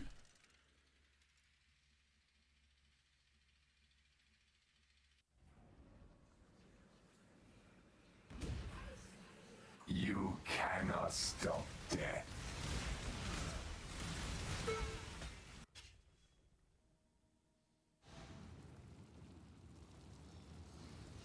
think I'm at the left event already.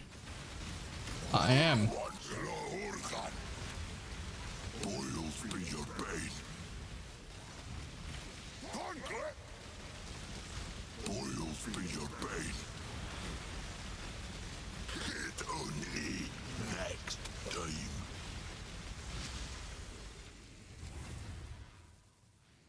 Which of I was right? I could have been outside. That might not be the left event. I think that could be.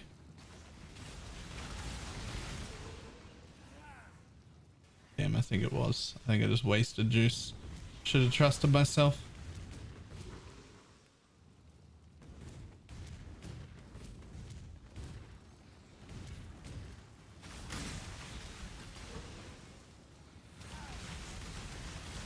Does this count as an event? I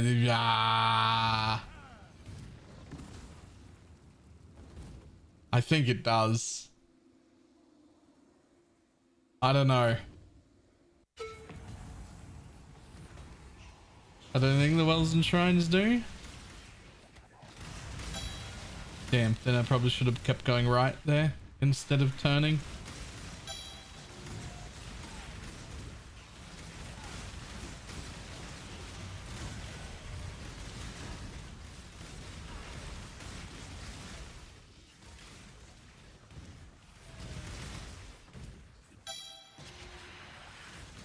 Red shrines next to events, so I don't think they count. Alright, cool.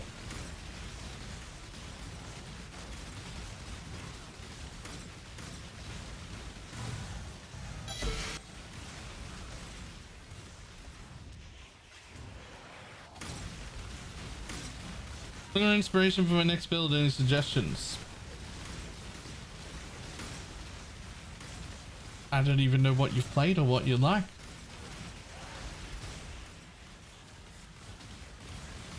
Marionettes, if you haven't done it, that's really fun.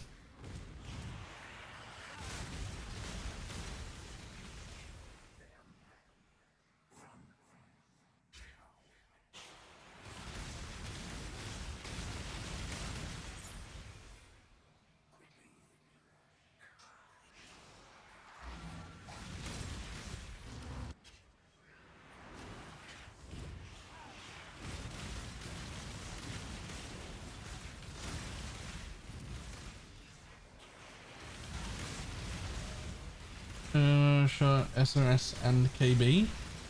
Oh, then you should do Penance Brand next. You've done a whole bunch of good. You've done like all rounders and good clears. You haven't done any boss killing, big dick, single target stuff.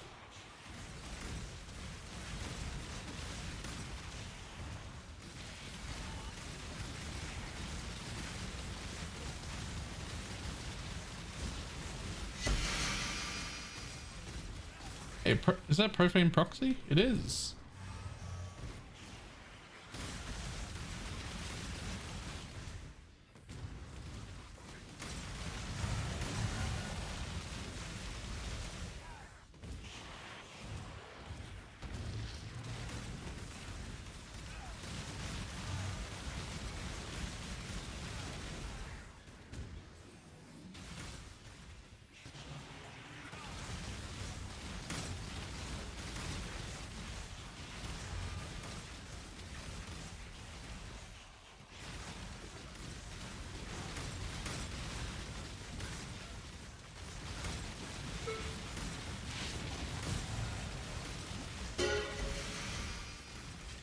My mana is spent.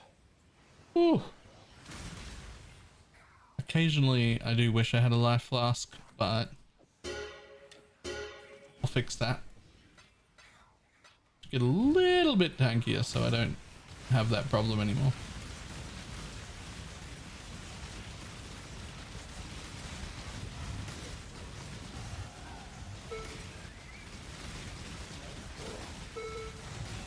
Death to sin!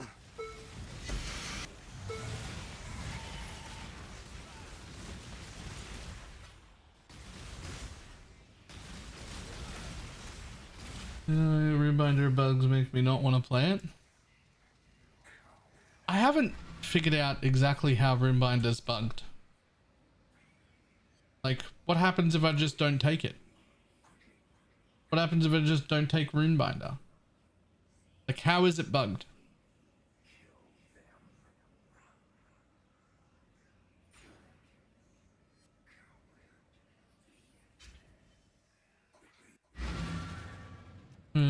Should go up to 20 stages, but they just go up to 10. Okay.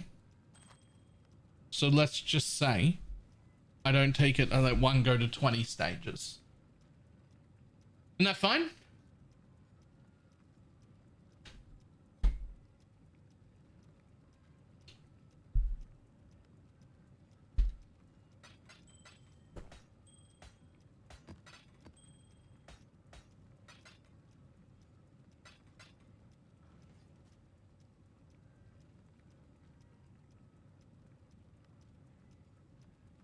Creates a magical brand which can attach to nearby enemies. It periodically activates while attached, adding energy to the branded enemy and causing a pulse that deals damage to the branded enemy and others nearby it. The pulse gains area of effect and damage for each energy on the branded enemy.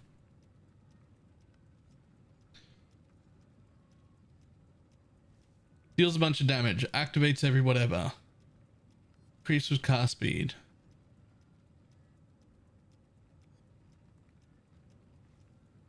Pulses deal 40% more damage with ailments per energy after the first. Pulse deals 60% more damage with hits after the first. This one, pulse radius per energy.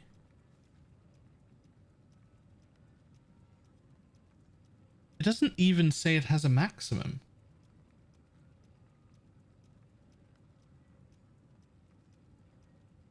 It doesn't even say it has a maximum. Where how do we even know? Half the building, I assume. But then if that's the case, how do we know that it's only getting 10 per brand? Like what?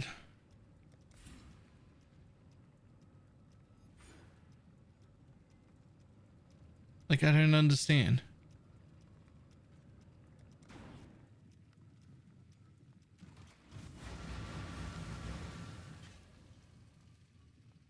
like if it's bugged in the way they're saying, and it only does 10 per brand when you have that instead of 20, then the correct move is to not take the node at all and let your one brand get to 20.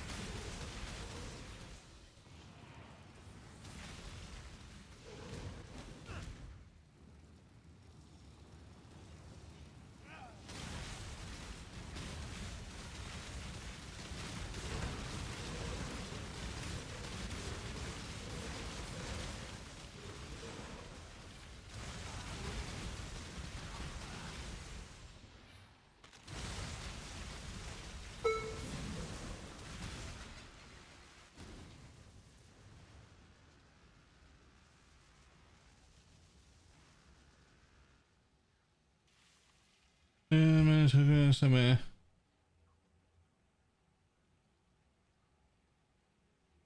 The penance brand of dissipation removes energy when it expires, despite another penance brand also being attached.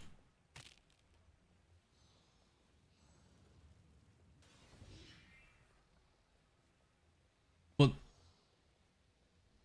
wouldn't that make not taking Runebinder better?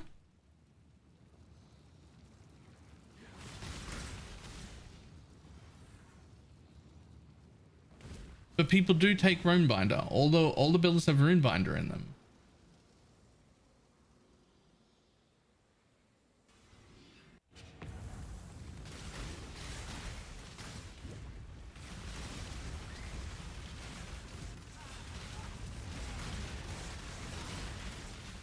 Morning.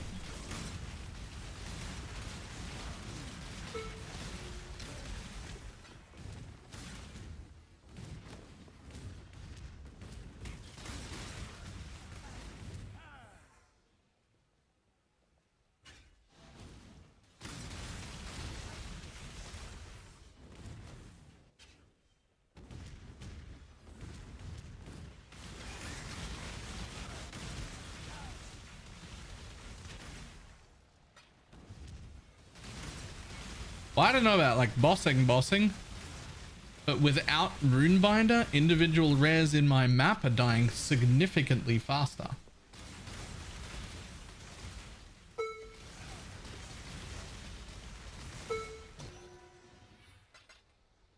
But this is an argument to put Swift Brand in.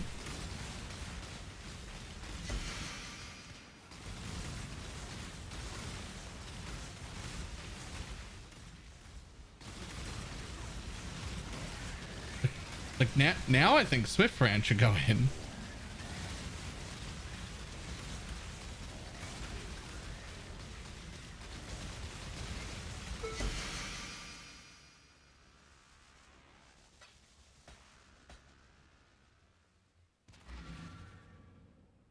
Clear for everything.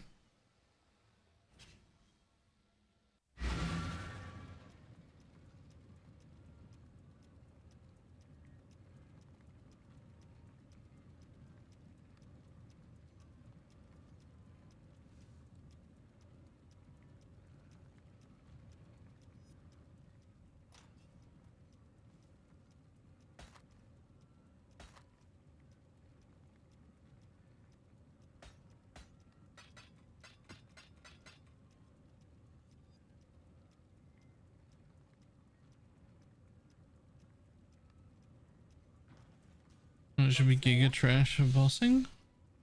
Why?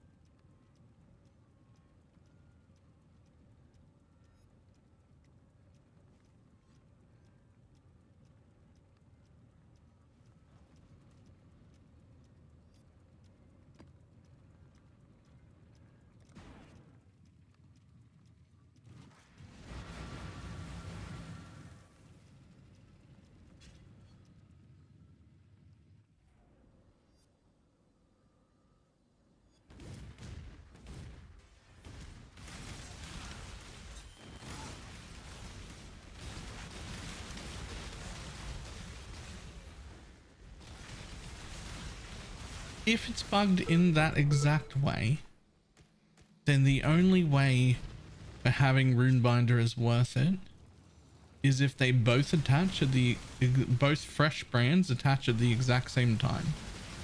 If you're staggering them in any way, it should be a DPS down.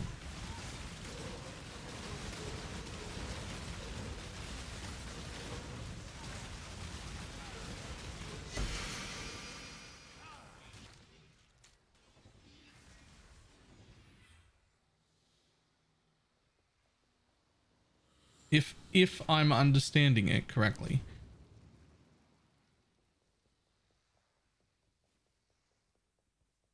Land recall also would sync them? It would. Brand recall would also sync them. Which isn't even in most of the builds that I've looked at. Why not?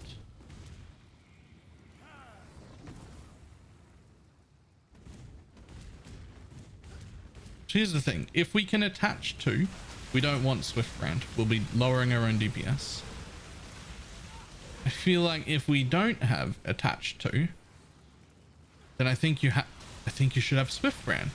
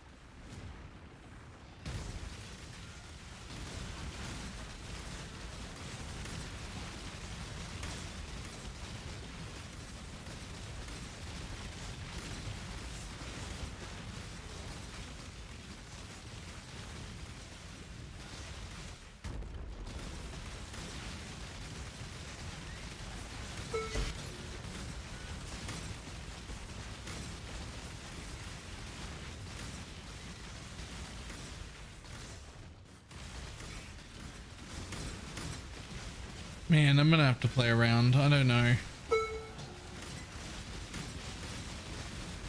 I don't know who to believe anymore. I'm gonna have to test everything myself.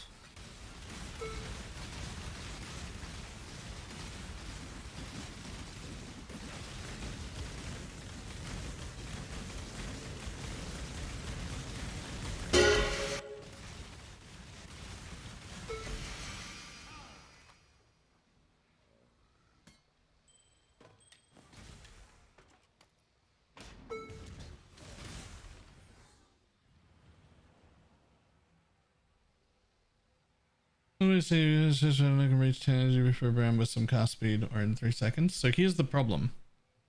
If you have, the way I'm understanding it right now, if you have a rune binder and you cast a brand and then a second brand on a mob like that, you're hurting yourself.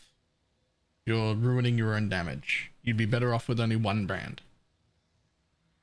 If you already have brands down on the ground before the boss comes up and they attach together, great. Same damage as a single brand, except the ramp up is quicker. But if you cast and then cast, then you're hurting your damage. Like even if you're holding right click, even if you cast them really quick close together, you'll do less damage.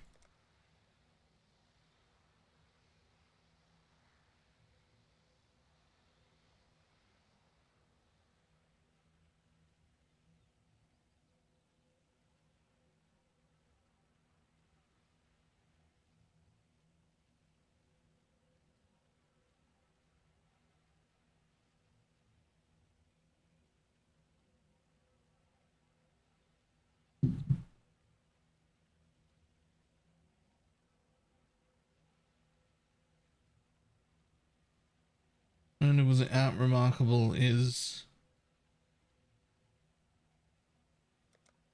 well, it shouldn't be. Then I don't understand the bug. Oh hey, I didn't realize I had those points.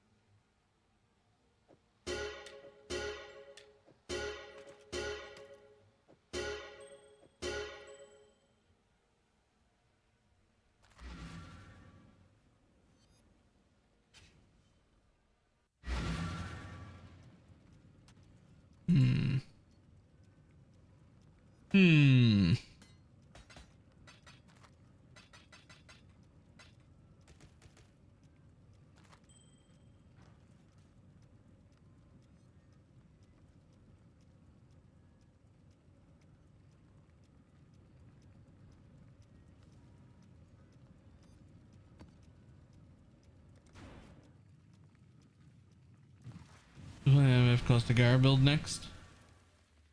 No idea.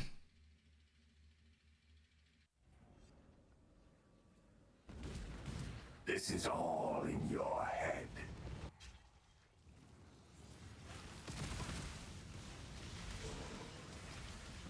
Okay. So the event should be just here.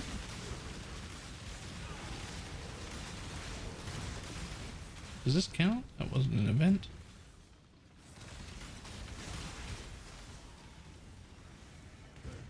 I'm at the full right though.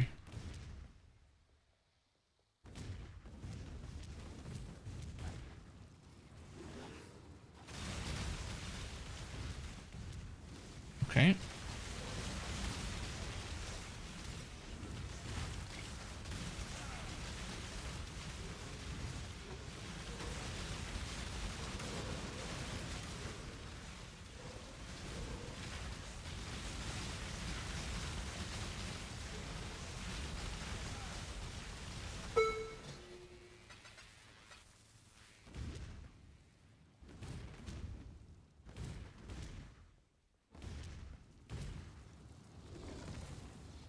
No. More juice.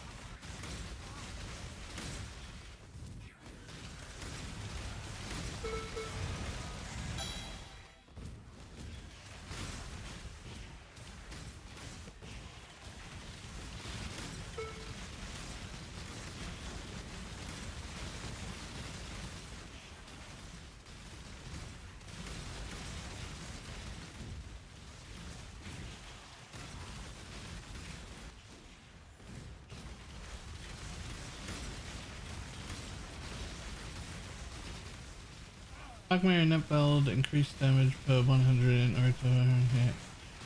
No, neither of those do anything. Increased damage only affects you, not the minions. And we don't hit.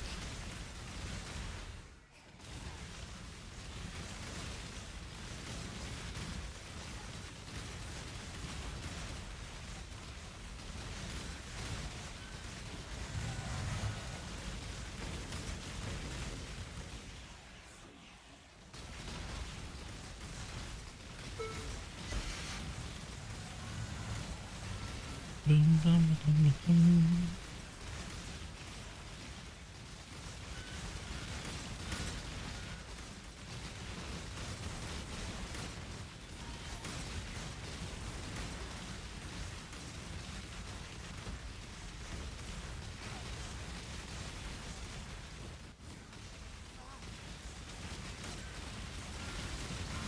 There are no good ones, I guess. Minion life is a glove implicit. That's pretty good. Minion damage might be a glove implicit. I honestly can't remember. That was like a week ago. It's gone. It's out of my head. That's I don't have any more memory than that.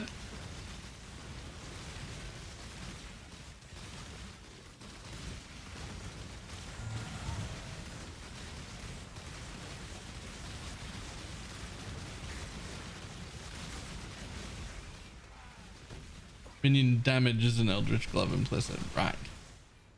Then that.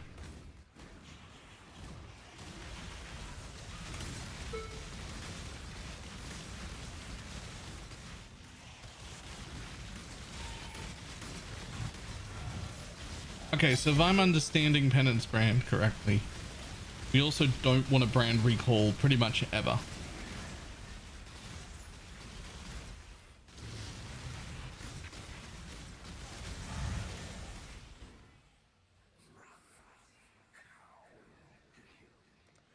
Is that right? It feels right.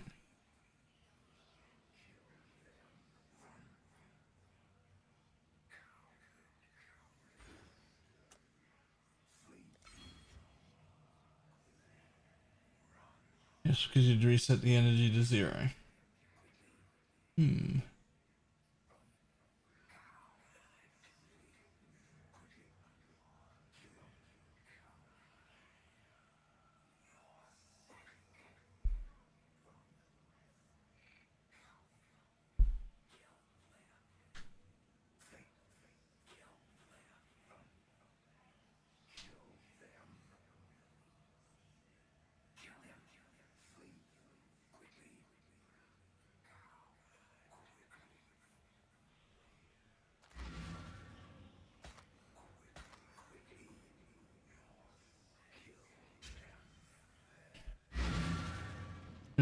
Minion damage on gloves is a craftable option. It's an Eldritch implicit as well.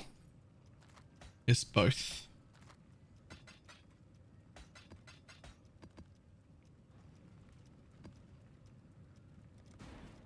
Hello.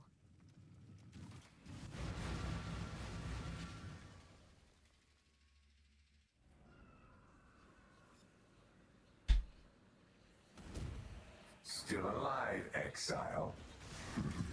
For now.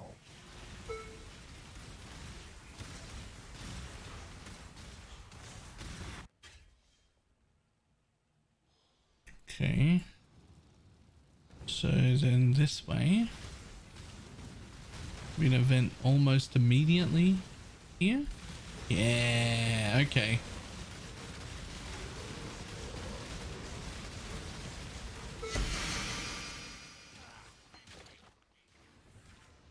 Well, if that worked like that, then I should be able to go back the way I came, which is just to here, which means in this direction and down a little. Might have to go down first.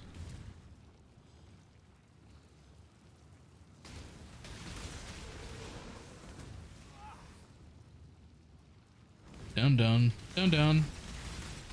Okay, well, that's not at all where I thought. Okay, nope, lost. Hey, here it is, slightly to the right of where I thought it would be. Hunter. Okay. New.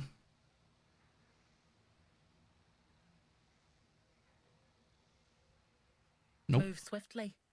Okay, so if it was there and here, then this must be the bottom one, which should mean this direction. Wow. Just like 1 and a bit screens more that way. Should have been another one, but I didn't have enough to get to it.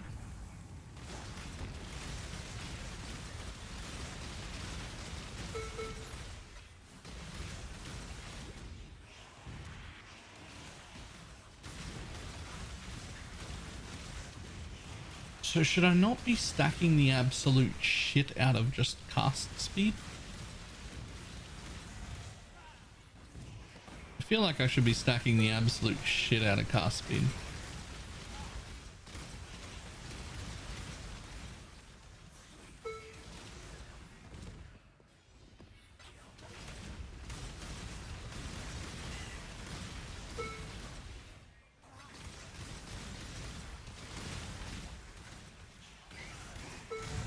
Because it's activations, yeah. So what happens to a single brand when it reaches 20 energy?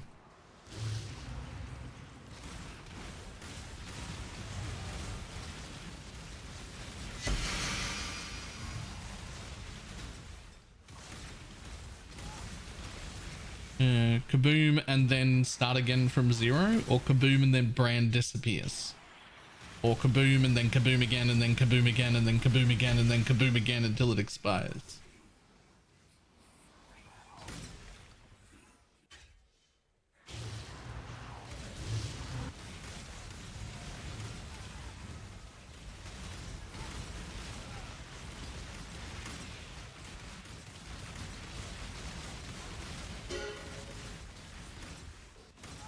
Okay.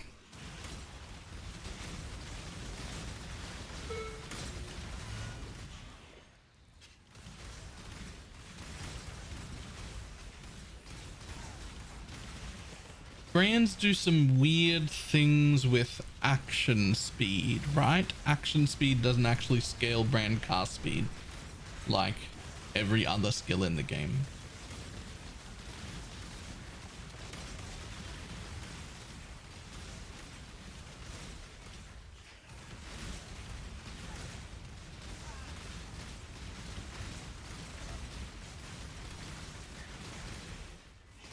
I think that action speed doesn't do anything to the brand. I think.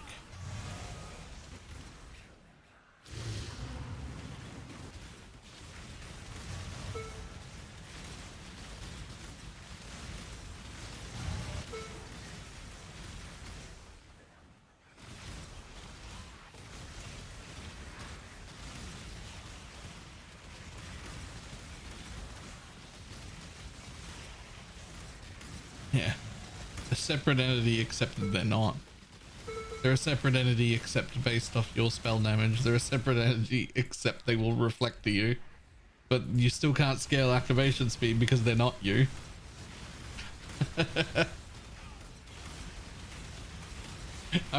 Only a separate entity in the ways that you would want it not to be.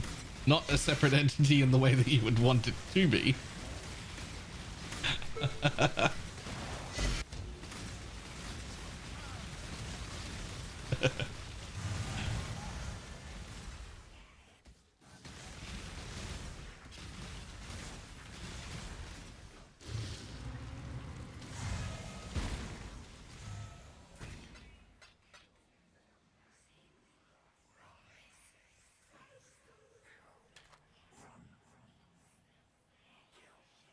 That is quite the wand to ID, to be honest.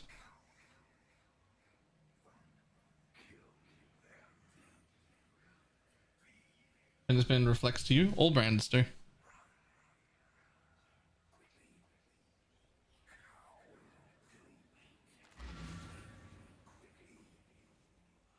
Get your Magic Find characters ready.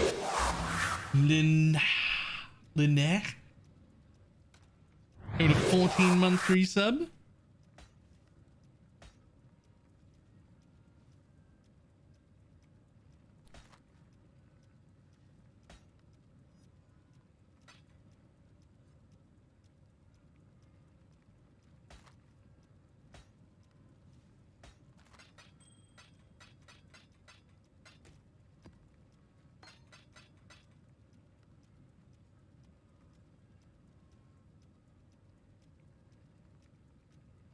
Oh, do you have a guild association in Torchlight? No, I do not. But I do need to think about this brand some more. I'm not 100% certain that everything is getting done correctly.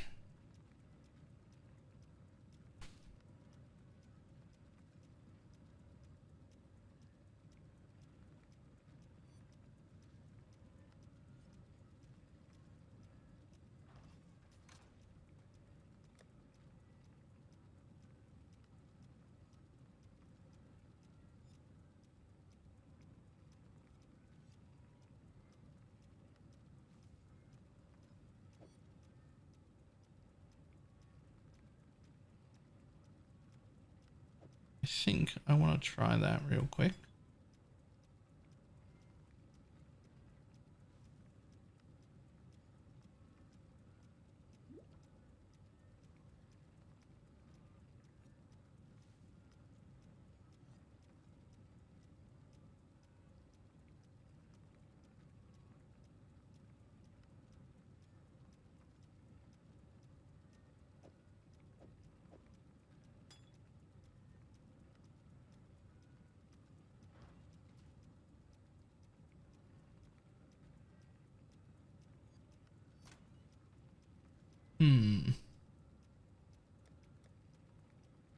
People are doing 2 billion damage with it. It's true.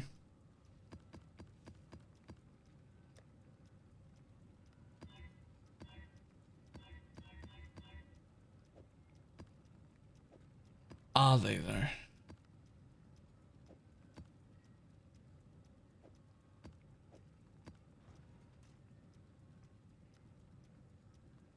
Who's with Frenzy? attacks against. It's not the worst.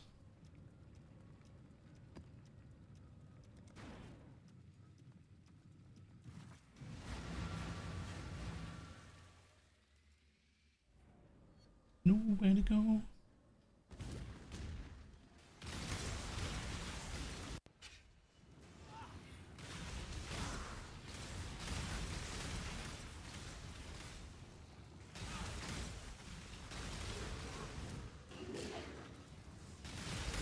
Oh, well.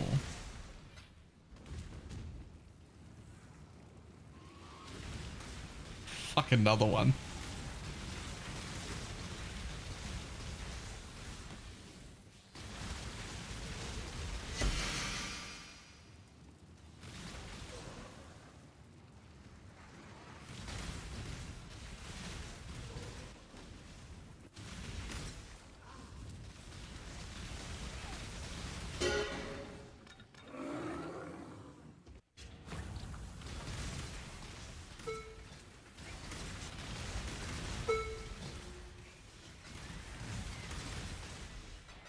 Oh, that's way more damage.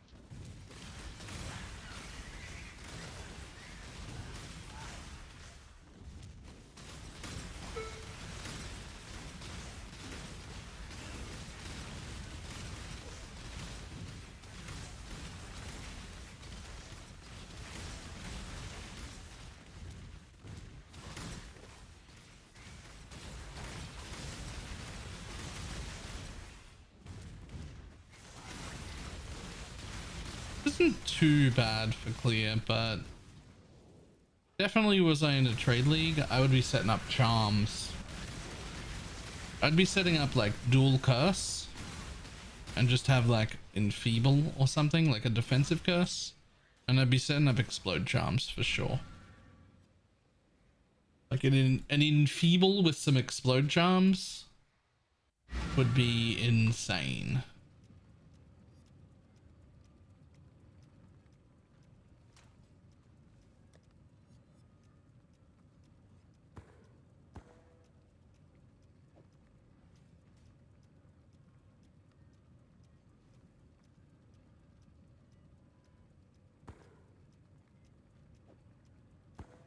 I did a thing and passed to Shads. You did a thing? What was the thing?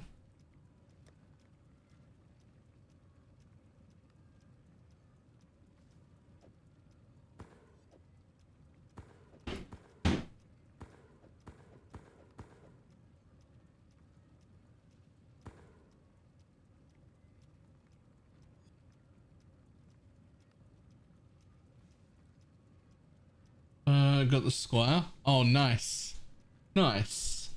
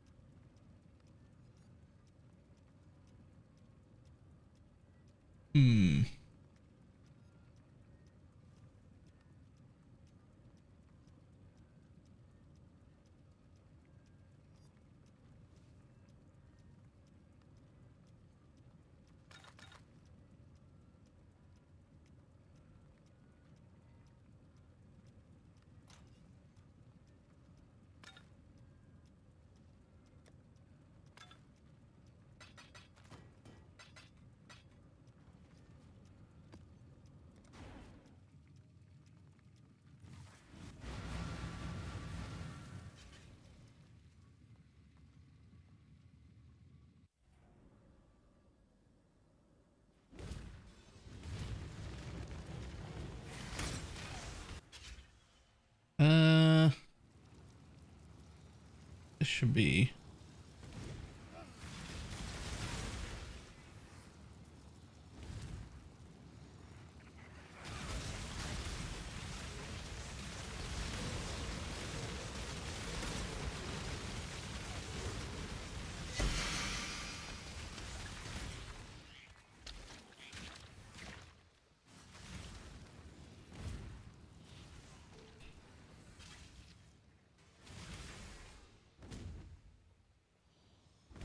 So if we went this way, that far, and got to one there, then it can't be.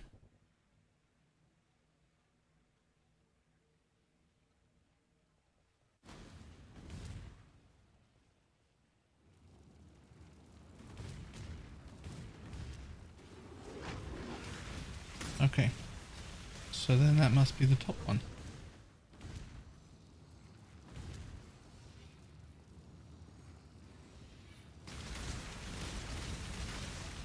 Damn it, ran out of juice before I could find out. I don't know if I was right or not.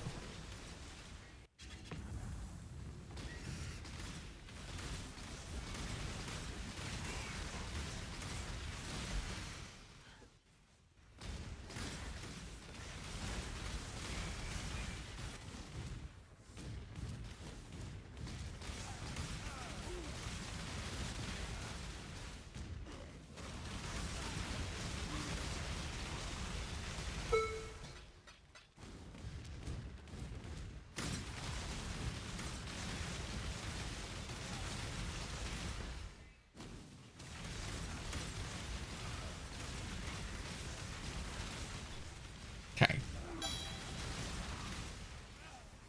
I wonder if real knows what that roll was for, or just rolled to join in.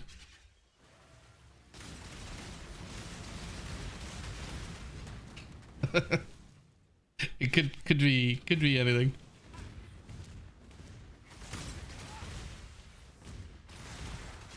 So the command wanted to roll for fun, right? Okay.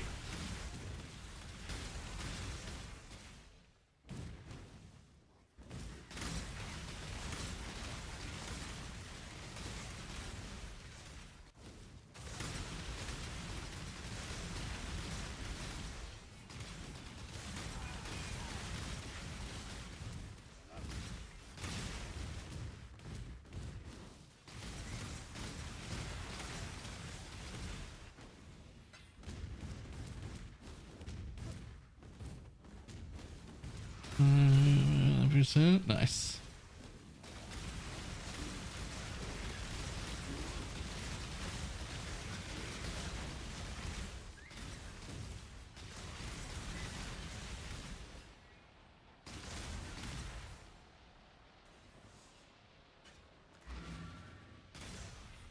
Well, I'm gonna have to figure out what my crit is, because it literally feels like the Taste of Hate is more damage than a Bottled Faith.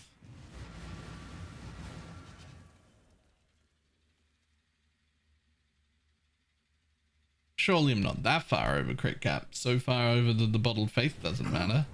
I mean, it's still got 9% increased damage taken on it. Shouldn't even matter if I am crit capped.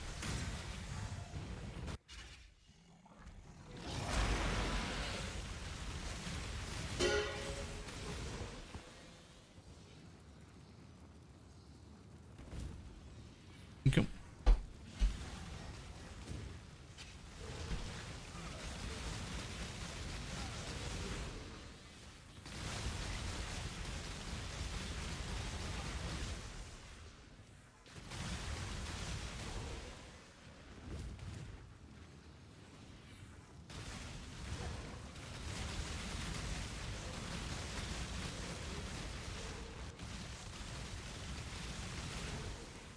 %81% crit before I tick anything.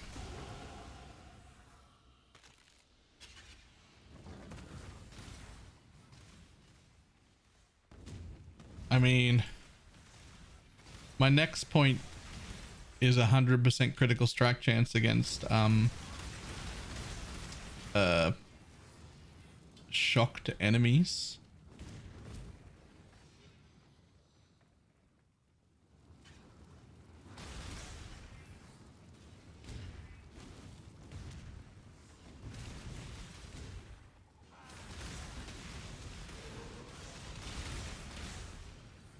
That'll bump you up to 90.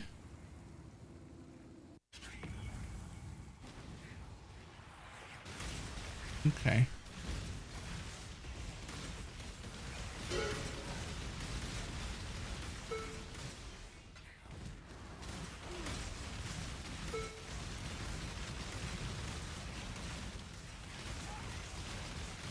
The reliable power charges will be 99.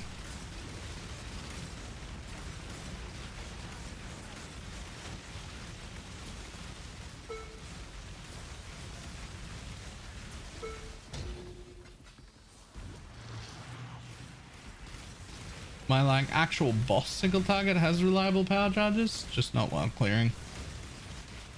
Because Assassin's Mark is great. But I'm not going to put Mark on mobs that often while mapping.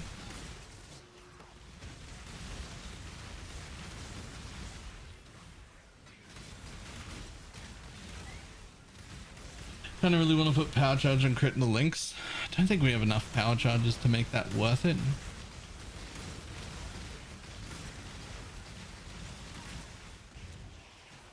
I forget how many you need to make it like okay, but it's more than the base we've got. That's for sure. To damnation with you!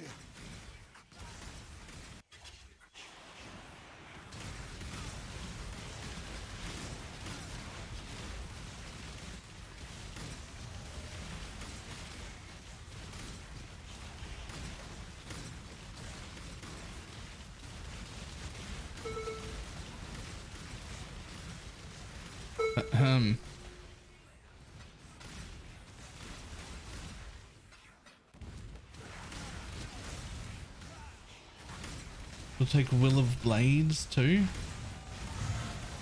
I don't know what that is. Oh, yeah. Yeah, I do. In Shadow. Yep.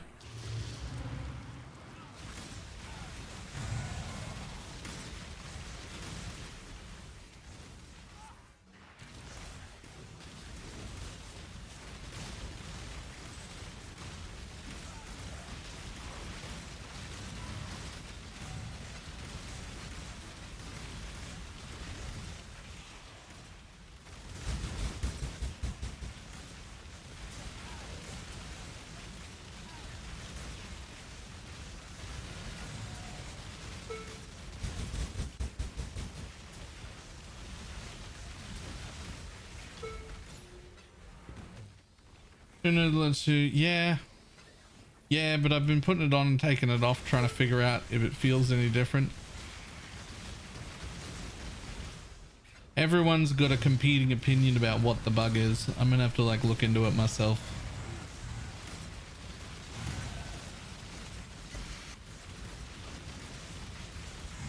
But that's not something to do while I'm live. That's something to do when I'm lying in bed and I can't sleep.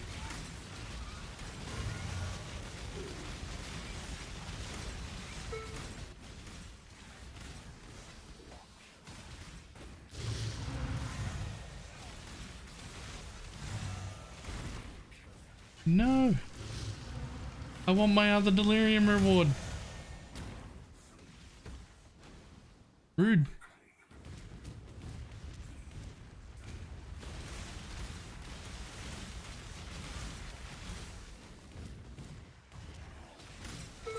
There we go.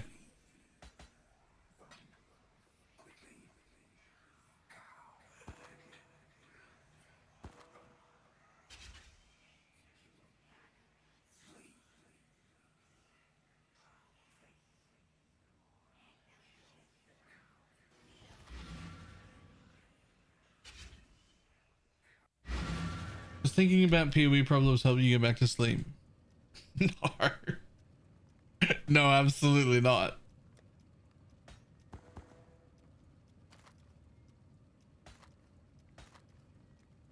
That's what I do instead of going to sleep. when I'm supposed to go to sleep.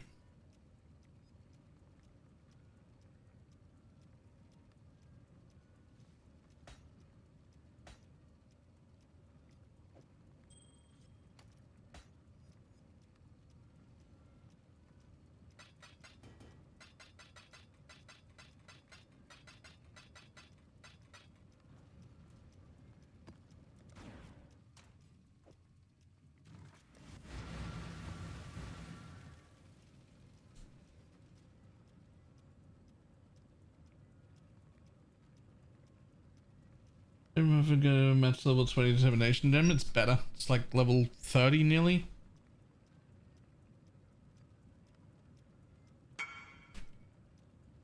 You're clever, right? Explain this. What do you want me to explain? Oh.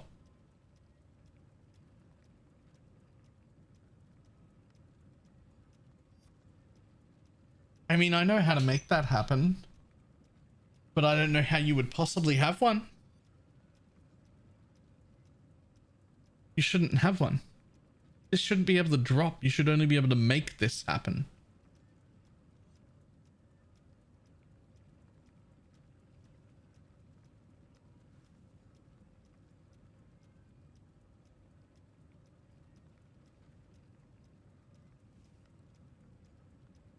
I mean, you could make this happen the same way you can make an unset ring have a corrupted implicit and still have a socket.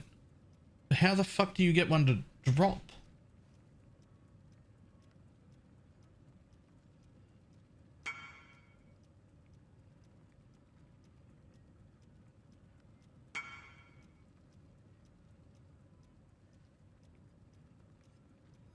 I thought you could still tainted them. The corrupted ones.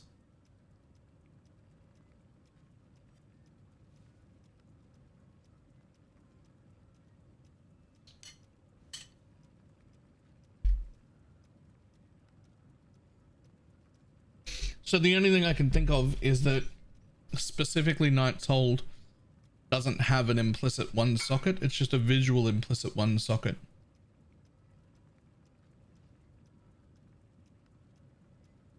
And that the added socket is actually just part of the unique part of it.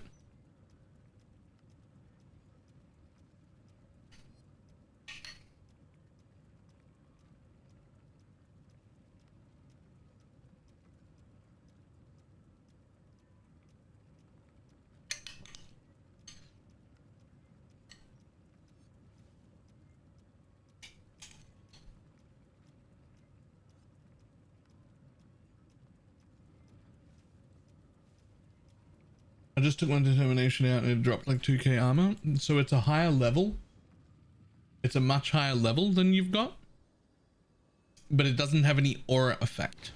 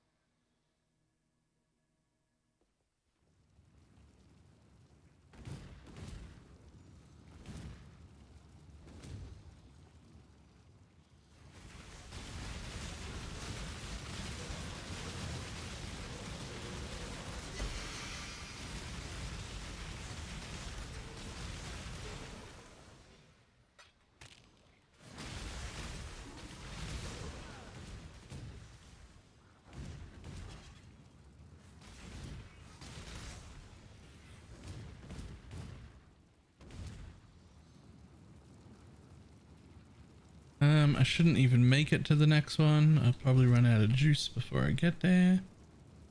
But oh, if it's not that way, then it has to be this way.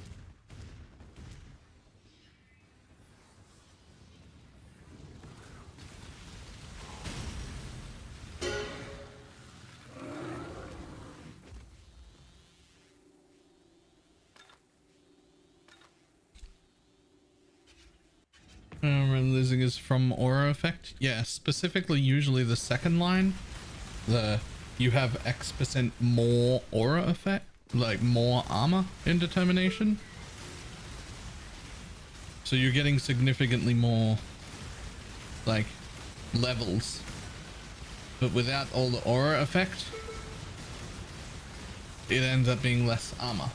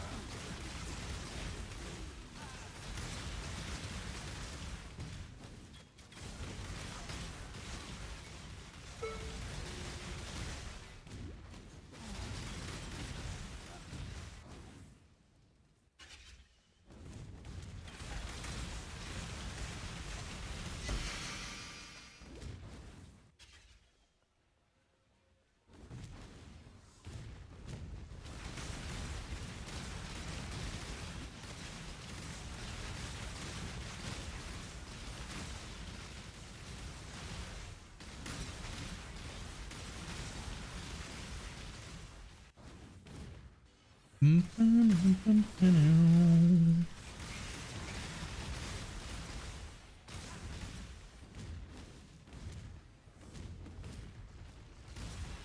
took out Room Binder and the AoE definitely stacks much bigger now. Yeah, that's what I was playing with before. And it feels way better every time I take it out.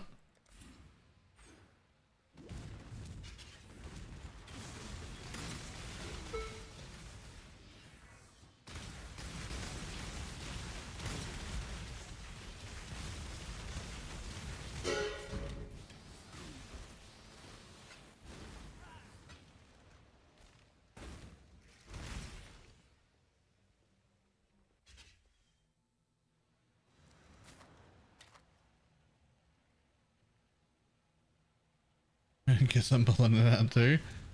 Well, I haven't managed to like figure it out yet.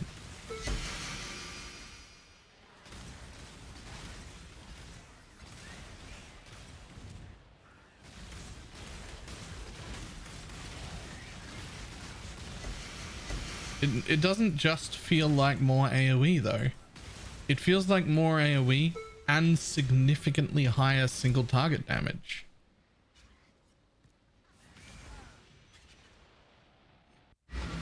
Like I don't have like the information on how to like I can't back that up. I can just be like, but look though.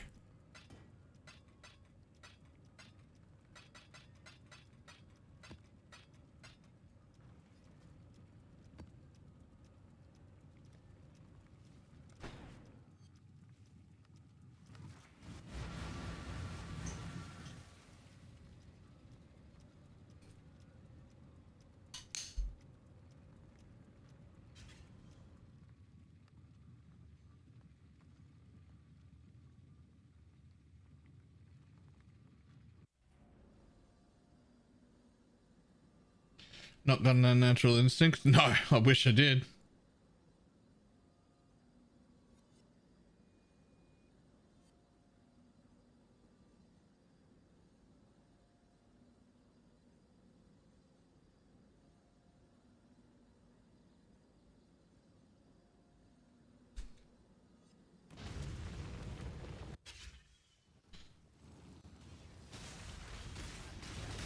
if I can come to the conclusion that Roombind is not worth having at all, I can actually change the tree. Approach, traveler. Or don't. I don't care.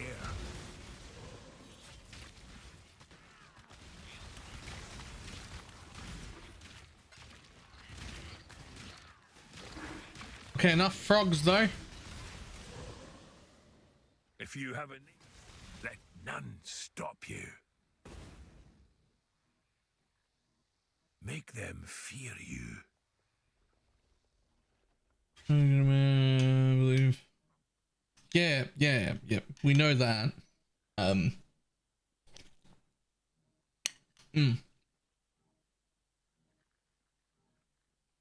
We know that. It's just that some people are saying that having 2 is still fine. It's just quicker ramp up time.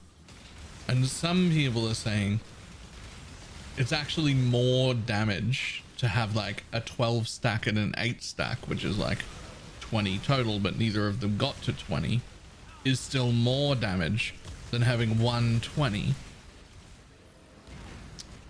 And there's no hard consensus on what's actually correct.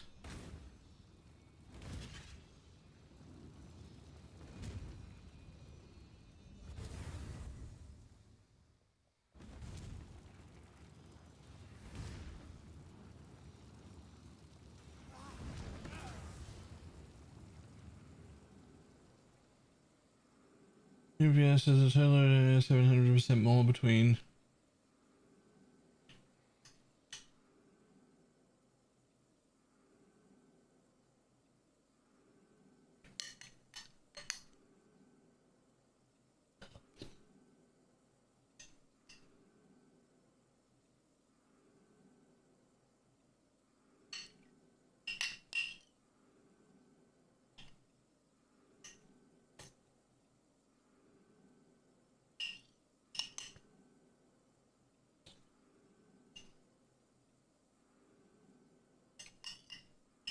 So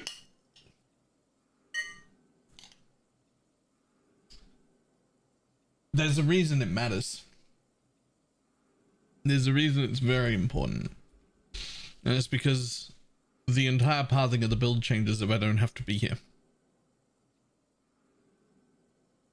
Not only that, if I don't have to be here at this node, Pathfinder becomes way more viable as an option.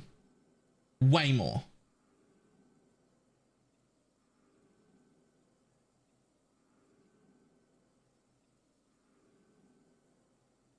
That is a very nice fraction.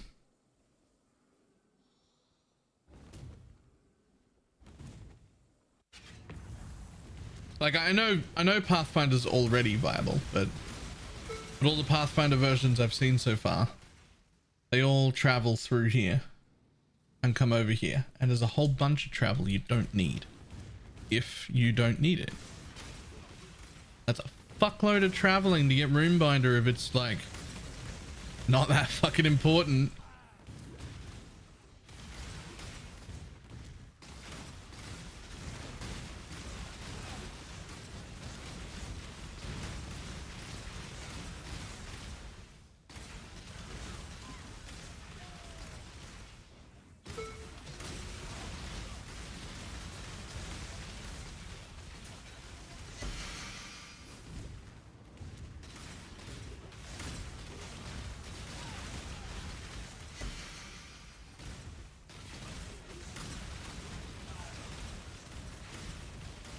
With just a single band, regardless of how it functions.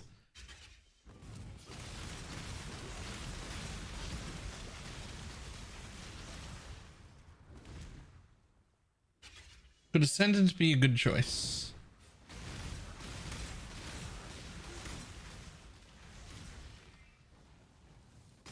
Yes, it could be.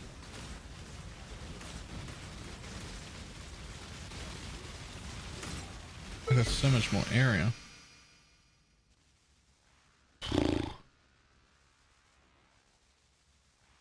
Let's say Ascendant was the choice over Pathfinder. You could get the flask charges part. That'd be great.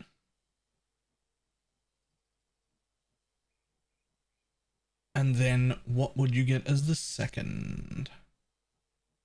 Probably not Inquisitor.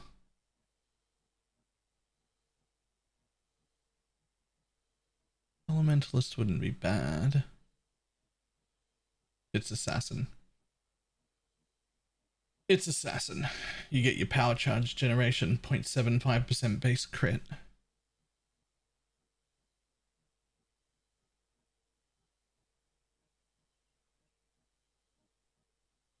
Well, no quality on the added lining. I'll be honest, it got given to me already level 5, and I never even checked to see if it had quality. I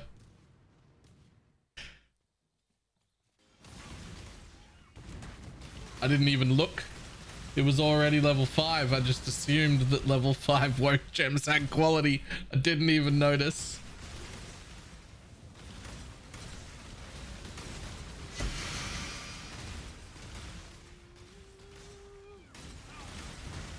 Right, the wiki is... Look, the new wiki is far more reliable than the old wiki, but...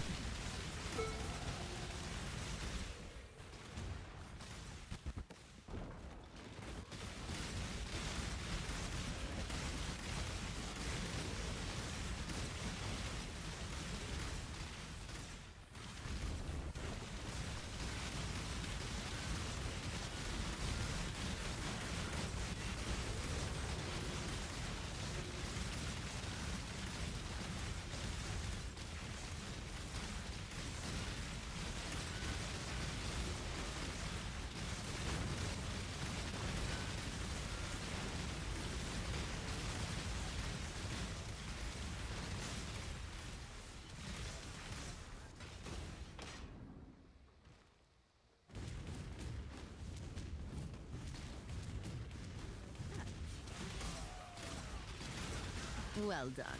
Now be a good assistant and find a place to deploy a tower.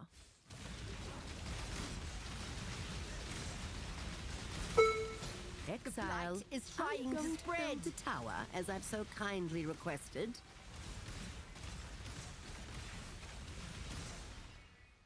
Hello? Put out new mycelium. Please do not test my limits. Patience is not something I possess great quantities of. Build the tower, Exile. Now.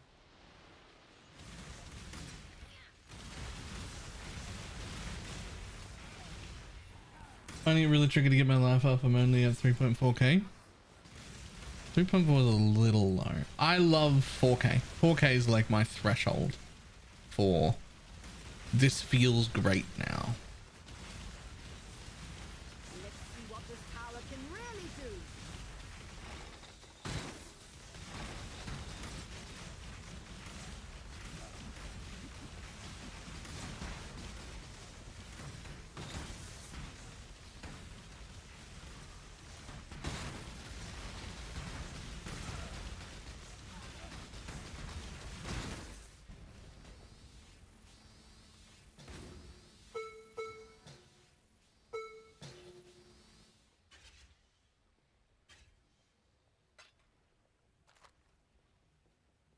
I love my 2.7k.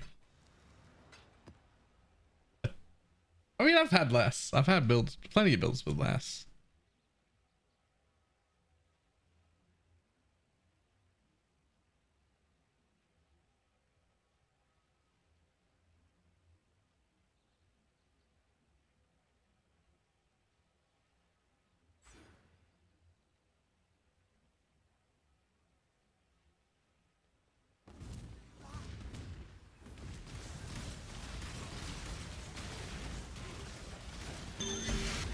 Easy div. T7 Al can go just to level. That's my third div today. Just to level. I'm just like leveling in mid-tier maps.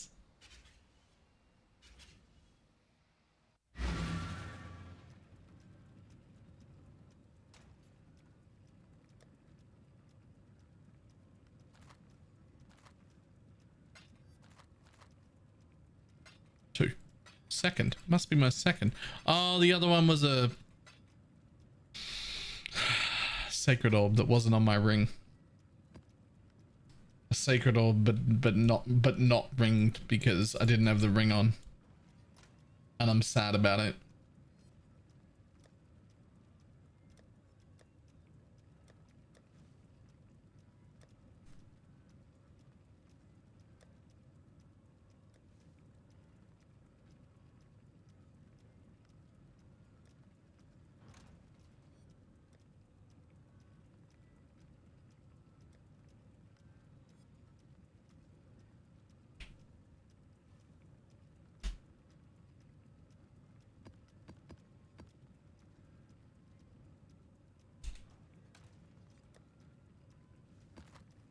Okay, let's have a look. Yes. Fine. Fine.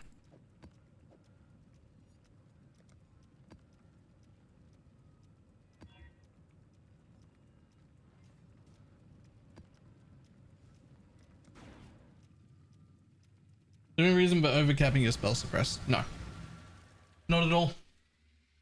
My spell suppress is overcapped by a decent chunk because of the charm. The charm is actually only there for frenzy charges. It just there just isn't a better frenzy charge generation charm in our private league. So I'm just over suppress cap.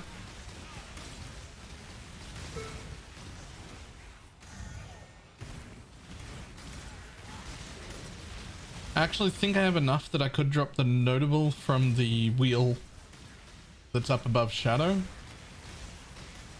But that wheel comes with 50 energy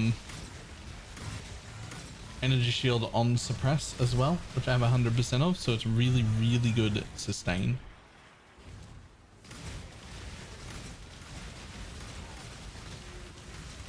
Map mods reduce overcap doesn't help. The map mods don't reduce your suppress chance, they reduce the suppress amount.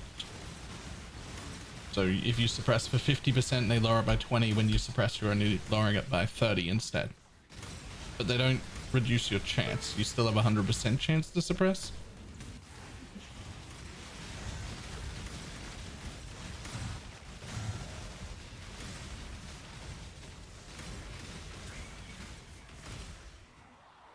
You can drop the whole instinct wheel. I don't count the flask ever. I don't count the flask ever. Flask is there for phasing, for mapping, but I don't count it as suppress. I want to cap without it. You finished with Torchlight for now? No, I should already be playing it actually, but I guess I'm not gonna play today. Leveling this guy. I'm really enjoying Torchlight. I don't know if I like alternate days maybe instead or something. I don't know. I want to play both. I want to duplicate myself and play both of them at once. 2 Balors. I just need a clone of myself, a second BalorMage.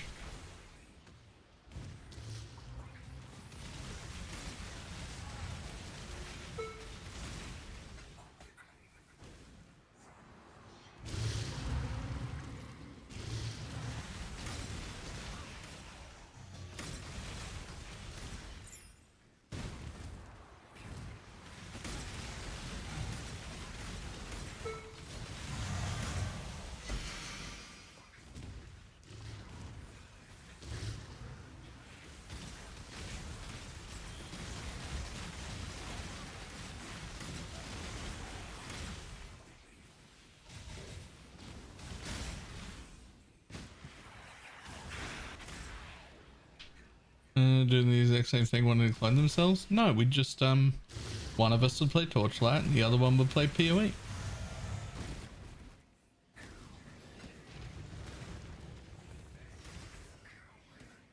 That's a lie. If there was a clone of if there was suddenly an exact clone of me, there'd be no stream that day. I'd be busy.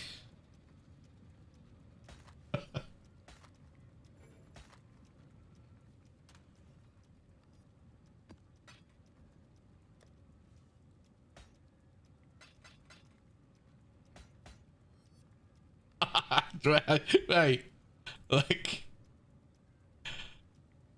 I'm just saying, there'd be no stream that day. I'd be busy. All right, that's if you got something weird out of that, that's on your brain. I'm not responsible for that.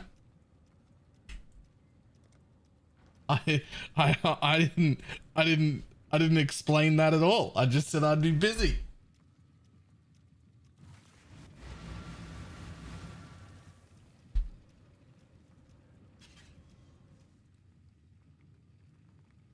I don't know, use the rusted scarab in a map device. When I start the map, it consumes the scarab, but Einhar or beasts never show up. What can cause that? Already tried 5 times, same result. A few things. One, if you've got this node, it's just not consuming the scarab at all. There's just a pile of scarabs there, but it's not getting used. Or, if it is consuming the scarab, you've got either this node, which is consuming the scarab and adding pack size, or possibly this node, which will consume the scarab and give you anything except that scarab.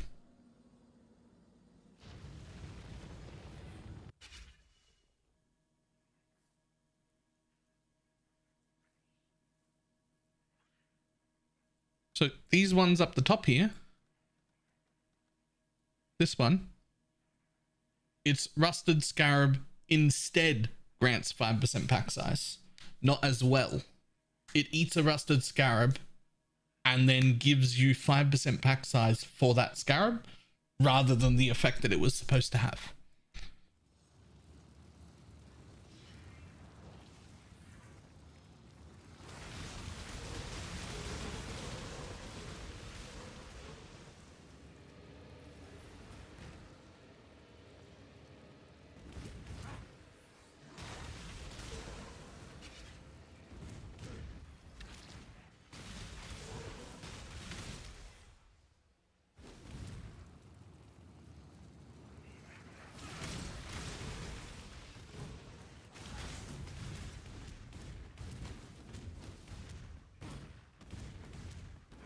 Oh my god, I hate shield charge so much. It's the worst movement skill in the game. It's not even true because I'm still using it. If it was really the worst in the game, it wouldn't be on my bar. But that doesn't mean that I don't hate it. I still hate it though.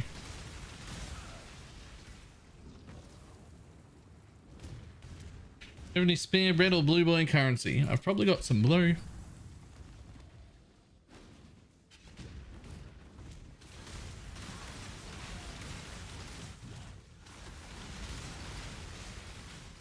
Leap slam cough. I don't hate leap slam once you have enough attack speed.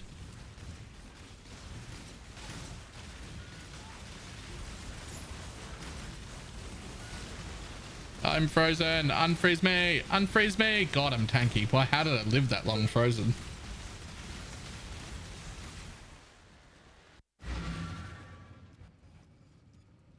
This is quite tanky.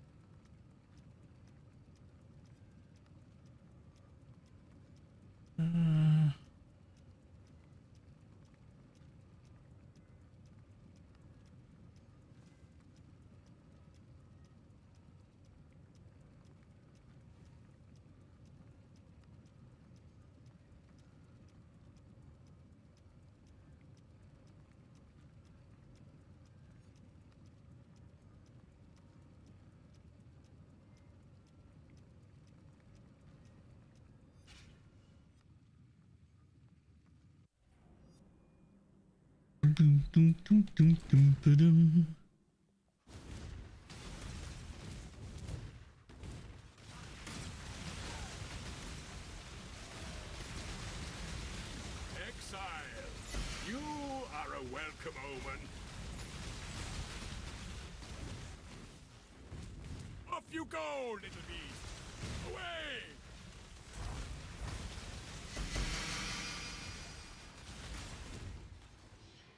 And then my brain is a leak around the map. Yeah.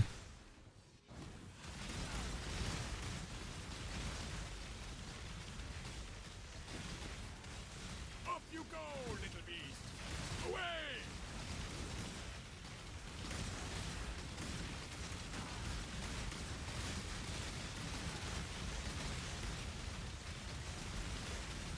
This one is captured. I now will take it. You are well prepared for the end. This is a fight.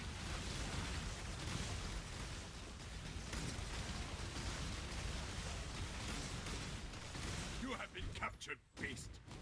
You will be a survivor, or you will be fooled.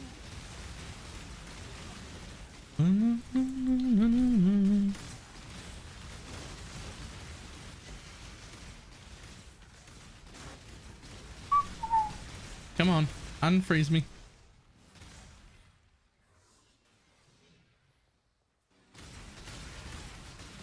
Should probably go get freeze immune at some point.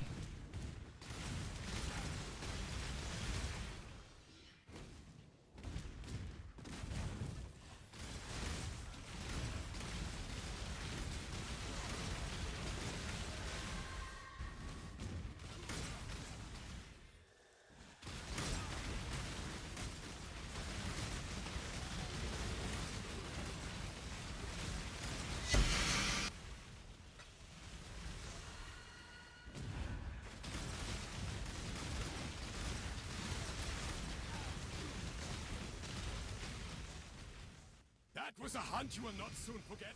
You're welcome. Goodbye.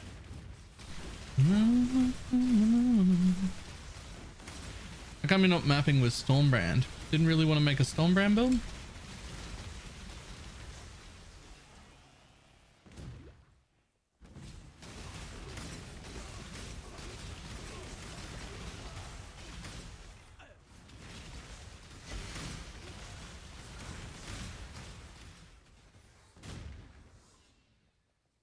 It was like a support swap? Yeah. Almost. I'd want brand recall. I'd want the brand recall mastery. But otherwise,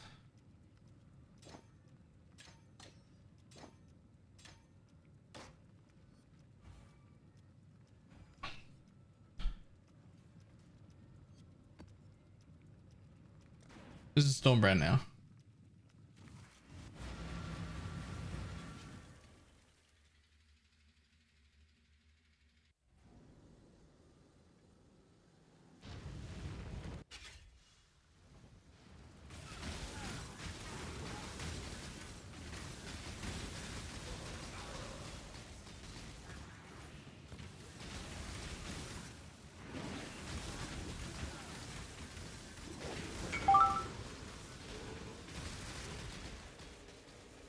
Nice.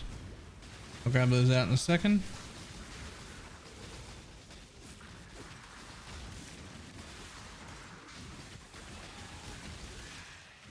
You stream twice every day this year. You should take a break.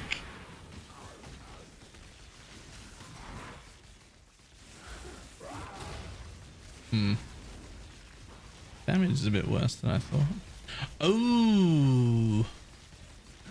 Yeah, of course it is. Silly me.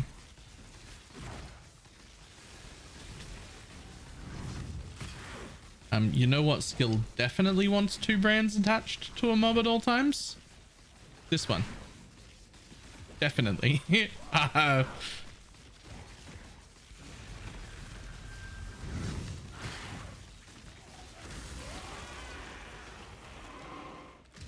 Excuse me.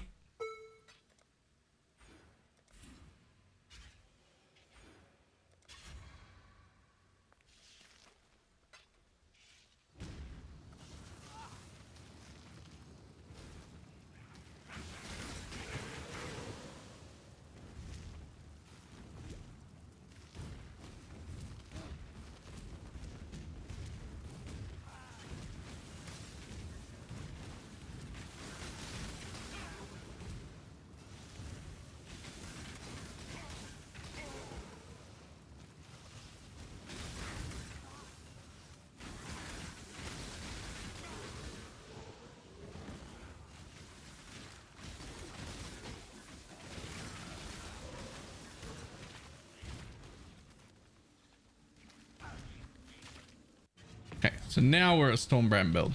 Stupid dog, you are chasing your own tail.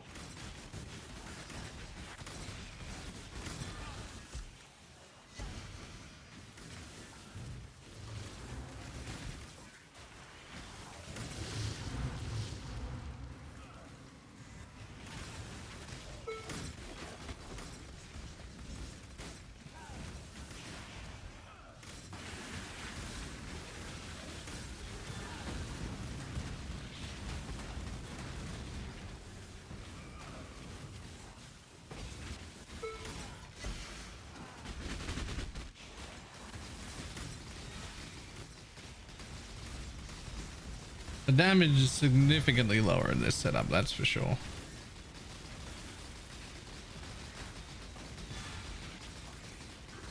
Definitely clears better, but I don't know.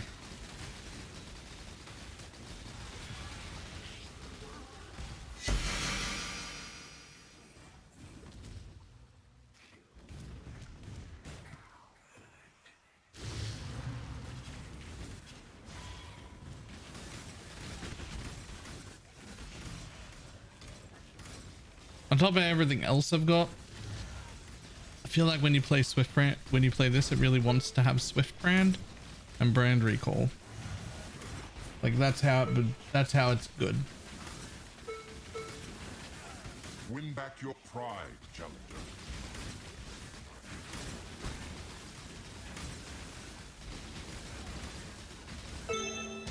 Easy div.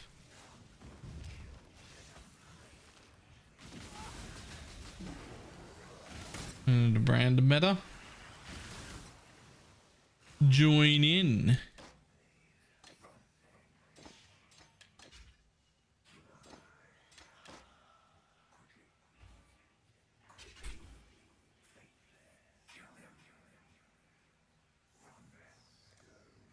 You still have to use Swiftbrand? Sag? It is. It is very Sag, but only for Stormbrand. Penance Brand doesn't want to use it. So that's why I want to use Penance Brand. That's why I'm excited to play a Penance Brand build. It doesn't need to be Swift branded.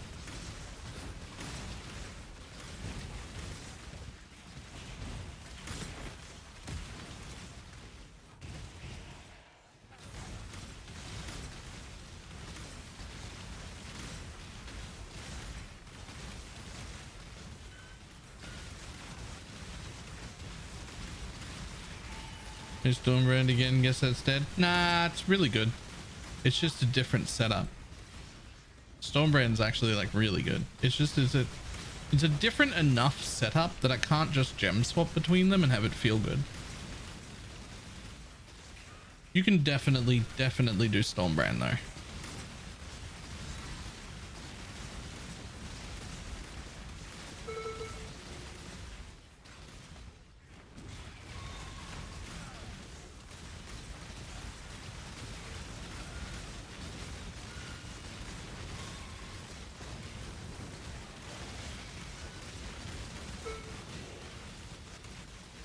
I hate Swiftbrand as much as you do. I think that you can play Stormbrand without Swiftbrand 90% of the time and just put Swiftbrand on for pinnacle bosses.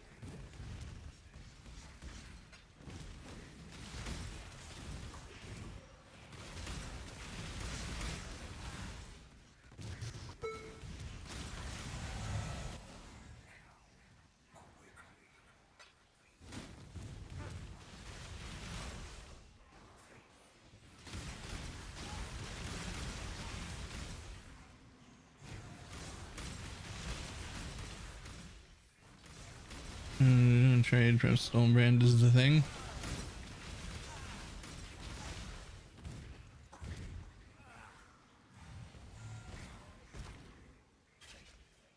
You will fall to ruin. No.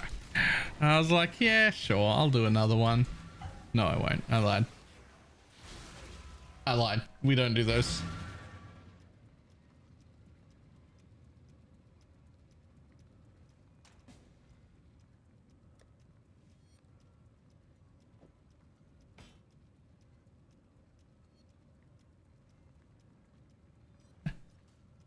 Actually, quite a good pair of boots, those.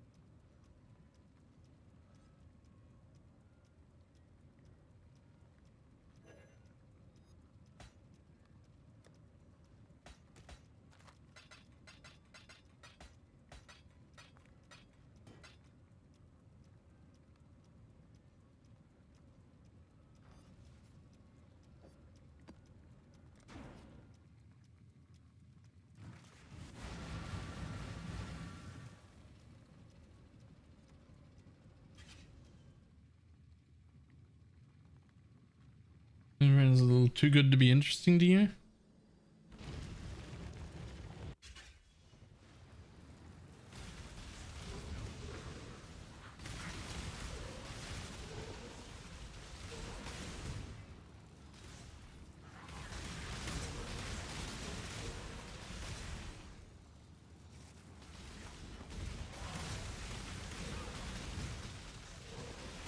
Go with God.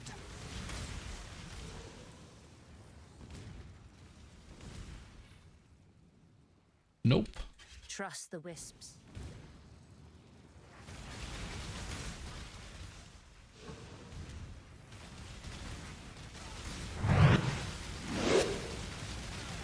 Oh.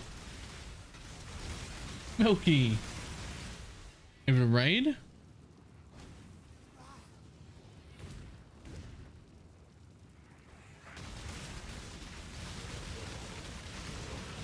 Nice shirt. Thank you.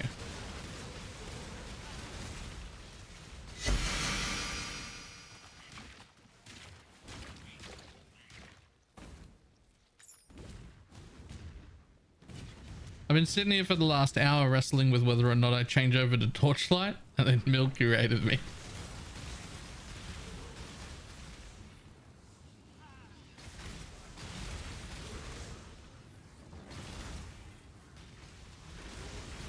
Torchlight is jamming. It is. It's a really good season.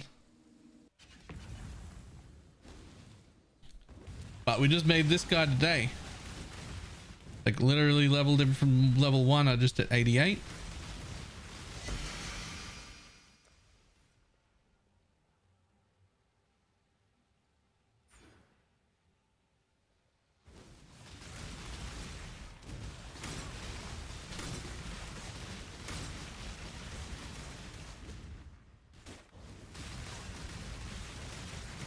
This is a solo player. Oh, I don't know about better. They're both, I'm really like constantly torn on what one to play now. They're very different.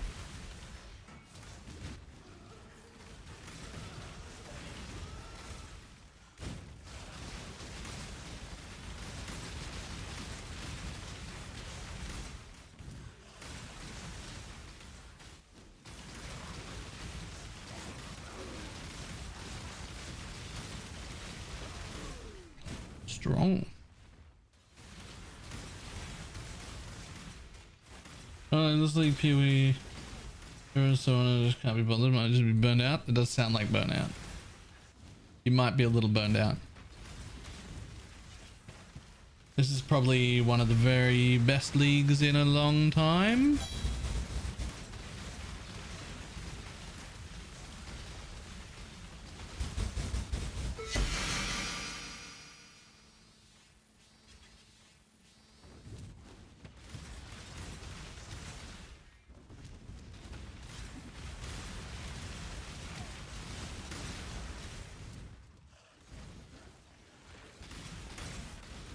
Is cap? That is not cap.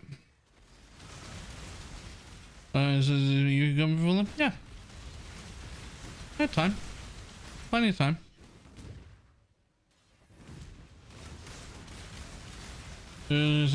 Brand? No, these are just Alk and Go maps.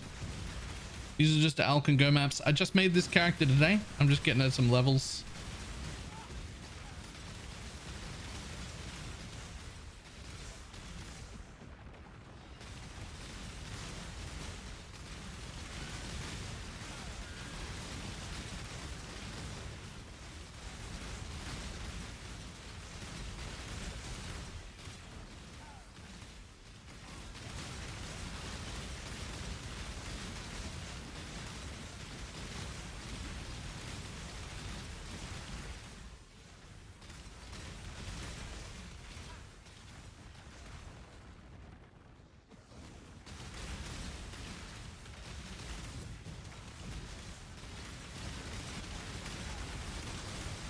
This penance brand Inquisitor.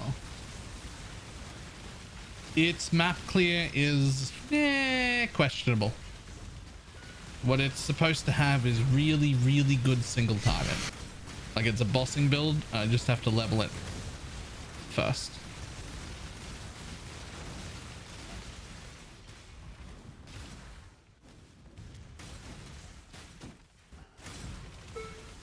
Now, if I was smart, I'd have just kept Stormbrand of Indecision and leveled like that the whole way. But I really like leveling as much as I can as the thing I'm going to play.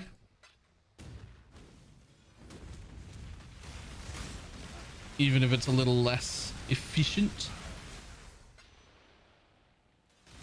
Definitely worth it. The mounting is bad. I've been taking the Jumping Brands Mastery off and on all day today, trying to figure out which one I like more. It's a hard pick.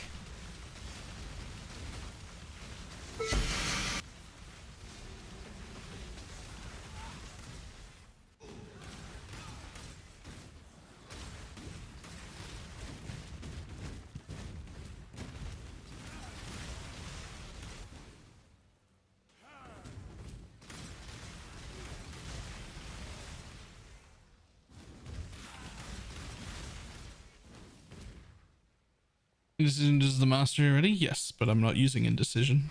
I'm using Penance Brand.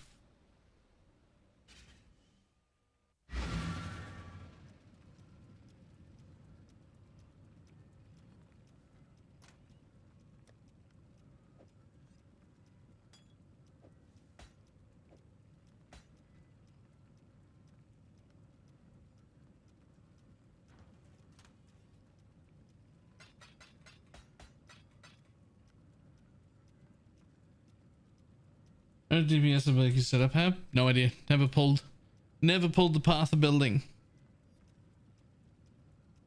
But it does have a +2 amulet and a +2 weapon and a +1 shield. My penance brand's level 28, and we've failed all the corruptions, or it's not even corrupted. It could be 29. And it could be 30 if the Empower was successful. But the Empower is only level 3 as well. Rephrase that, how are you going to learn the mechanics?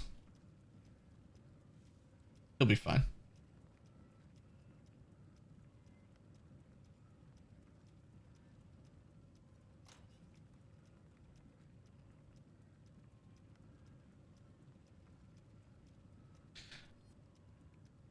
Have you had a Dragon's Fang? True. But this thing does have an endurance charge and crit multi on it. It's not bad.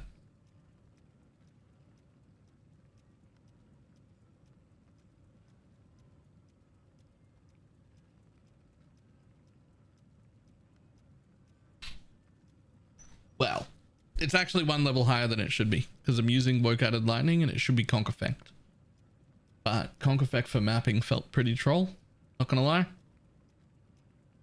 If I had a Woke Ink AoE, I'd run that, but I don't. So, small private league, we've only got what we've got access to. Some stuff is really good, some stuff we just don't have. So you just work it out.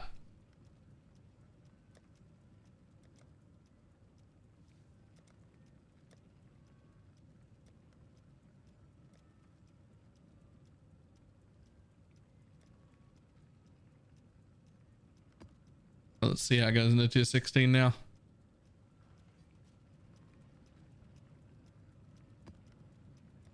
What are the links currently? Empower, crit damage, hypothermia, crit strike, and Woke added lightning.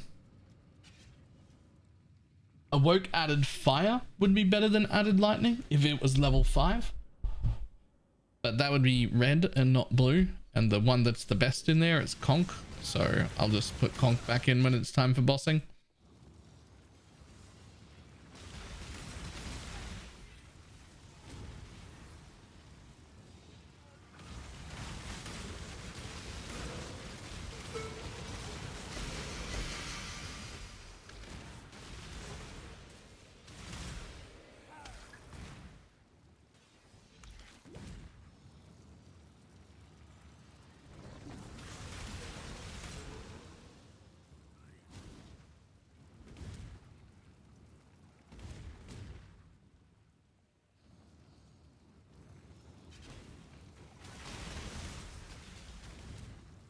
Okay. Should be left here for another event. Hopefully. Damn it. Damn it. I think it's one more screen away.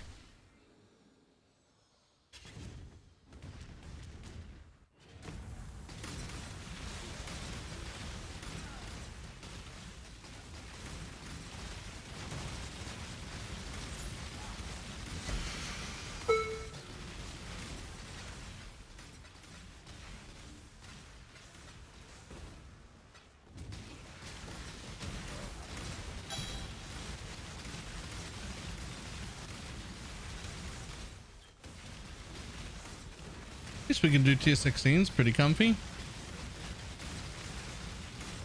Like, I don't feel especially in danger or like my deeps is low, just the same clear as the lower tier maps. Like it's still just penance brand. So clear. But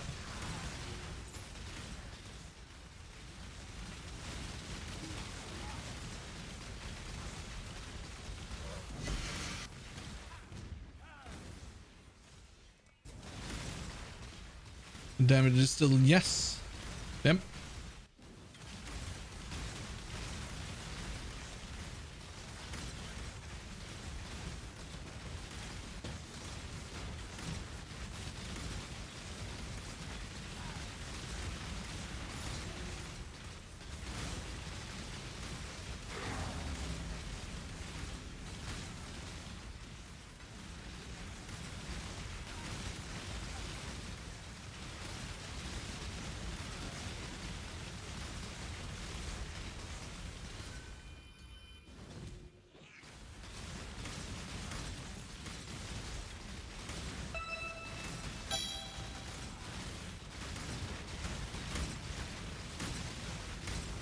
I wonder if that kills me. It doesn't! Yay! That will. Yeah, let's not take that.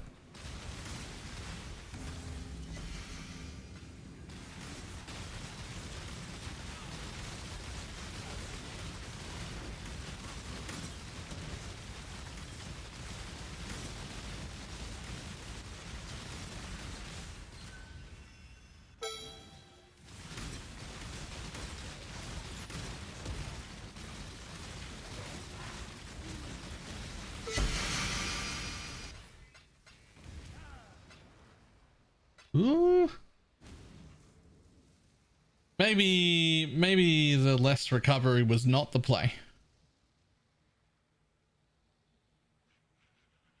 Maybe the less recovery altar was actually bad.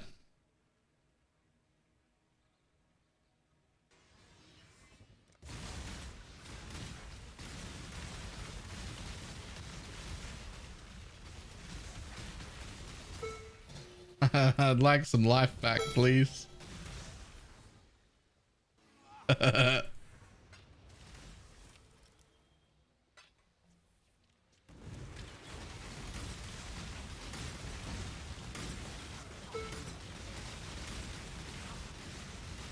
Have we got like life on kill somewhere? Or leech?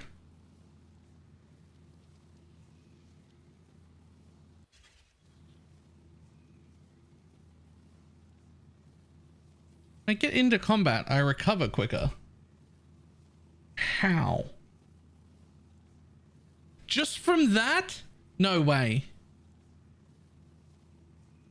That can't be it. Just from 10 flat?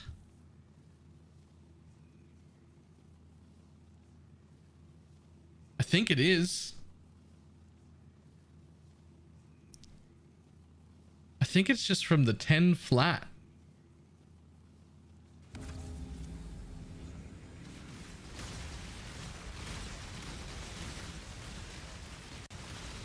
Charm perhaps? Oh, I didn't check the charms. I don't think there's any recover charms. But let's have a look for sure.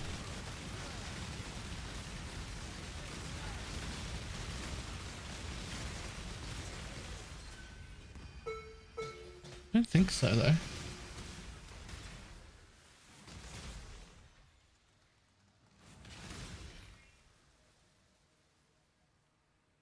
Nope. No recover charms.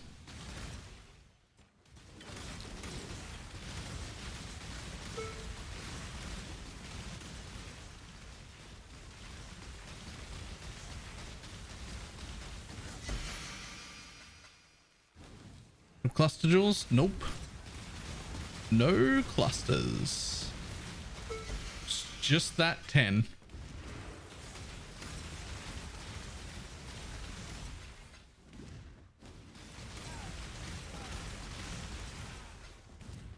I mean, I guess there's like, you know, 20 mobs in a pack. That's 200 life.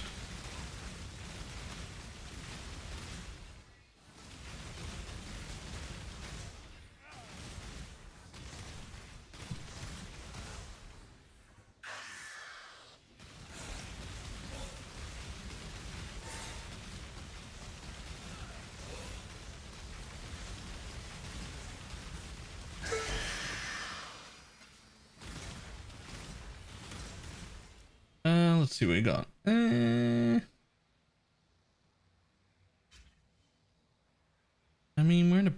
That's actually like not the worst thing I've ever seen.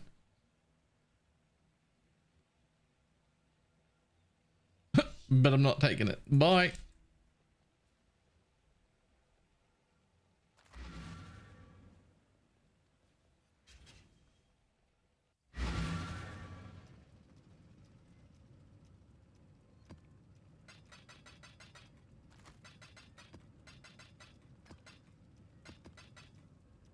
Alright. I want to get in at least an hour. At least an hour of Torchlight. I have to do it to like at least get my dailies done and stuff. Plus, I'm really enjoying that build. Burning damage and want to do anything for popcorn specters. No, not at all. Not at all.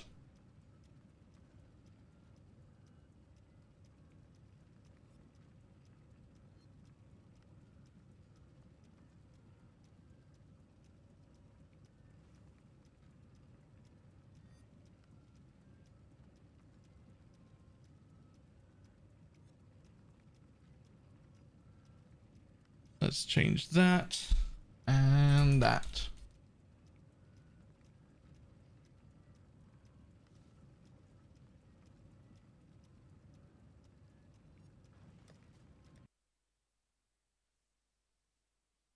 Oh, and now remember, if you change from PoE to Torchlight, to close off the normal macros we use for PoE that do nothing at all, because I got a mail during the sponsored stream that was like, we've detected cheats on your computer, and if you don't delete stop using them. We're going to ban you. And I was like, whoa, no, I'm not cheating, I swear.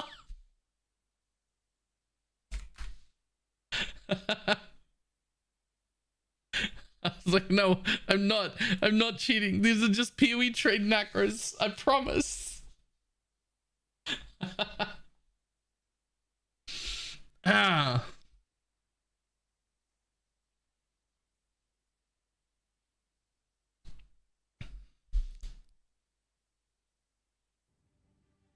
Also, I haven't figured out yet why every single time I launch Torchlight, it launches back in this tiny little window. I have no idea why.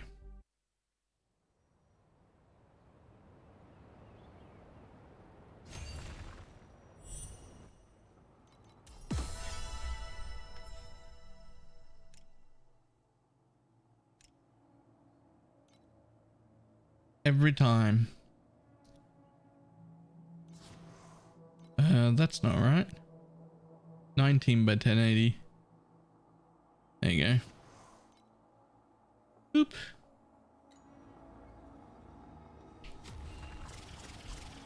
Okay, where was I up to? What was I doing? Oh yeah. Any new people? We made this thing yesterday, which is just an absolute beast that I'm super proud of. 589 DPS one-hander.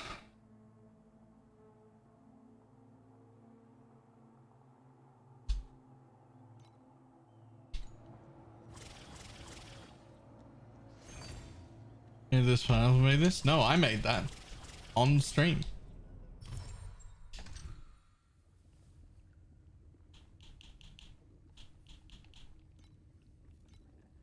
Between that upgrade and the fact that we're on a blemish. Oh, no, no, no, no, no. So because you didn't see it crafted, that's the good thing. So that blemished spot, that was 51 int when I ran out of plasticity to do anything with it. And then I hit the flat fizz to go with my double T0, and the replaces the 5th affix with a blemish, which was an int roll.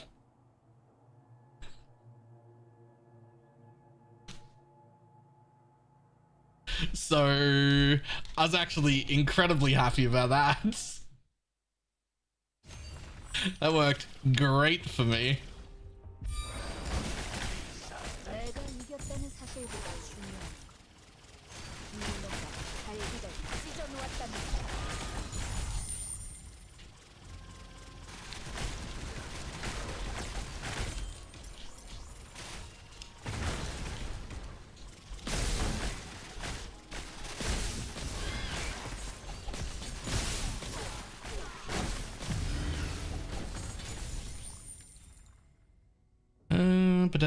Whenever the bubble changes quality, additionally upgrade. Okay.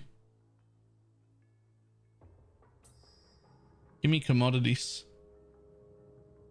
Change them into commodities. I like them. No, not 1, 2. Okay, damn it. I was hoping for 3, but that's fine. Oh, it did do 3. Oh, we're good. So that sword, plus the fact that we're in an 8 link with no downsides, really, really, really, really pushed this version of this build up into like the good stuff.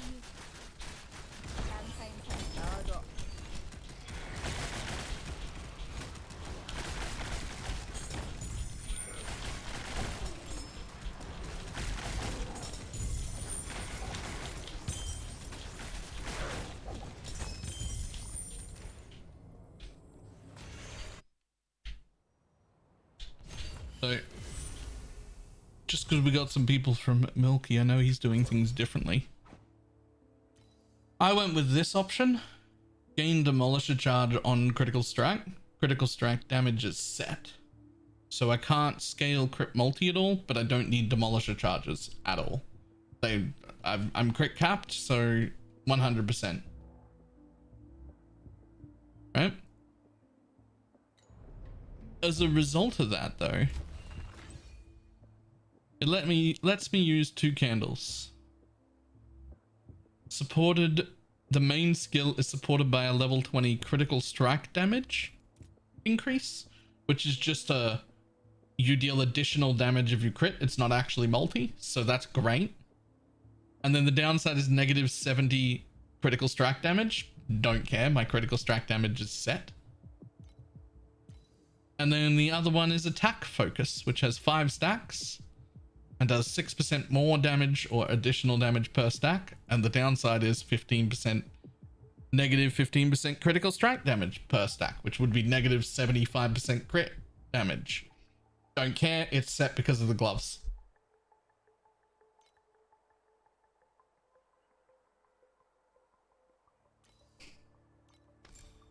Yeah, hang on. Let me show you critical strike damage increase. Because that was the turning point that got me too. Not that one. Here.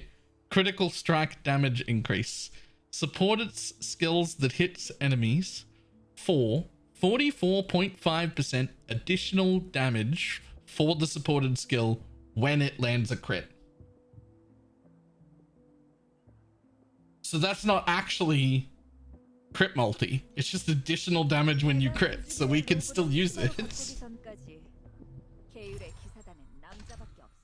It's great.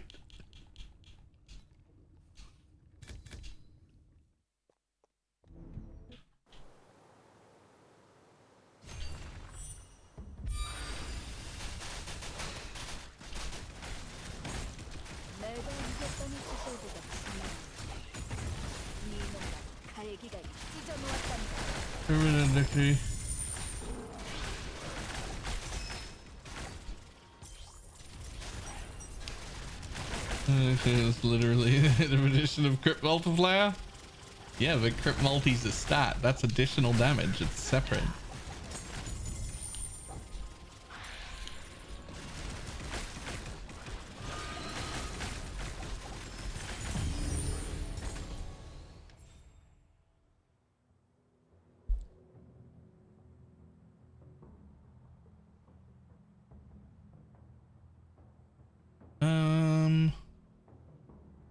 Let's do that.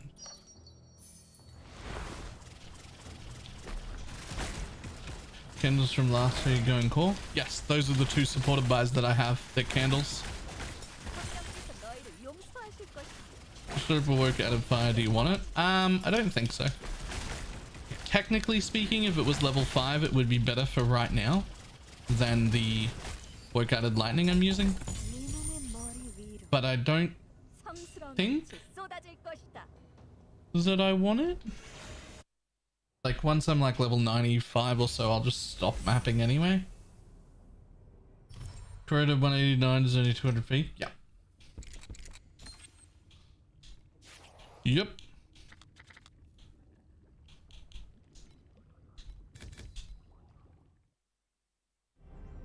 I do not have that amount of money.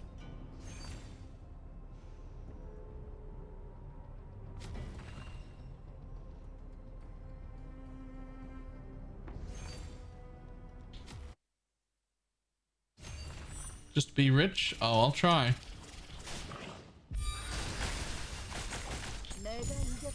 It's actually probably my biggest weakness on this game. Like, there's a lot I don't know.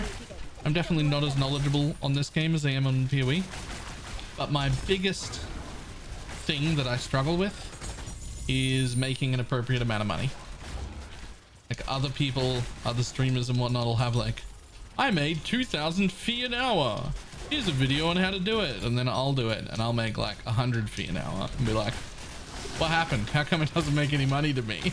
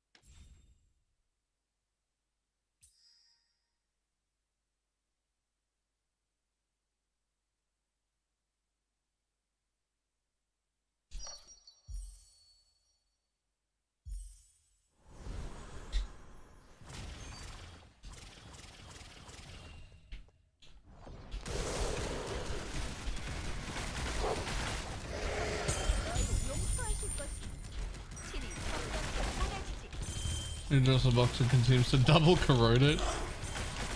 Yeah, I don't have that sort of money. Like, I do okay, but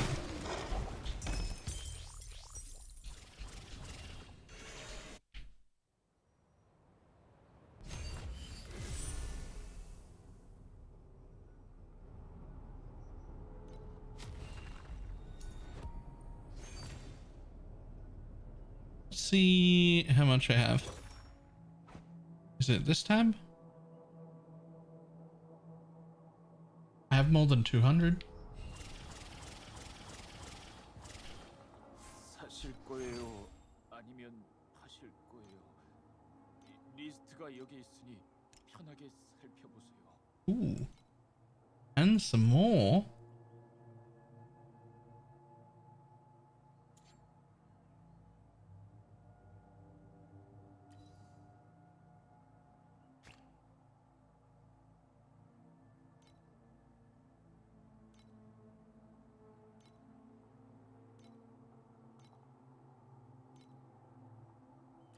Those are 190. Good crit rating. 185. Good crit rating. 199. Oh, 199. And I don't want 183. That's a little too low.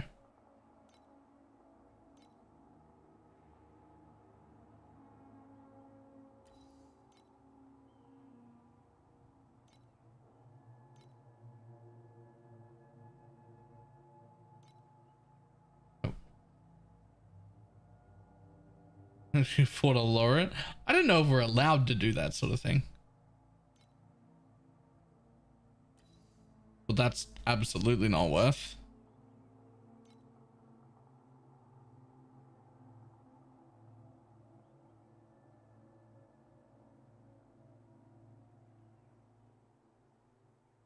That one's perfect. It's 200. It's so good. It's so good. I would pay that just for the perfect roll. If I had it. I don't have it, but I would.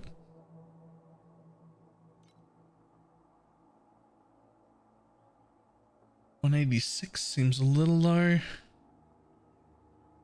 196 is pretty good, but it's 3.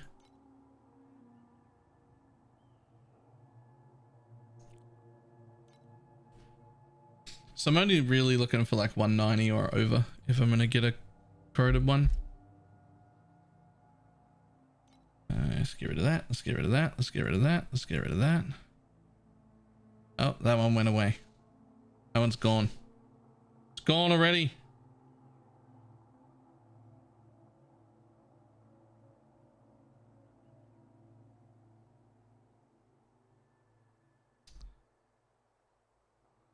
Sniped, right? Yesterday ignored it. Just this card ultimatum to double 4 divines, which was duplicated. Nice. Someone bought it. Yeah. Just don't know.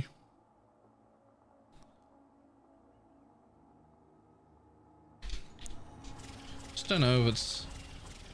Here's the thing. I'm already doing such good damage, but I am so squishy. I'm res capped, but like that's it. Like my armor's 16k. And if you look at the rest of my gear, absolute garbage. Absolute garbage. Absolute garbage.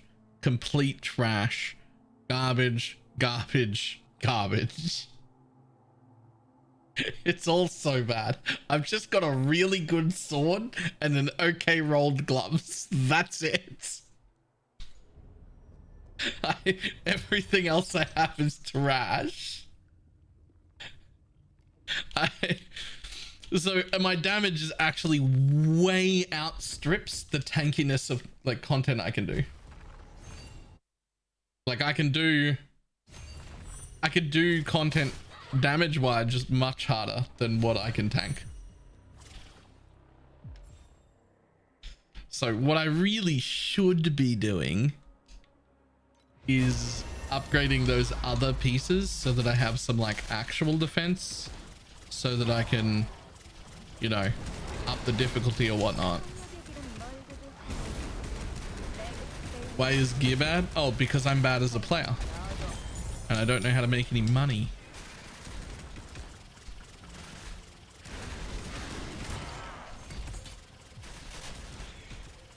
I have great ideas on like builds. I'm just not good at making money.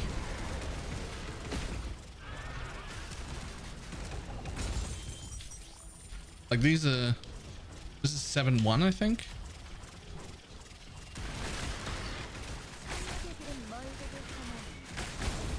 Was this a D3 monk? Pretty much, yeah. Pretty much a wave of light monk.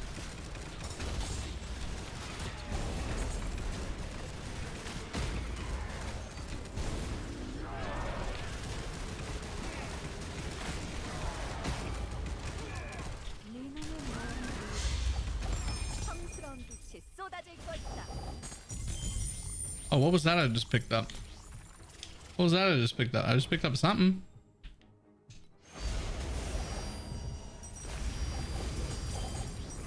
Oh, I got another one. Don't know what it was. Blue filter said it was good.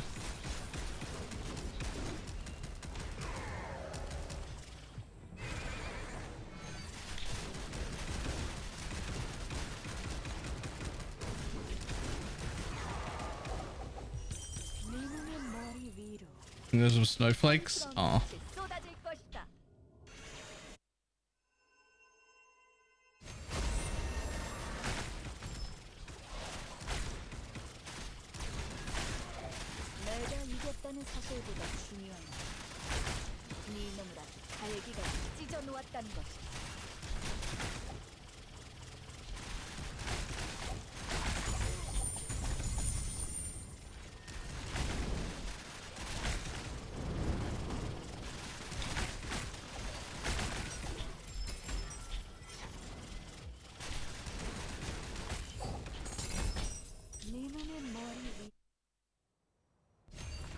E-Tubs clears ridiculous. Yo.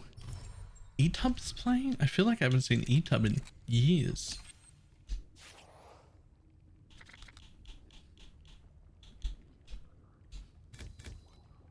He's rank 3?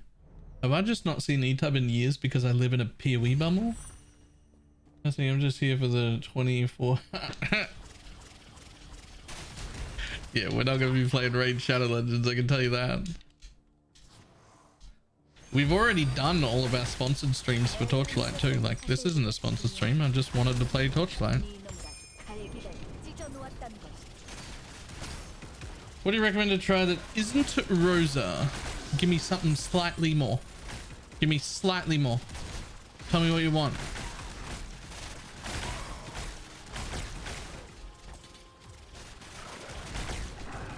Like...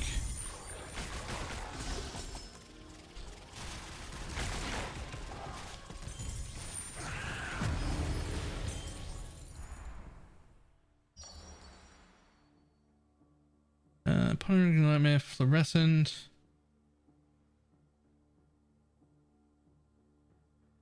Alright, bugger it. Let's try them. I don't know, I've never tried Torchlight before. I think first time player, Milky's Rihan train build would be really good. It's a free to play character. It's great right from the beginning. It scales amazingly. It's very simple and easy to play, and it's covered really well. So it's also one of the free to play characters. I didn't mention that.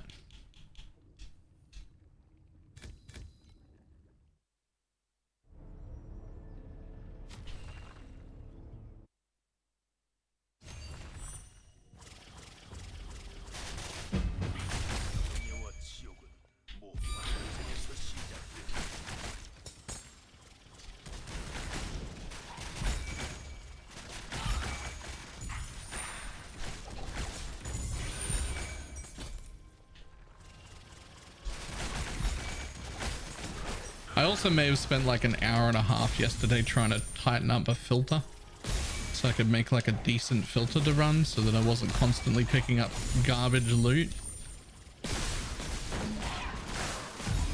I think I'm pretty happy with the filter, but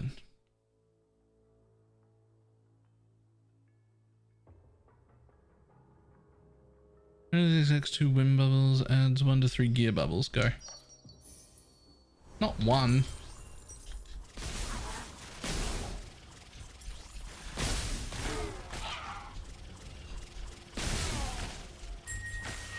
Find it so hard to find a strat with these cards? What do you mean by a strat with these cards? What cards?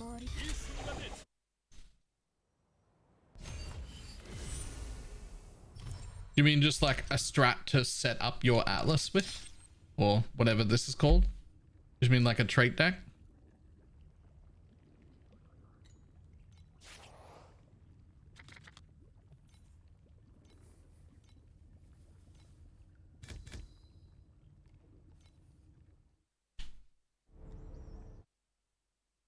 Beacons, yeah, your trait deck. I also struggle with that. I have no idea what to do with my trait deck.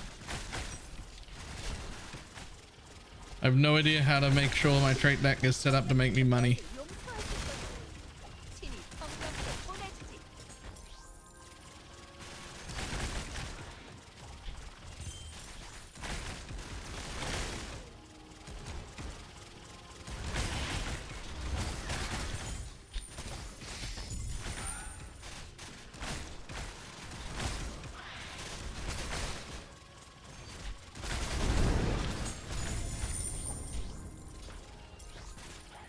Ooh.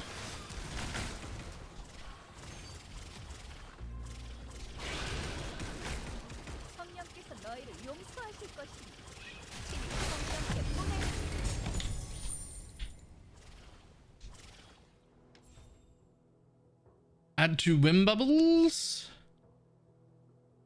Add 1 to 3 wind bubbles that are blue. Add 2. Add 1 to 3 that are blue. Always gamble.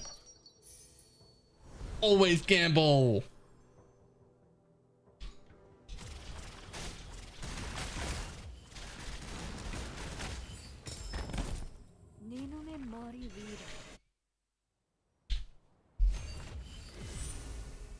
The cards are just set a passive mechanic and set them up to transform. Oh, I understand what the trait deck is. I've had strategies in the past with it. I just don't know what deck I should have. Like I'm currently running all of this guy because I just really like them. And then the drop extra flame sand, turn gear into flame sand, duplicate flame sand, and add more monsters to my map. And some beacon stuff.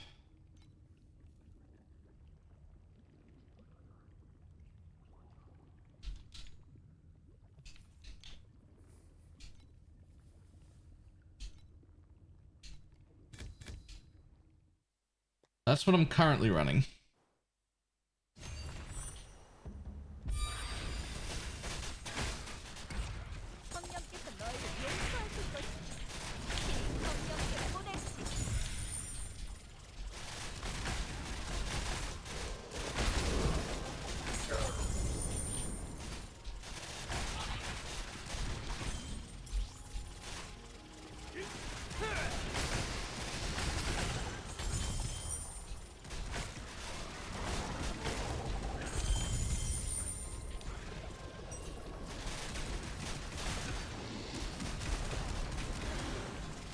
Thank you. On the deck theme, I'm in tier 7s, but still have a green red 05 as an option.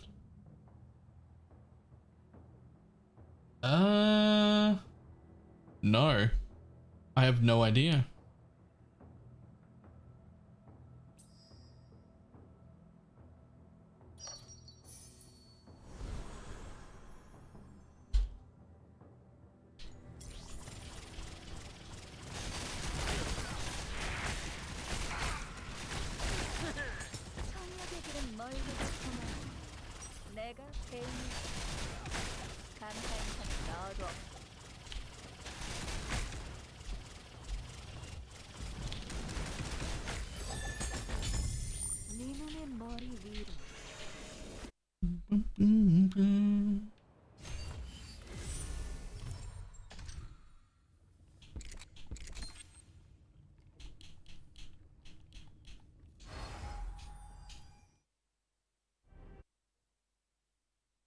Alright, let's go.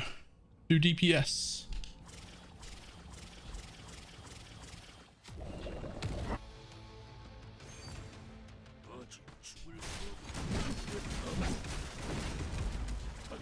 Alright, jump up in the air and throw a tanny. Yes, it must be very upsetting. Sit down.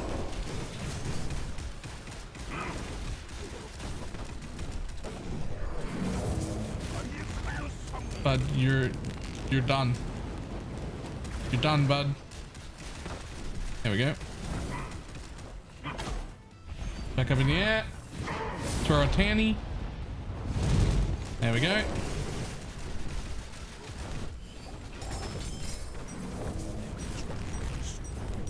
Or what now? A tanny. Or a tanny. Like a tantrum?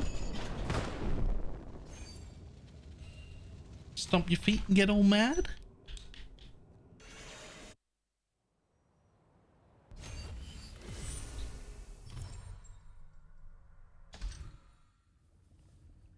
Wait. Do you not have throw a tanny?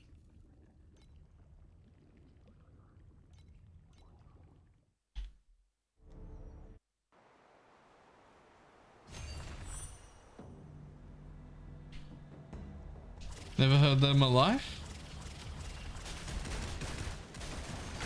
Just the abbreviation, right? Like if I said the whole thing, if I said throw a tantrum, that would have been fine. No one would have, you wouldn't have blinked an eye at that, right? Okay.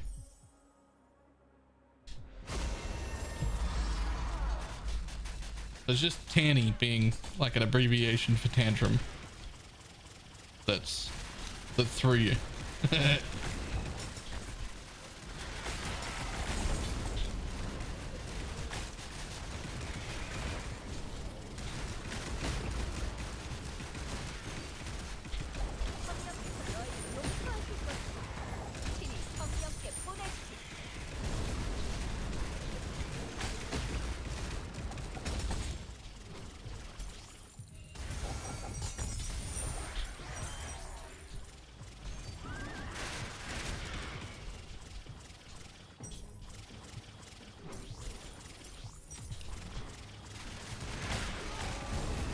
I'm losing rerunning compasses.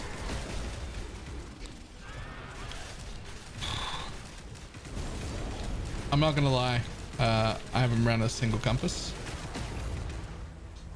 because I look at them and I'm like, I don't know how to use this properly, so I'm just not gonna.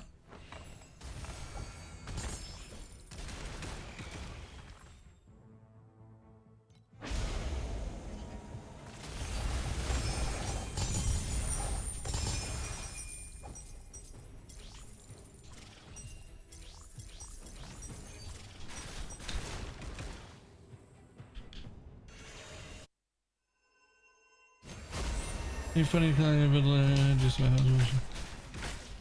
I'm using mechanics with more mechanics. Yeah. Nah, I mean I've watched like videos and stuff. I've done the strategies other people do, and I always feel like I'm not making quite as much money as advertised.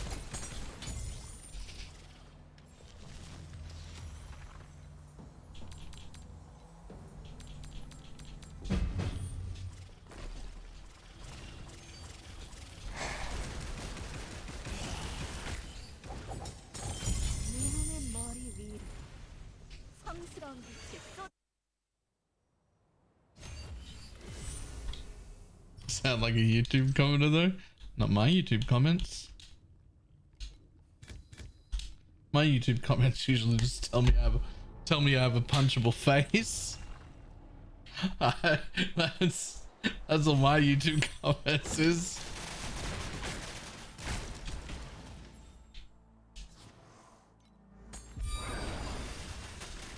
Or, why do you paint your nails? That's like half my YouTube comments.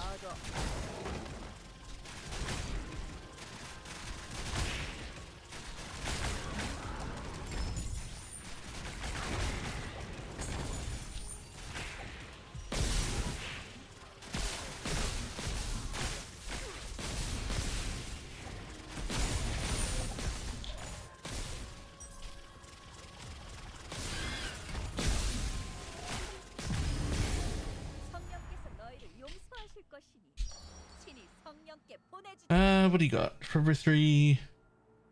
Trigger Nightmare, 3 purple aura, Netherine bubbles. Convert into 1. 3 purple or lower. Okay.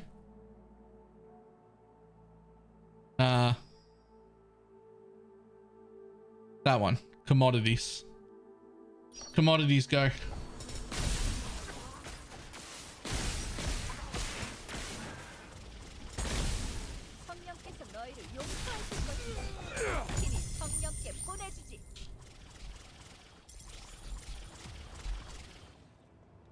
And you should pitch them to sponsor your next nail. I mean, I don't know if you could, like, what would you do with nails to paint them torchlight like? I guess these are my nails.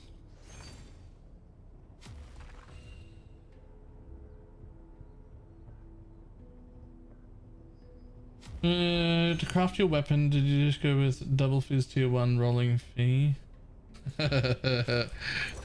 No. I got a weapon that already had double damage, so I locked that off the bat.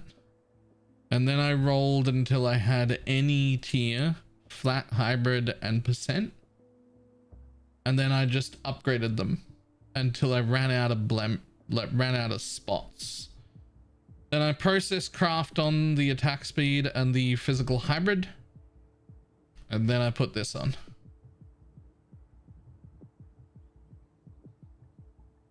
So I'm doing it wrong. The way you're doing it sounds like the way you want to do it if you're trying to make the literal best weapon in existence. The way I was doing it was to try and get a really, really good weapon as cheap as possible.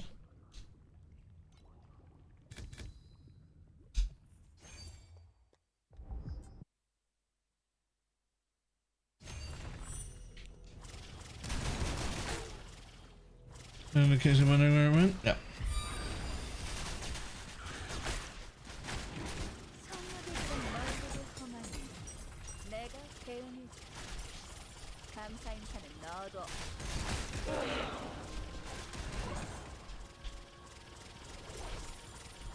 Better his mental health, he doesn't know where it went. I already stole the taste of hate from it for the penance brand character.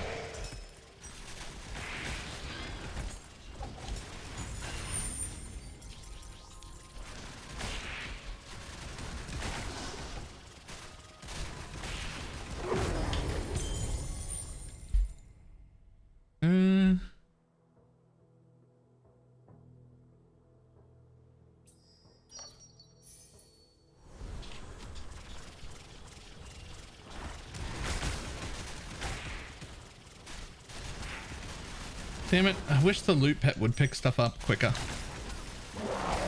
I feel like my loot pet leaves stuff behind like all the time. I'm just constantly backtracking for my pet to pick stuff up.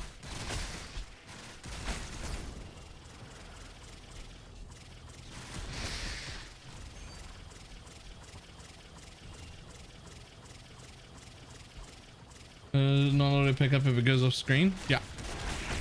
That, but also I move so quick that I get off screen before things drop on the floor very often.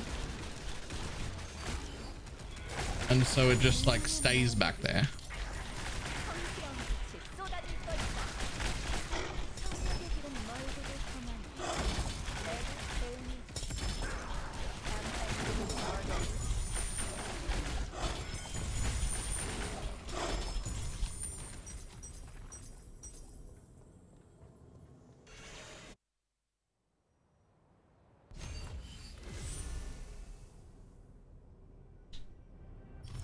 It sounds like it needs a union. Overworked. I mean, you could argue it's underworked. It's not doing its job. It left loot behind. We're gonna have a performance review. We need you to come in for a meeting.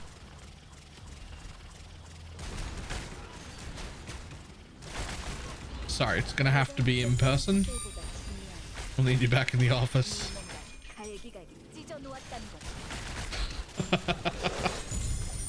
God. Can you imagine?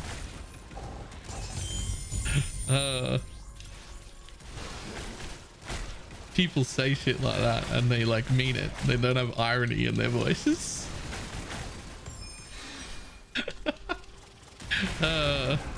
Ridiculous.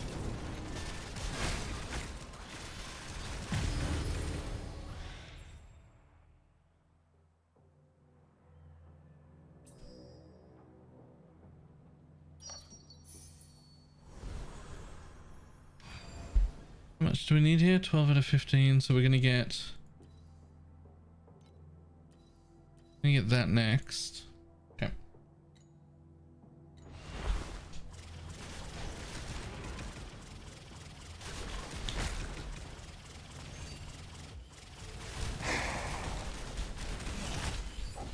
Can you imagine how I'd respond to somebody trying to do that to me? Like actually like make me come into an office or have a meeting about my performance. I'm not fit for normal jobs, man. Like at all.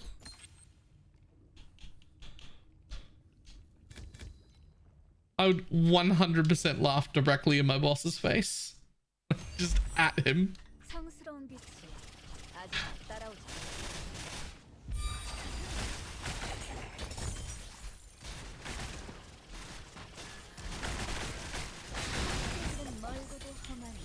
I was real lucky that I was good at my career enough to get away with my general attitude towards people in charge.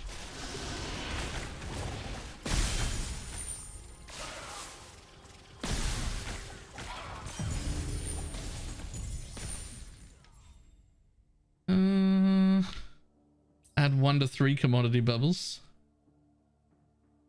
Add 2 commodity bubbles. Gamble! Oh, that was a bad gamble.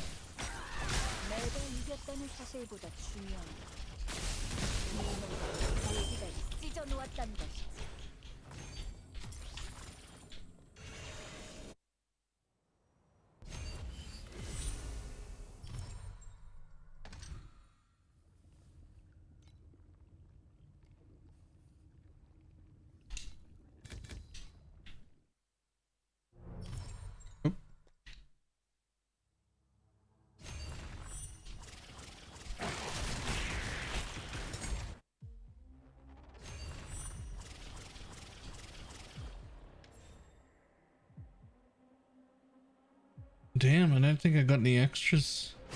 This is gonna be a bad one. And by bad, I just mean like not very rewarding. I didn't really do it right.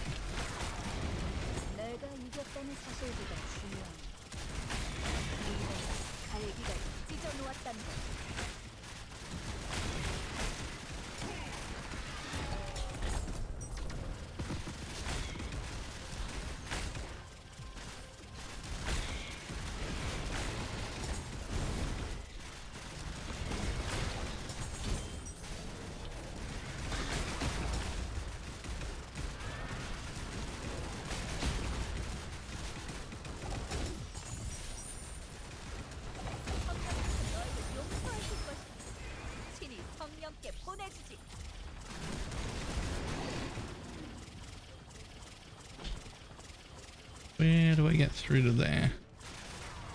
Here we go.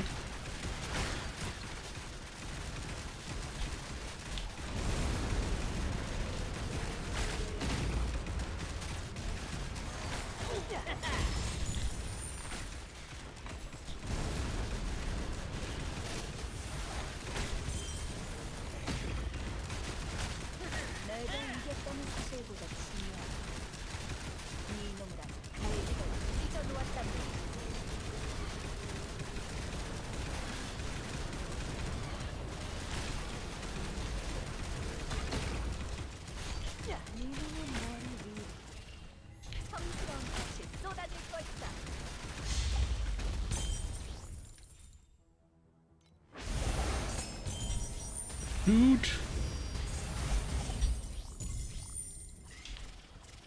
All right. Anyone running compasses, how you're profiting? Good question.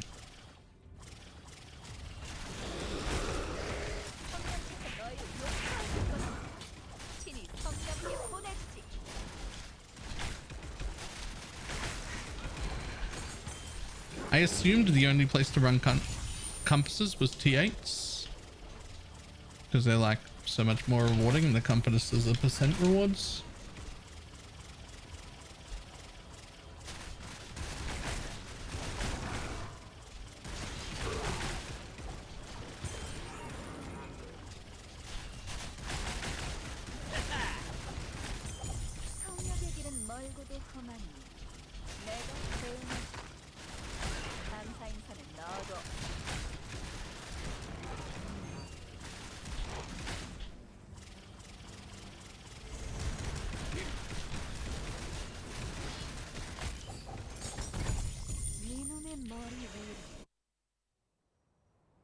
Building a frosted and hot jar. So I want to try something different. It should go well.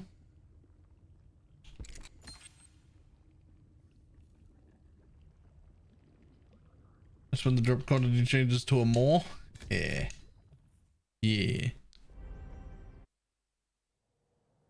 I want to get to that.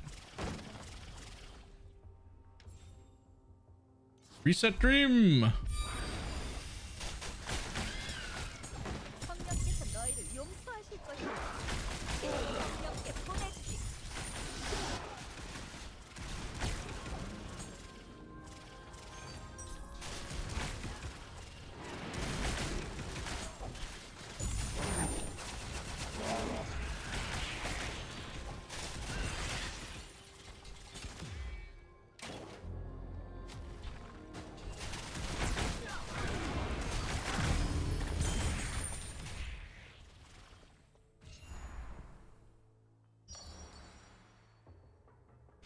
Let's see. Whenever adding or removing a bubble, upgrade 1 by 1 tier, or whenever changing. Yep, do that.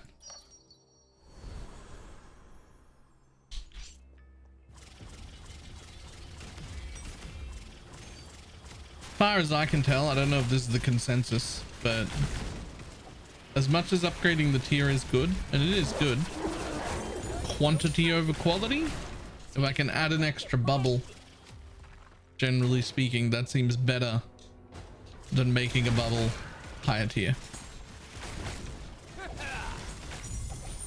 Obviously, a large amount of high tier bubbles best, but if I have to make the choice.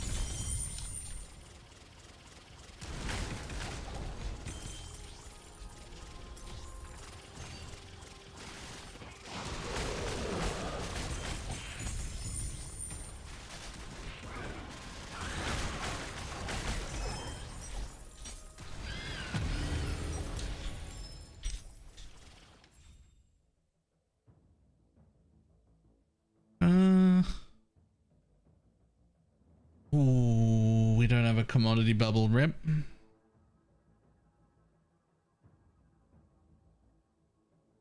Sure. We'll just do that then.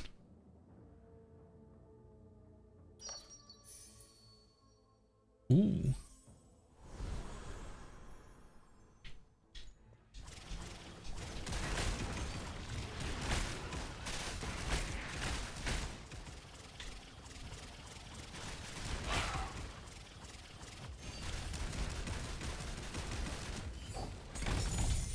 네 놈의 머리 위로 성스러운 빛이 쏟아질 거야.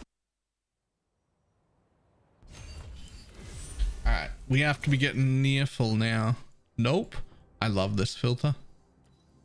I actually love it.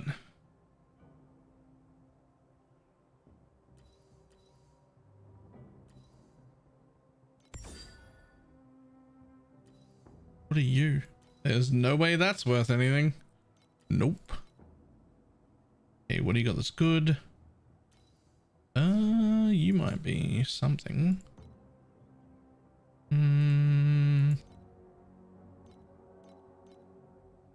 Nope.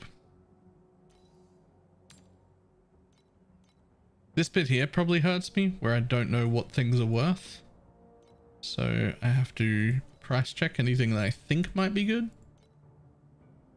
The cow's +1 fire, not good.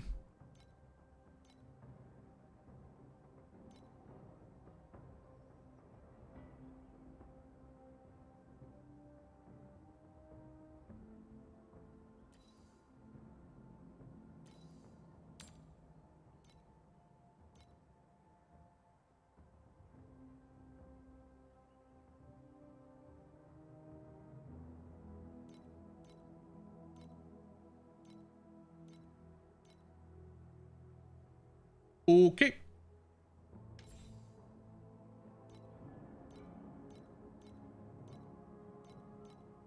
What's the building link for your Costa Gara build? I do not, but you shouldn't follow mine anyway. It was a scuffed, cheap interpretation of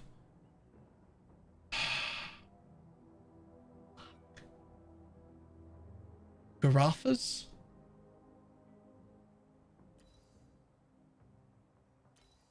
That's the one I was attempting to emulate, but with just what we had available.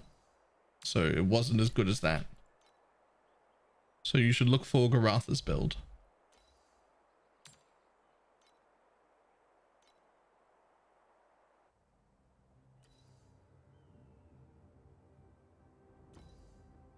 Ooh.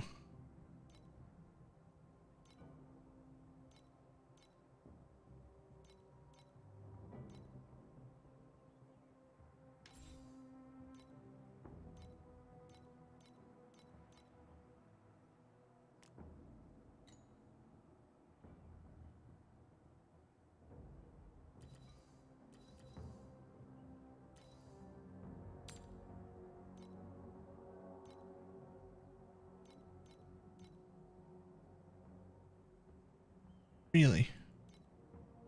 Okay.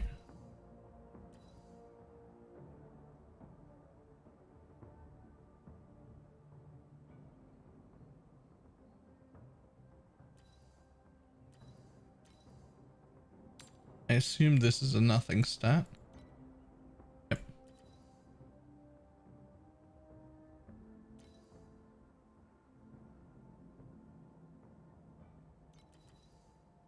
No, no, no.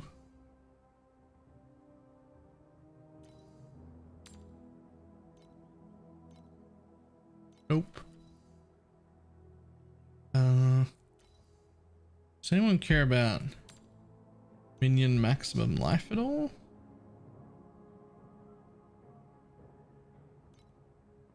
Apparently not, even when it's on a minion wand. Nope.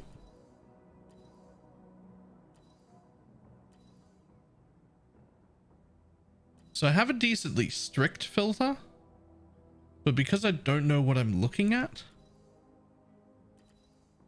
it's still limited to like, show me at least A tier 1 and A tier 2 together as like the minimum.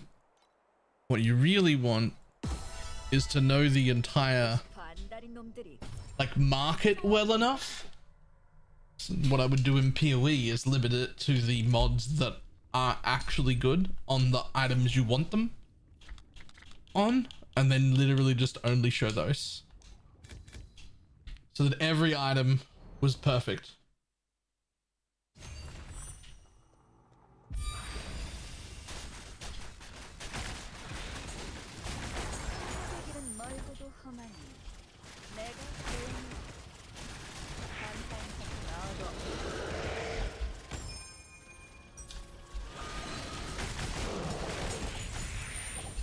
No problem with using it. It'll say many listed for 1 fee, but they're actually going for like 30.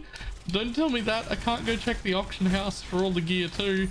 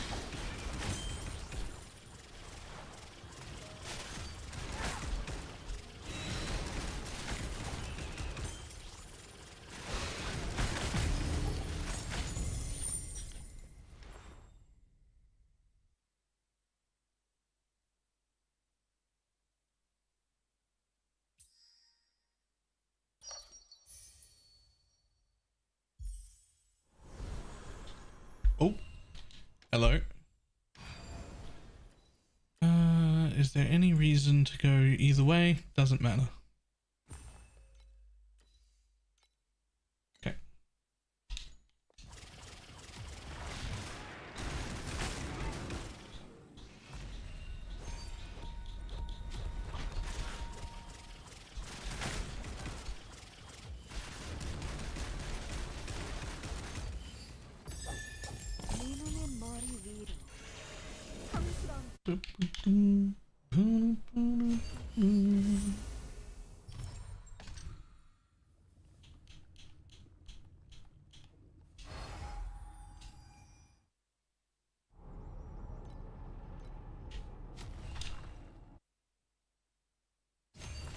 This might be my favorite change. Just being able to go, boop, I'm in a DPS setup. Boop, I'm in a quantity setup without like entering all the menus and stuff.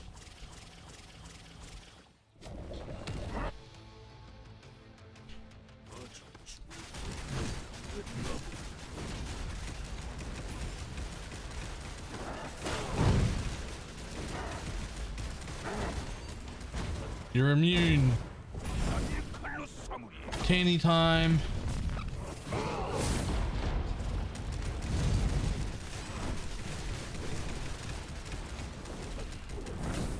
More tanny time.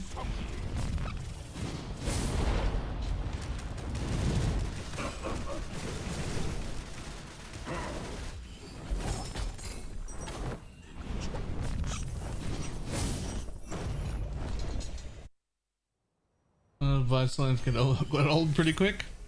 I just get out of there quick enough that it doesn't bother me. Also, I changed all the voice lines to Korean and that feels pretty good.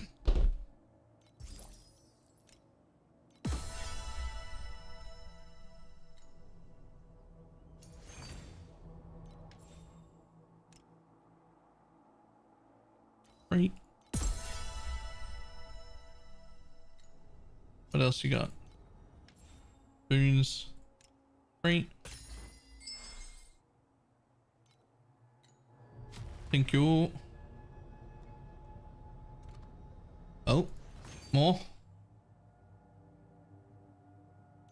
Yo. What ranks are people? What are you? Whirling Blades. Ring of Blades.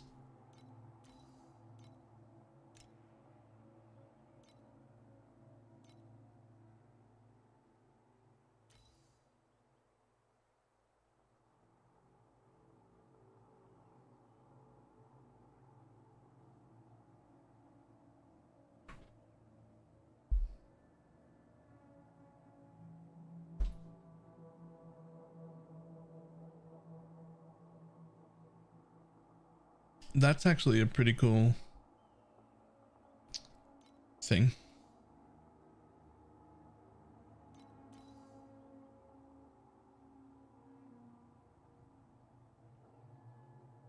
Huh.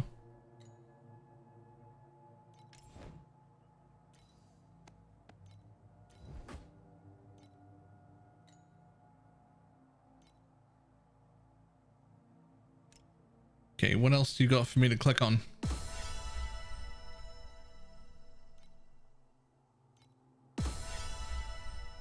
If I had one criticism that I could get fixed, it would be consolidating all these menus where I have to like click on things. Just like, there's no need for them to be in 17 different places. That's like, I get that like that's the game, it's the whole like menu mobile bunch of stuff. I'm on board. It doesn't bother me. I'm actually fine with it. There's just no need for them to be in 17 different locations. Like that doesn't.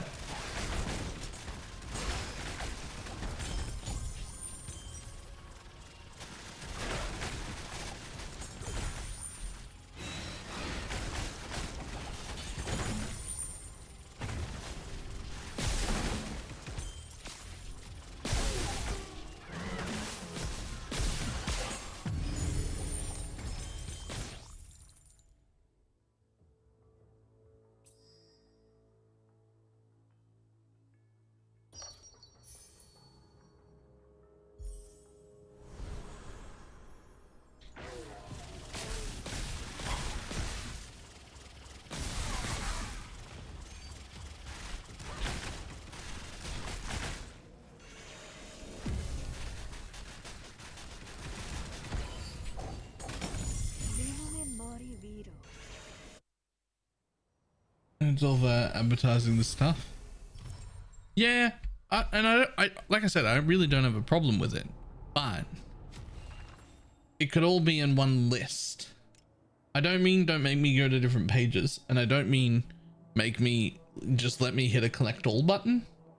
I mean, it could all be in one list. Like if we go here, get my thing, go here, get my thing, go here, get my thing, go here, get my thing. But instead I have to go into like this menu, and then I have to go into that menu, and then I have to go into that menu, and then I have to click this notification, and then I have to click like, and it's just too many different places.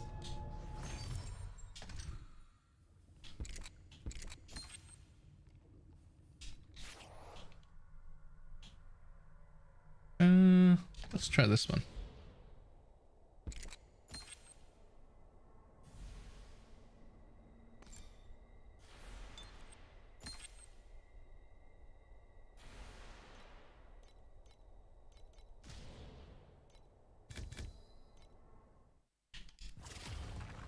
Like I'm fine with the advertising. I know it upsets some people, but it doesn't really upset me. This scene. Yeah, this looks better.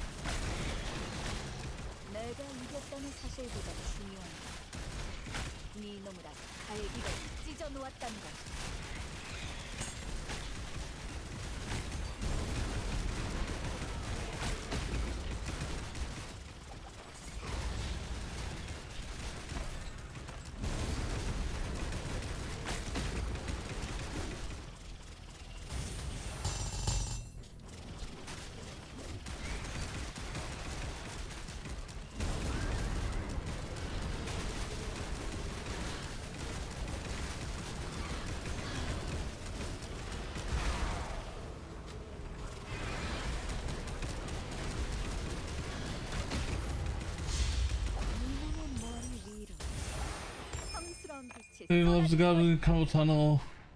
Doing something for Christmas, it helped a lot. Nice. Nice. Yeah, I basically just don't game without them anymore because of how screwed my hands are.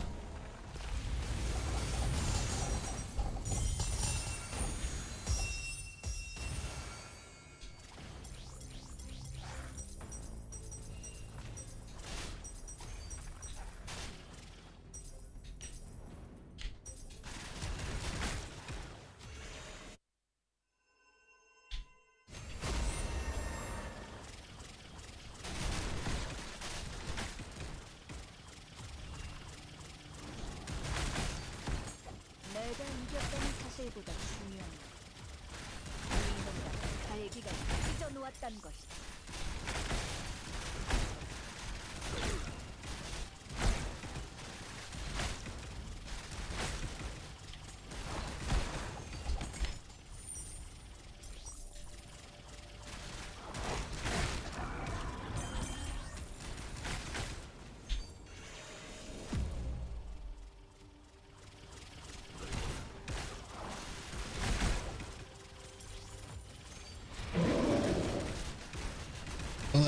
DPS I calculate ain't too. Jeez.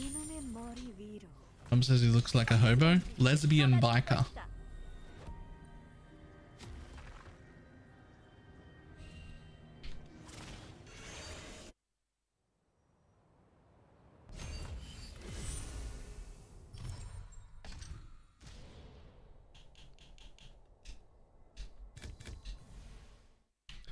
The reason I say that is because I've got 2 friends, or a couple, who are lesbian bikers, and they've always had gloves like this. They're not compression gloves, it's just the kind of gloves they wear.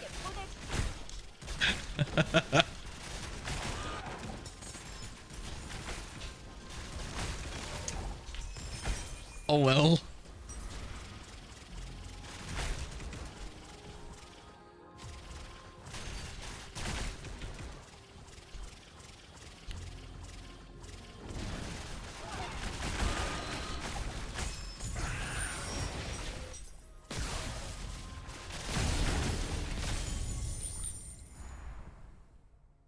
Yes, good. One entering a nightmare for every 3 black sail. For gear bubbles, you get 1 rainbow gear bubble. Ah.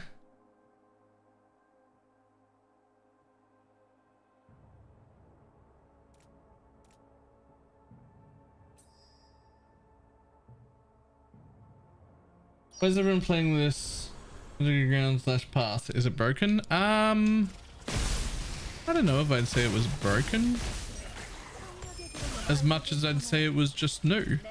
Like, it's the skill that most suits and that you start with on the new character. So it's like, it's the new hotness. And it's certainly pretty damn good and definitely more than good enough to play. I don't know if it's really like OP, like OP. It's very fun though.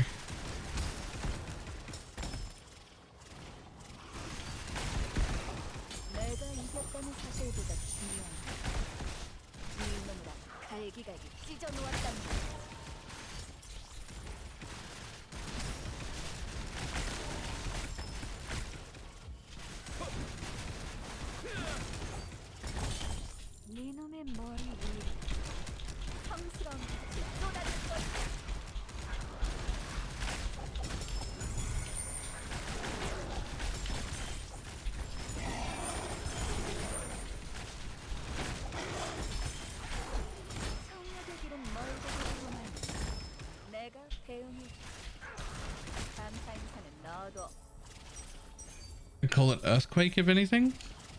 I would call this whole thing a wave of light monk.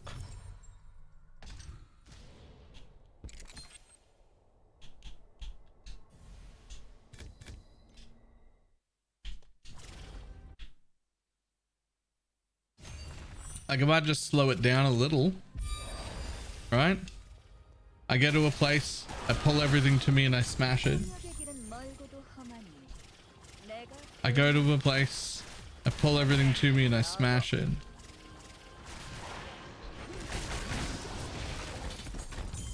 This is a wave of light bomb. Alright, not when I pick up the lightning thing, then it's just to run as quick as you can and zap everything with lightning build, but it's like a conduit shrine basically.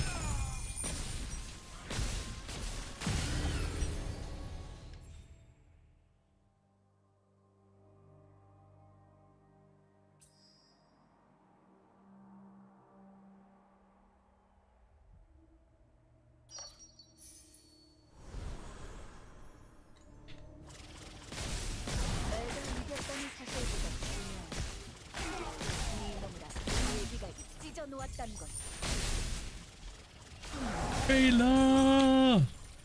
That's me! Hi, Coffee!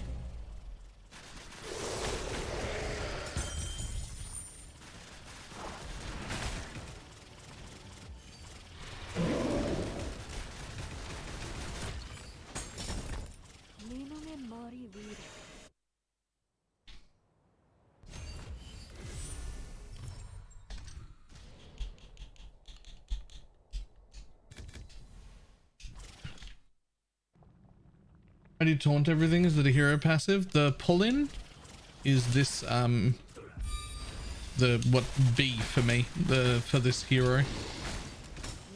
The yoink everyone to me button. For the Rosa class.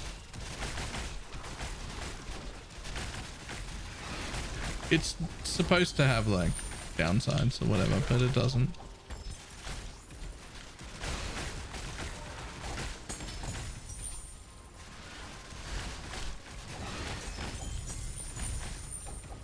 By default, you can't do it infinitely. You like run out of juice to do it. But there's like 5 different ways to fix that problem and have it be infinite. So I guess that was the intent.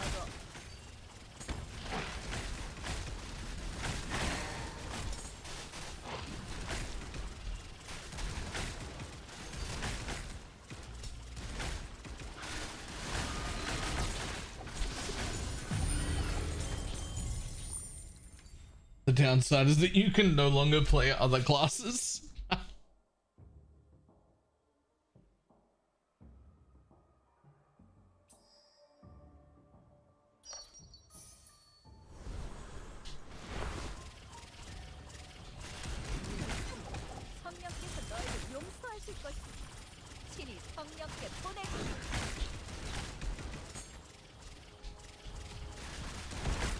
I don't know, there's plenty other fun stuff. It just, every time I come back to Torchlight, I just end up building whatever the new class is, and it's always fun.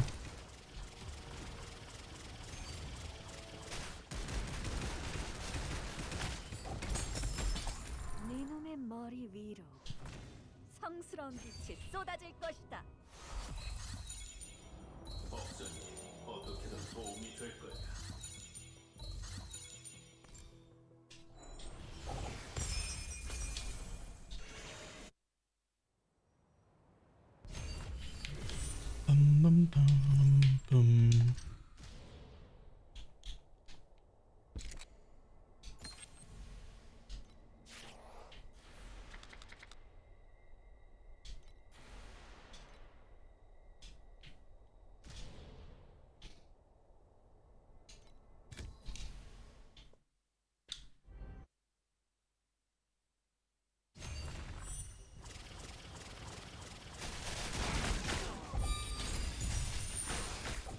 내가 이겼다는 사실보다 중요한 네 놈과 갈기가 찢어놓았다는 것이지.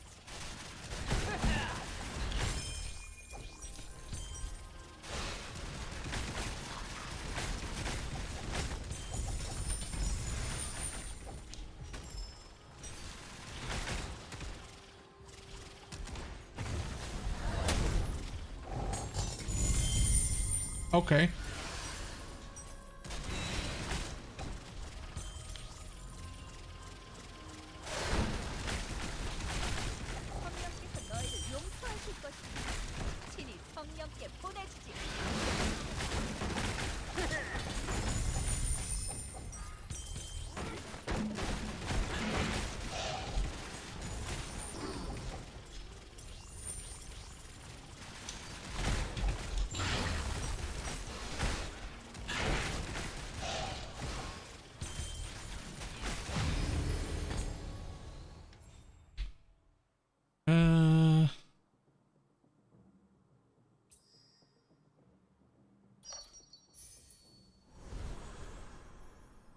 Fine.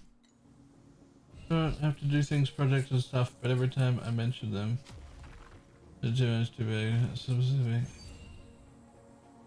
I think oh, rip. I know the problems.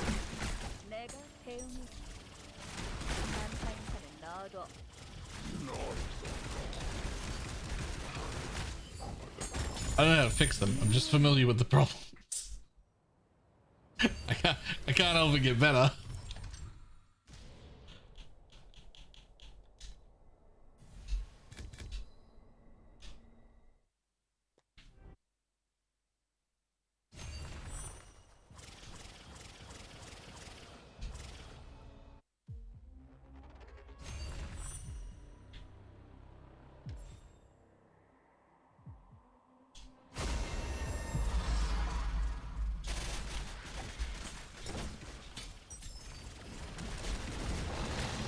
내가 이겼다는 사실보다 중요한 건 네 놈과 갈기가 찢어 놓았다는 것.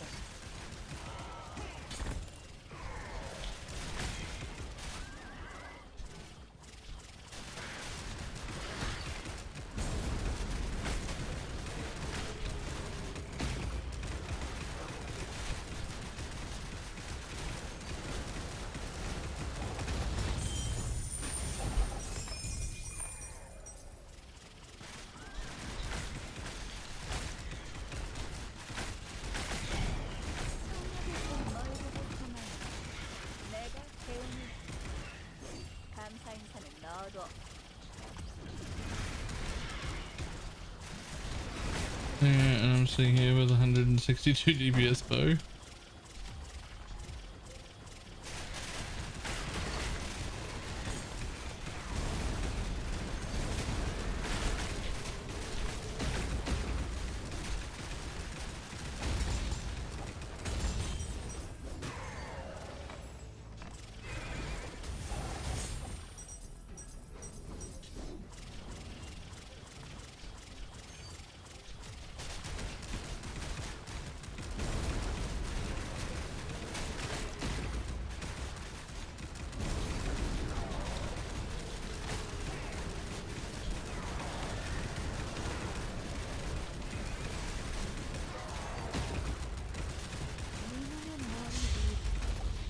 성스러운 빛이 쏟아질 것이다. Let's go.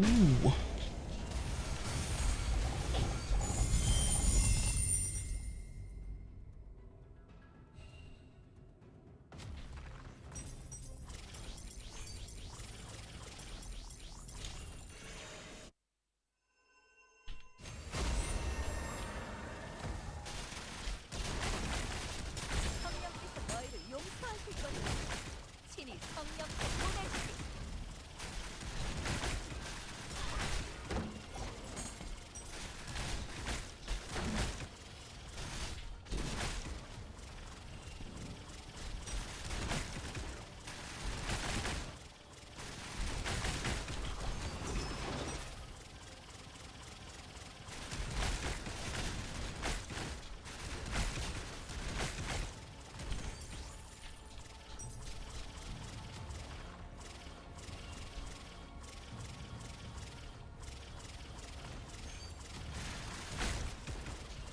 I want like double my attack speed, but I don't even need it for my attack. Just whirling blades. I just want to like, I just want to blade faster.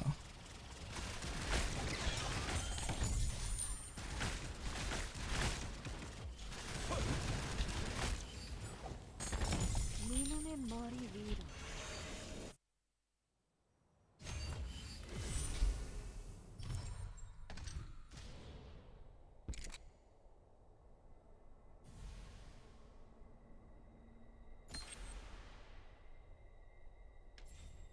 Now adjust because I got another.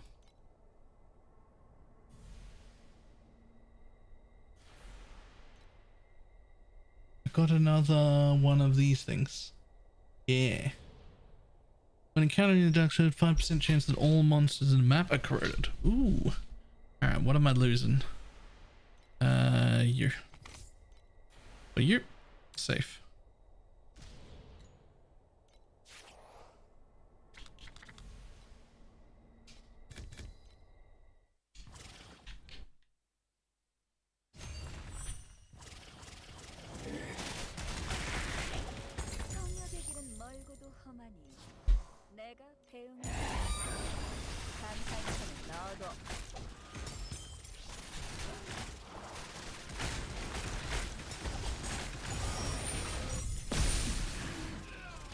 I've only picked that mechanic just because I really like it. I have no idea if it's actually like profitable.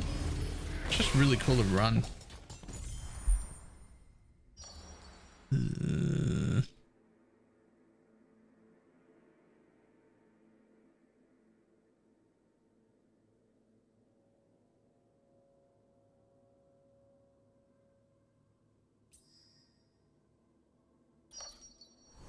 Sure, we'll do that.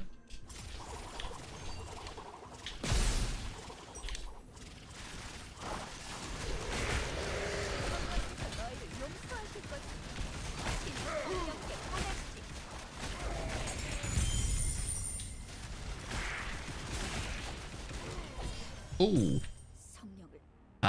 All physical. Gotta do something about that 16k armor. I should have like 50. That's what I should have.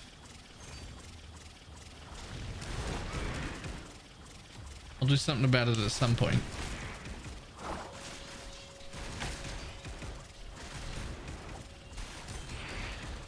I think what'll really happen is I'll do something about it when those deaths start happening often.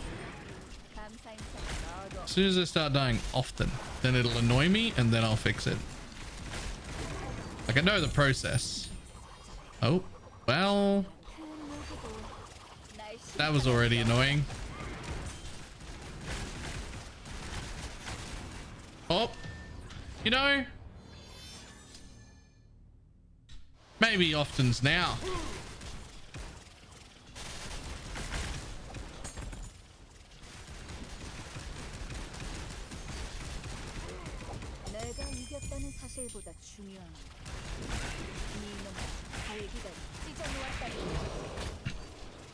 Maybe often's now.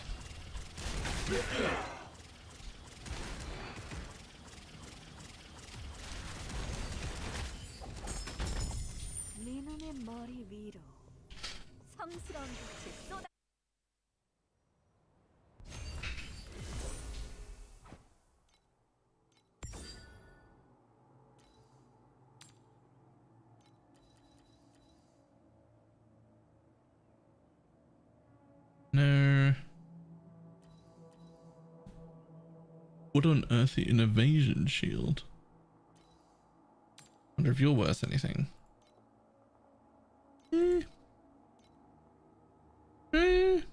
Maybe.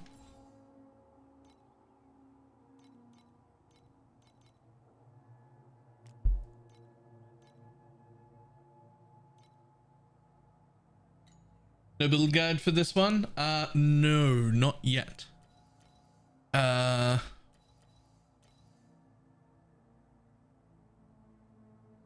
Few days probably. But tomorrow I should have like a build planner. I gotta make a few tiny changes and test a few things real quick over the next like today and tomorrow. And then there'll be a planner.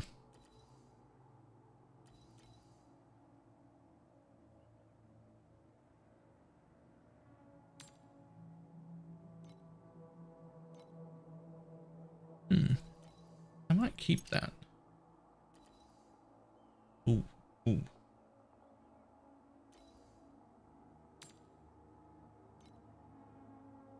Okay, ranger belts are worth nothing. High level ranger belts are worth nothing. And presumably T1 resistance doesn't help anybody. Nope. Might craft on that though. No, no, no. I don't think anyone cares about that. Nope. No, no. Probably not. Nope. Nope, nope.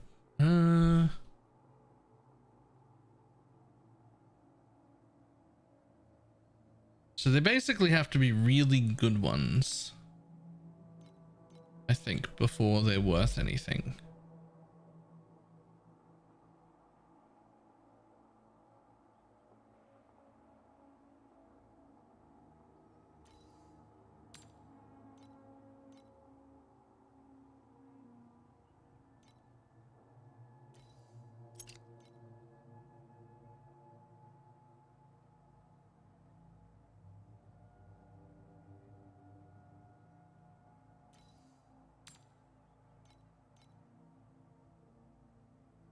That one's worth something.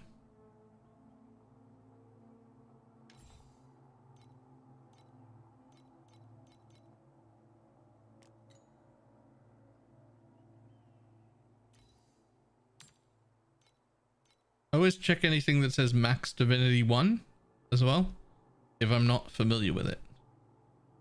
Just seems like that's worth checking. Like if I don't already know what it is, if it says max divinity 1, then at least someone thought it was good enough to be like limited so you couldn't stack them. And therefore, you know, checking is not the worst. A million damage eye shot. Nice. Wonder what I'm at.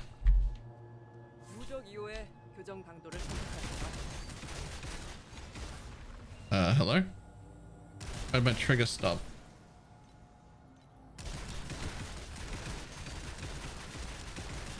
There we go. Oh, why'd you stop again? Hello?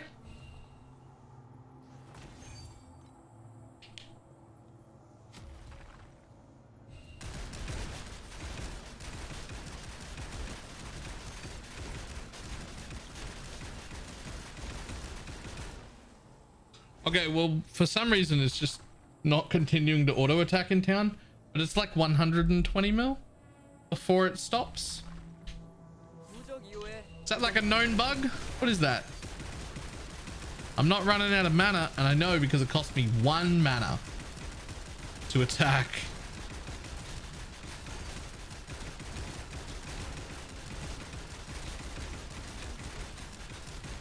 Okay, so like 130 mil.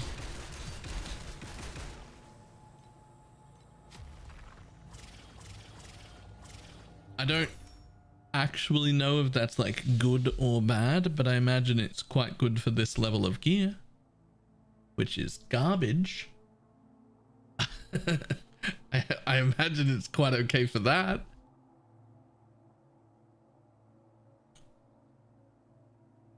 So I am pretty heavily carried by the good weapon, which is the only good piece of gear I own.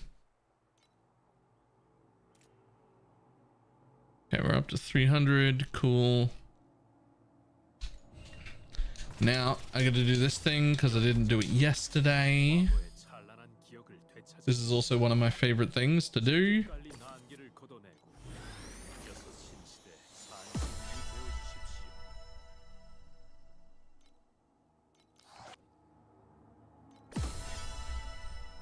This is just so much better than how I'm used to turning in divination cards.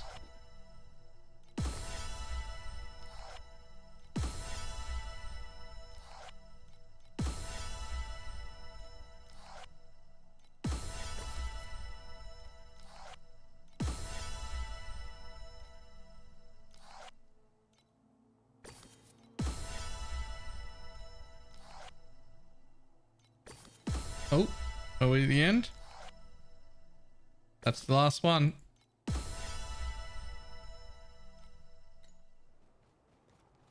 And that was all my divination cards. A bunch of uniques that should never have hit my inventory, but here they are. We'll just have a quick double check, make sure that I know all of these uniques and that they are all bad. Or at the very least not worth anything. Actually don't know that one. Nope, worthless.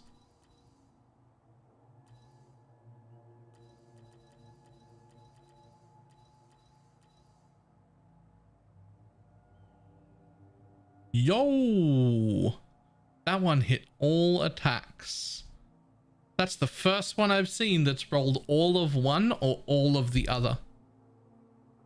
Damage to attacks, to attacks, to attacks, to attacks, to attacks. I'm gonna lock that just for the sake of it. I'll keep it to like level and alt maybe.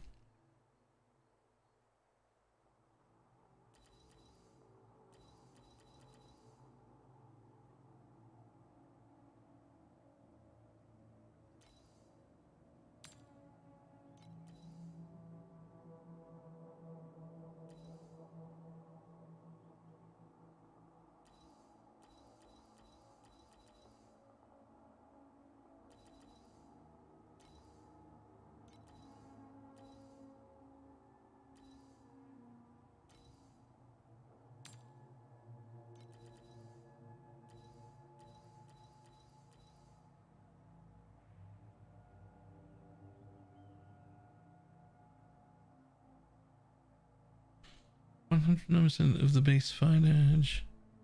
Huh. Nope.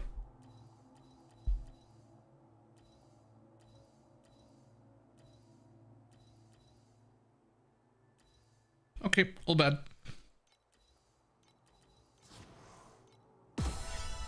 But we did get plenty of fee. We're up to 430 now. Unfortunately, nearly midnight. So we're gonna have to do a crafting session. First thing back on this game tomorrow, we're gonna have to do some crafting. I need to get some of these defensive items fixed. Specifically, shield boot helmet, I think, are all on the chopping block. And probably rings. Nah, everything. It's everything. It's everything. We're recrafting everything in the best we can craft it in 400 fee tomorrow. We're gonna replace everything from head to toe, I think.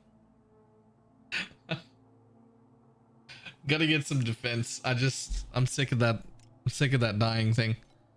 I've got like 3k life and only 16k armor. I want that to be 40k armor and 5k life. Something like that. Something around there.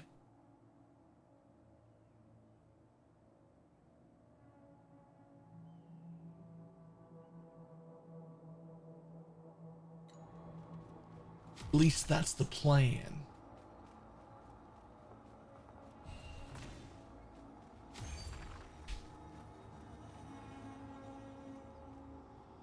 Alright, let's see who's on the torchlight.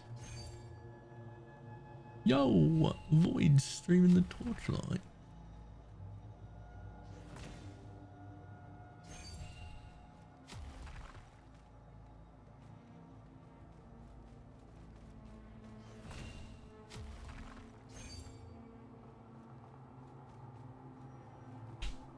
Sounds like that, like Reap at least a bit. Oh yeah. Oh yeah, Reap would be cool. I'm gonna run. I will see everybody tomorrow. Goodbye.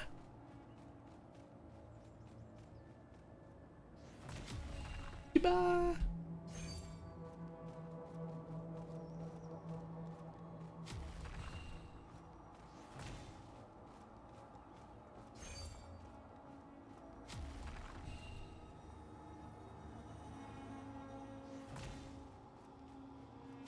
계율의 기사단에서 3년간 규율을 배웠지.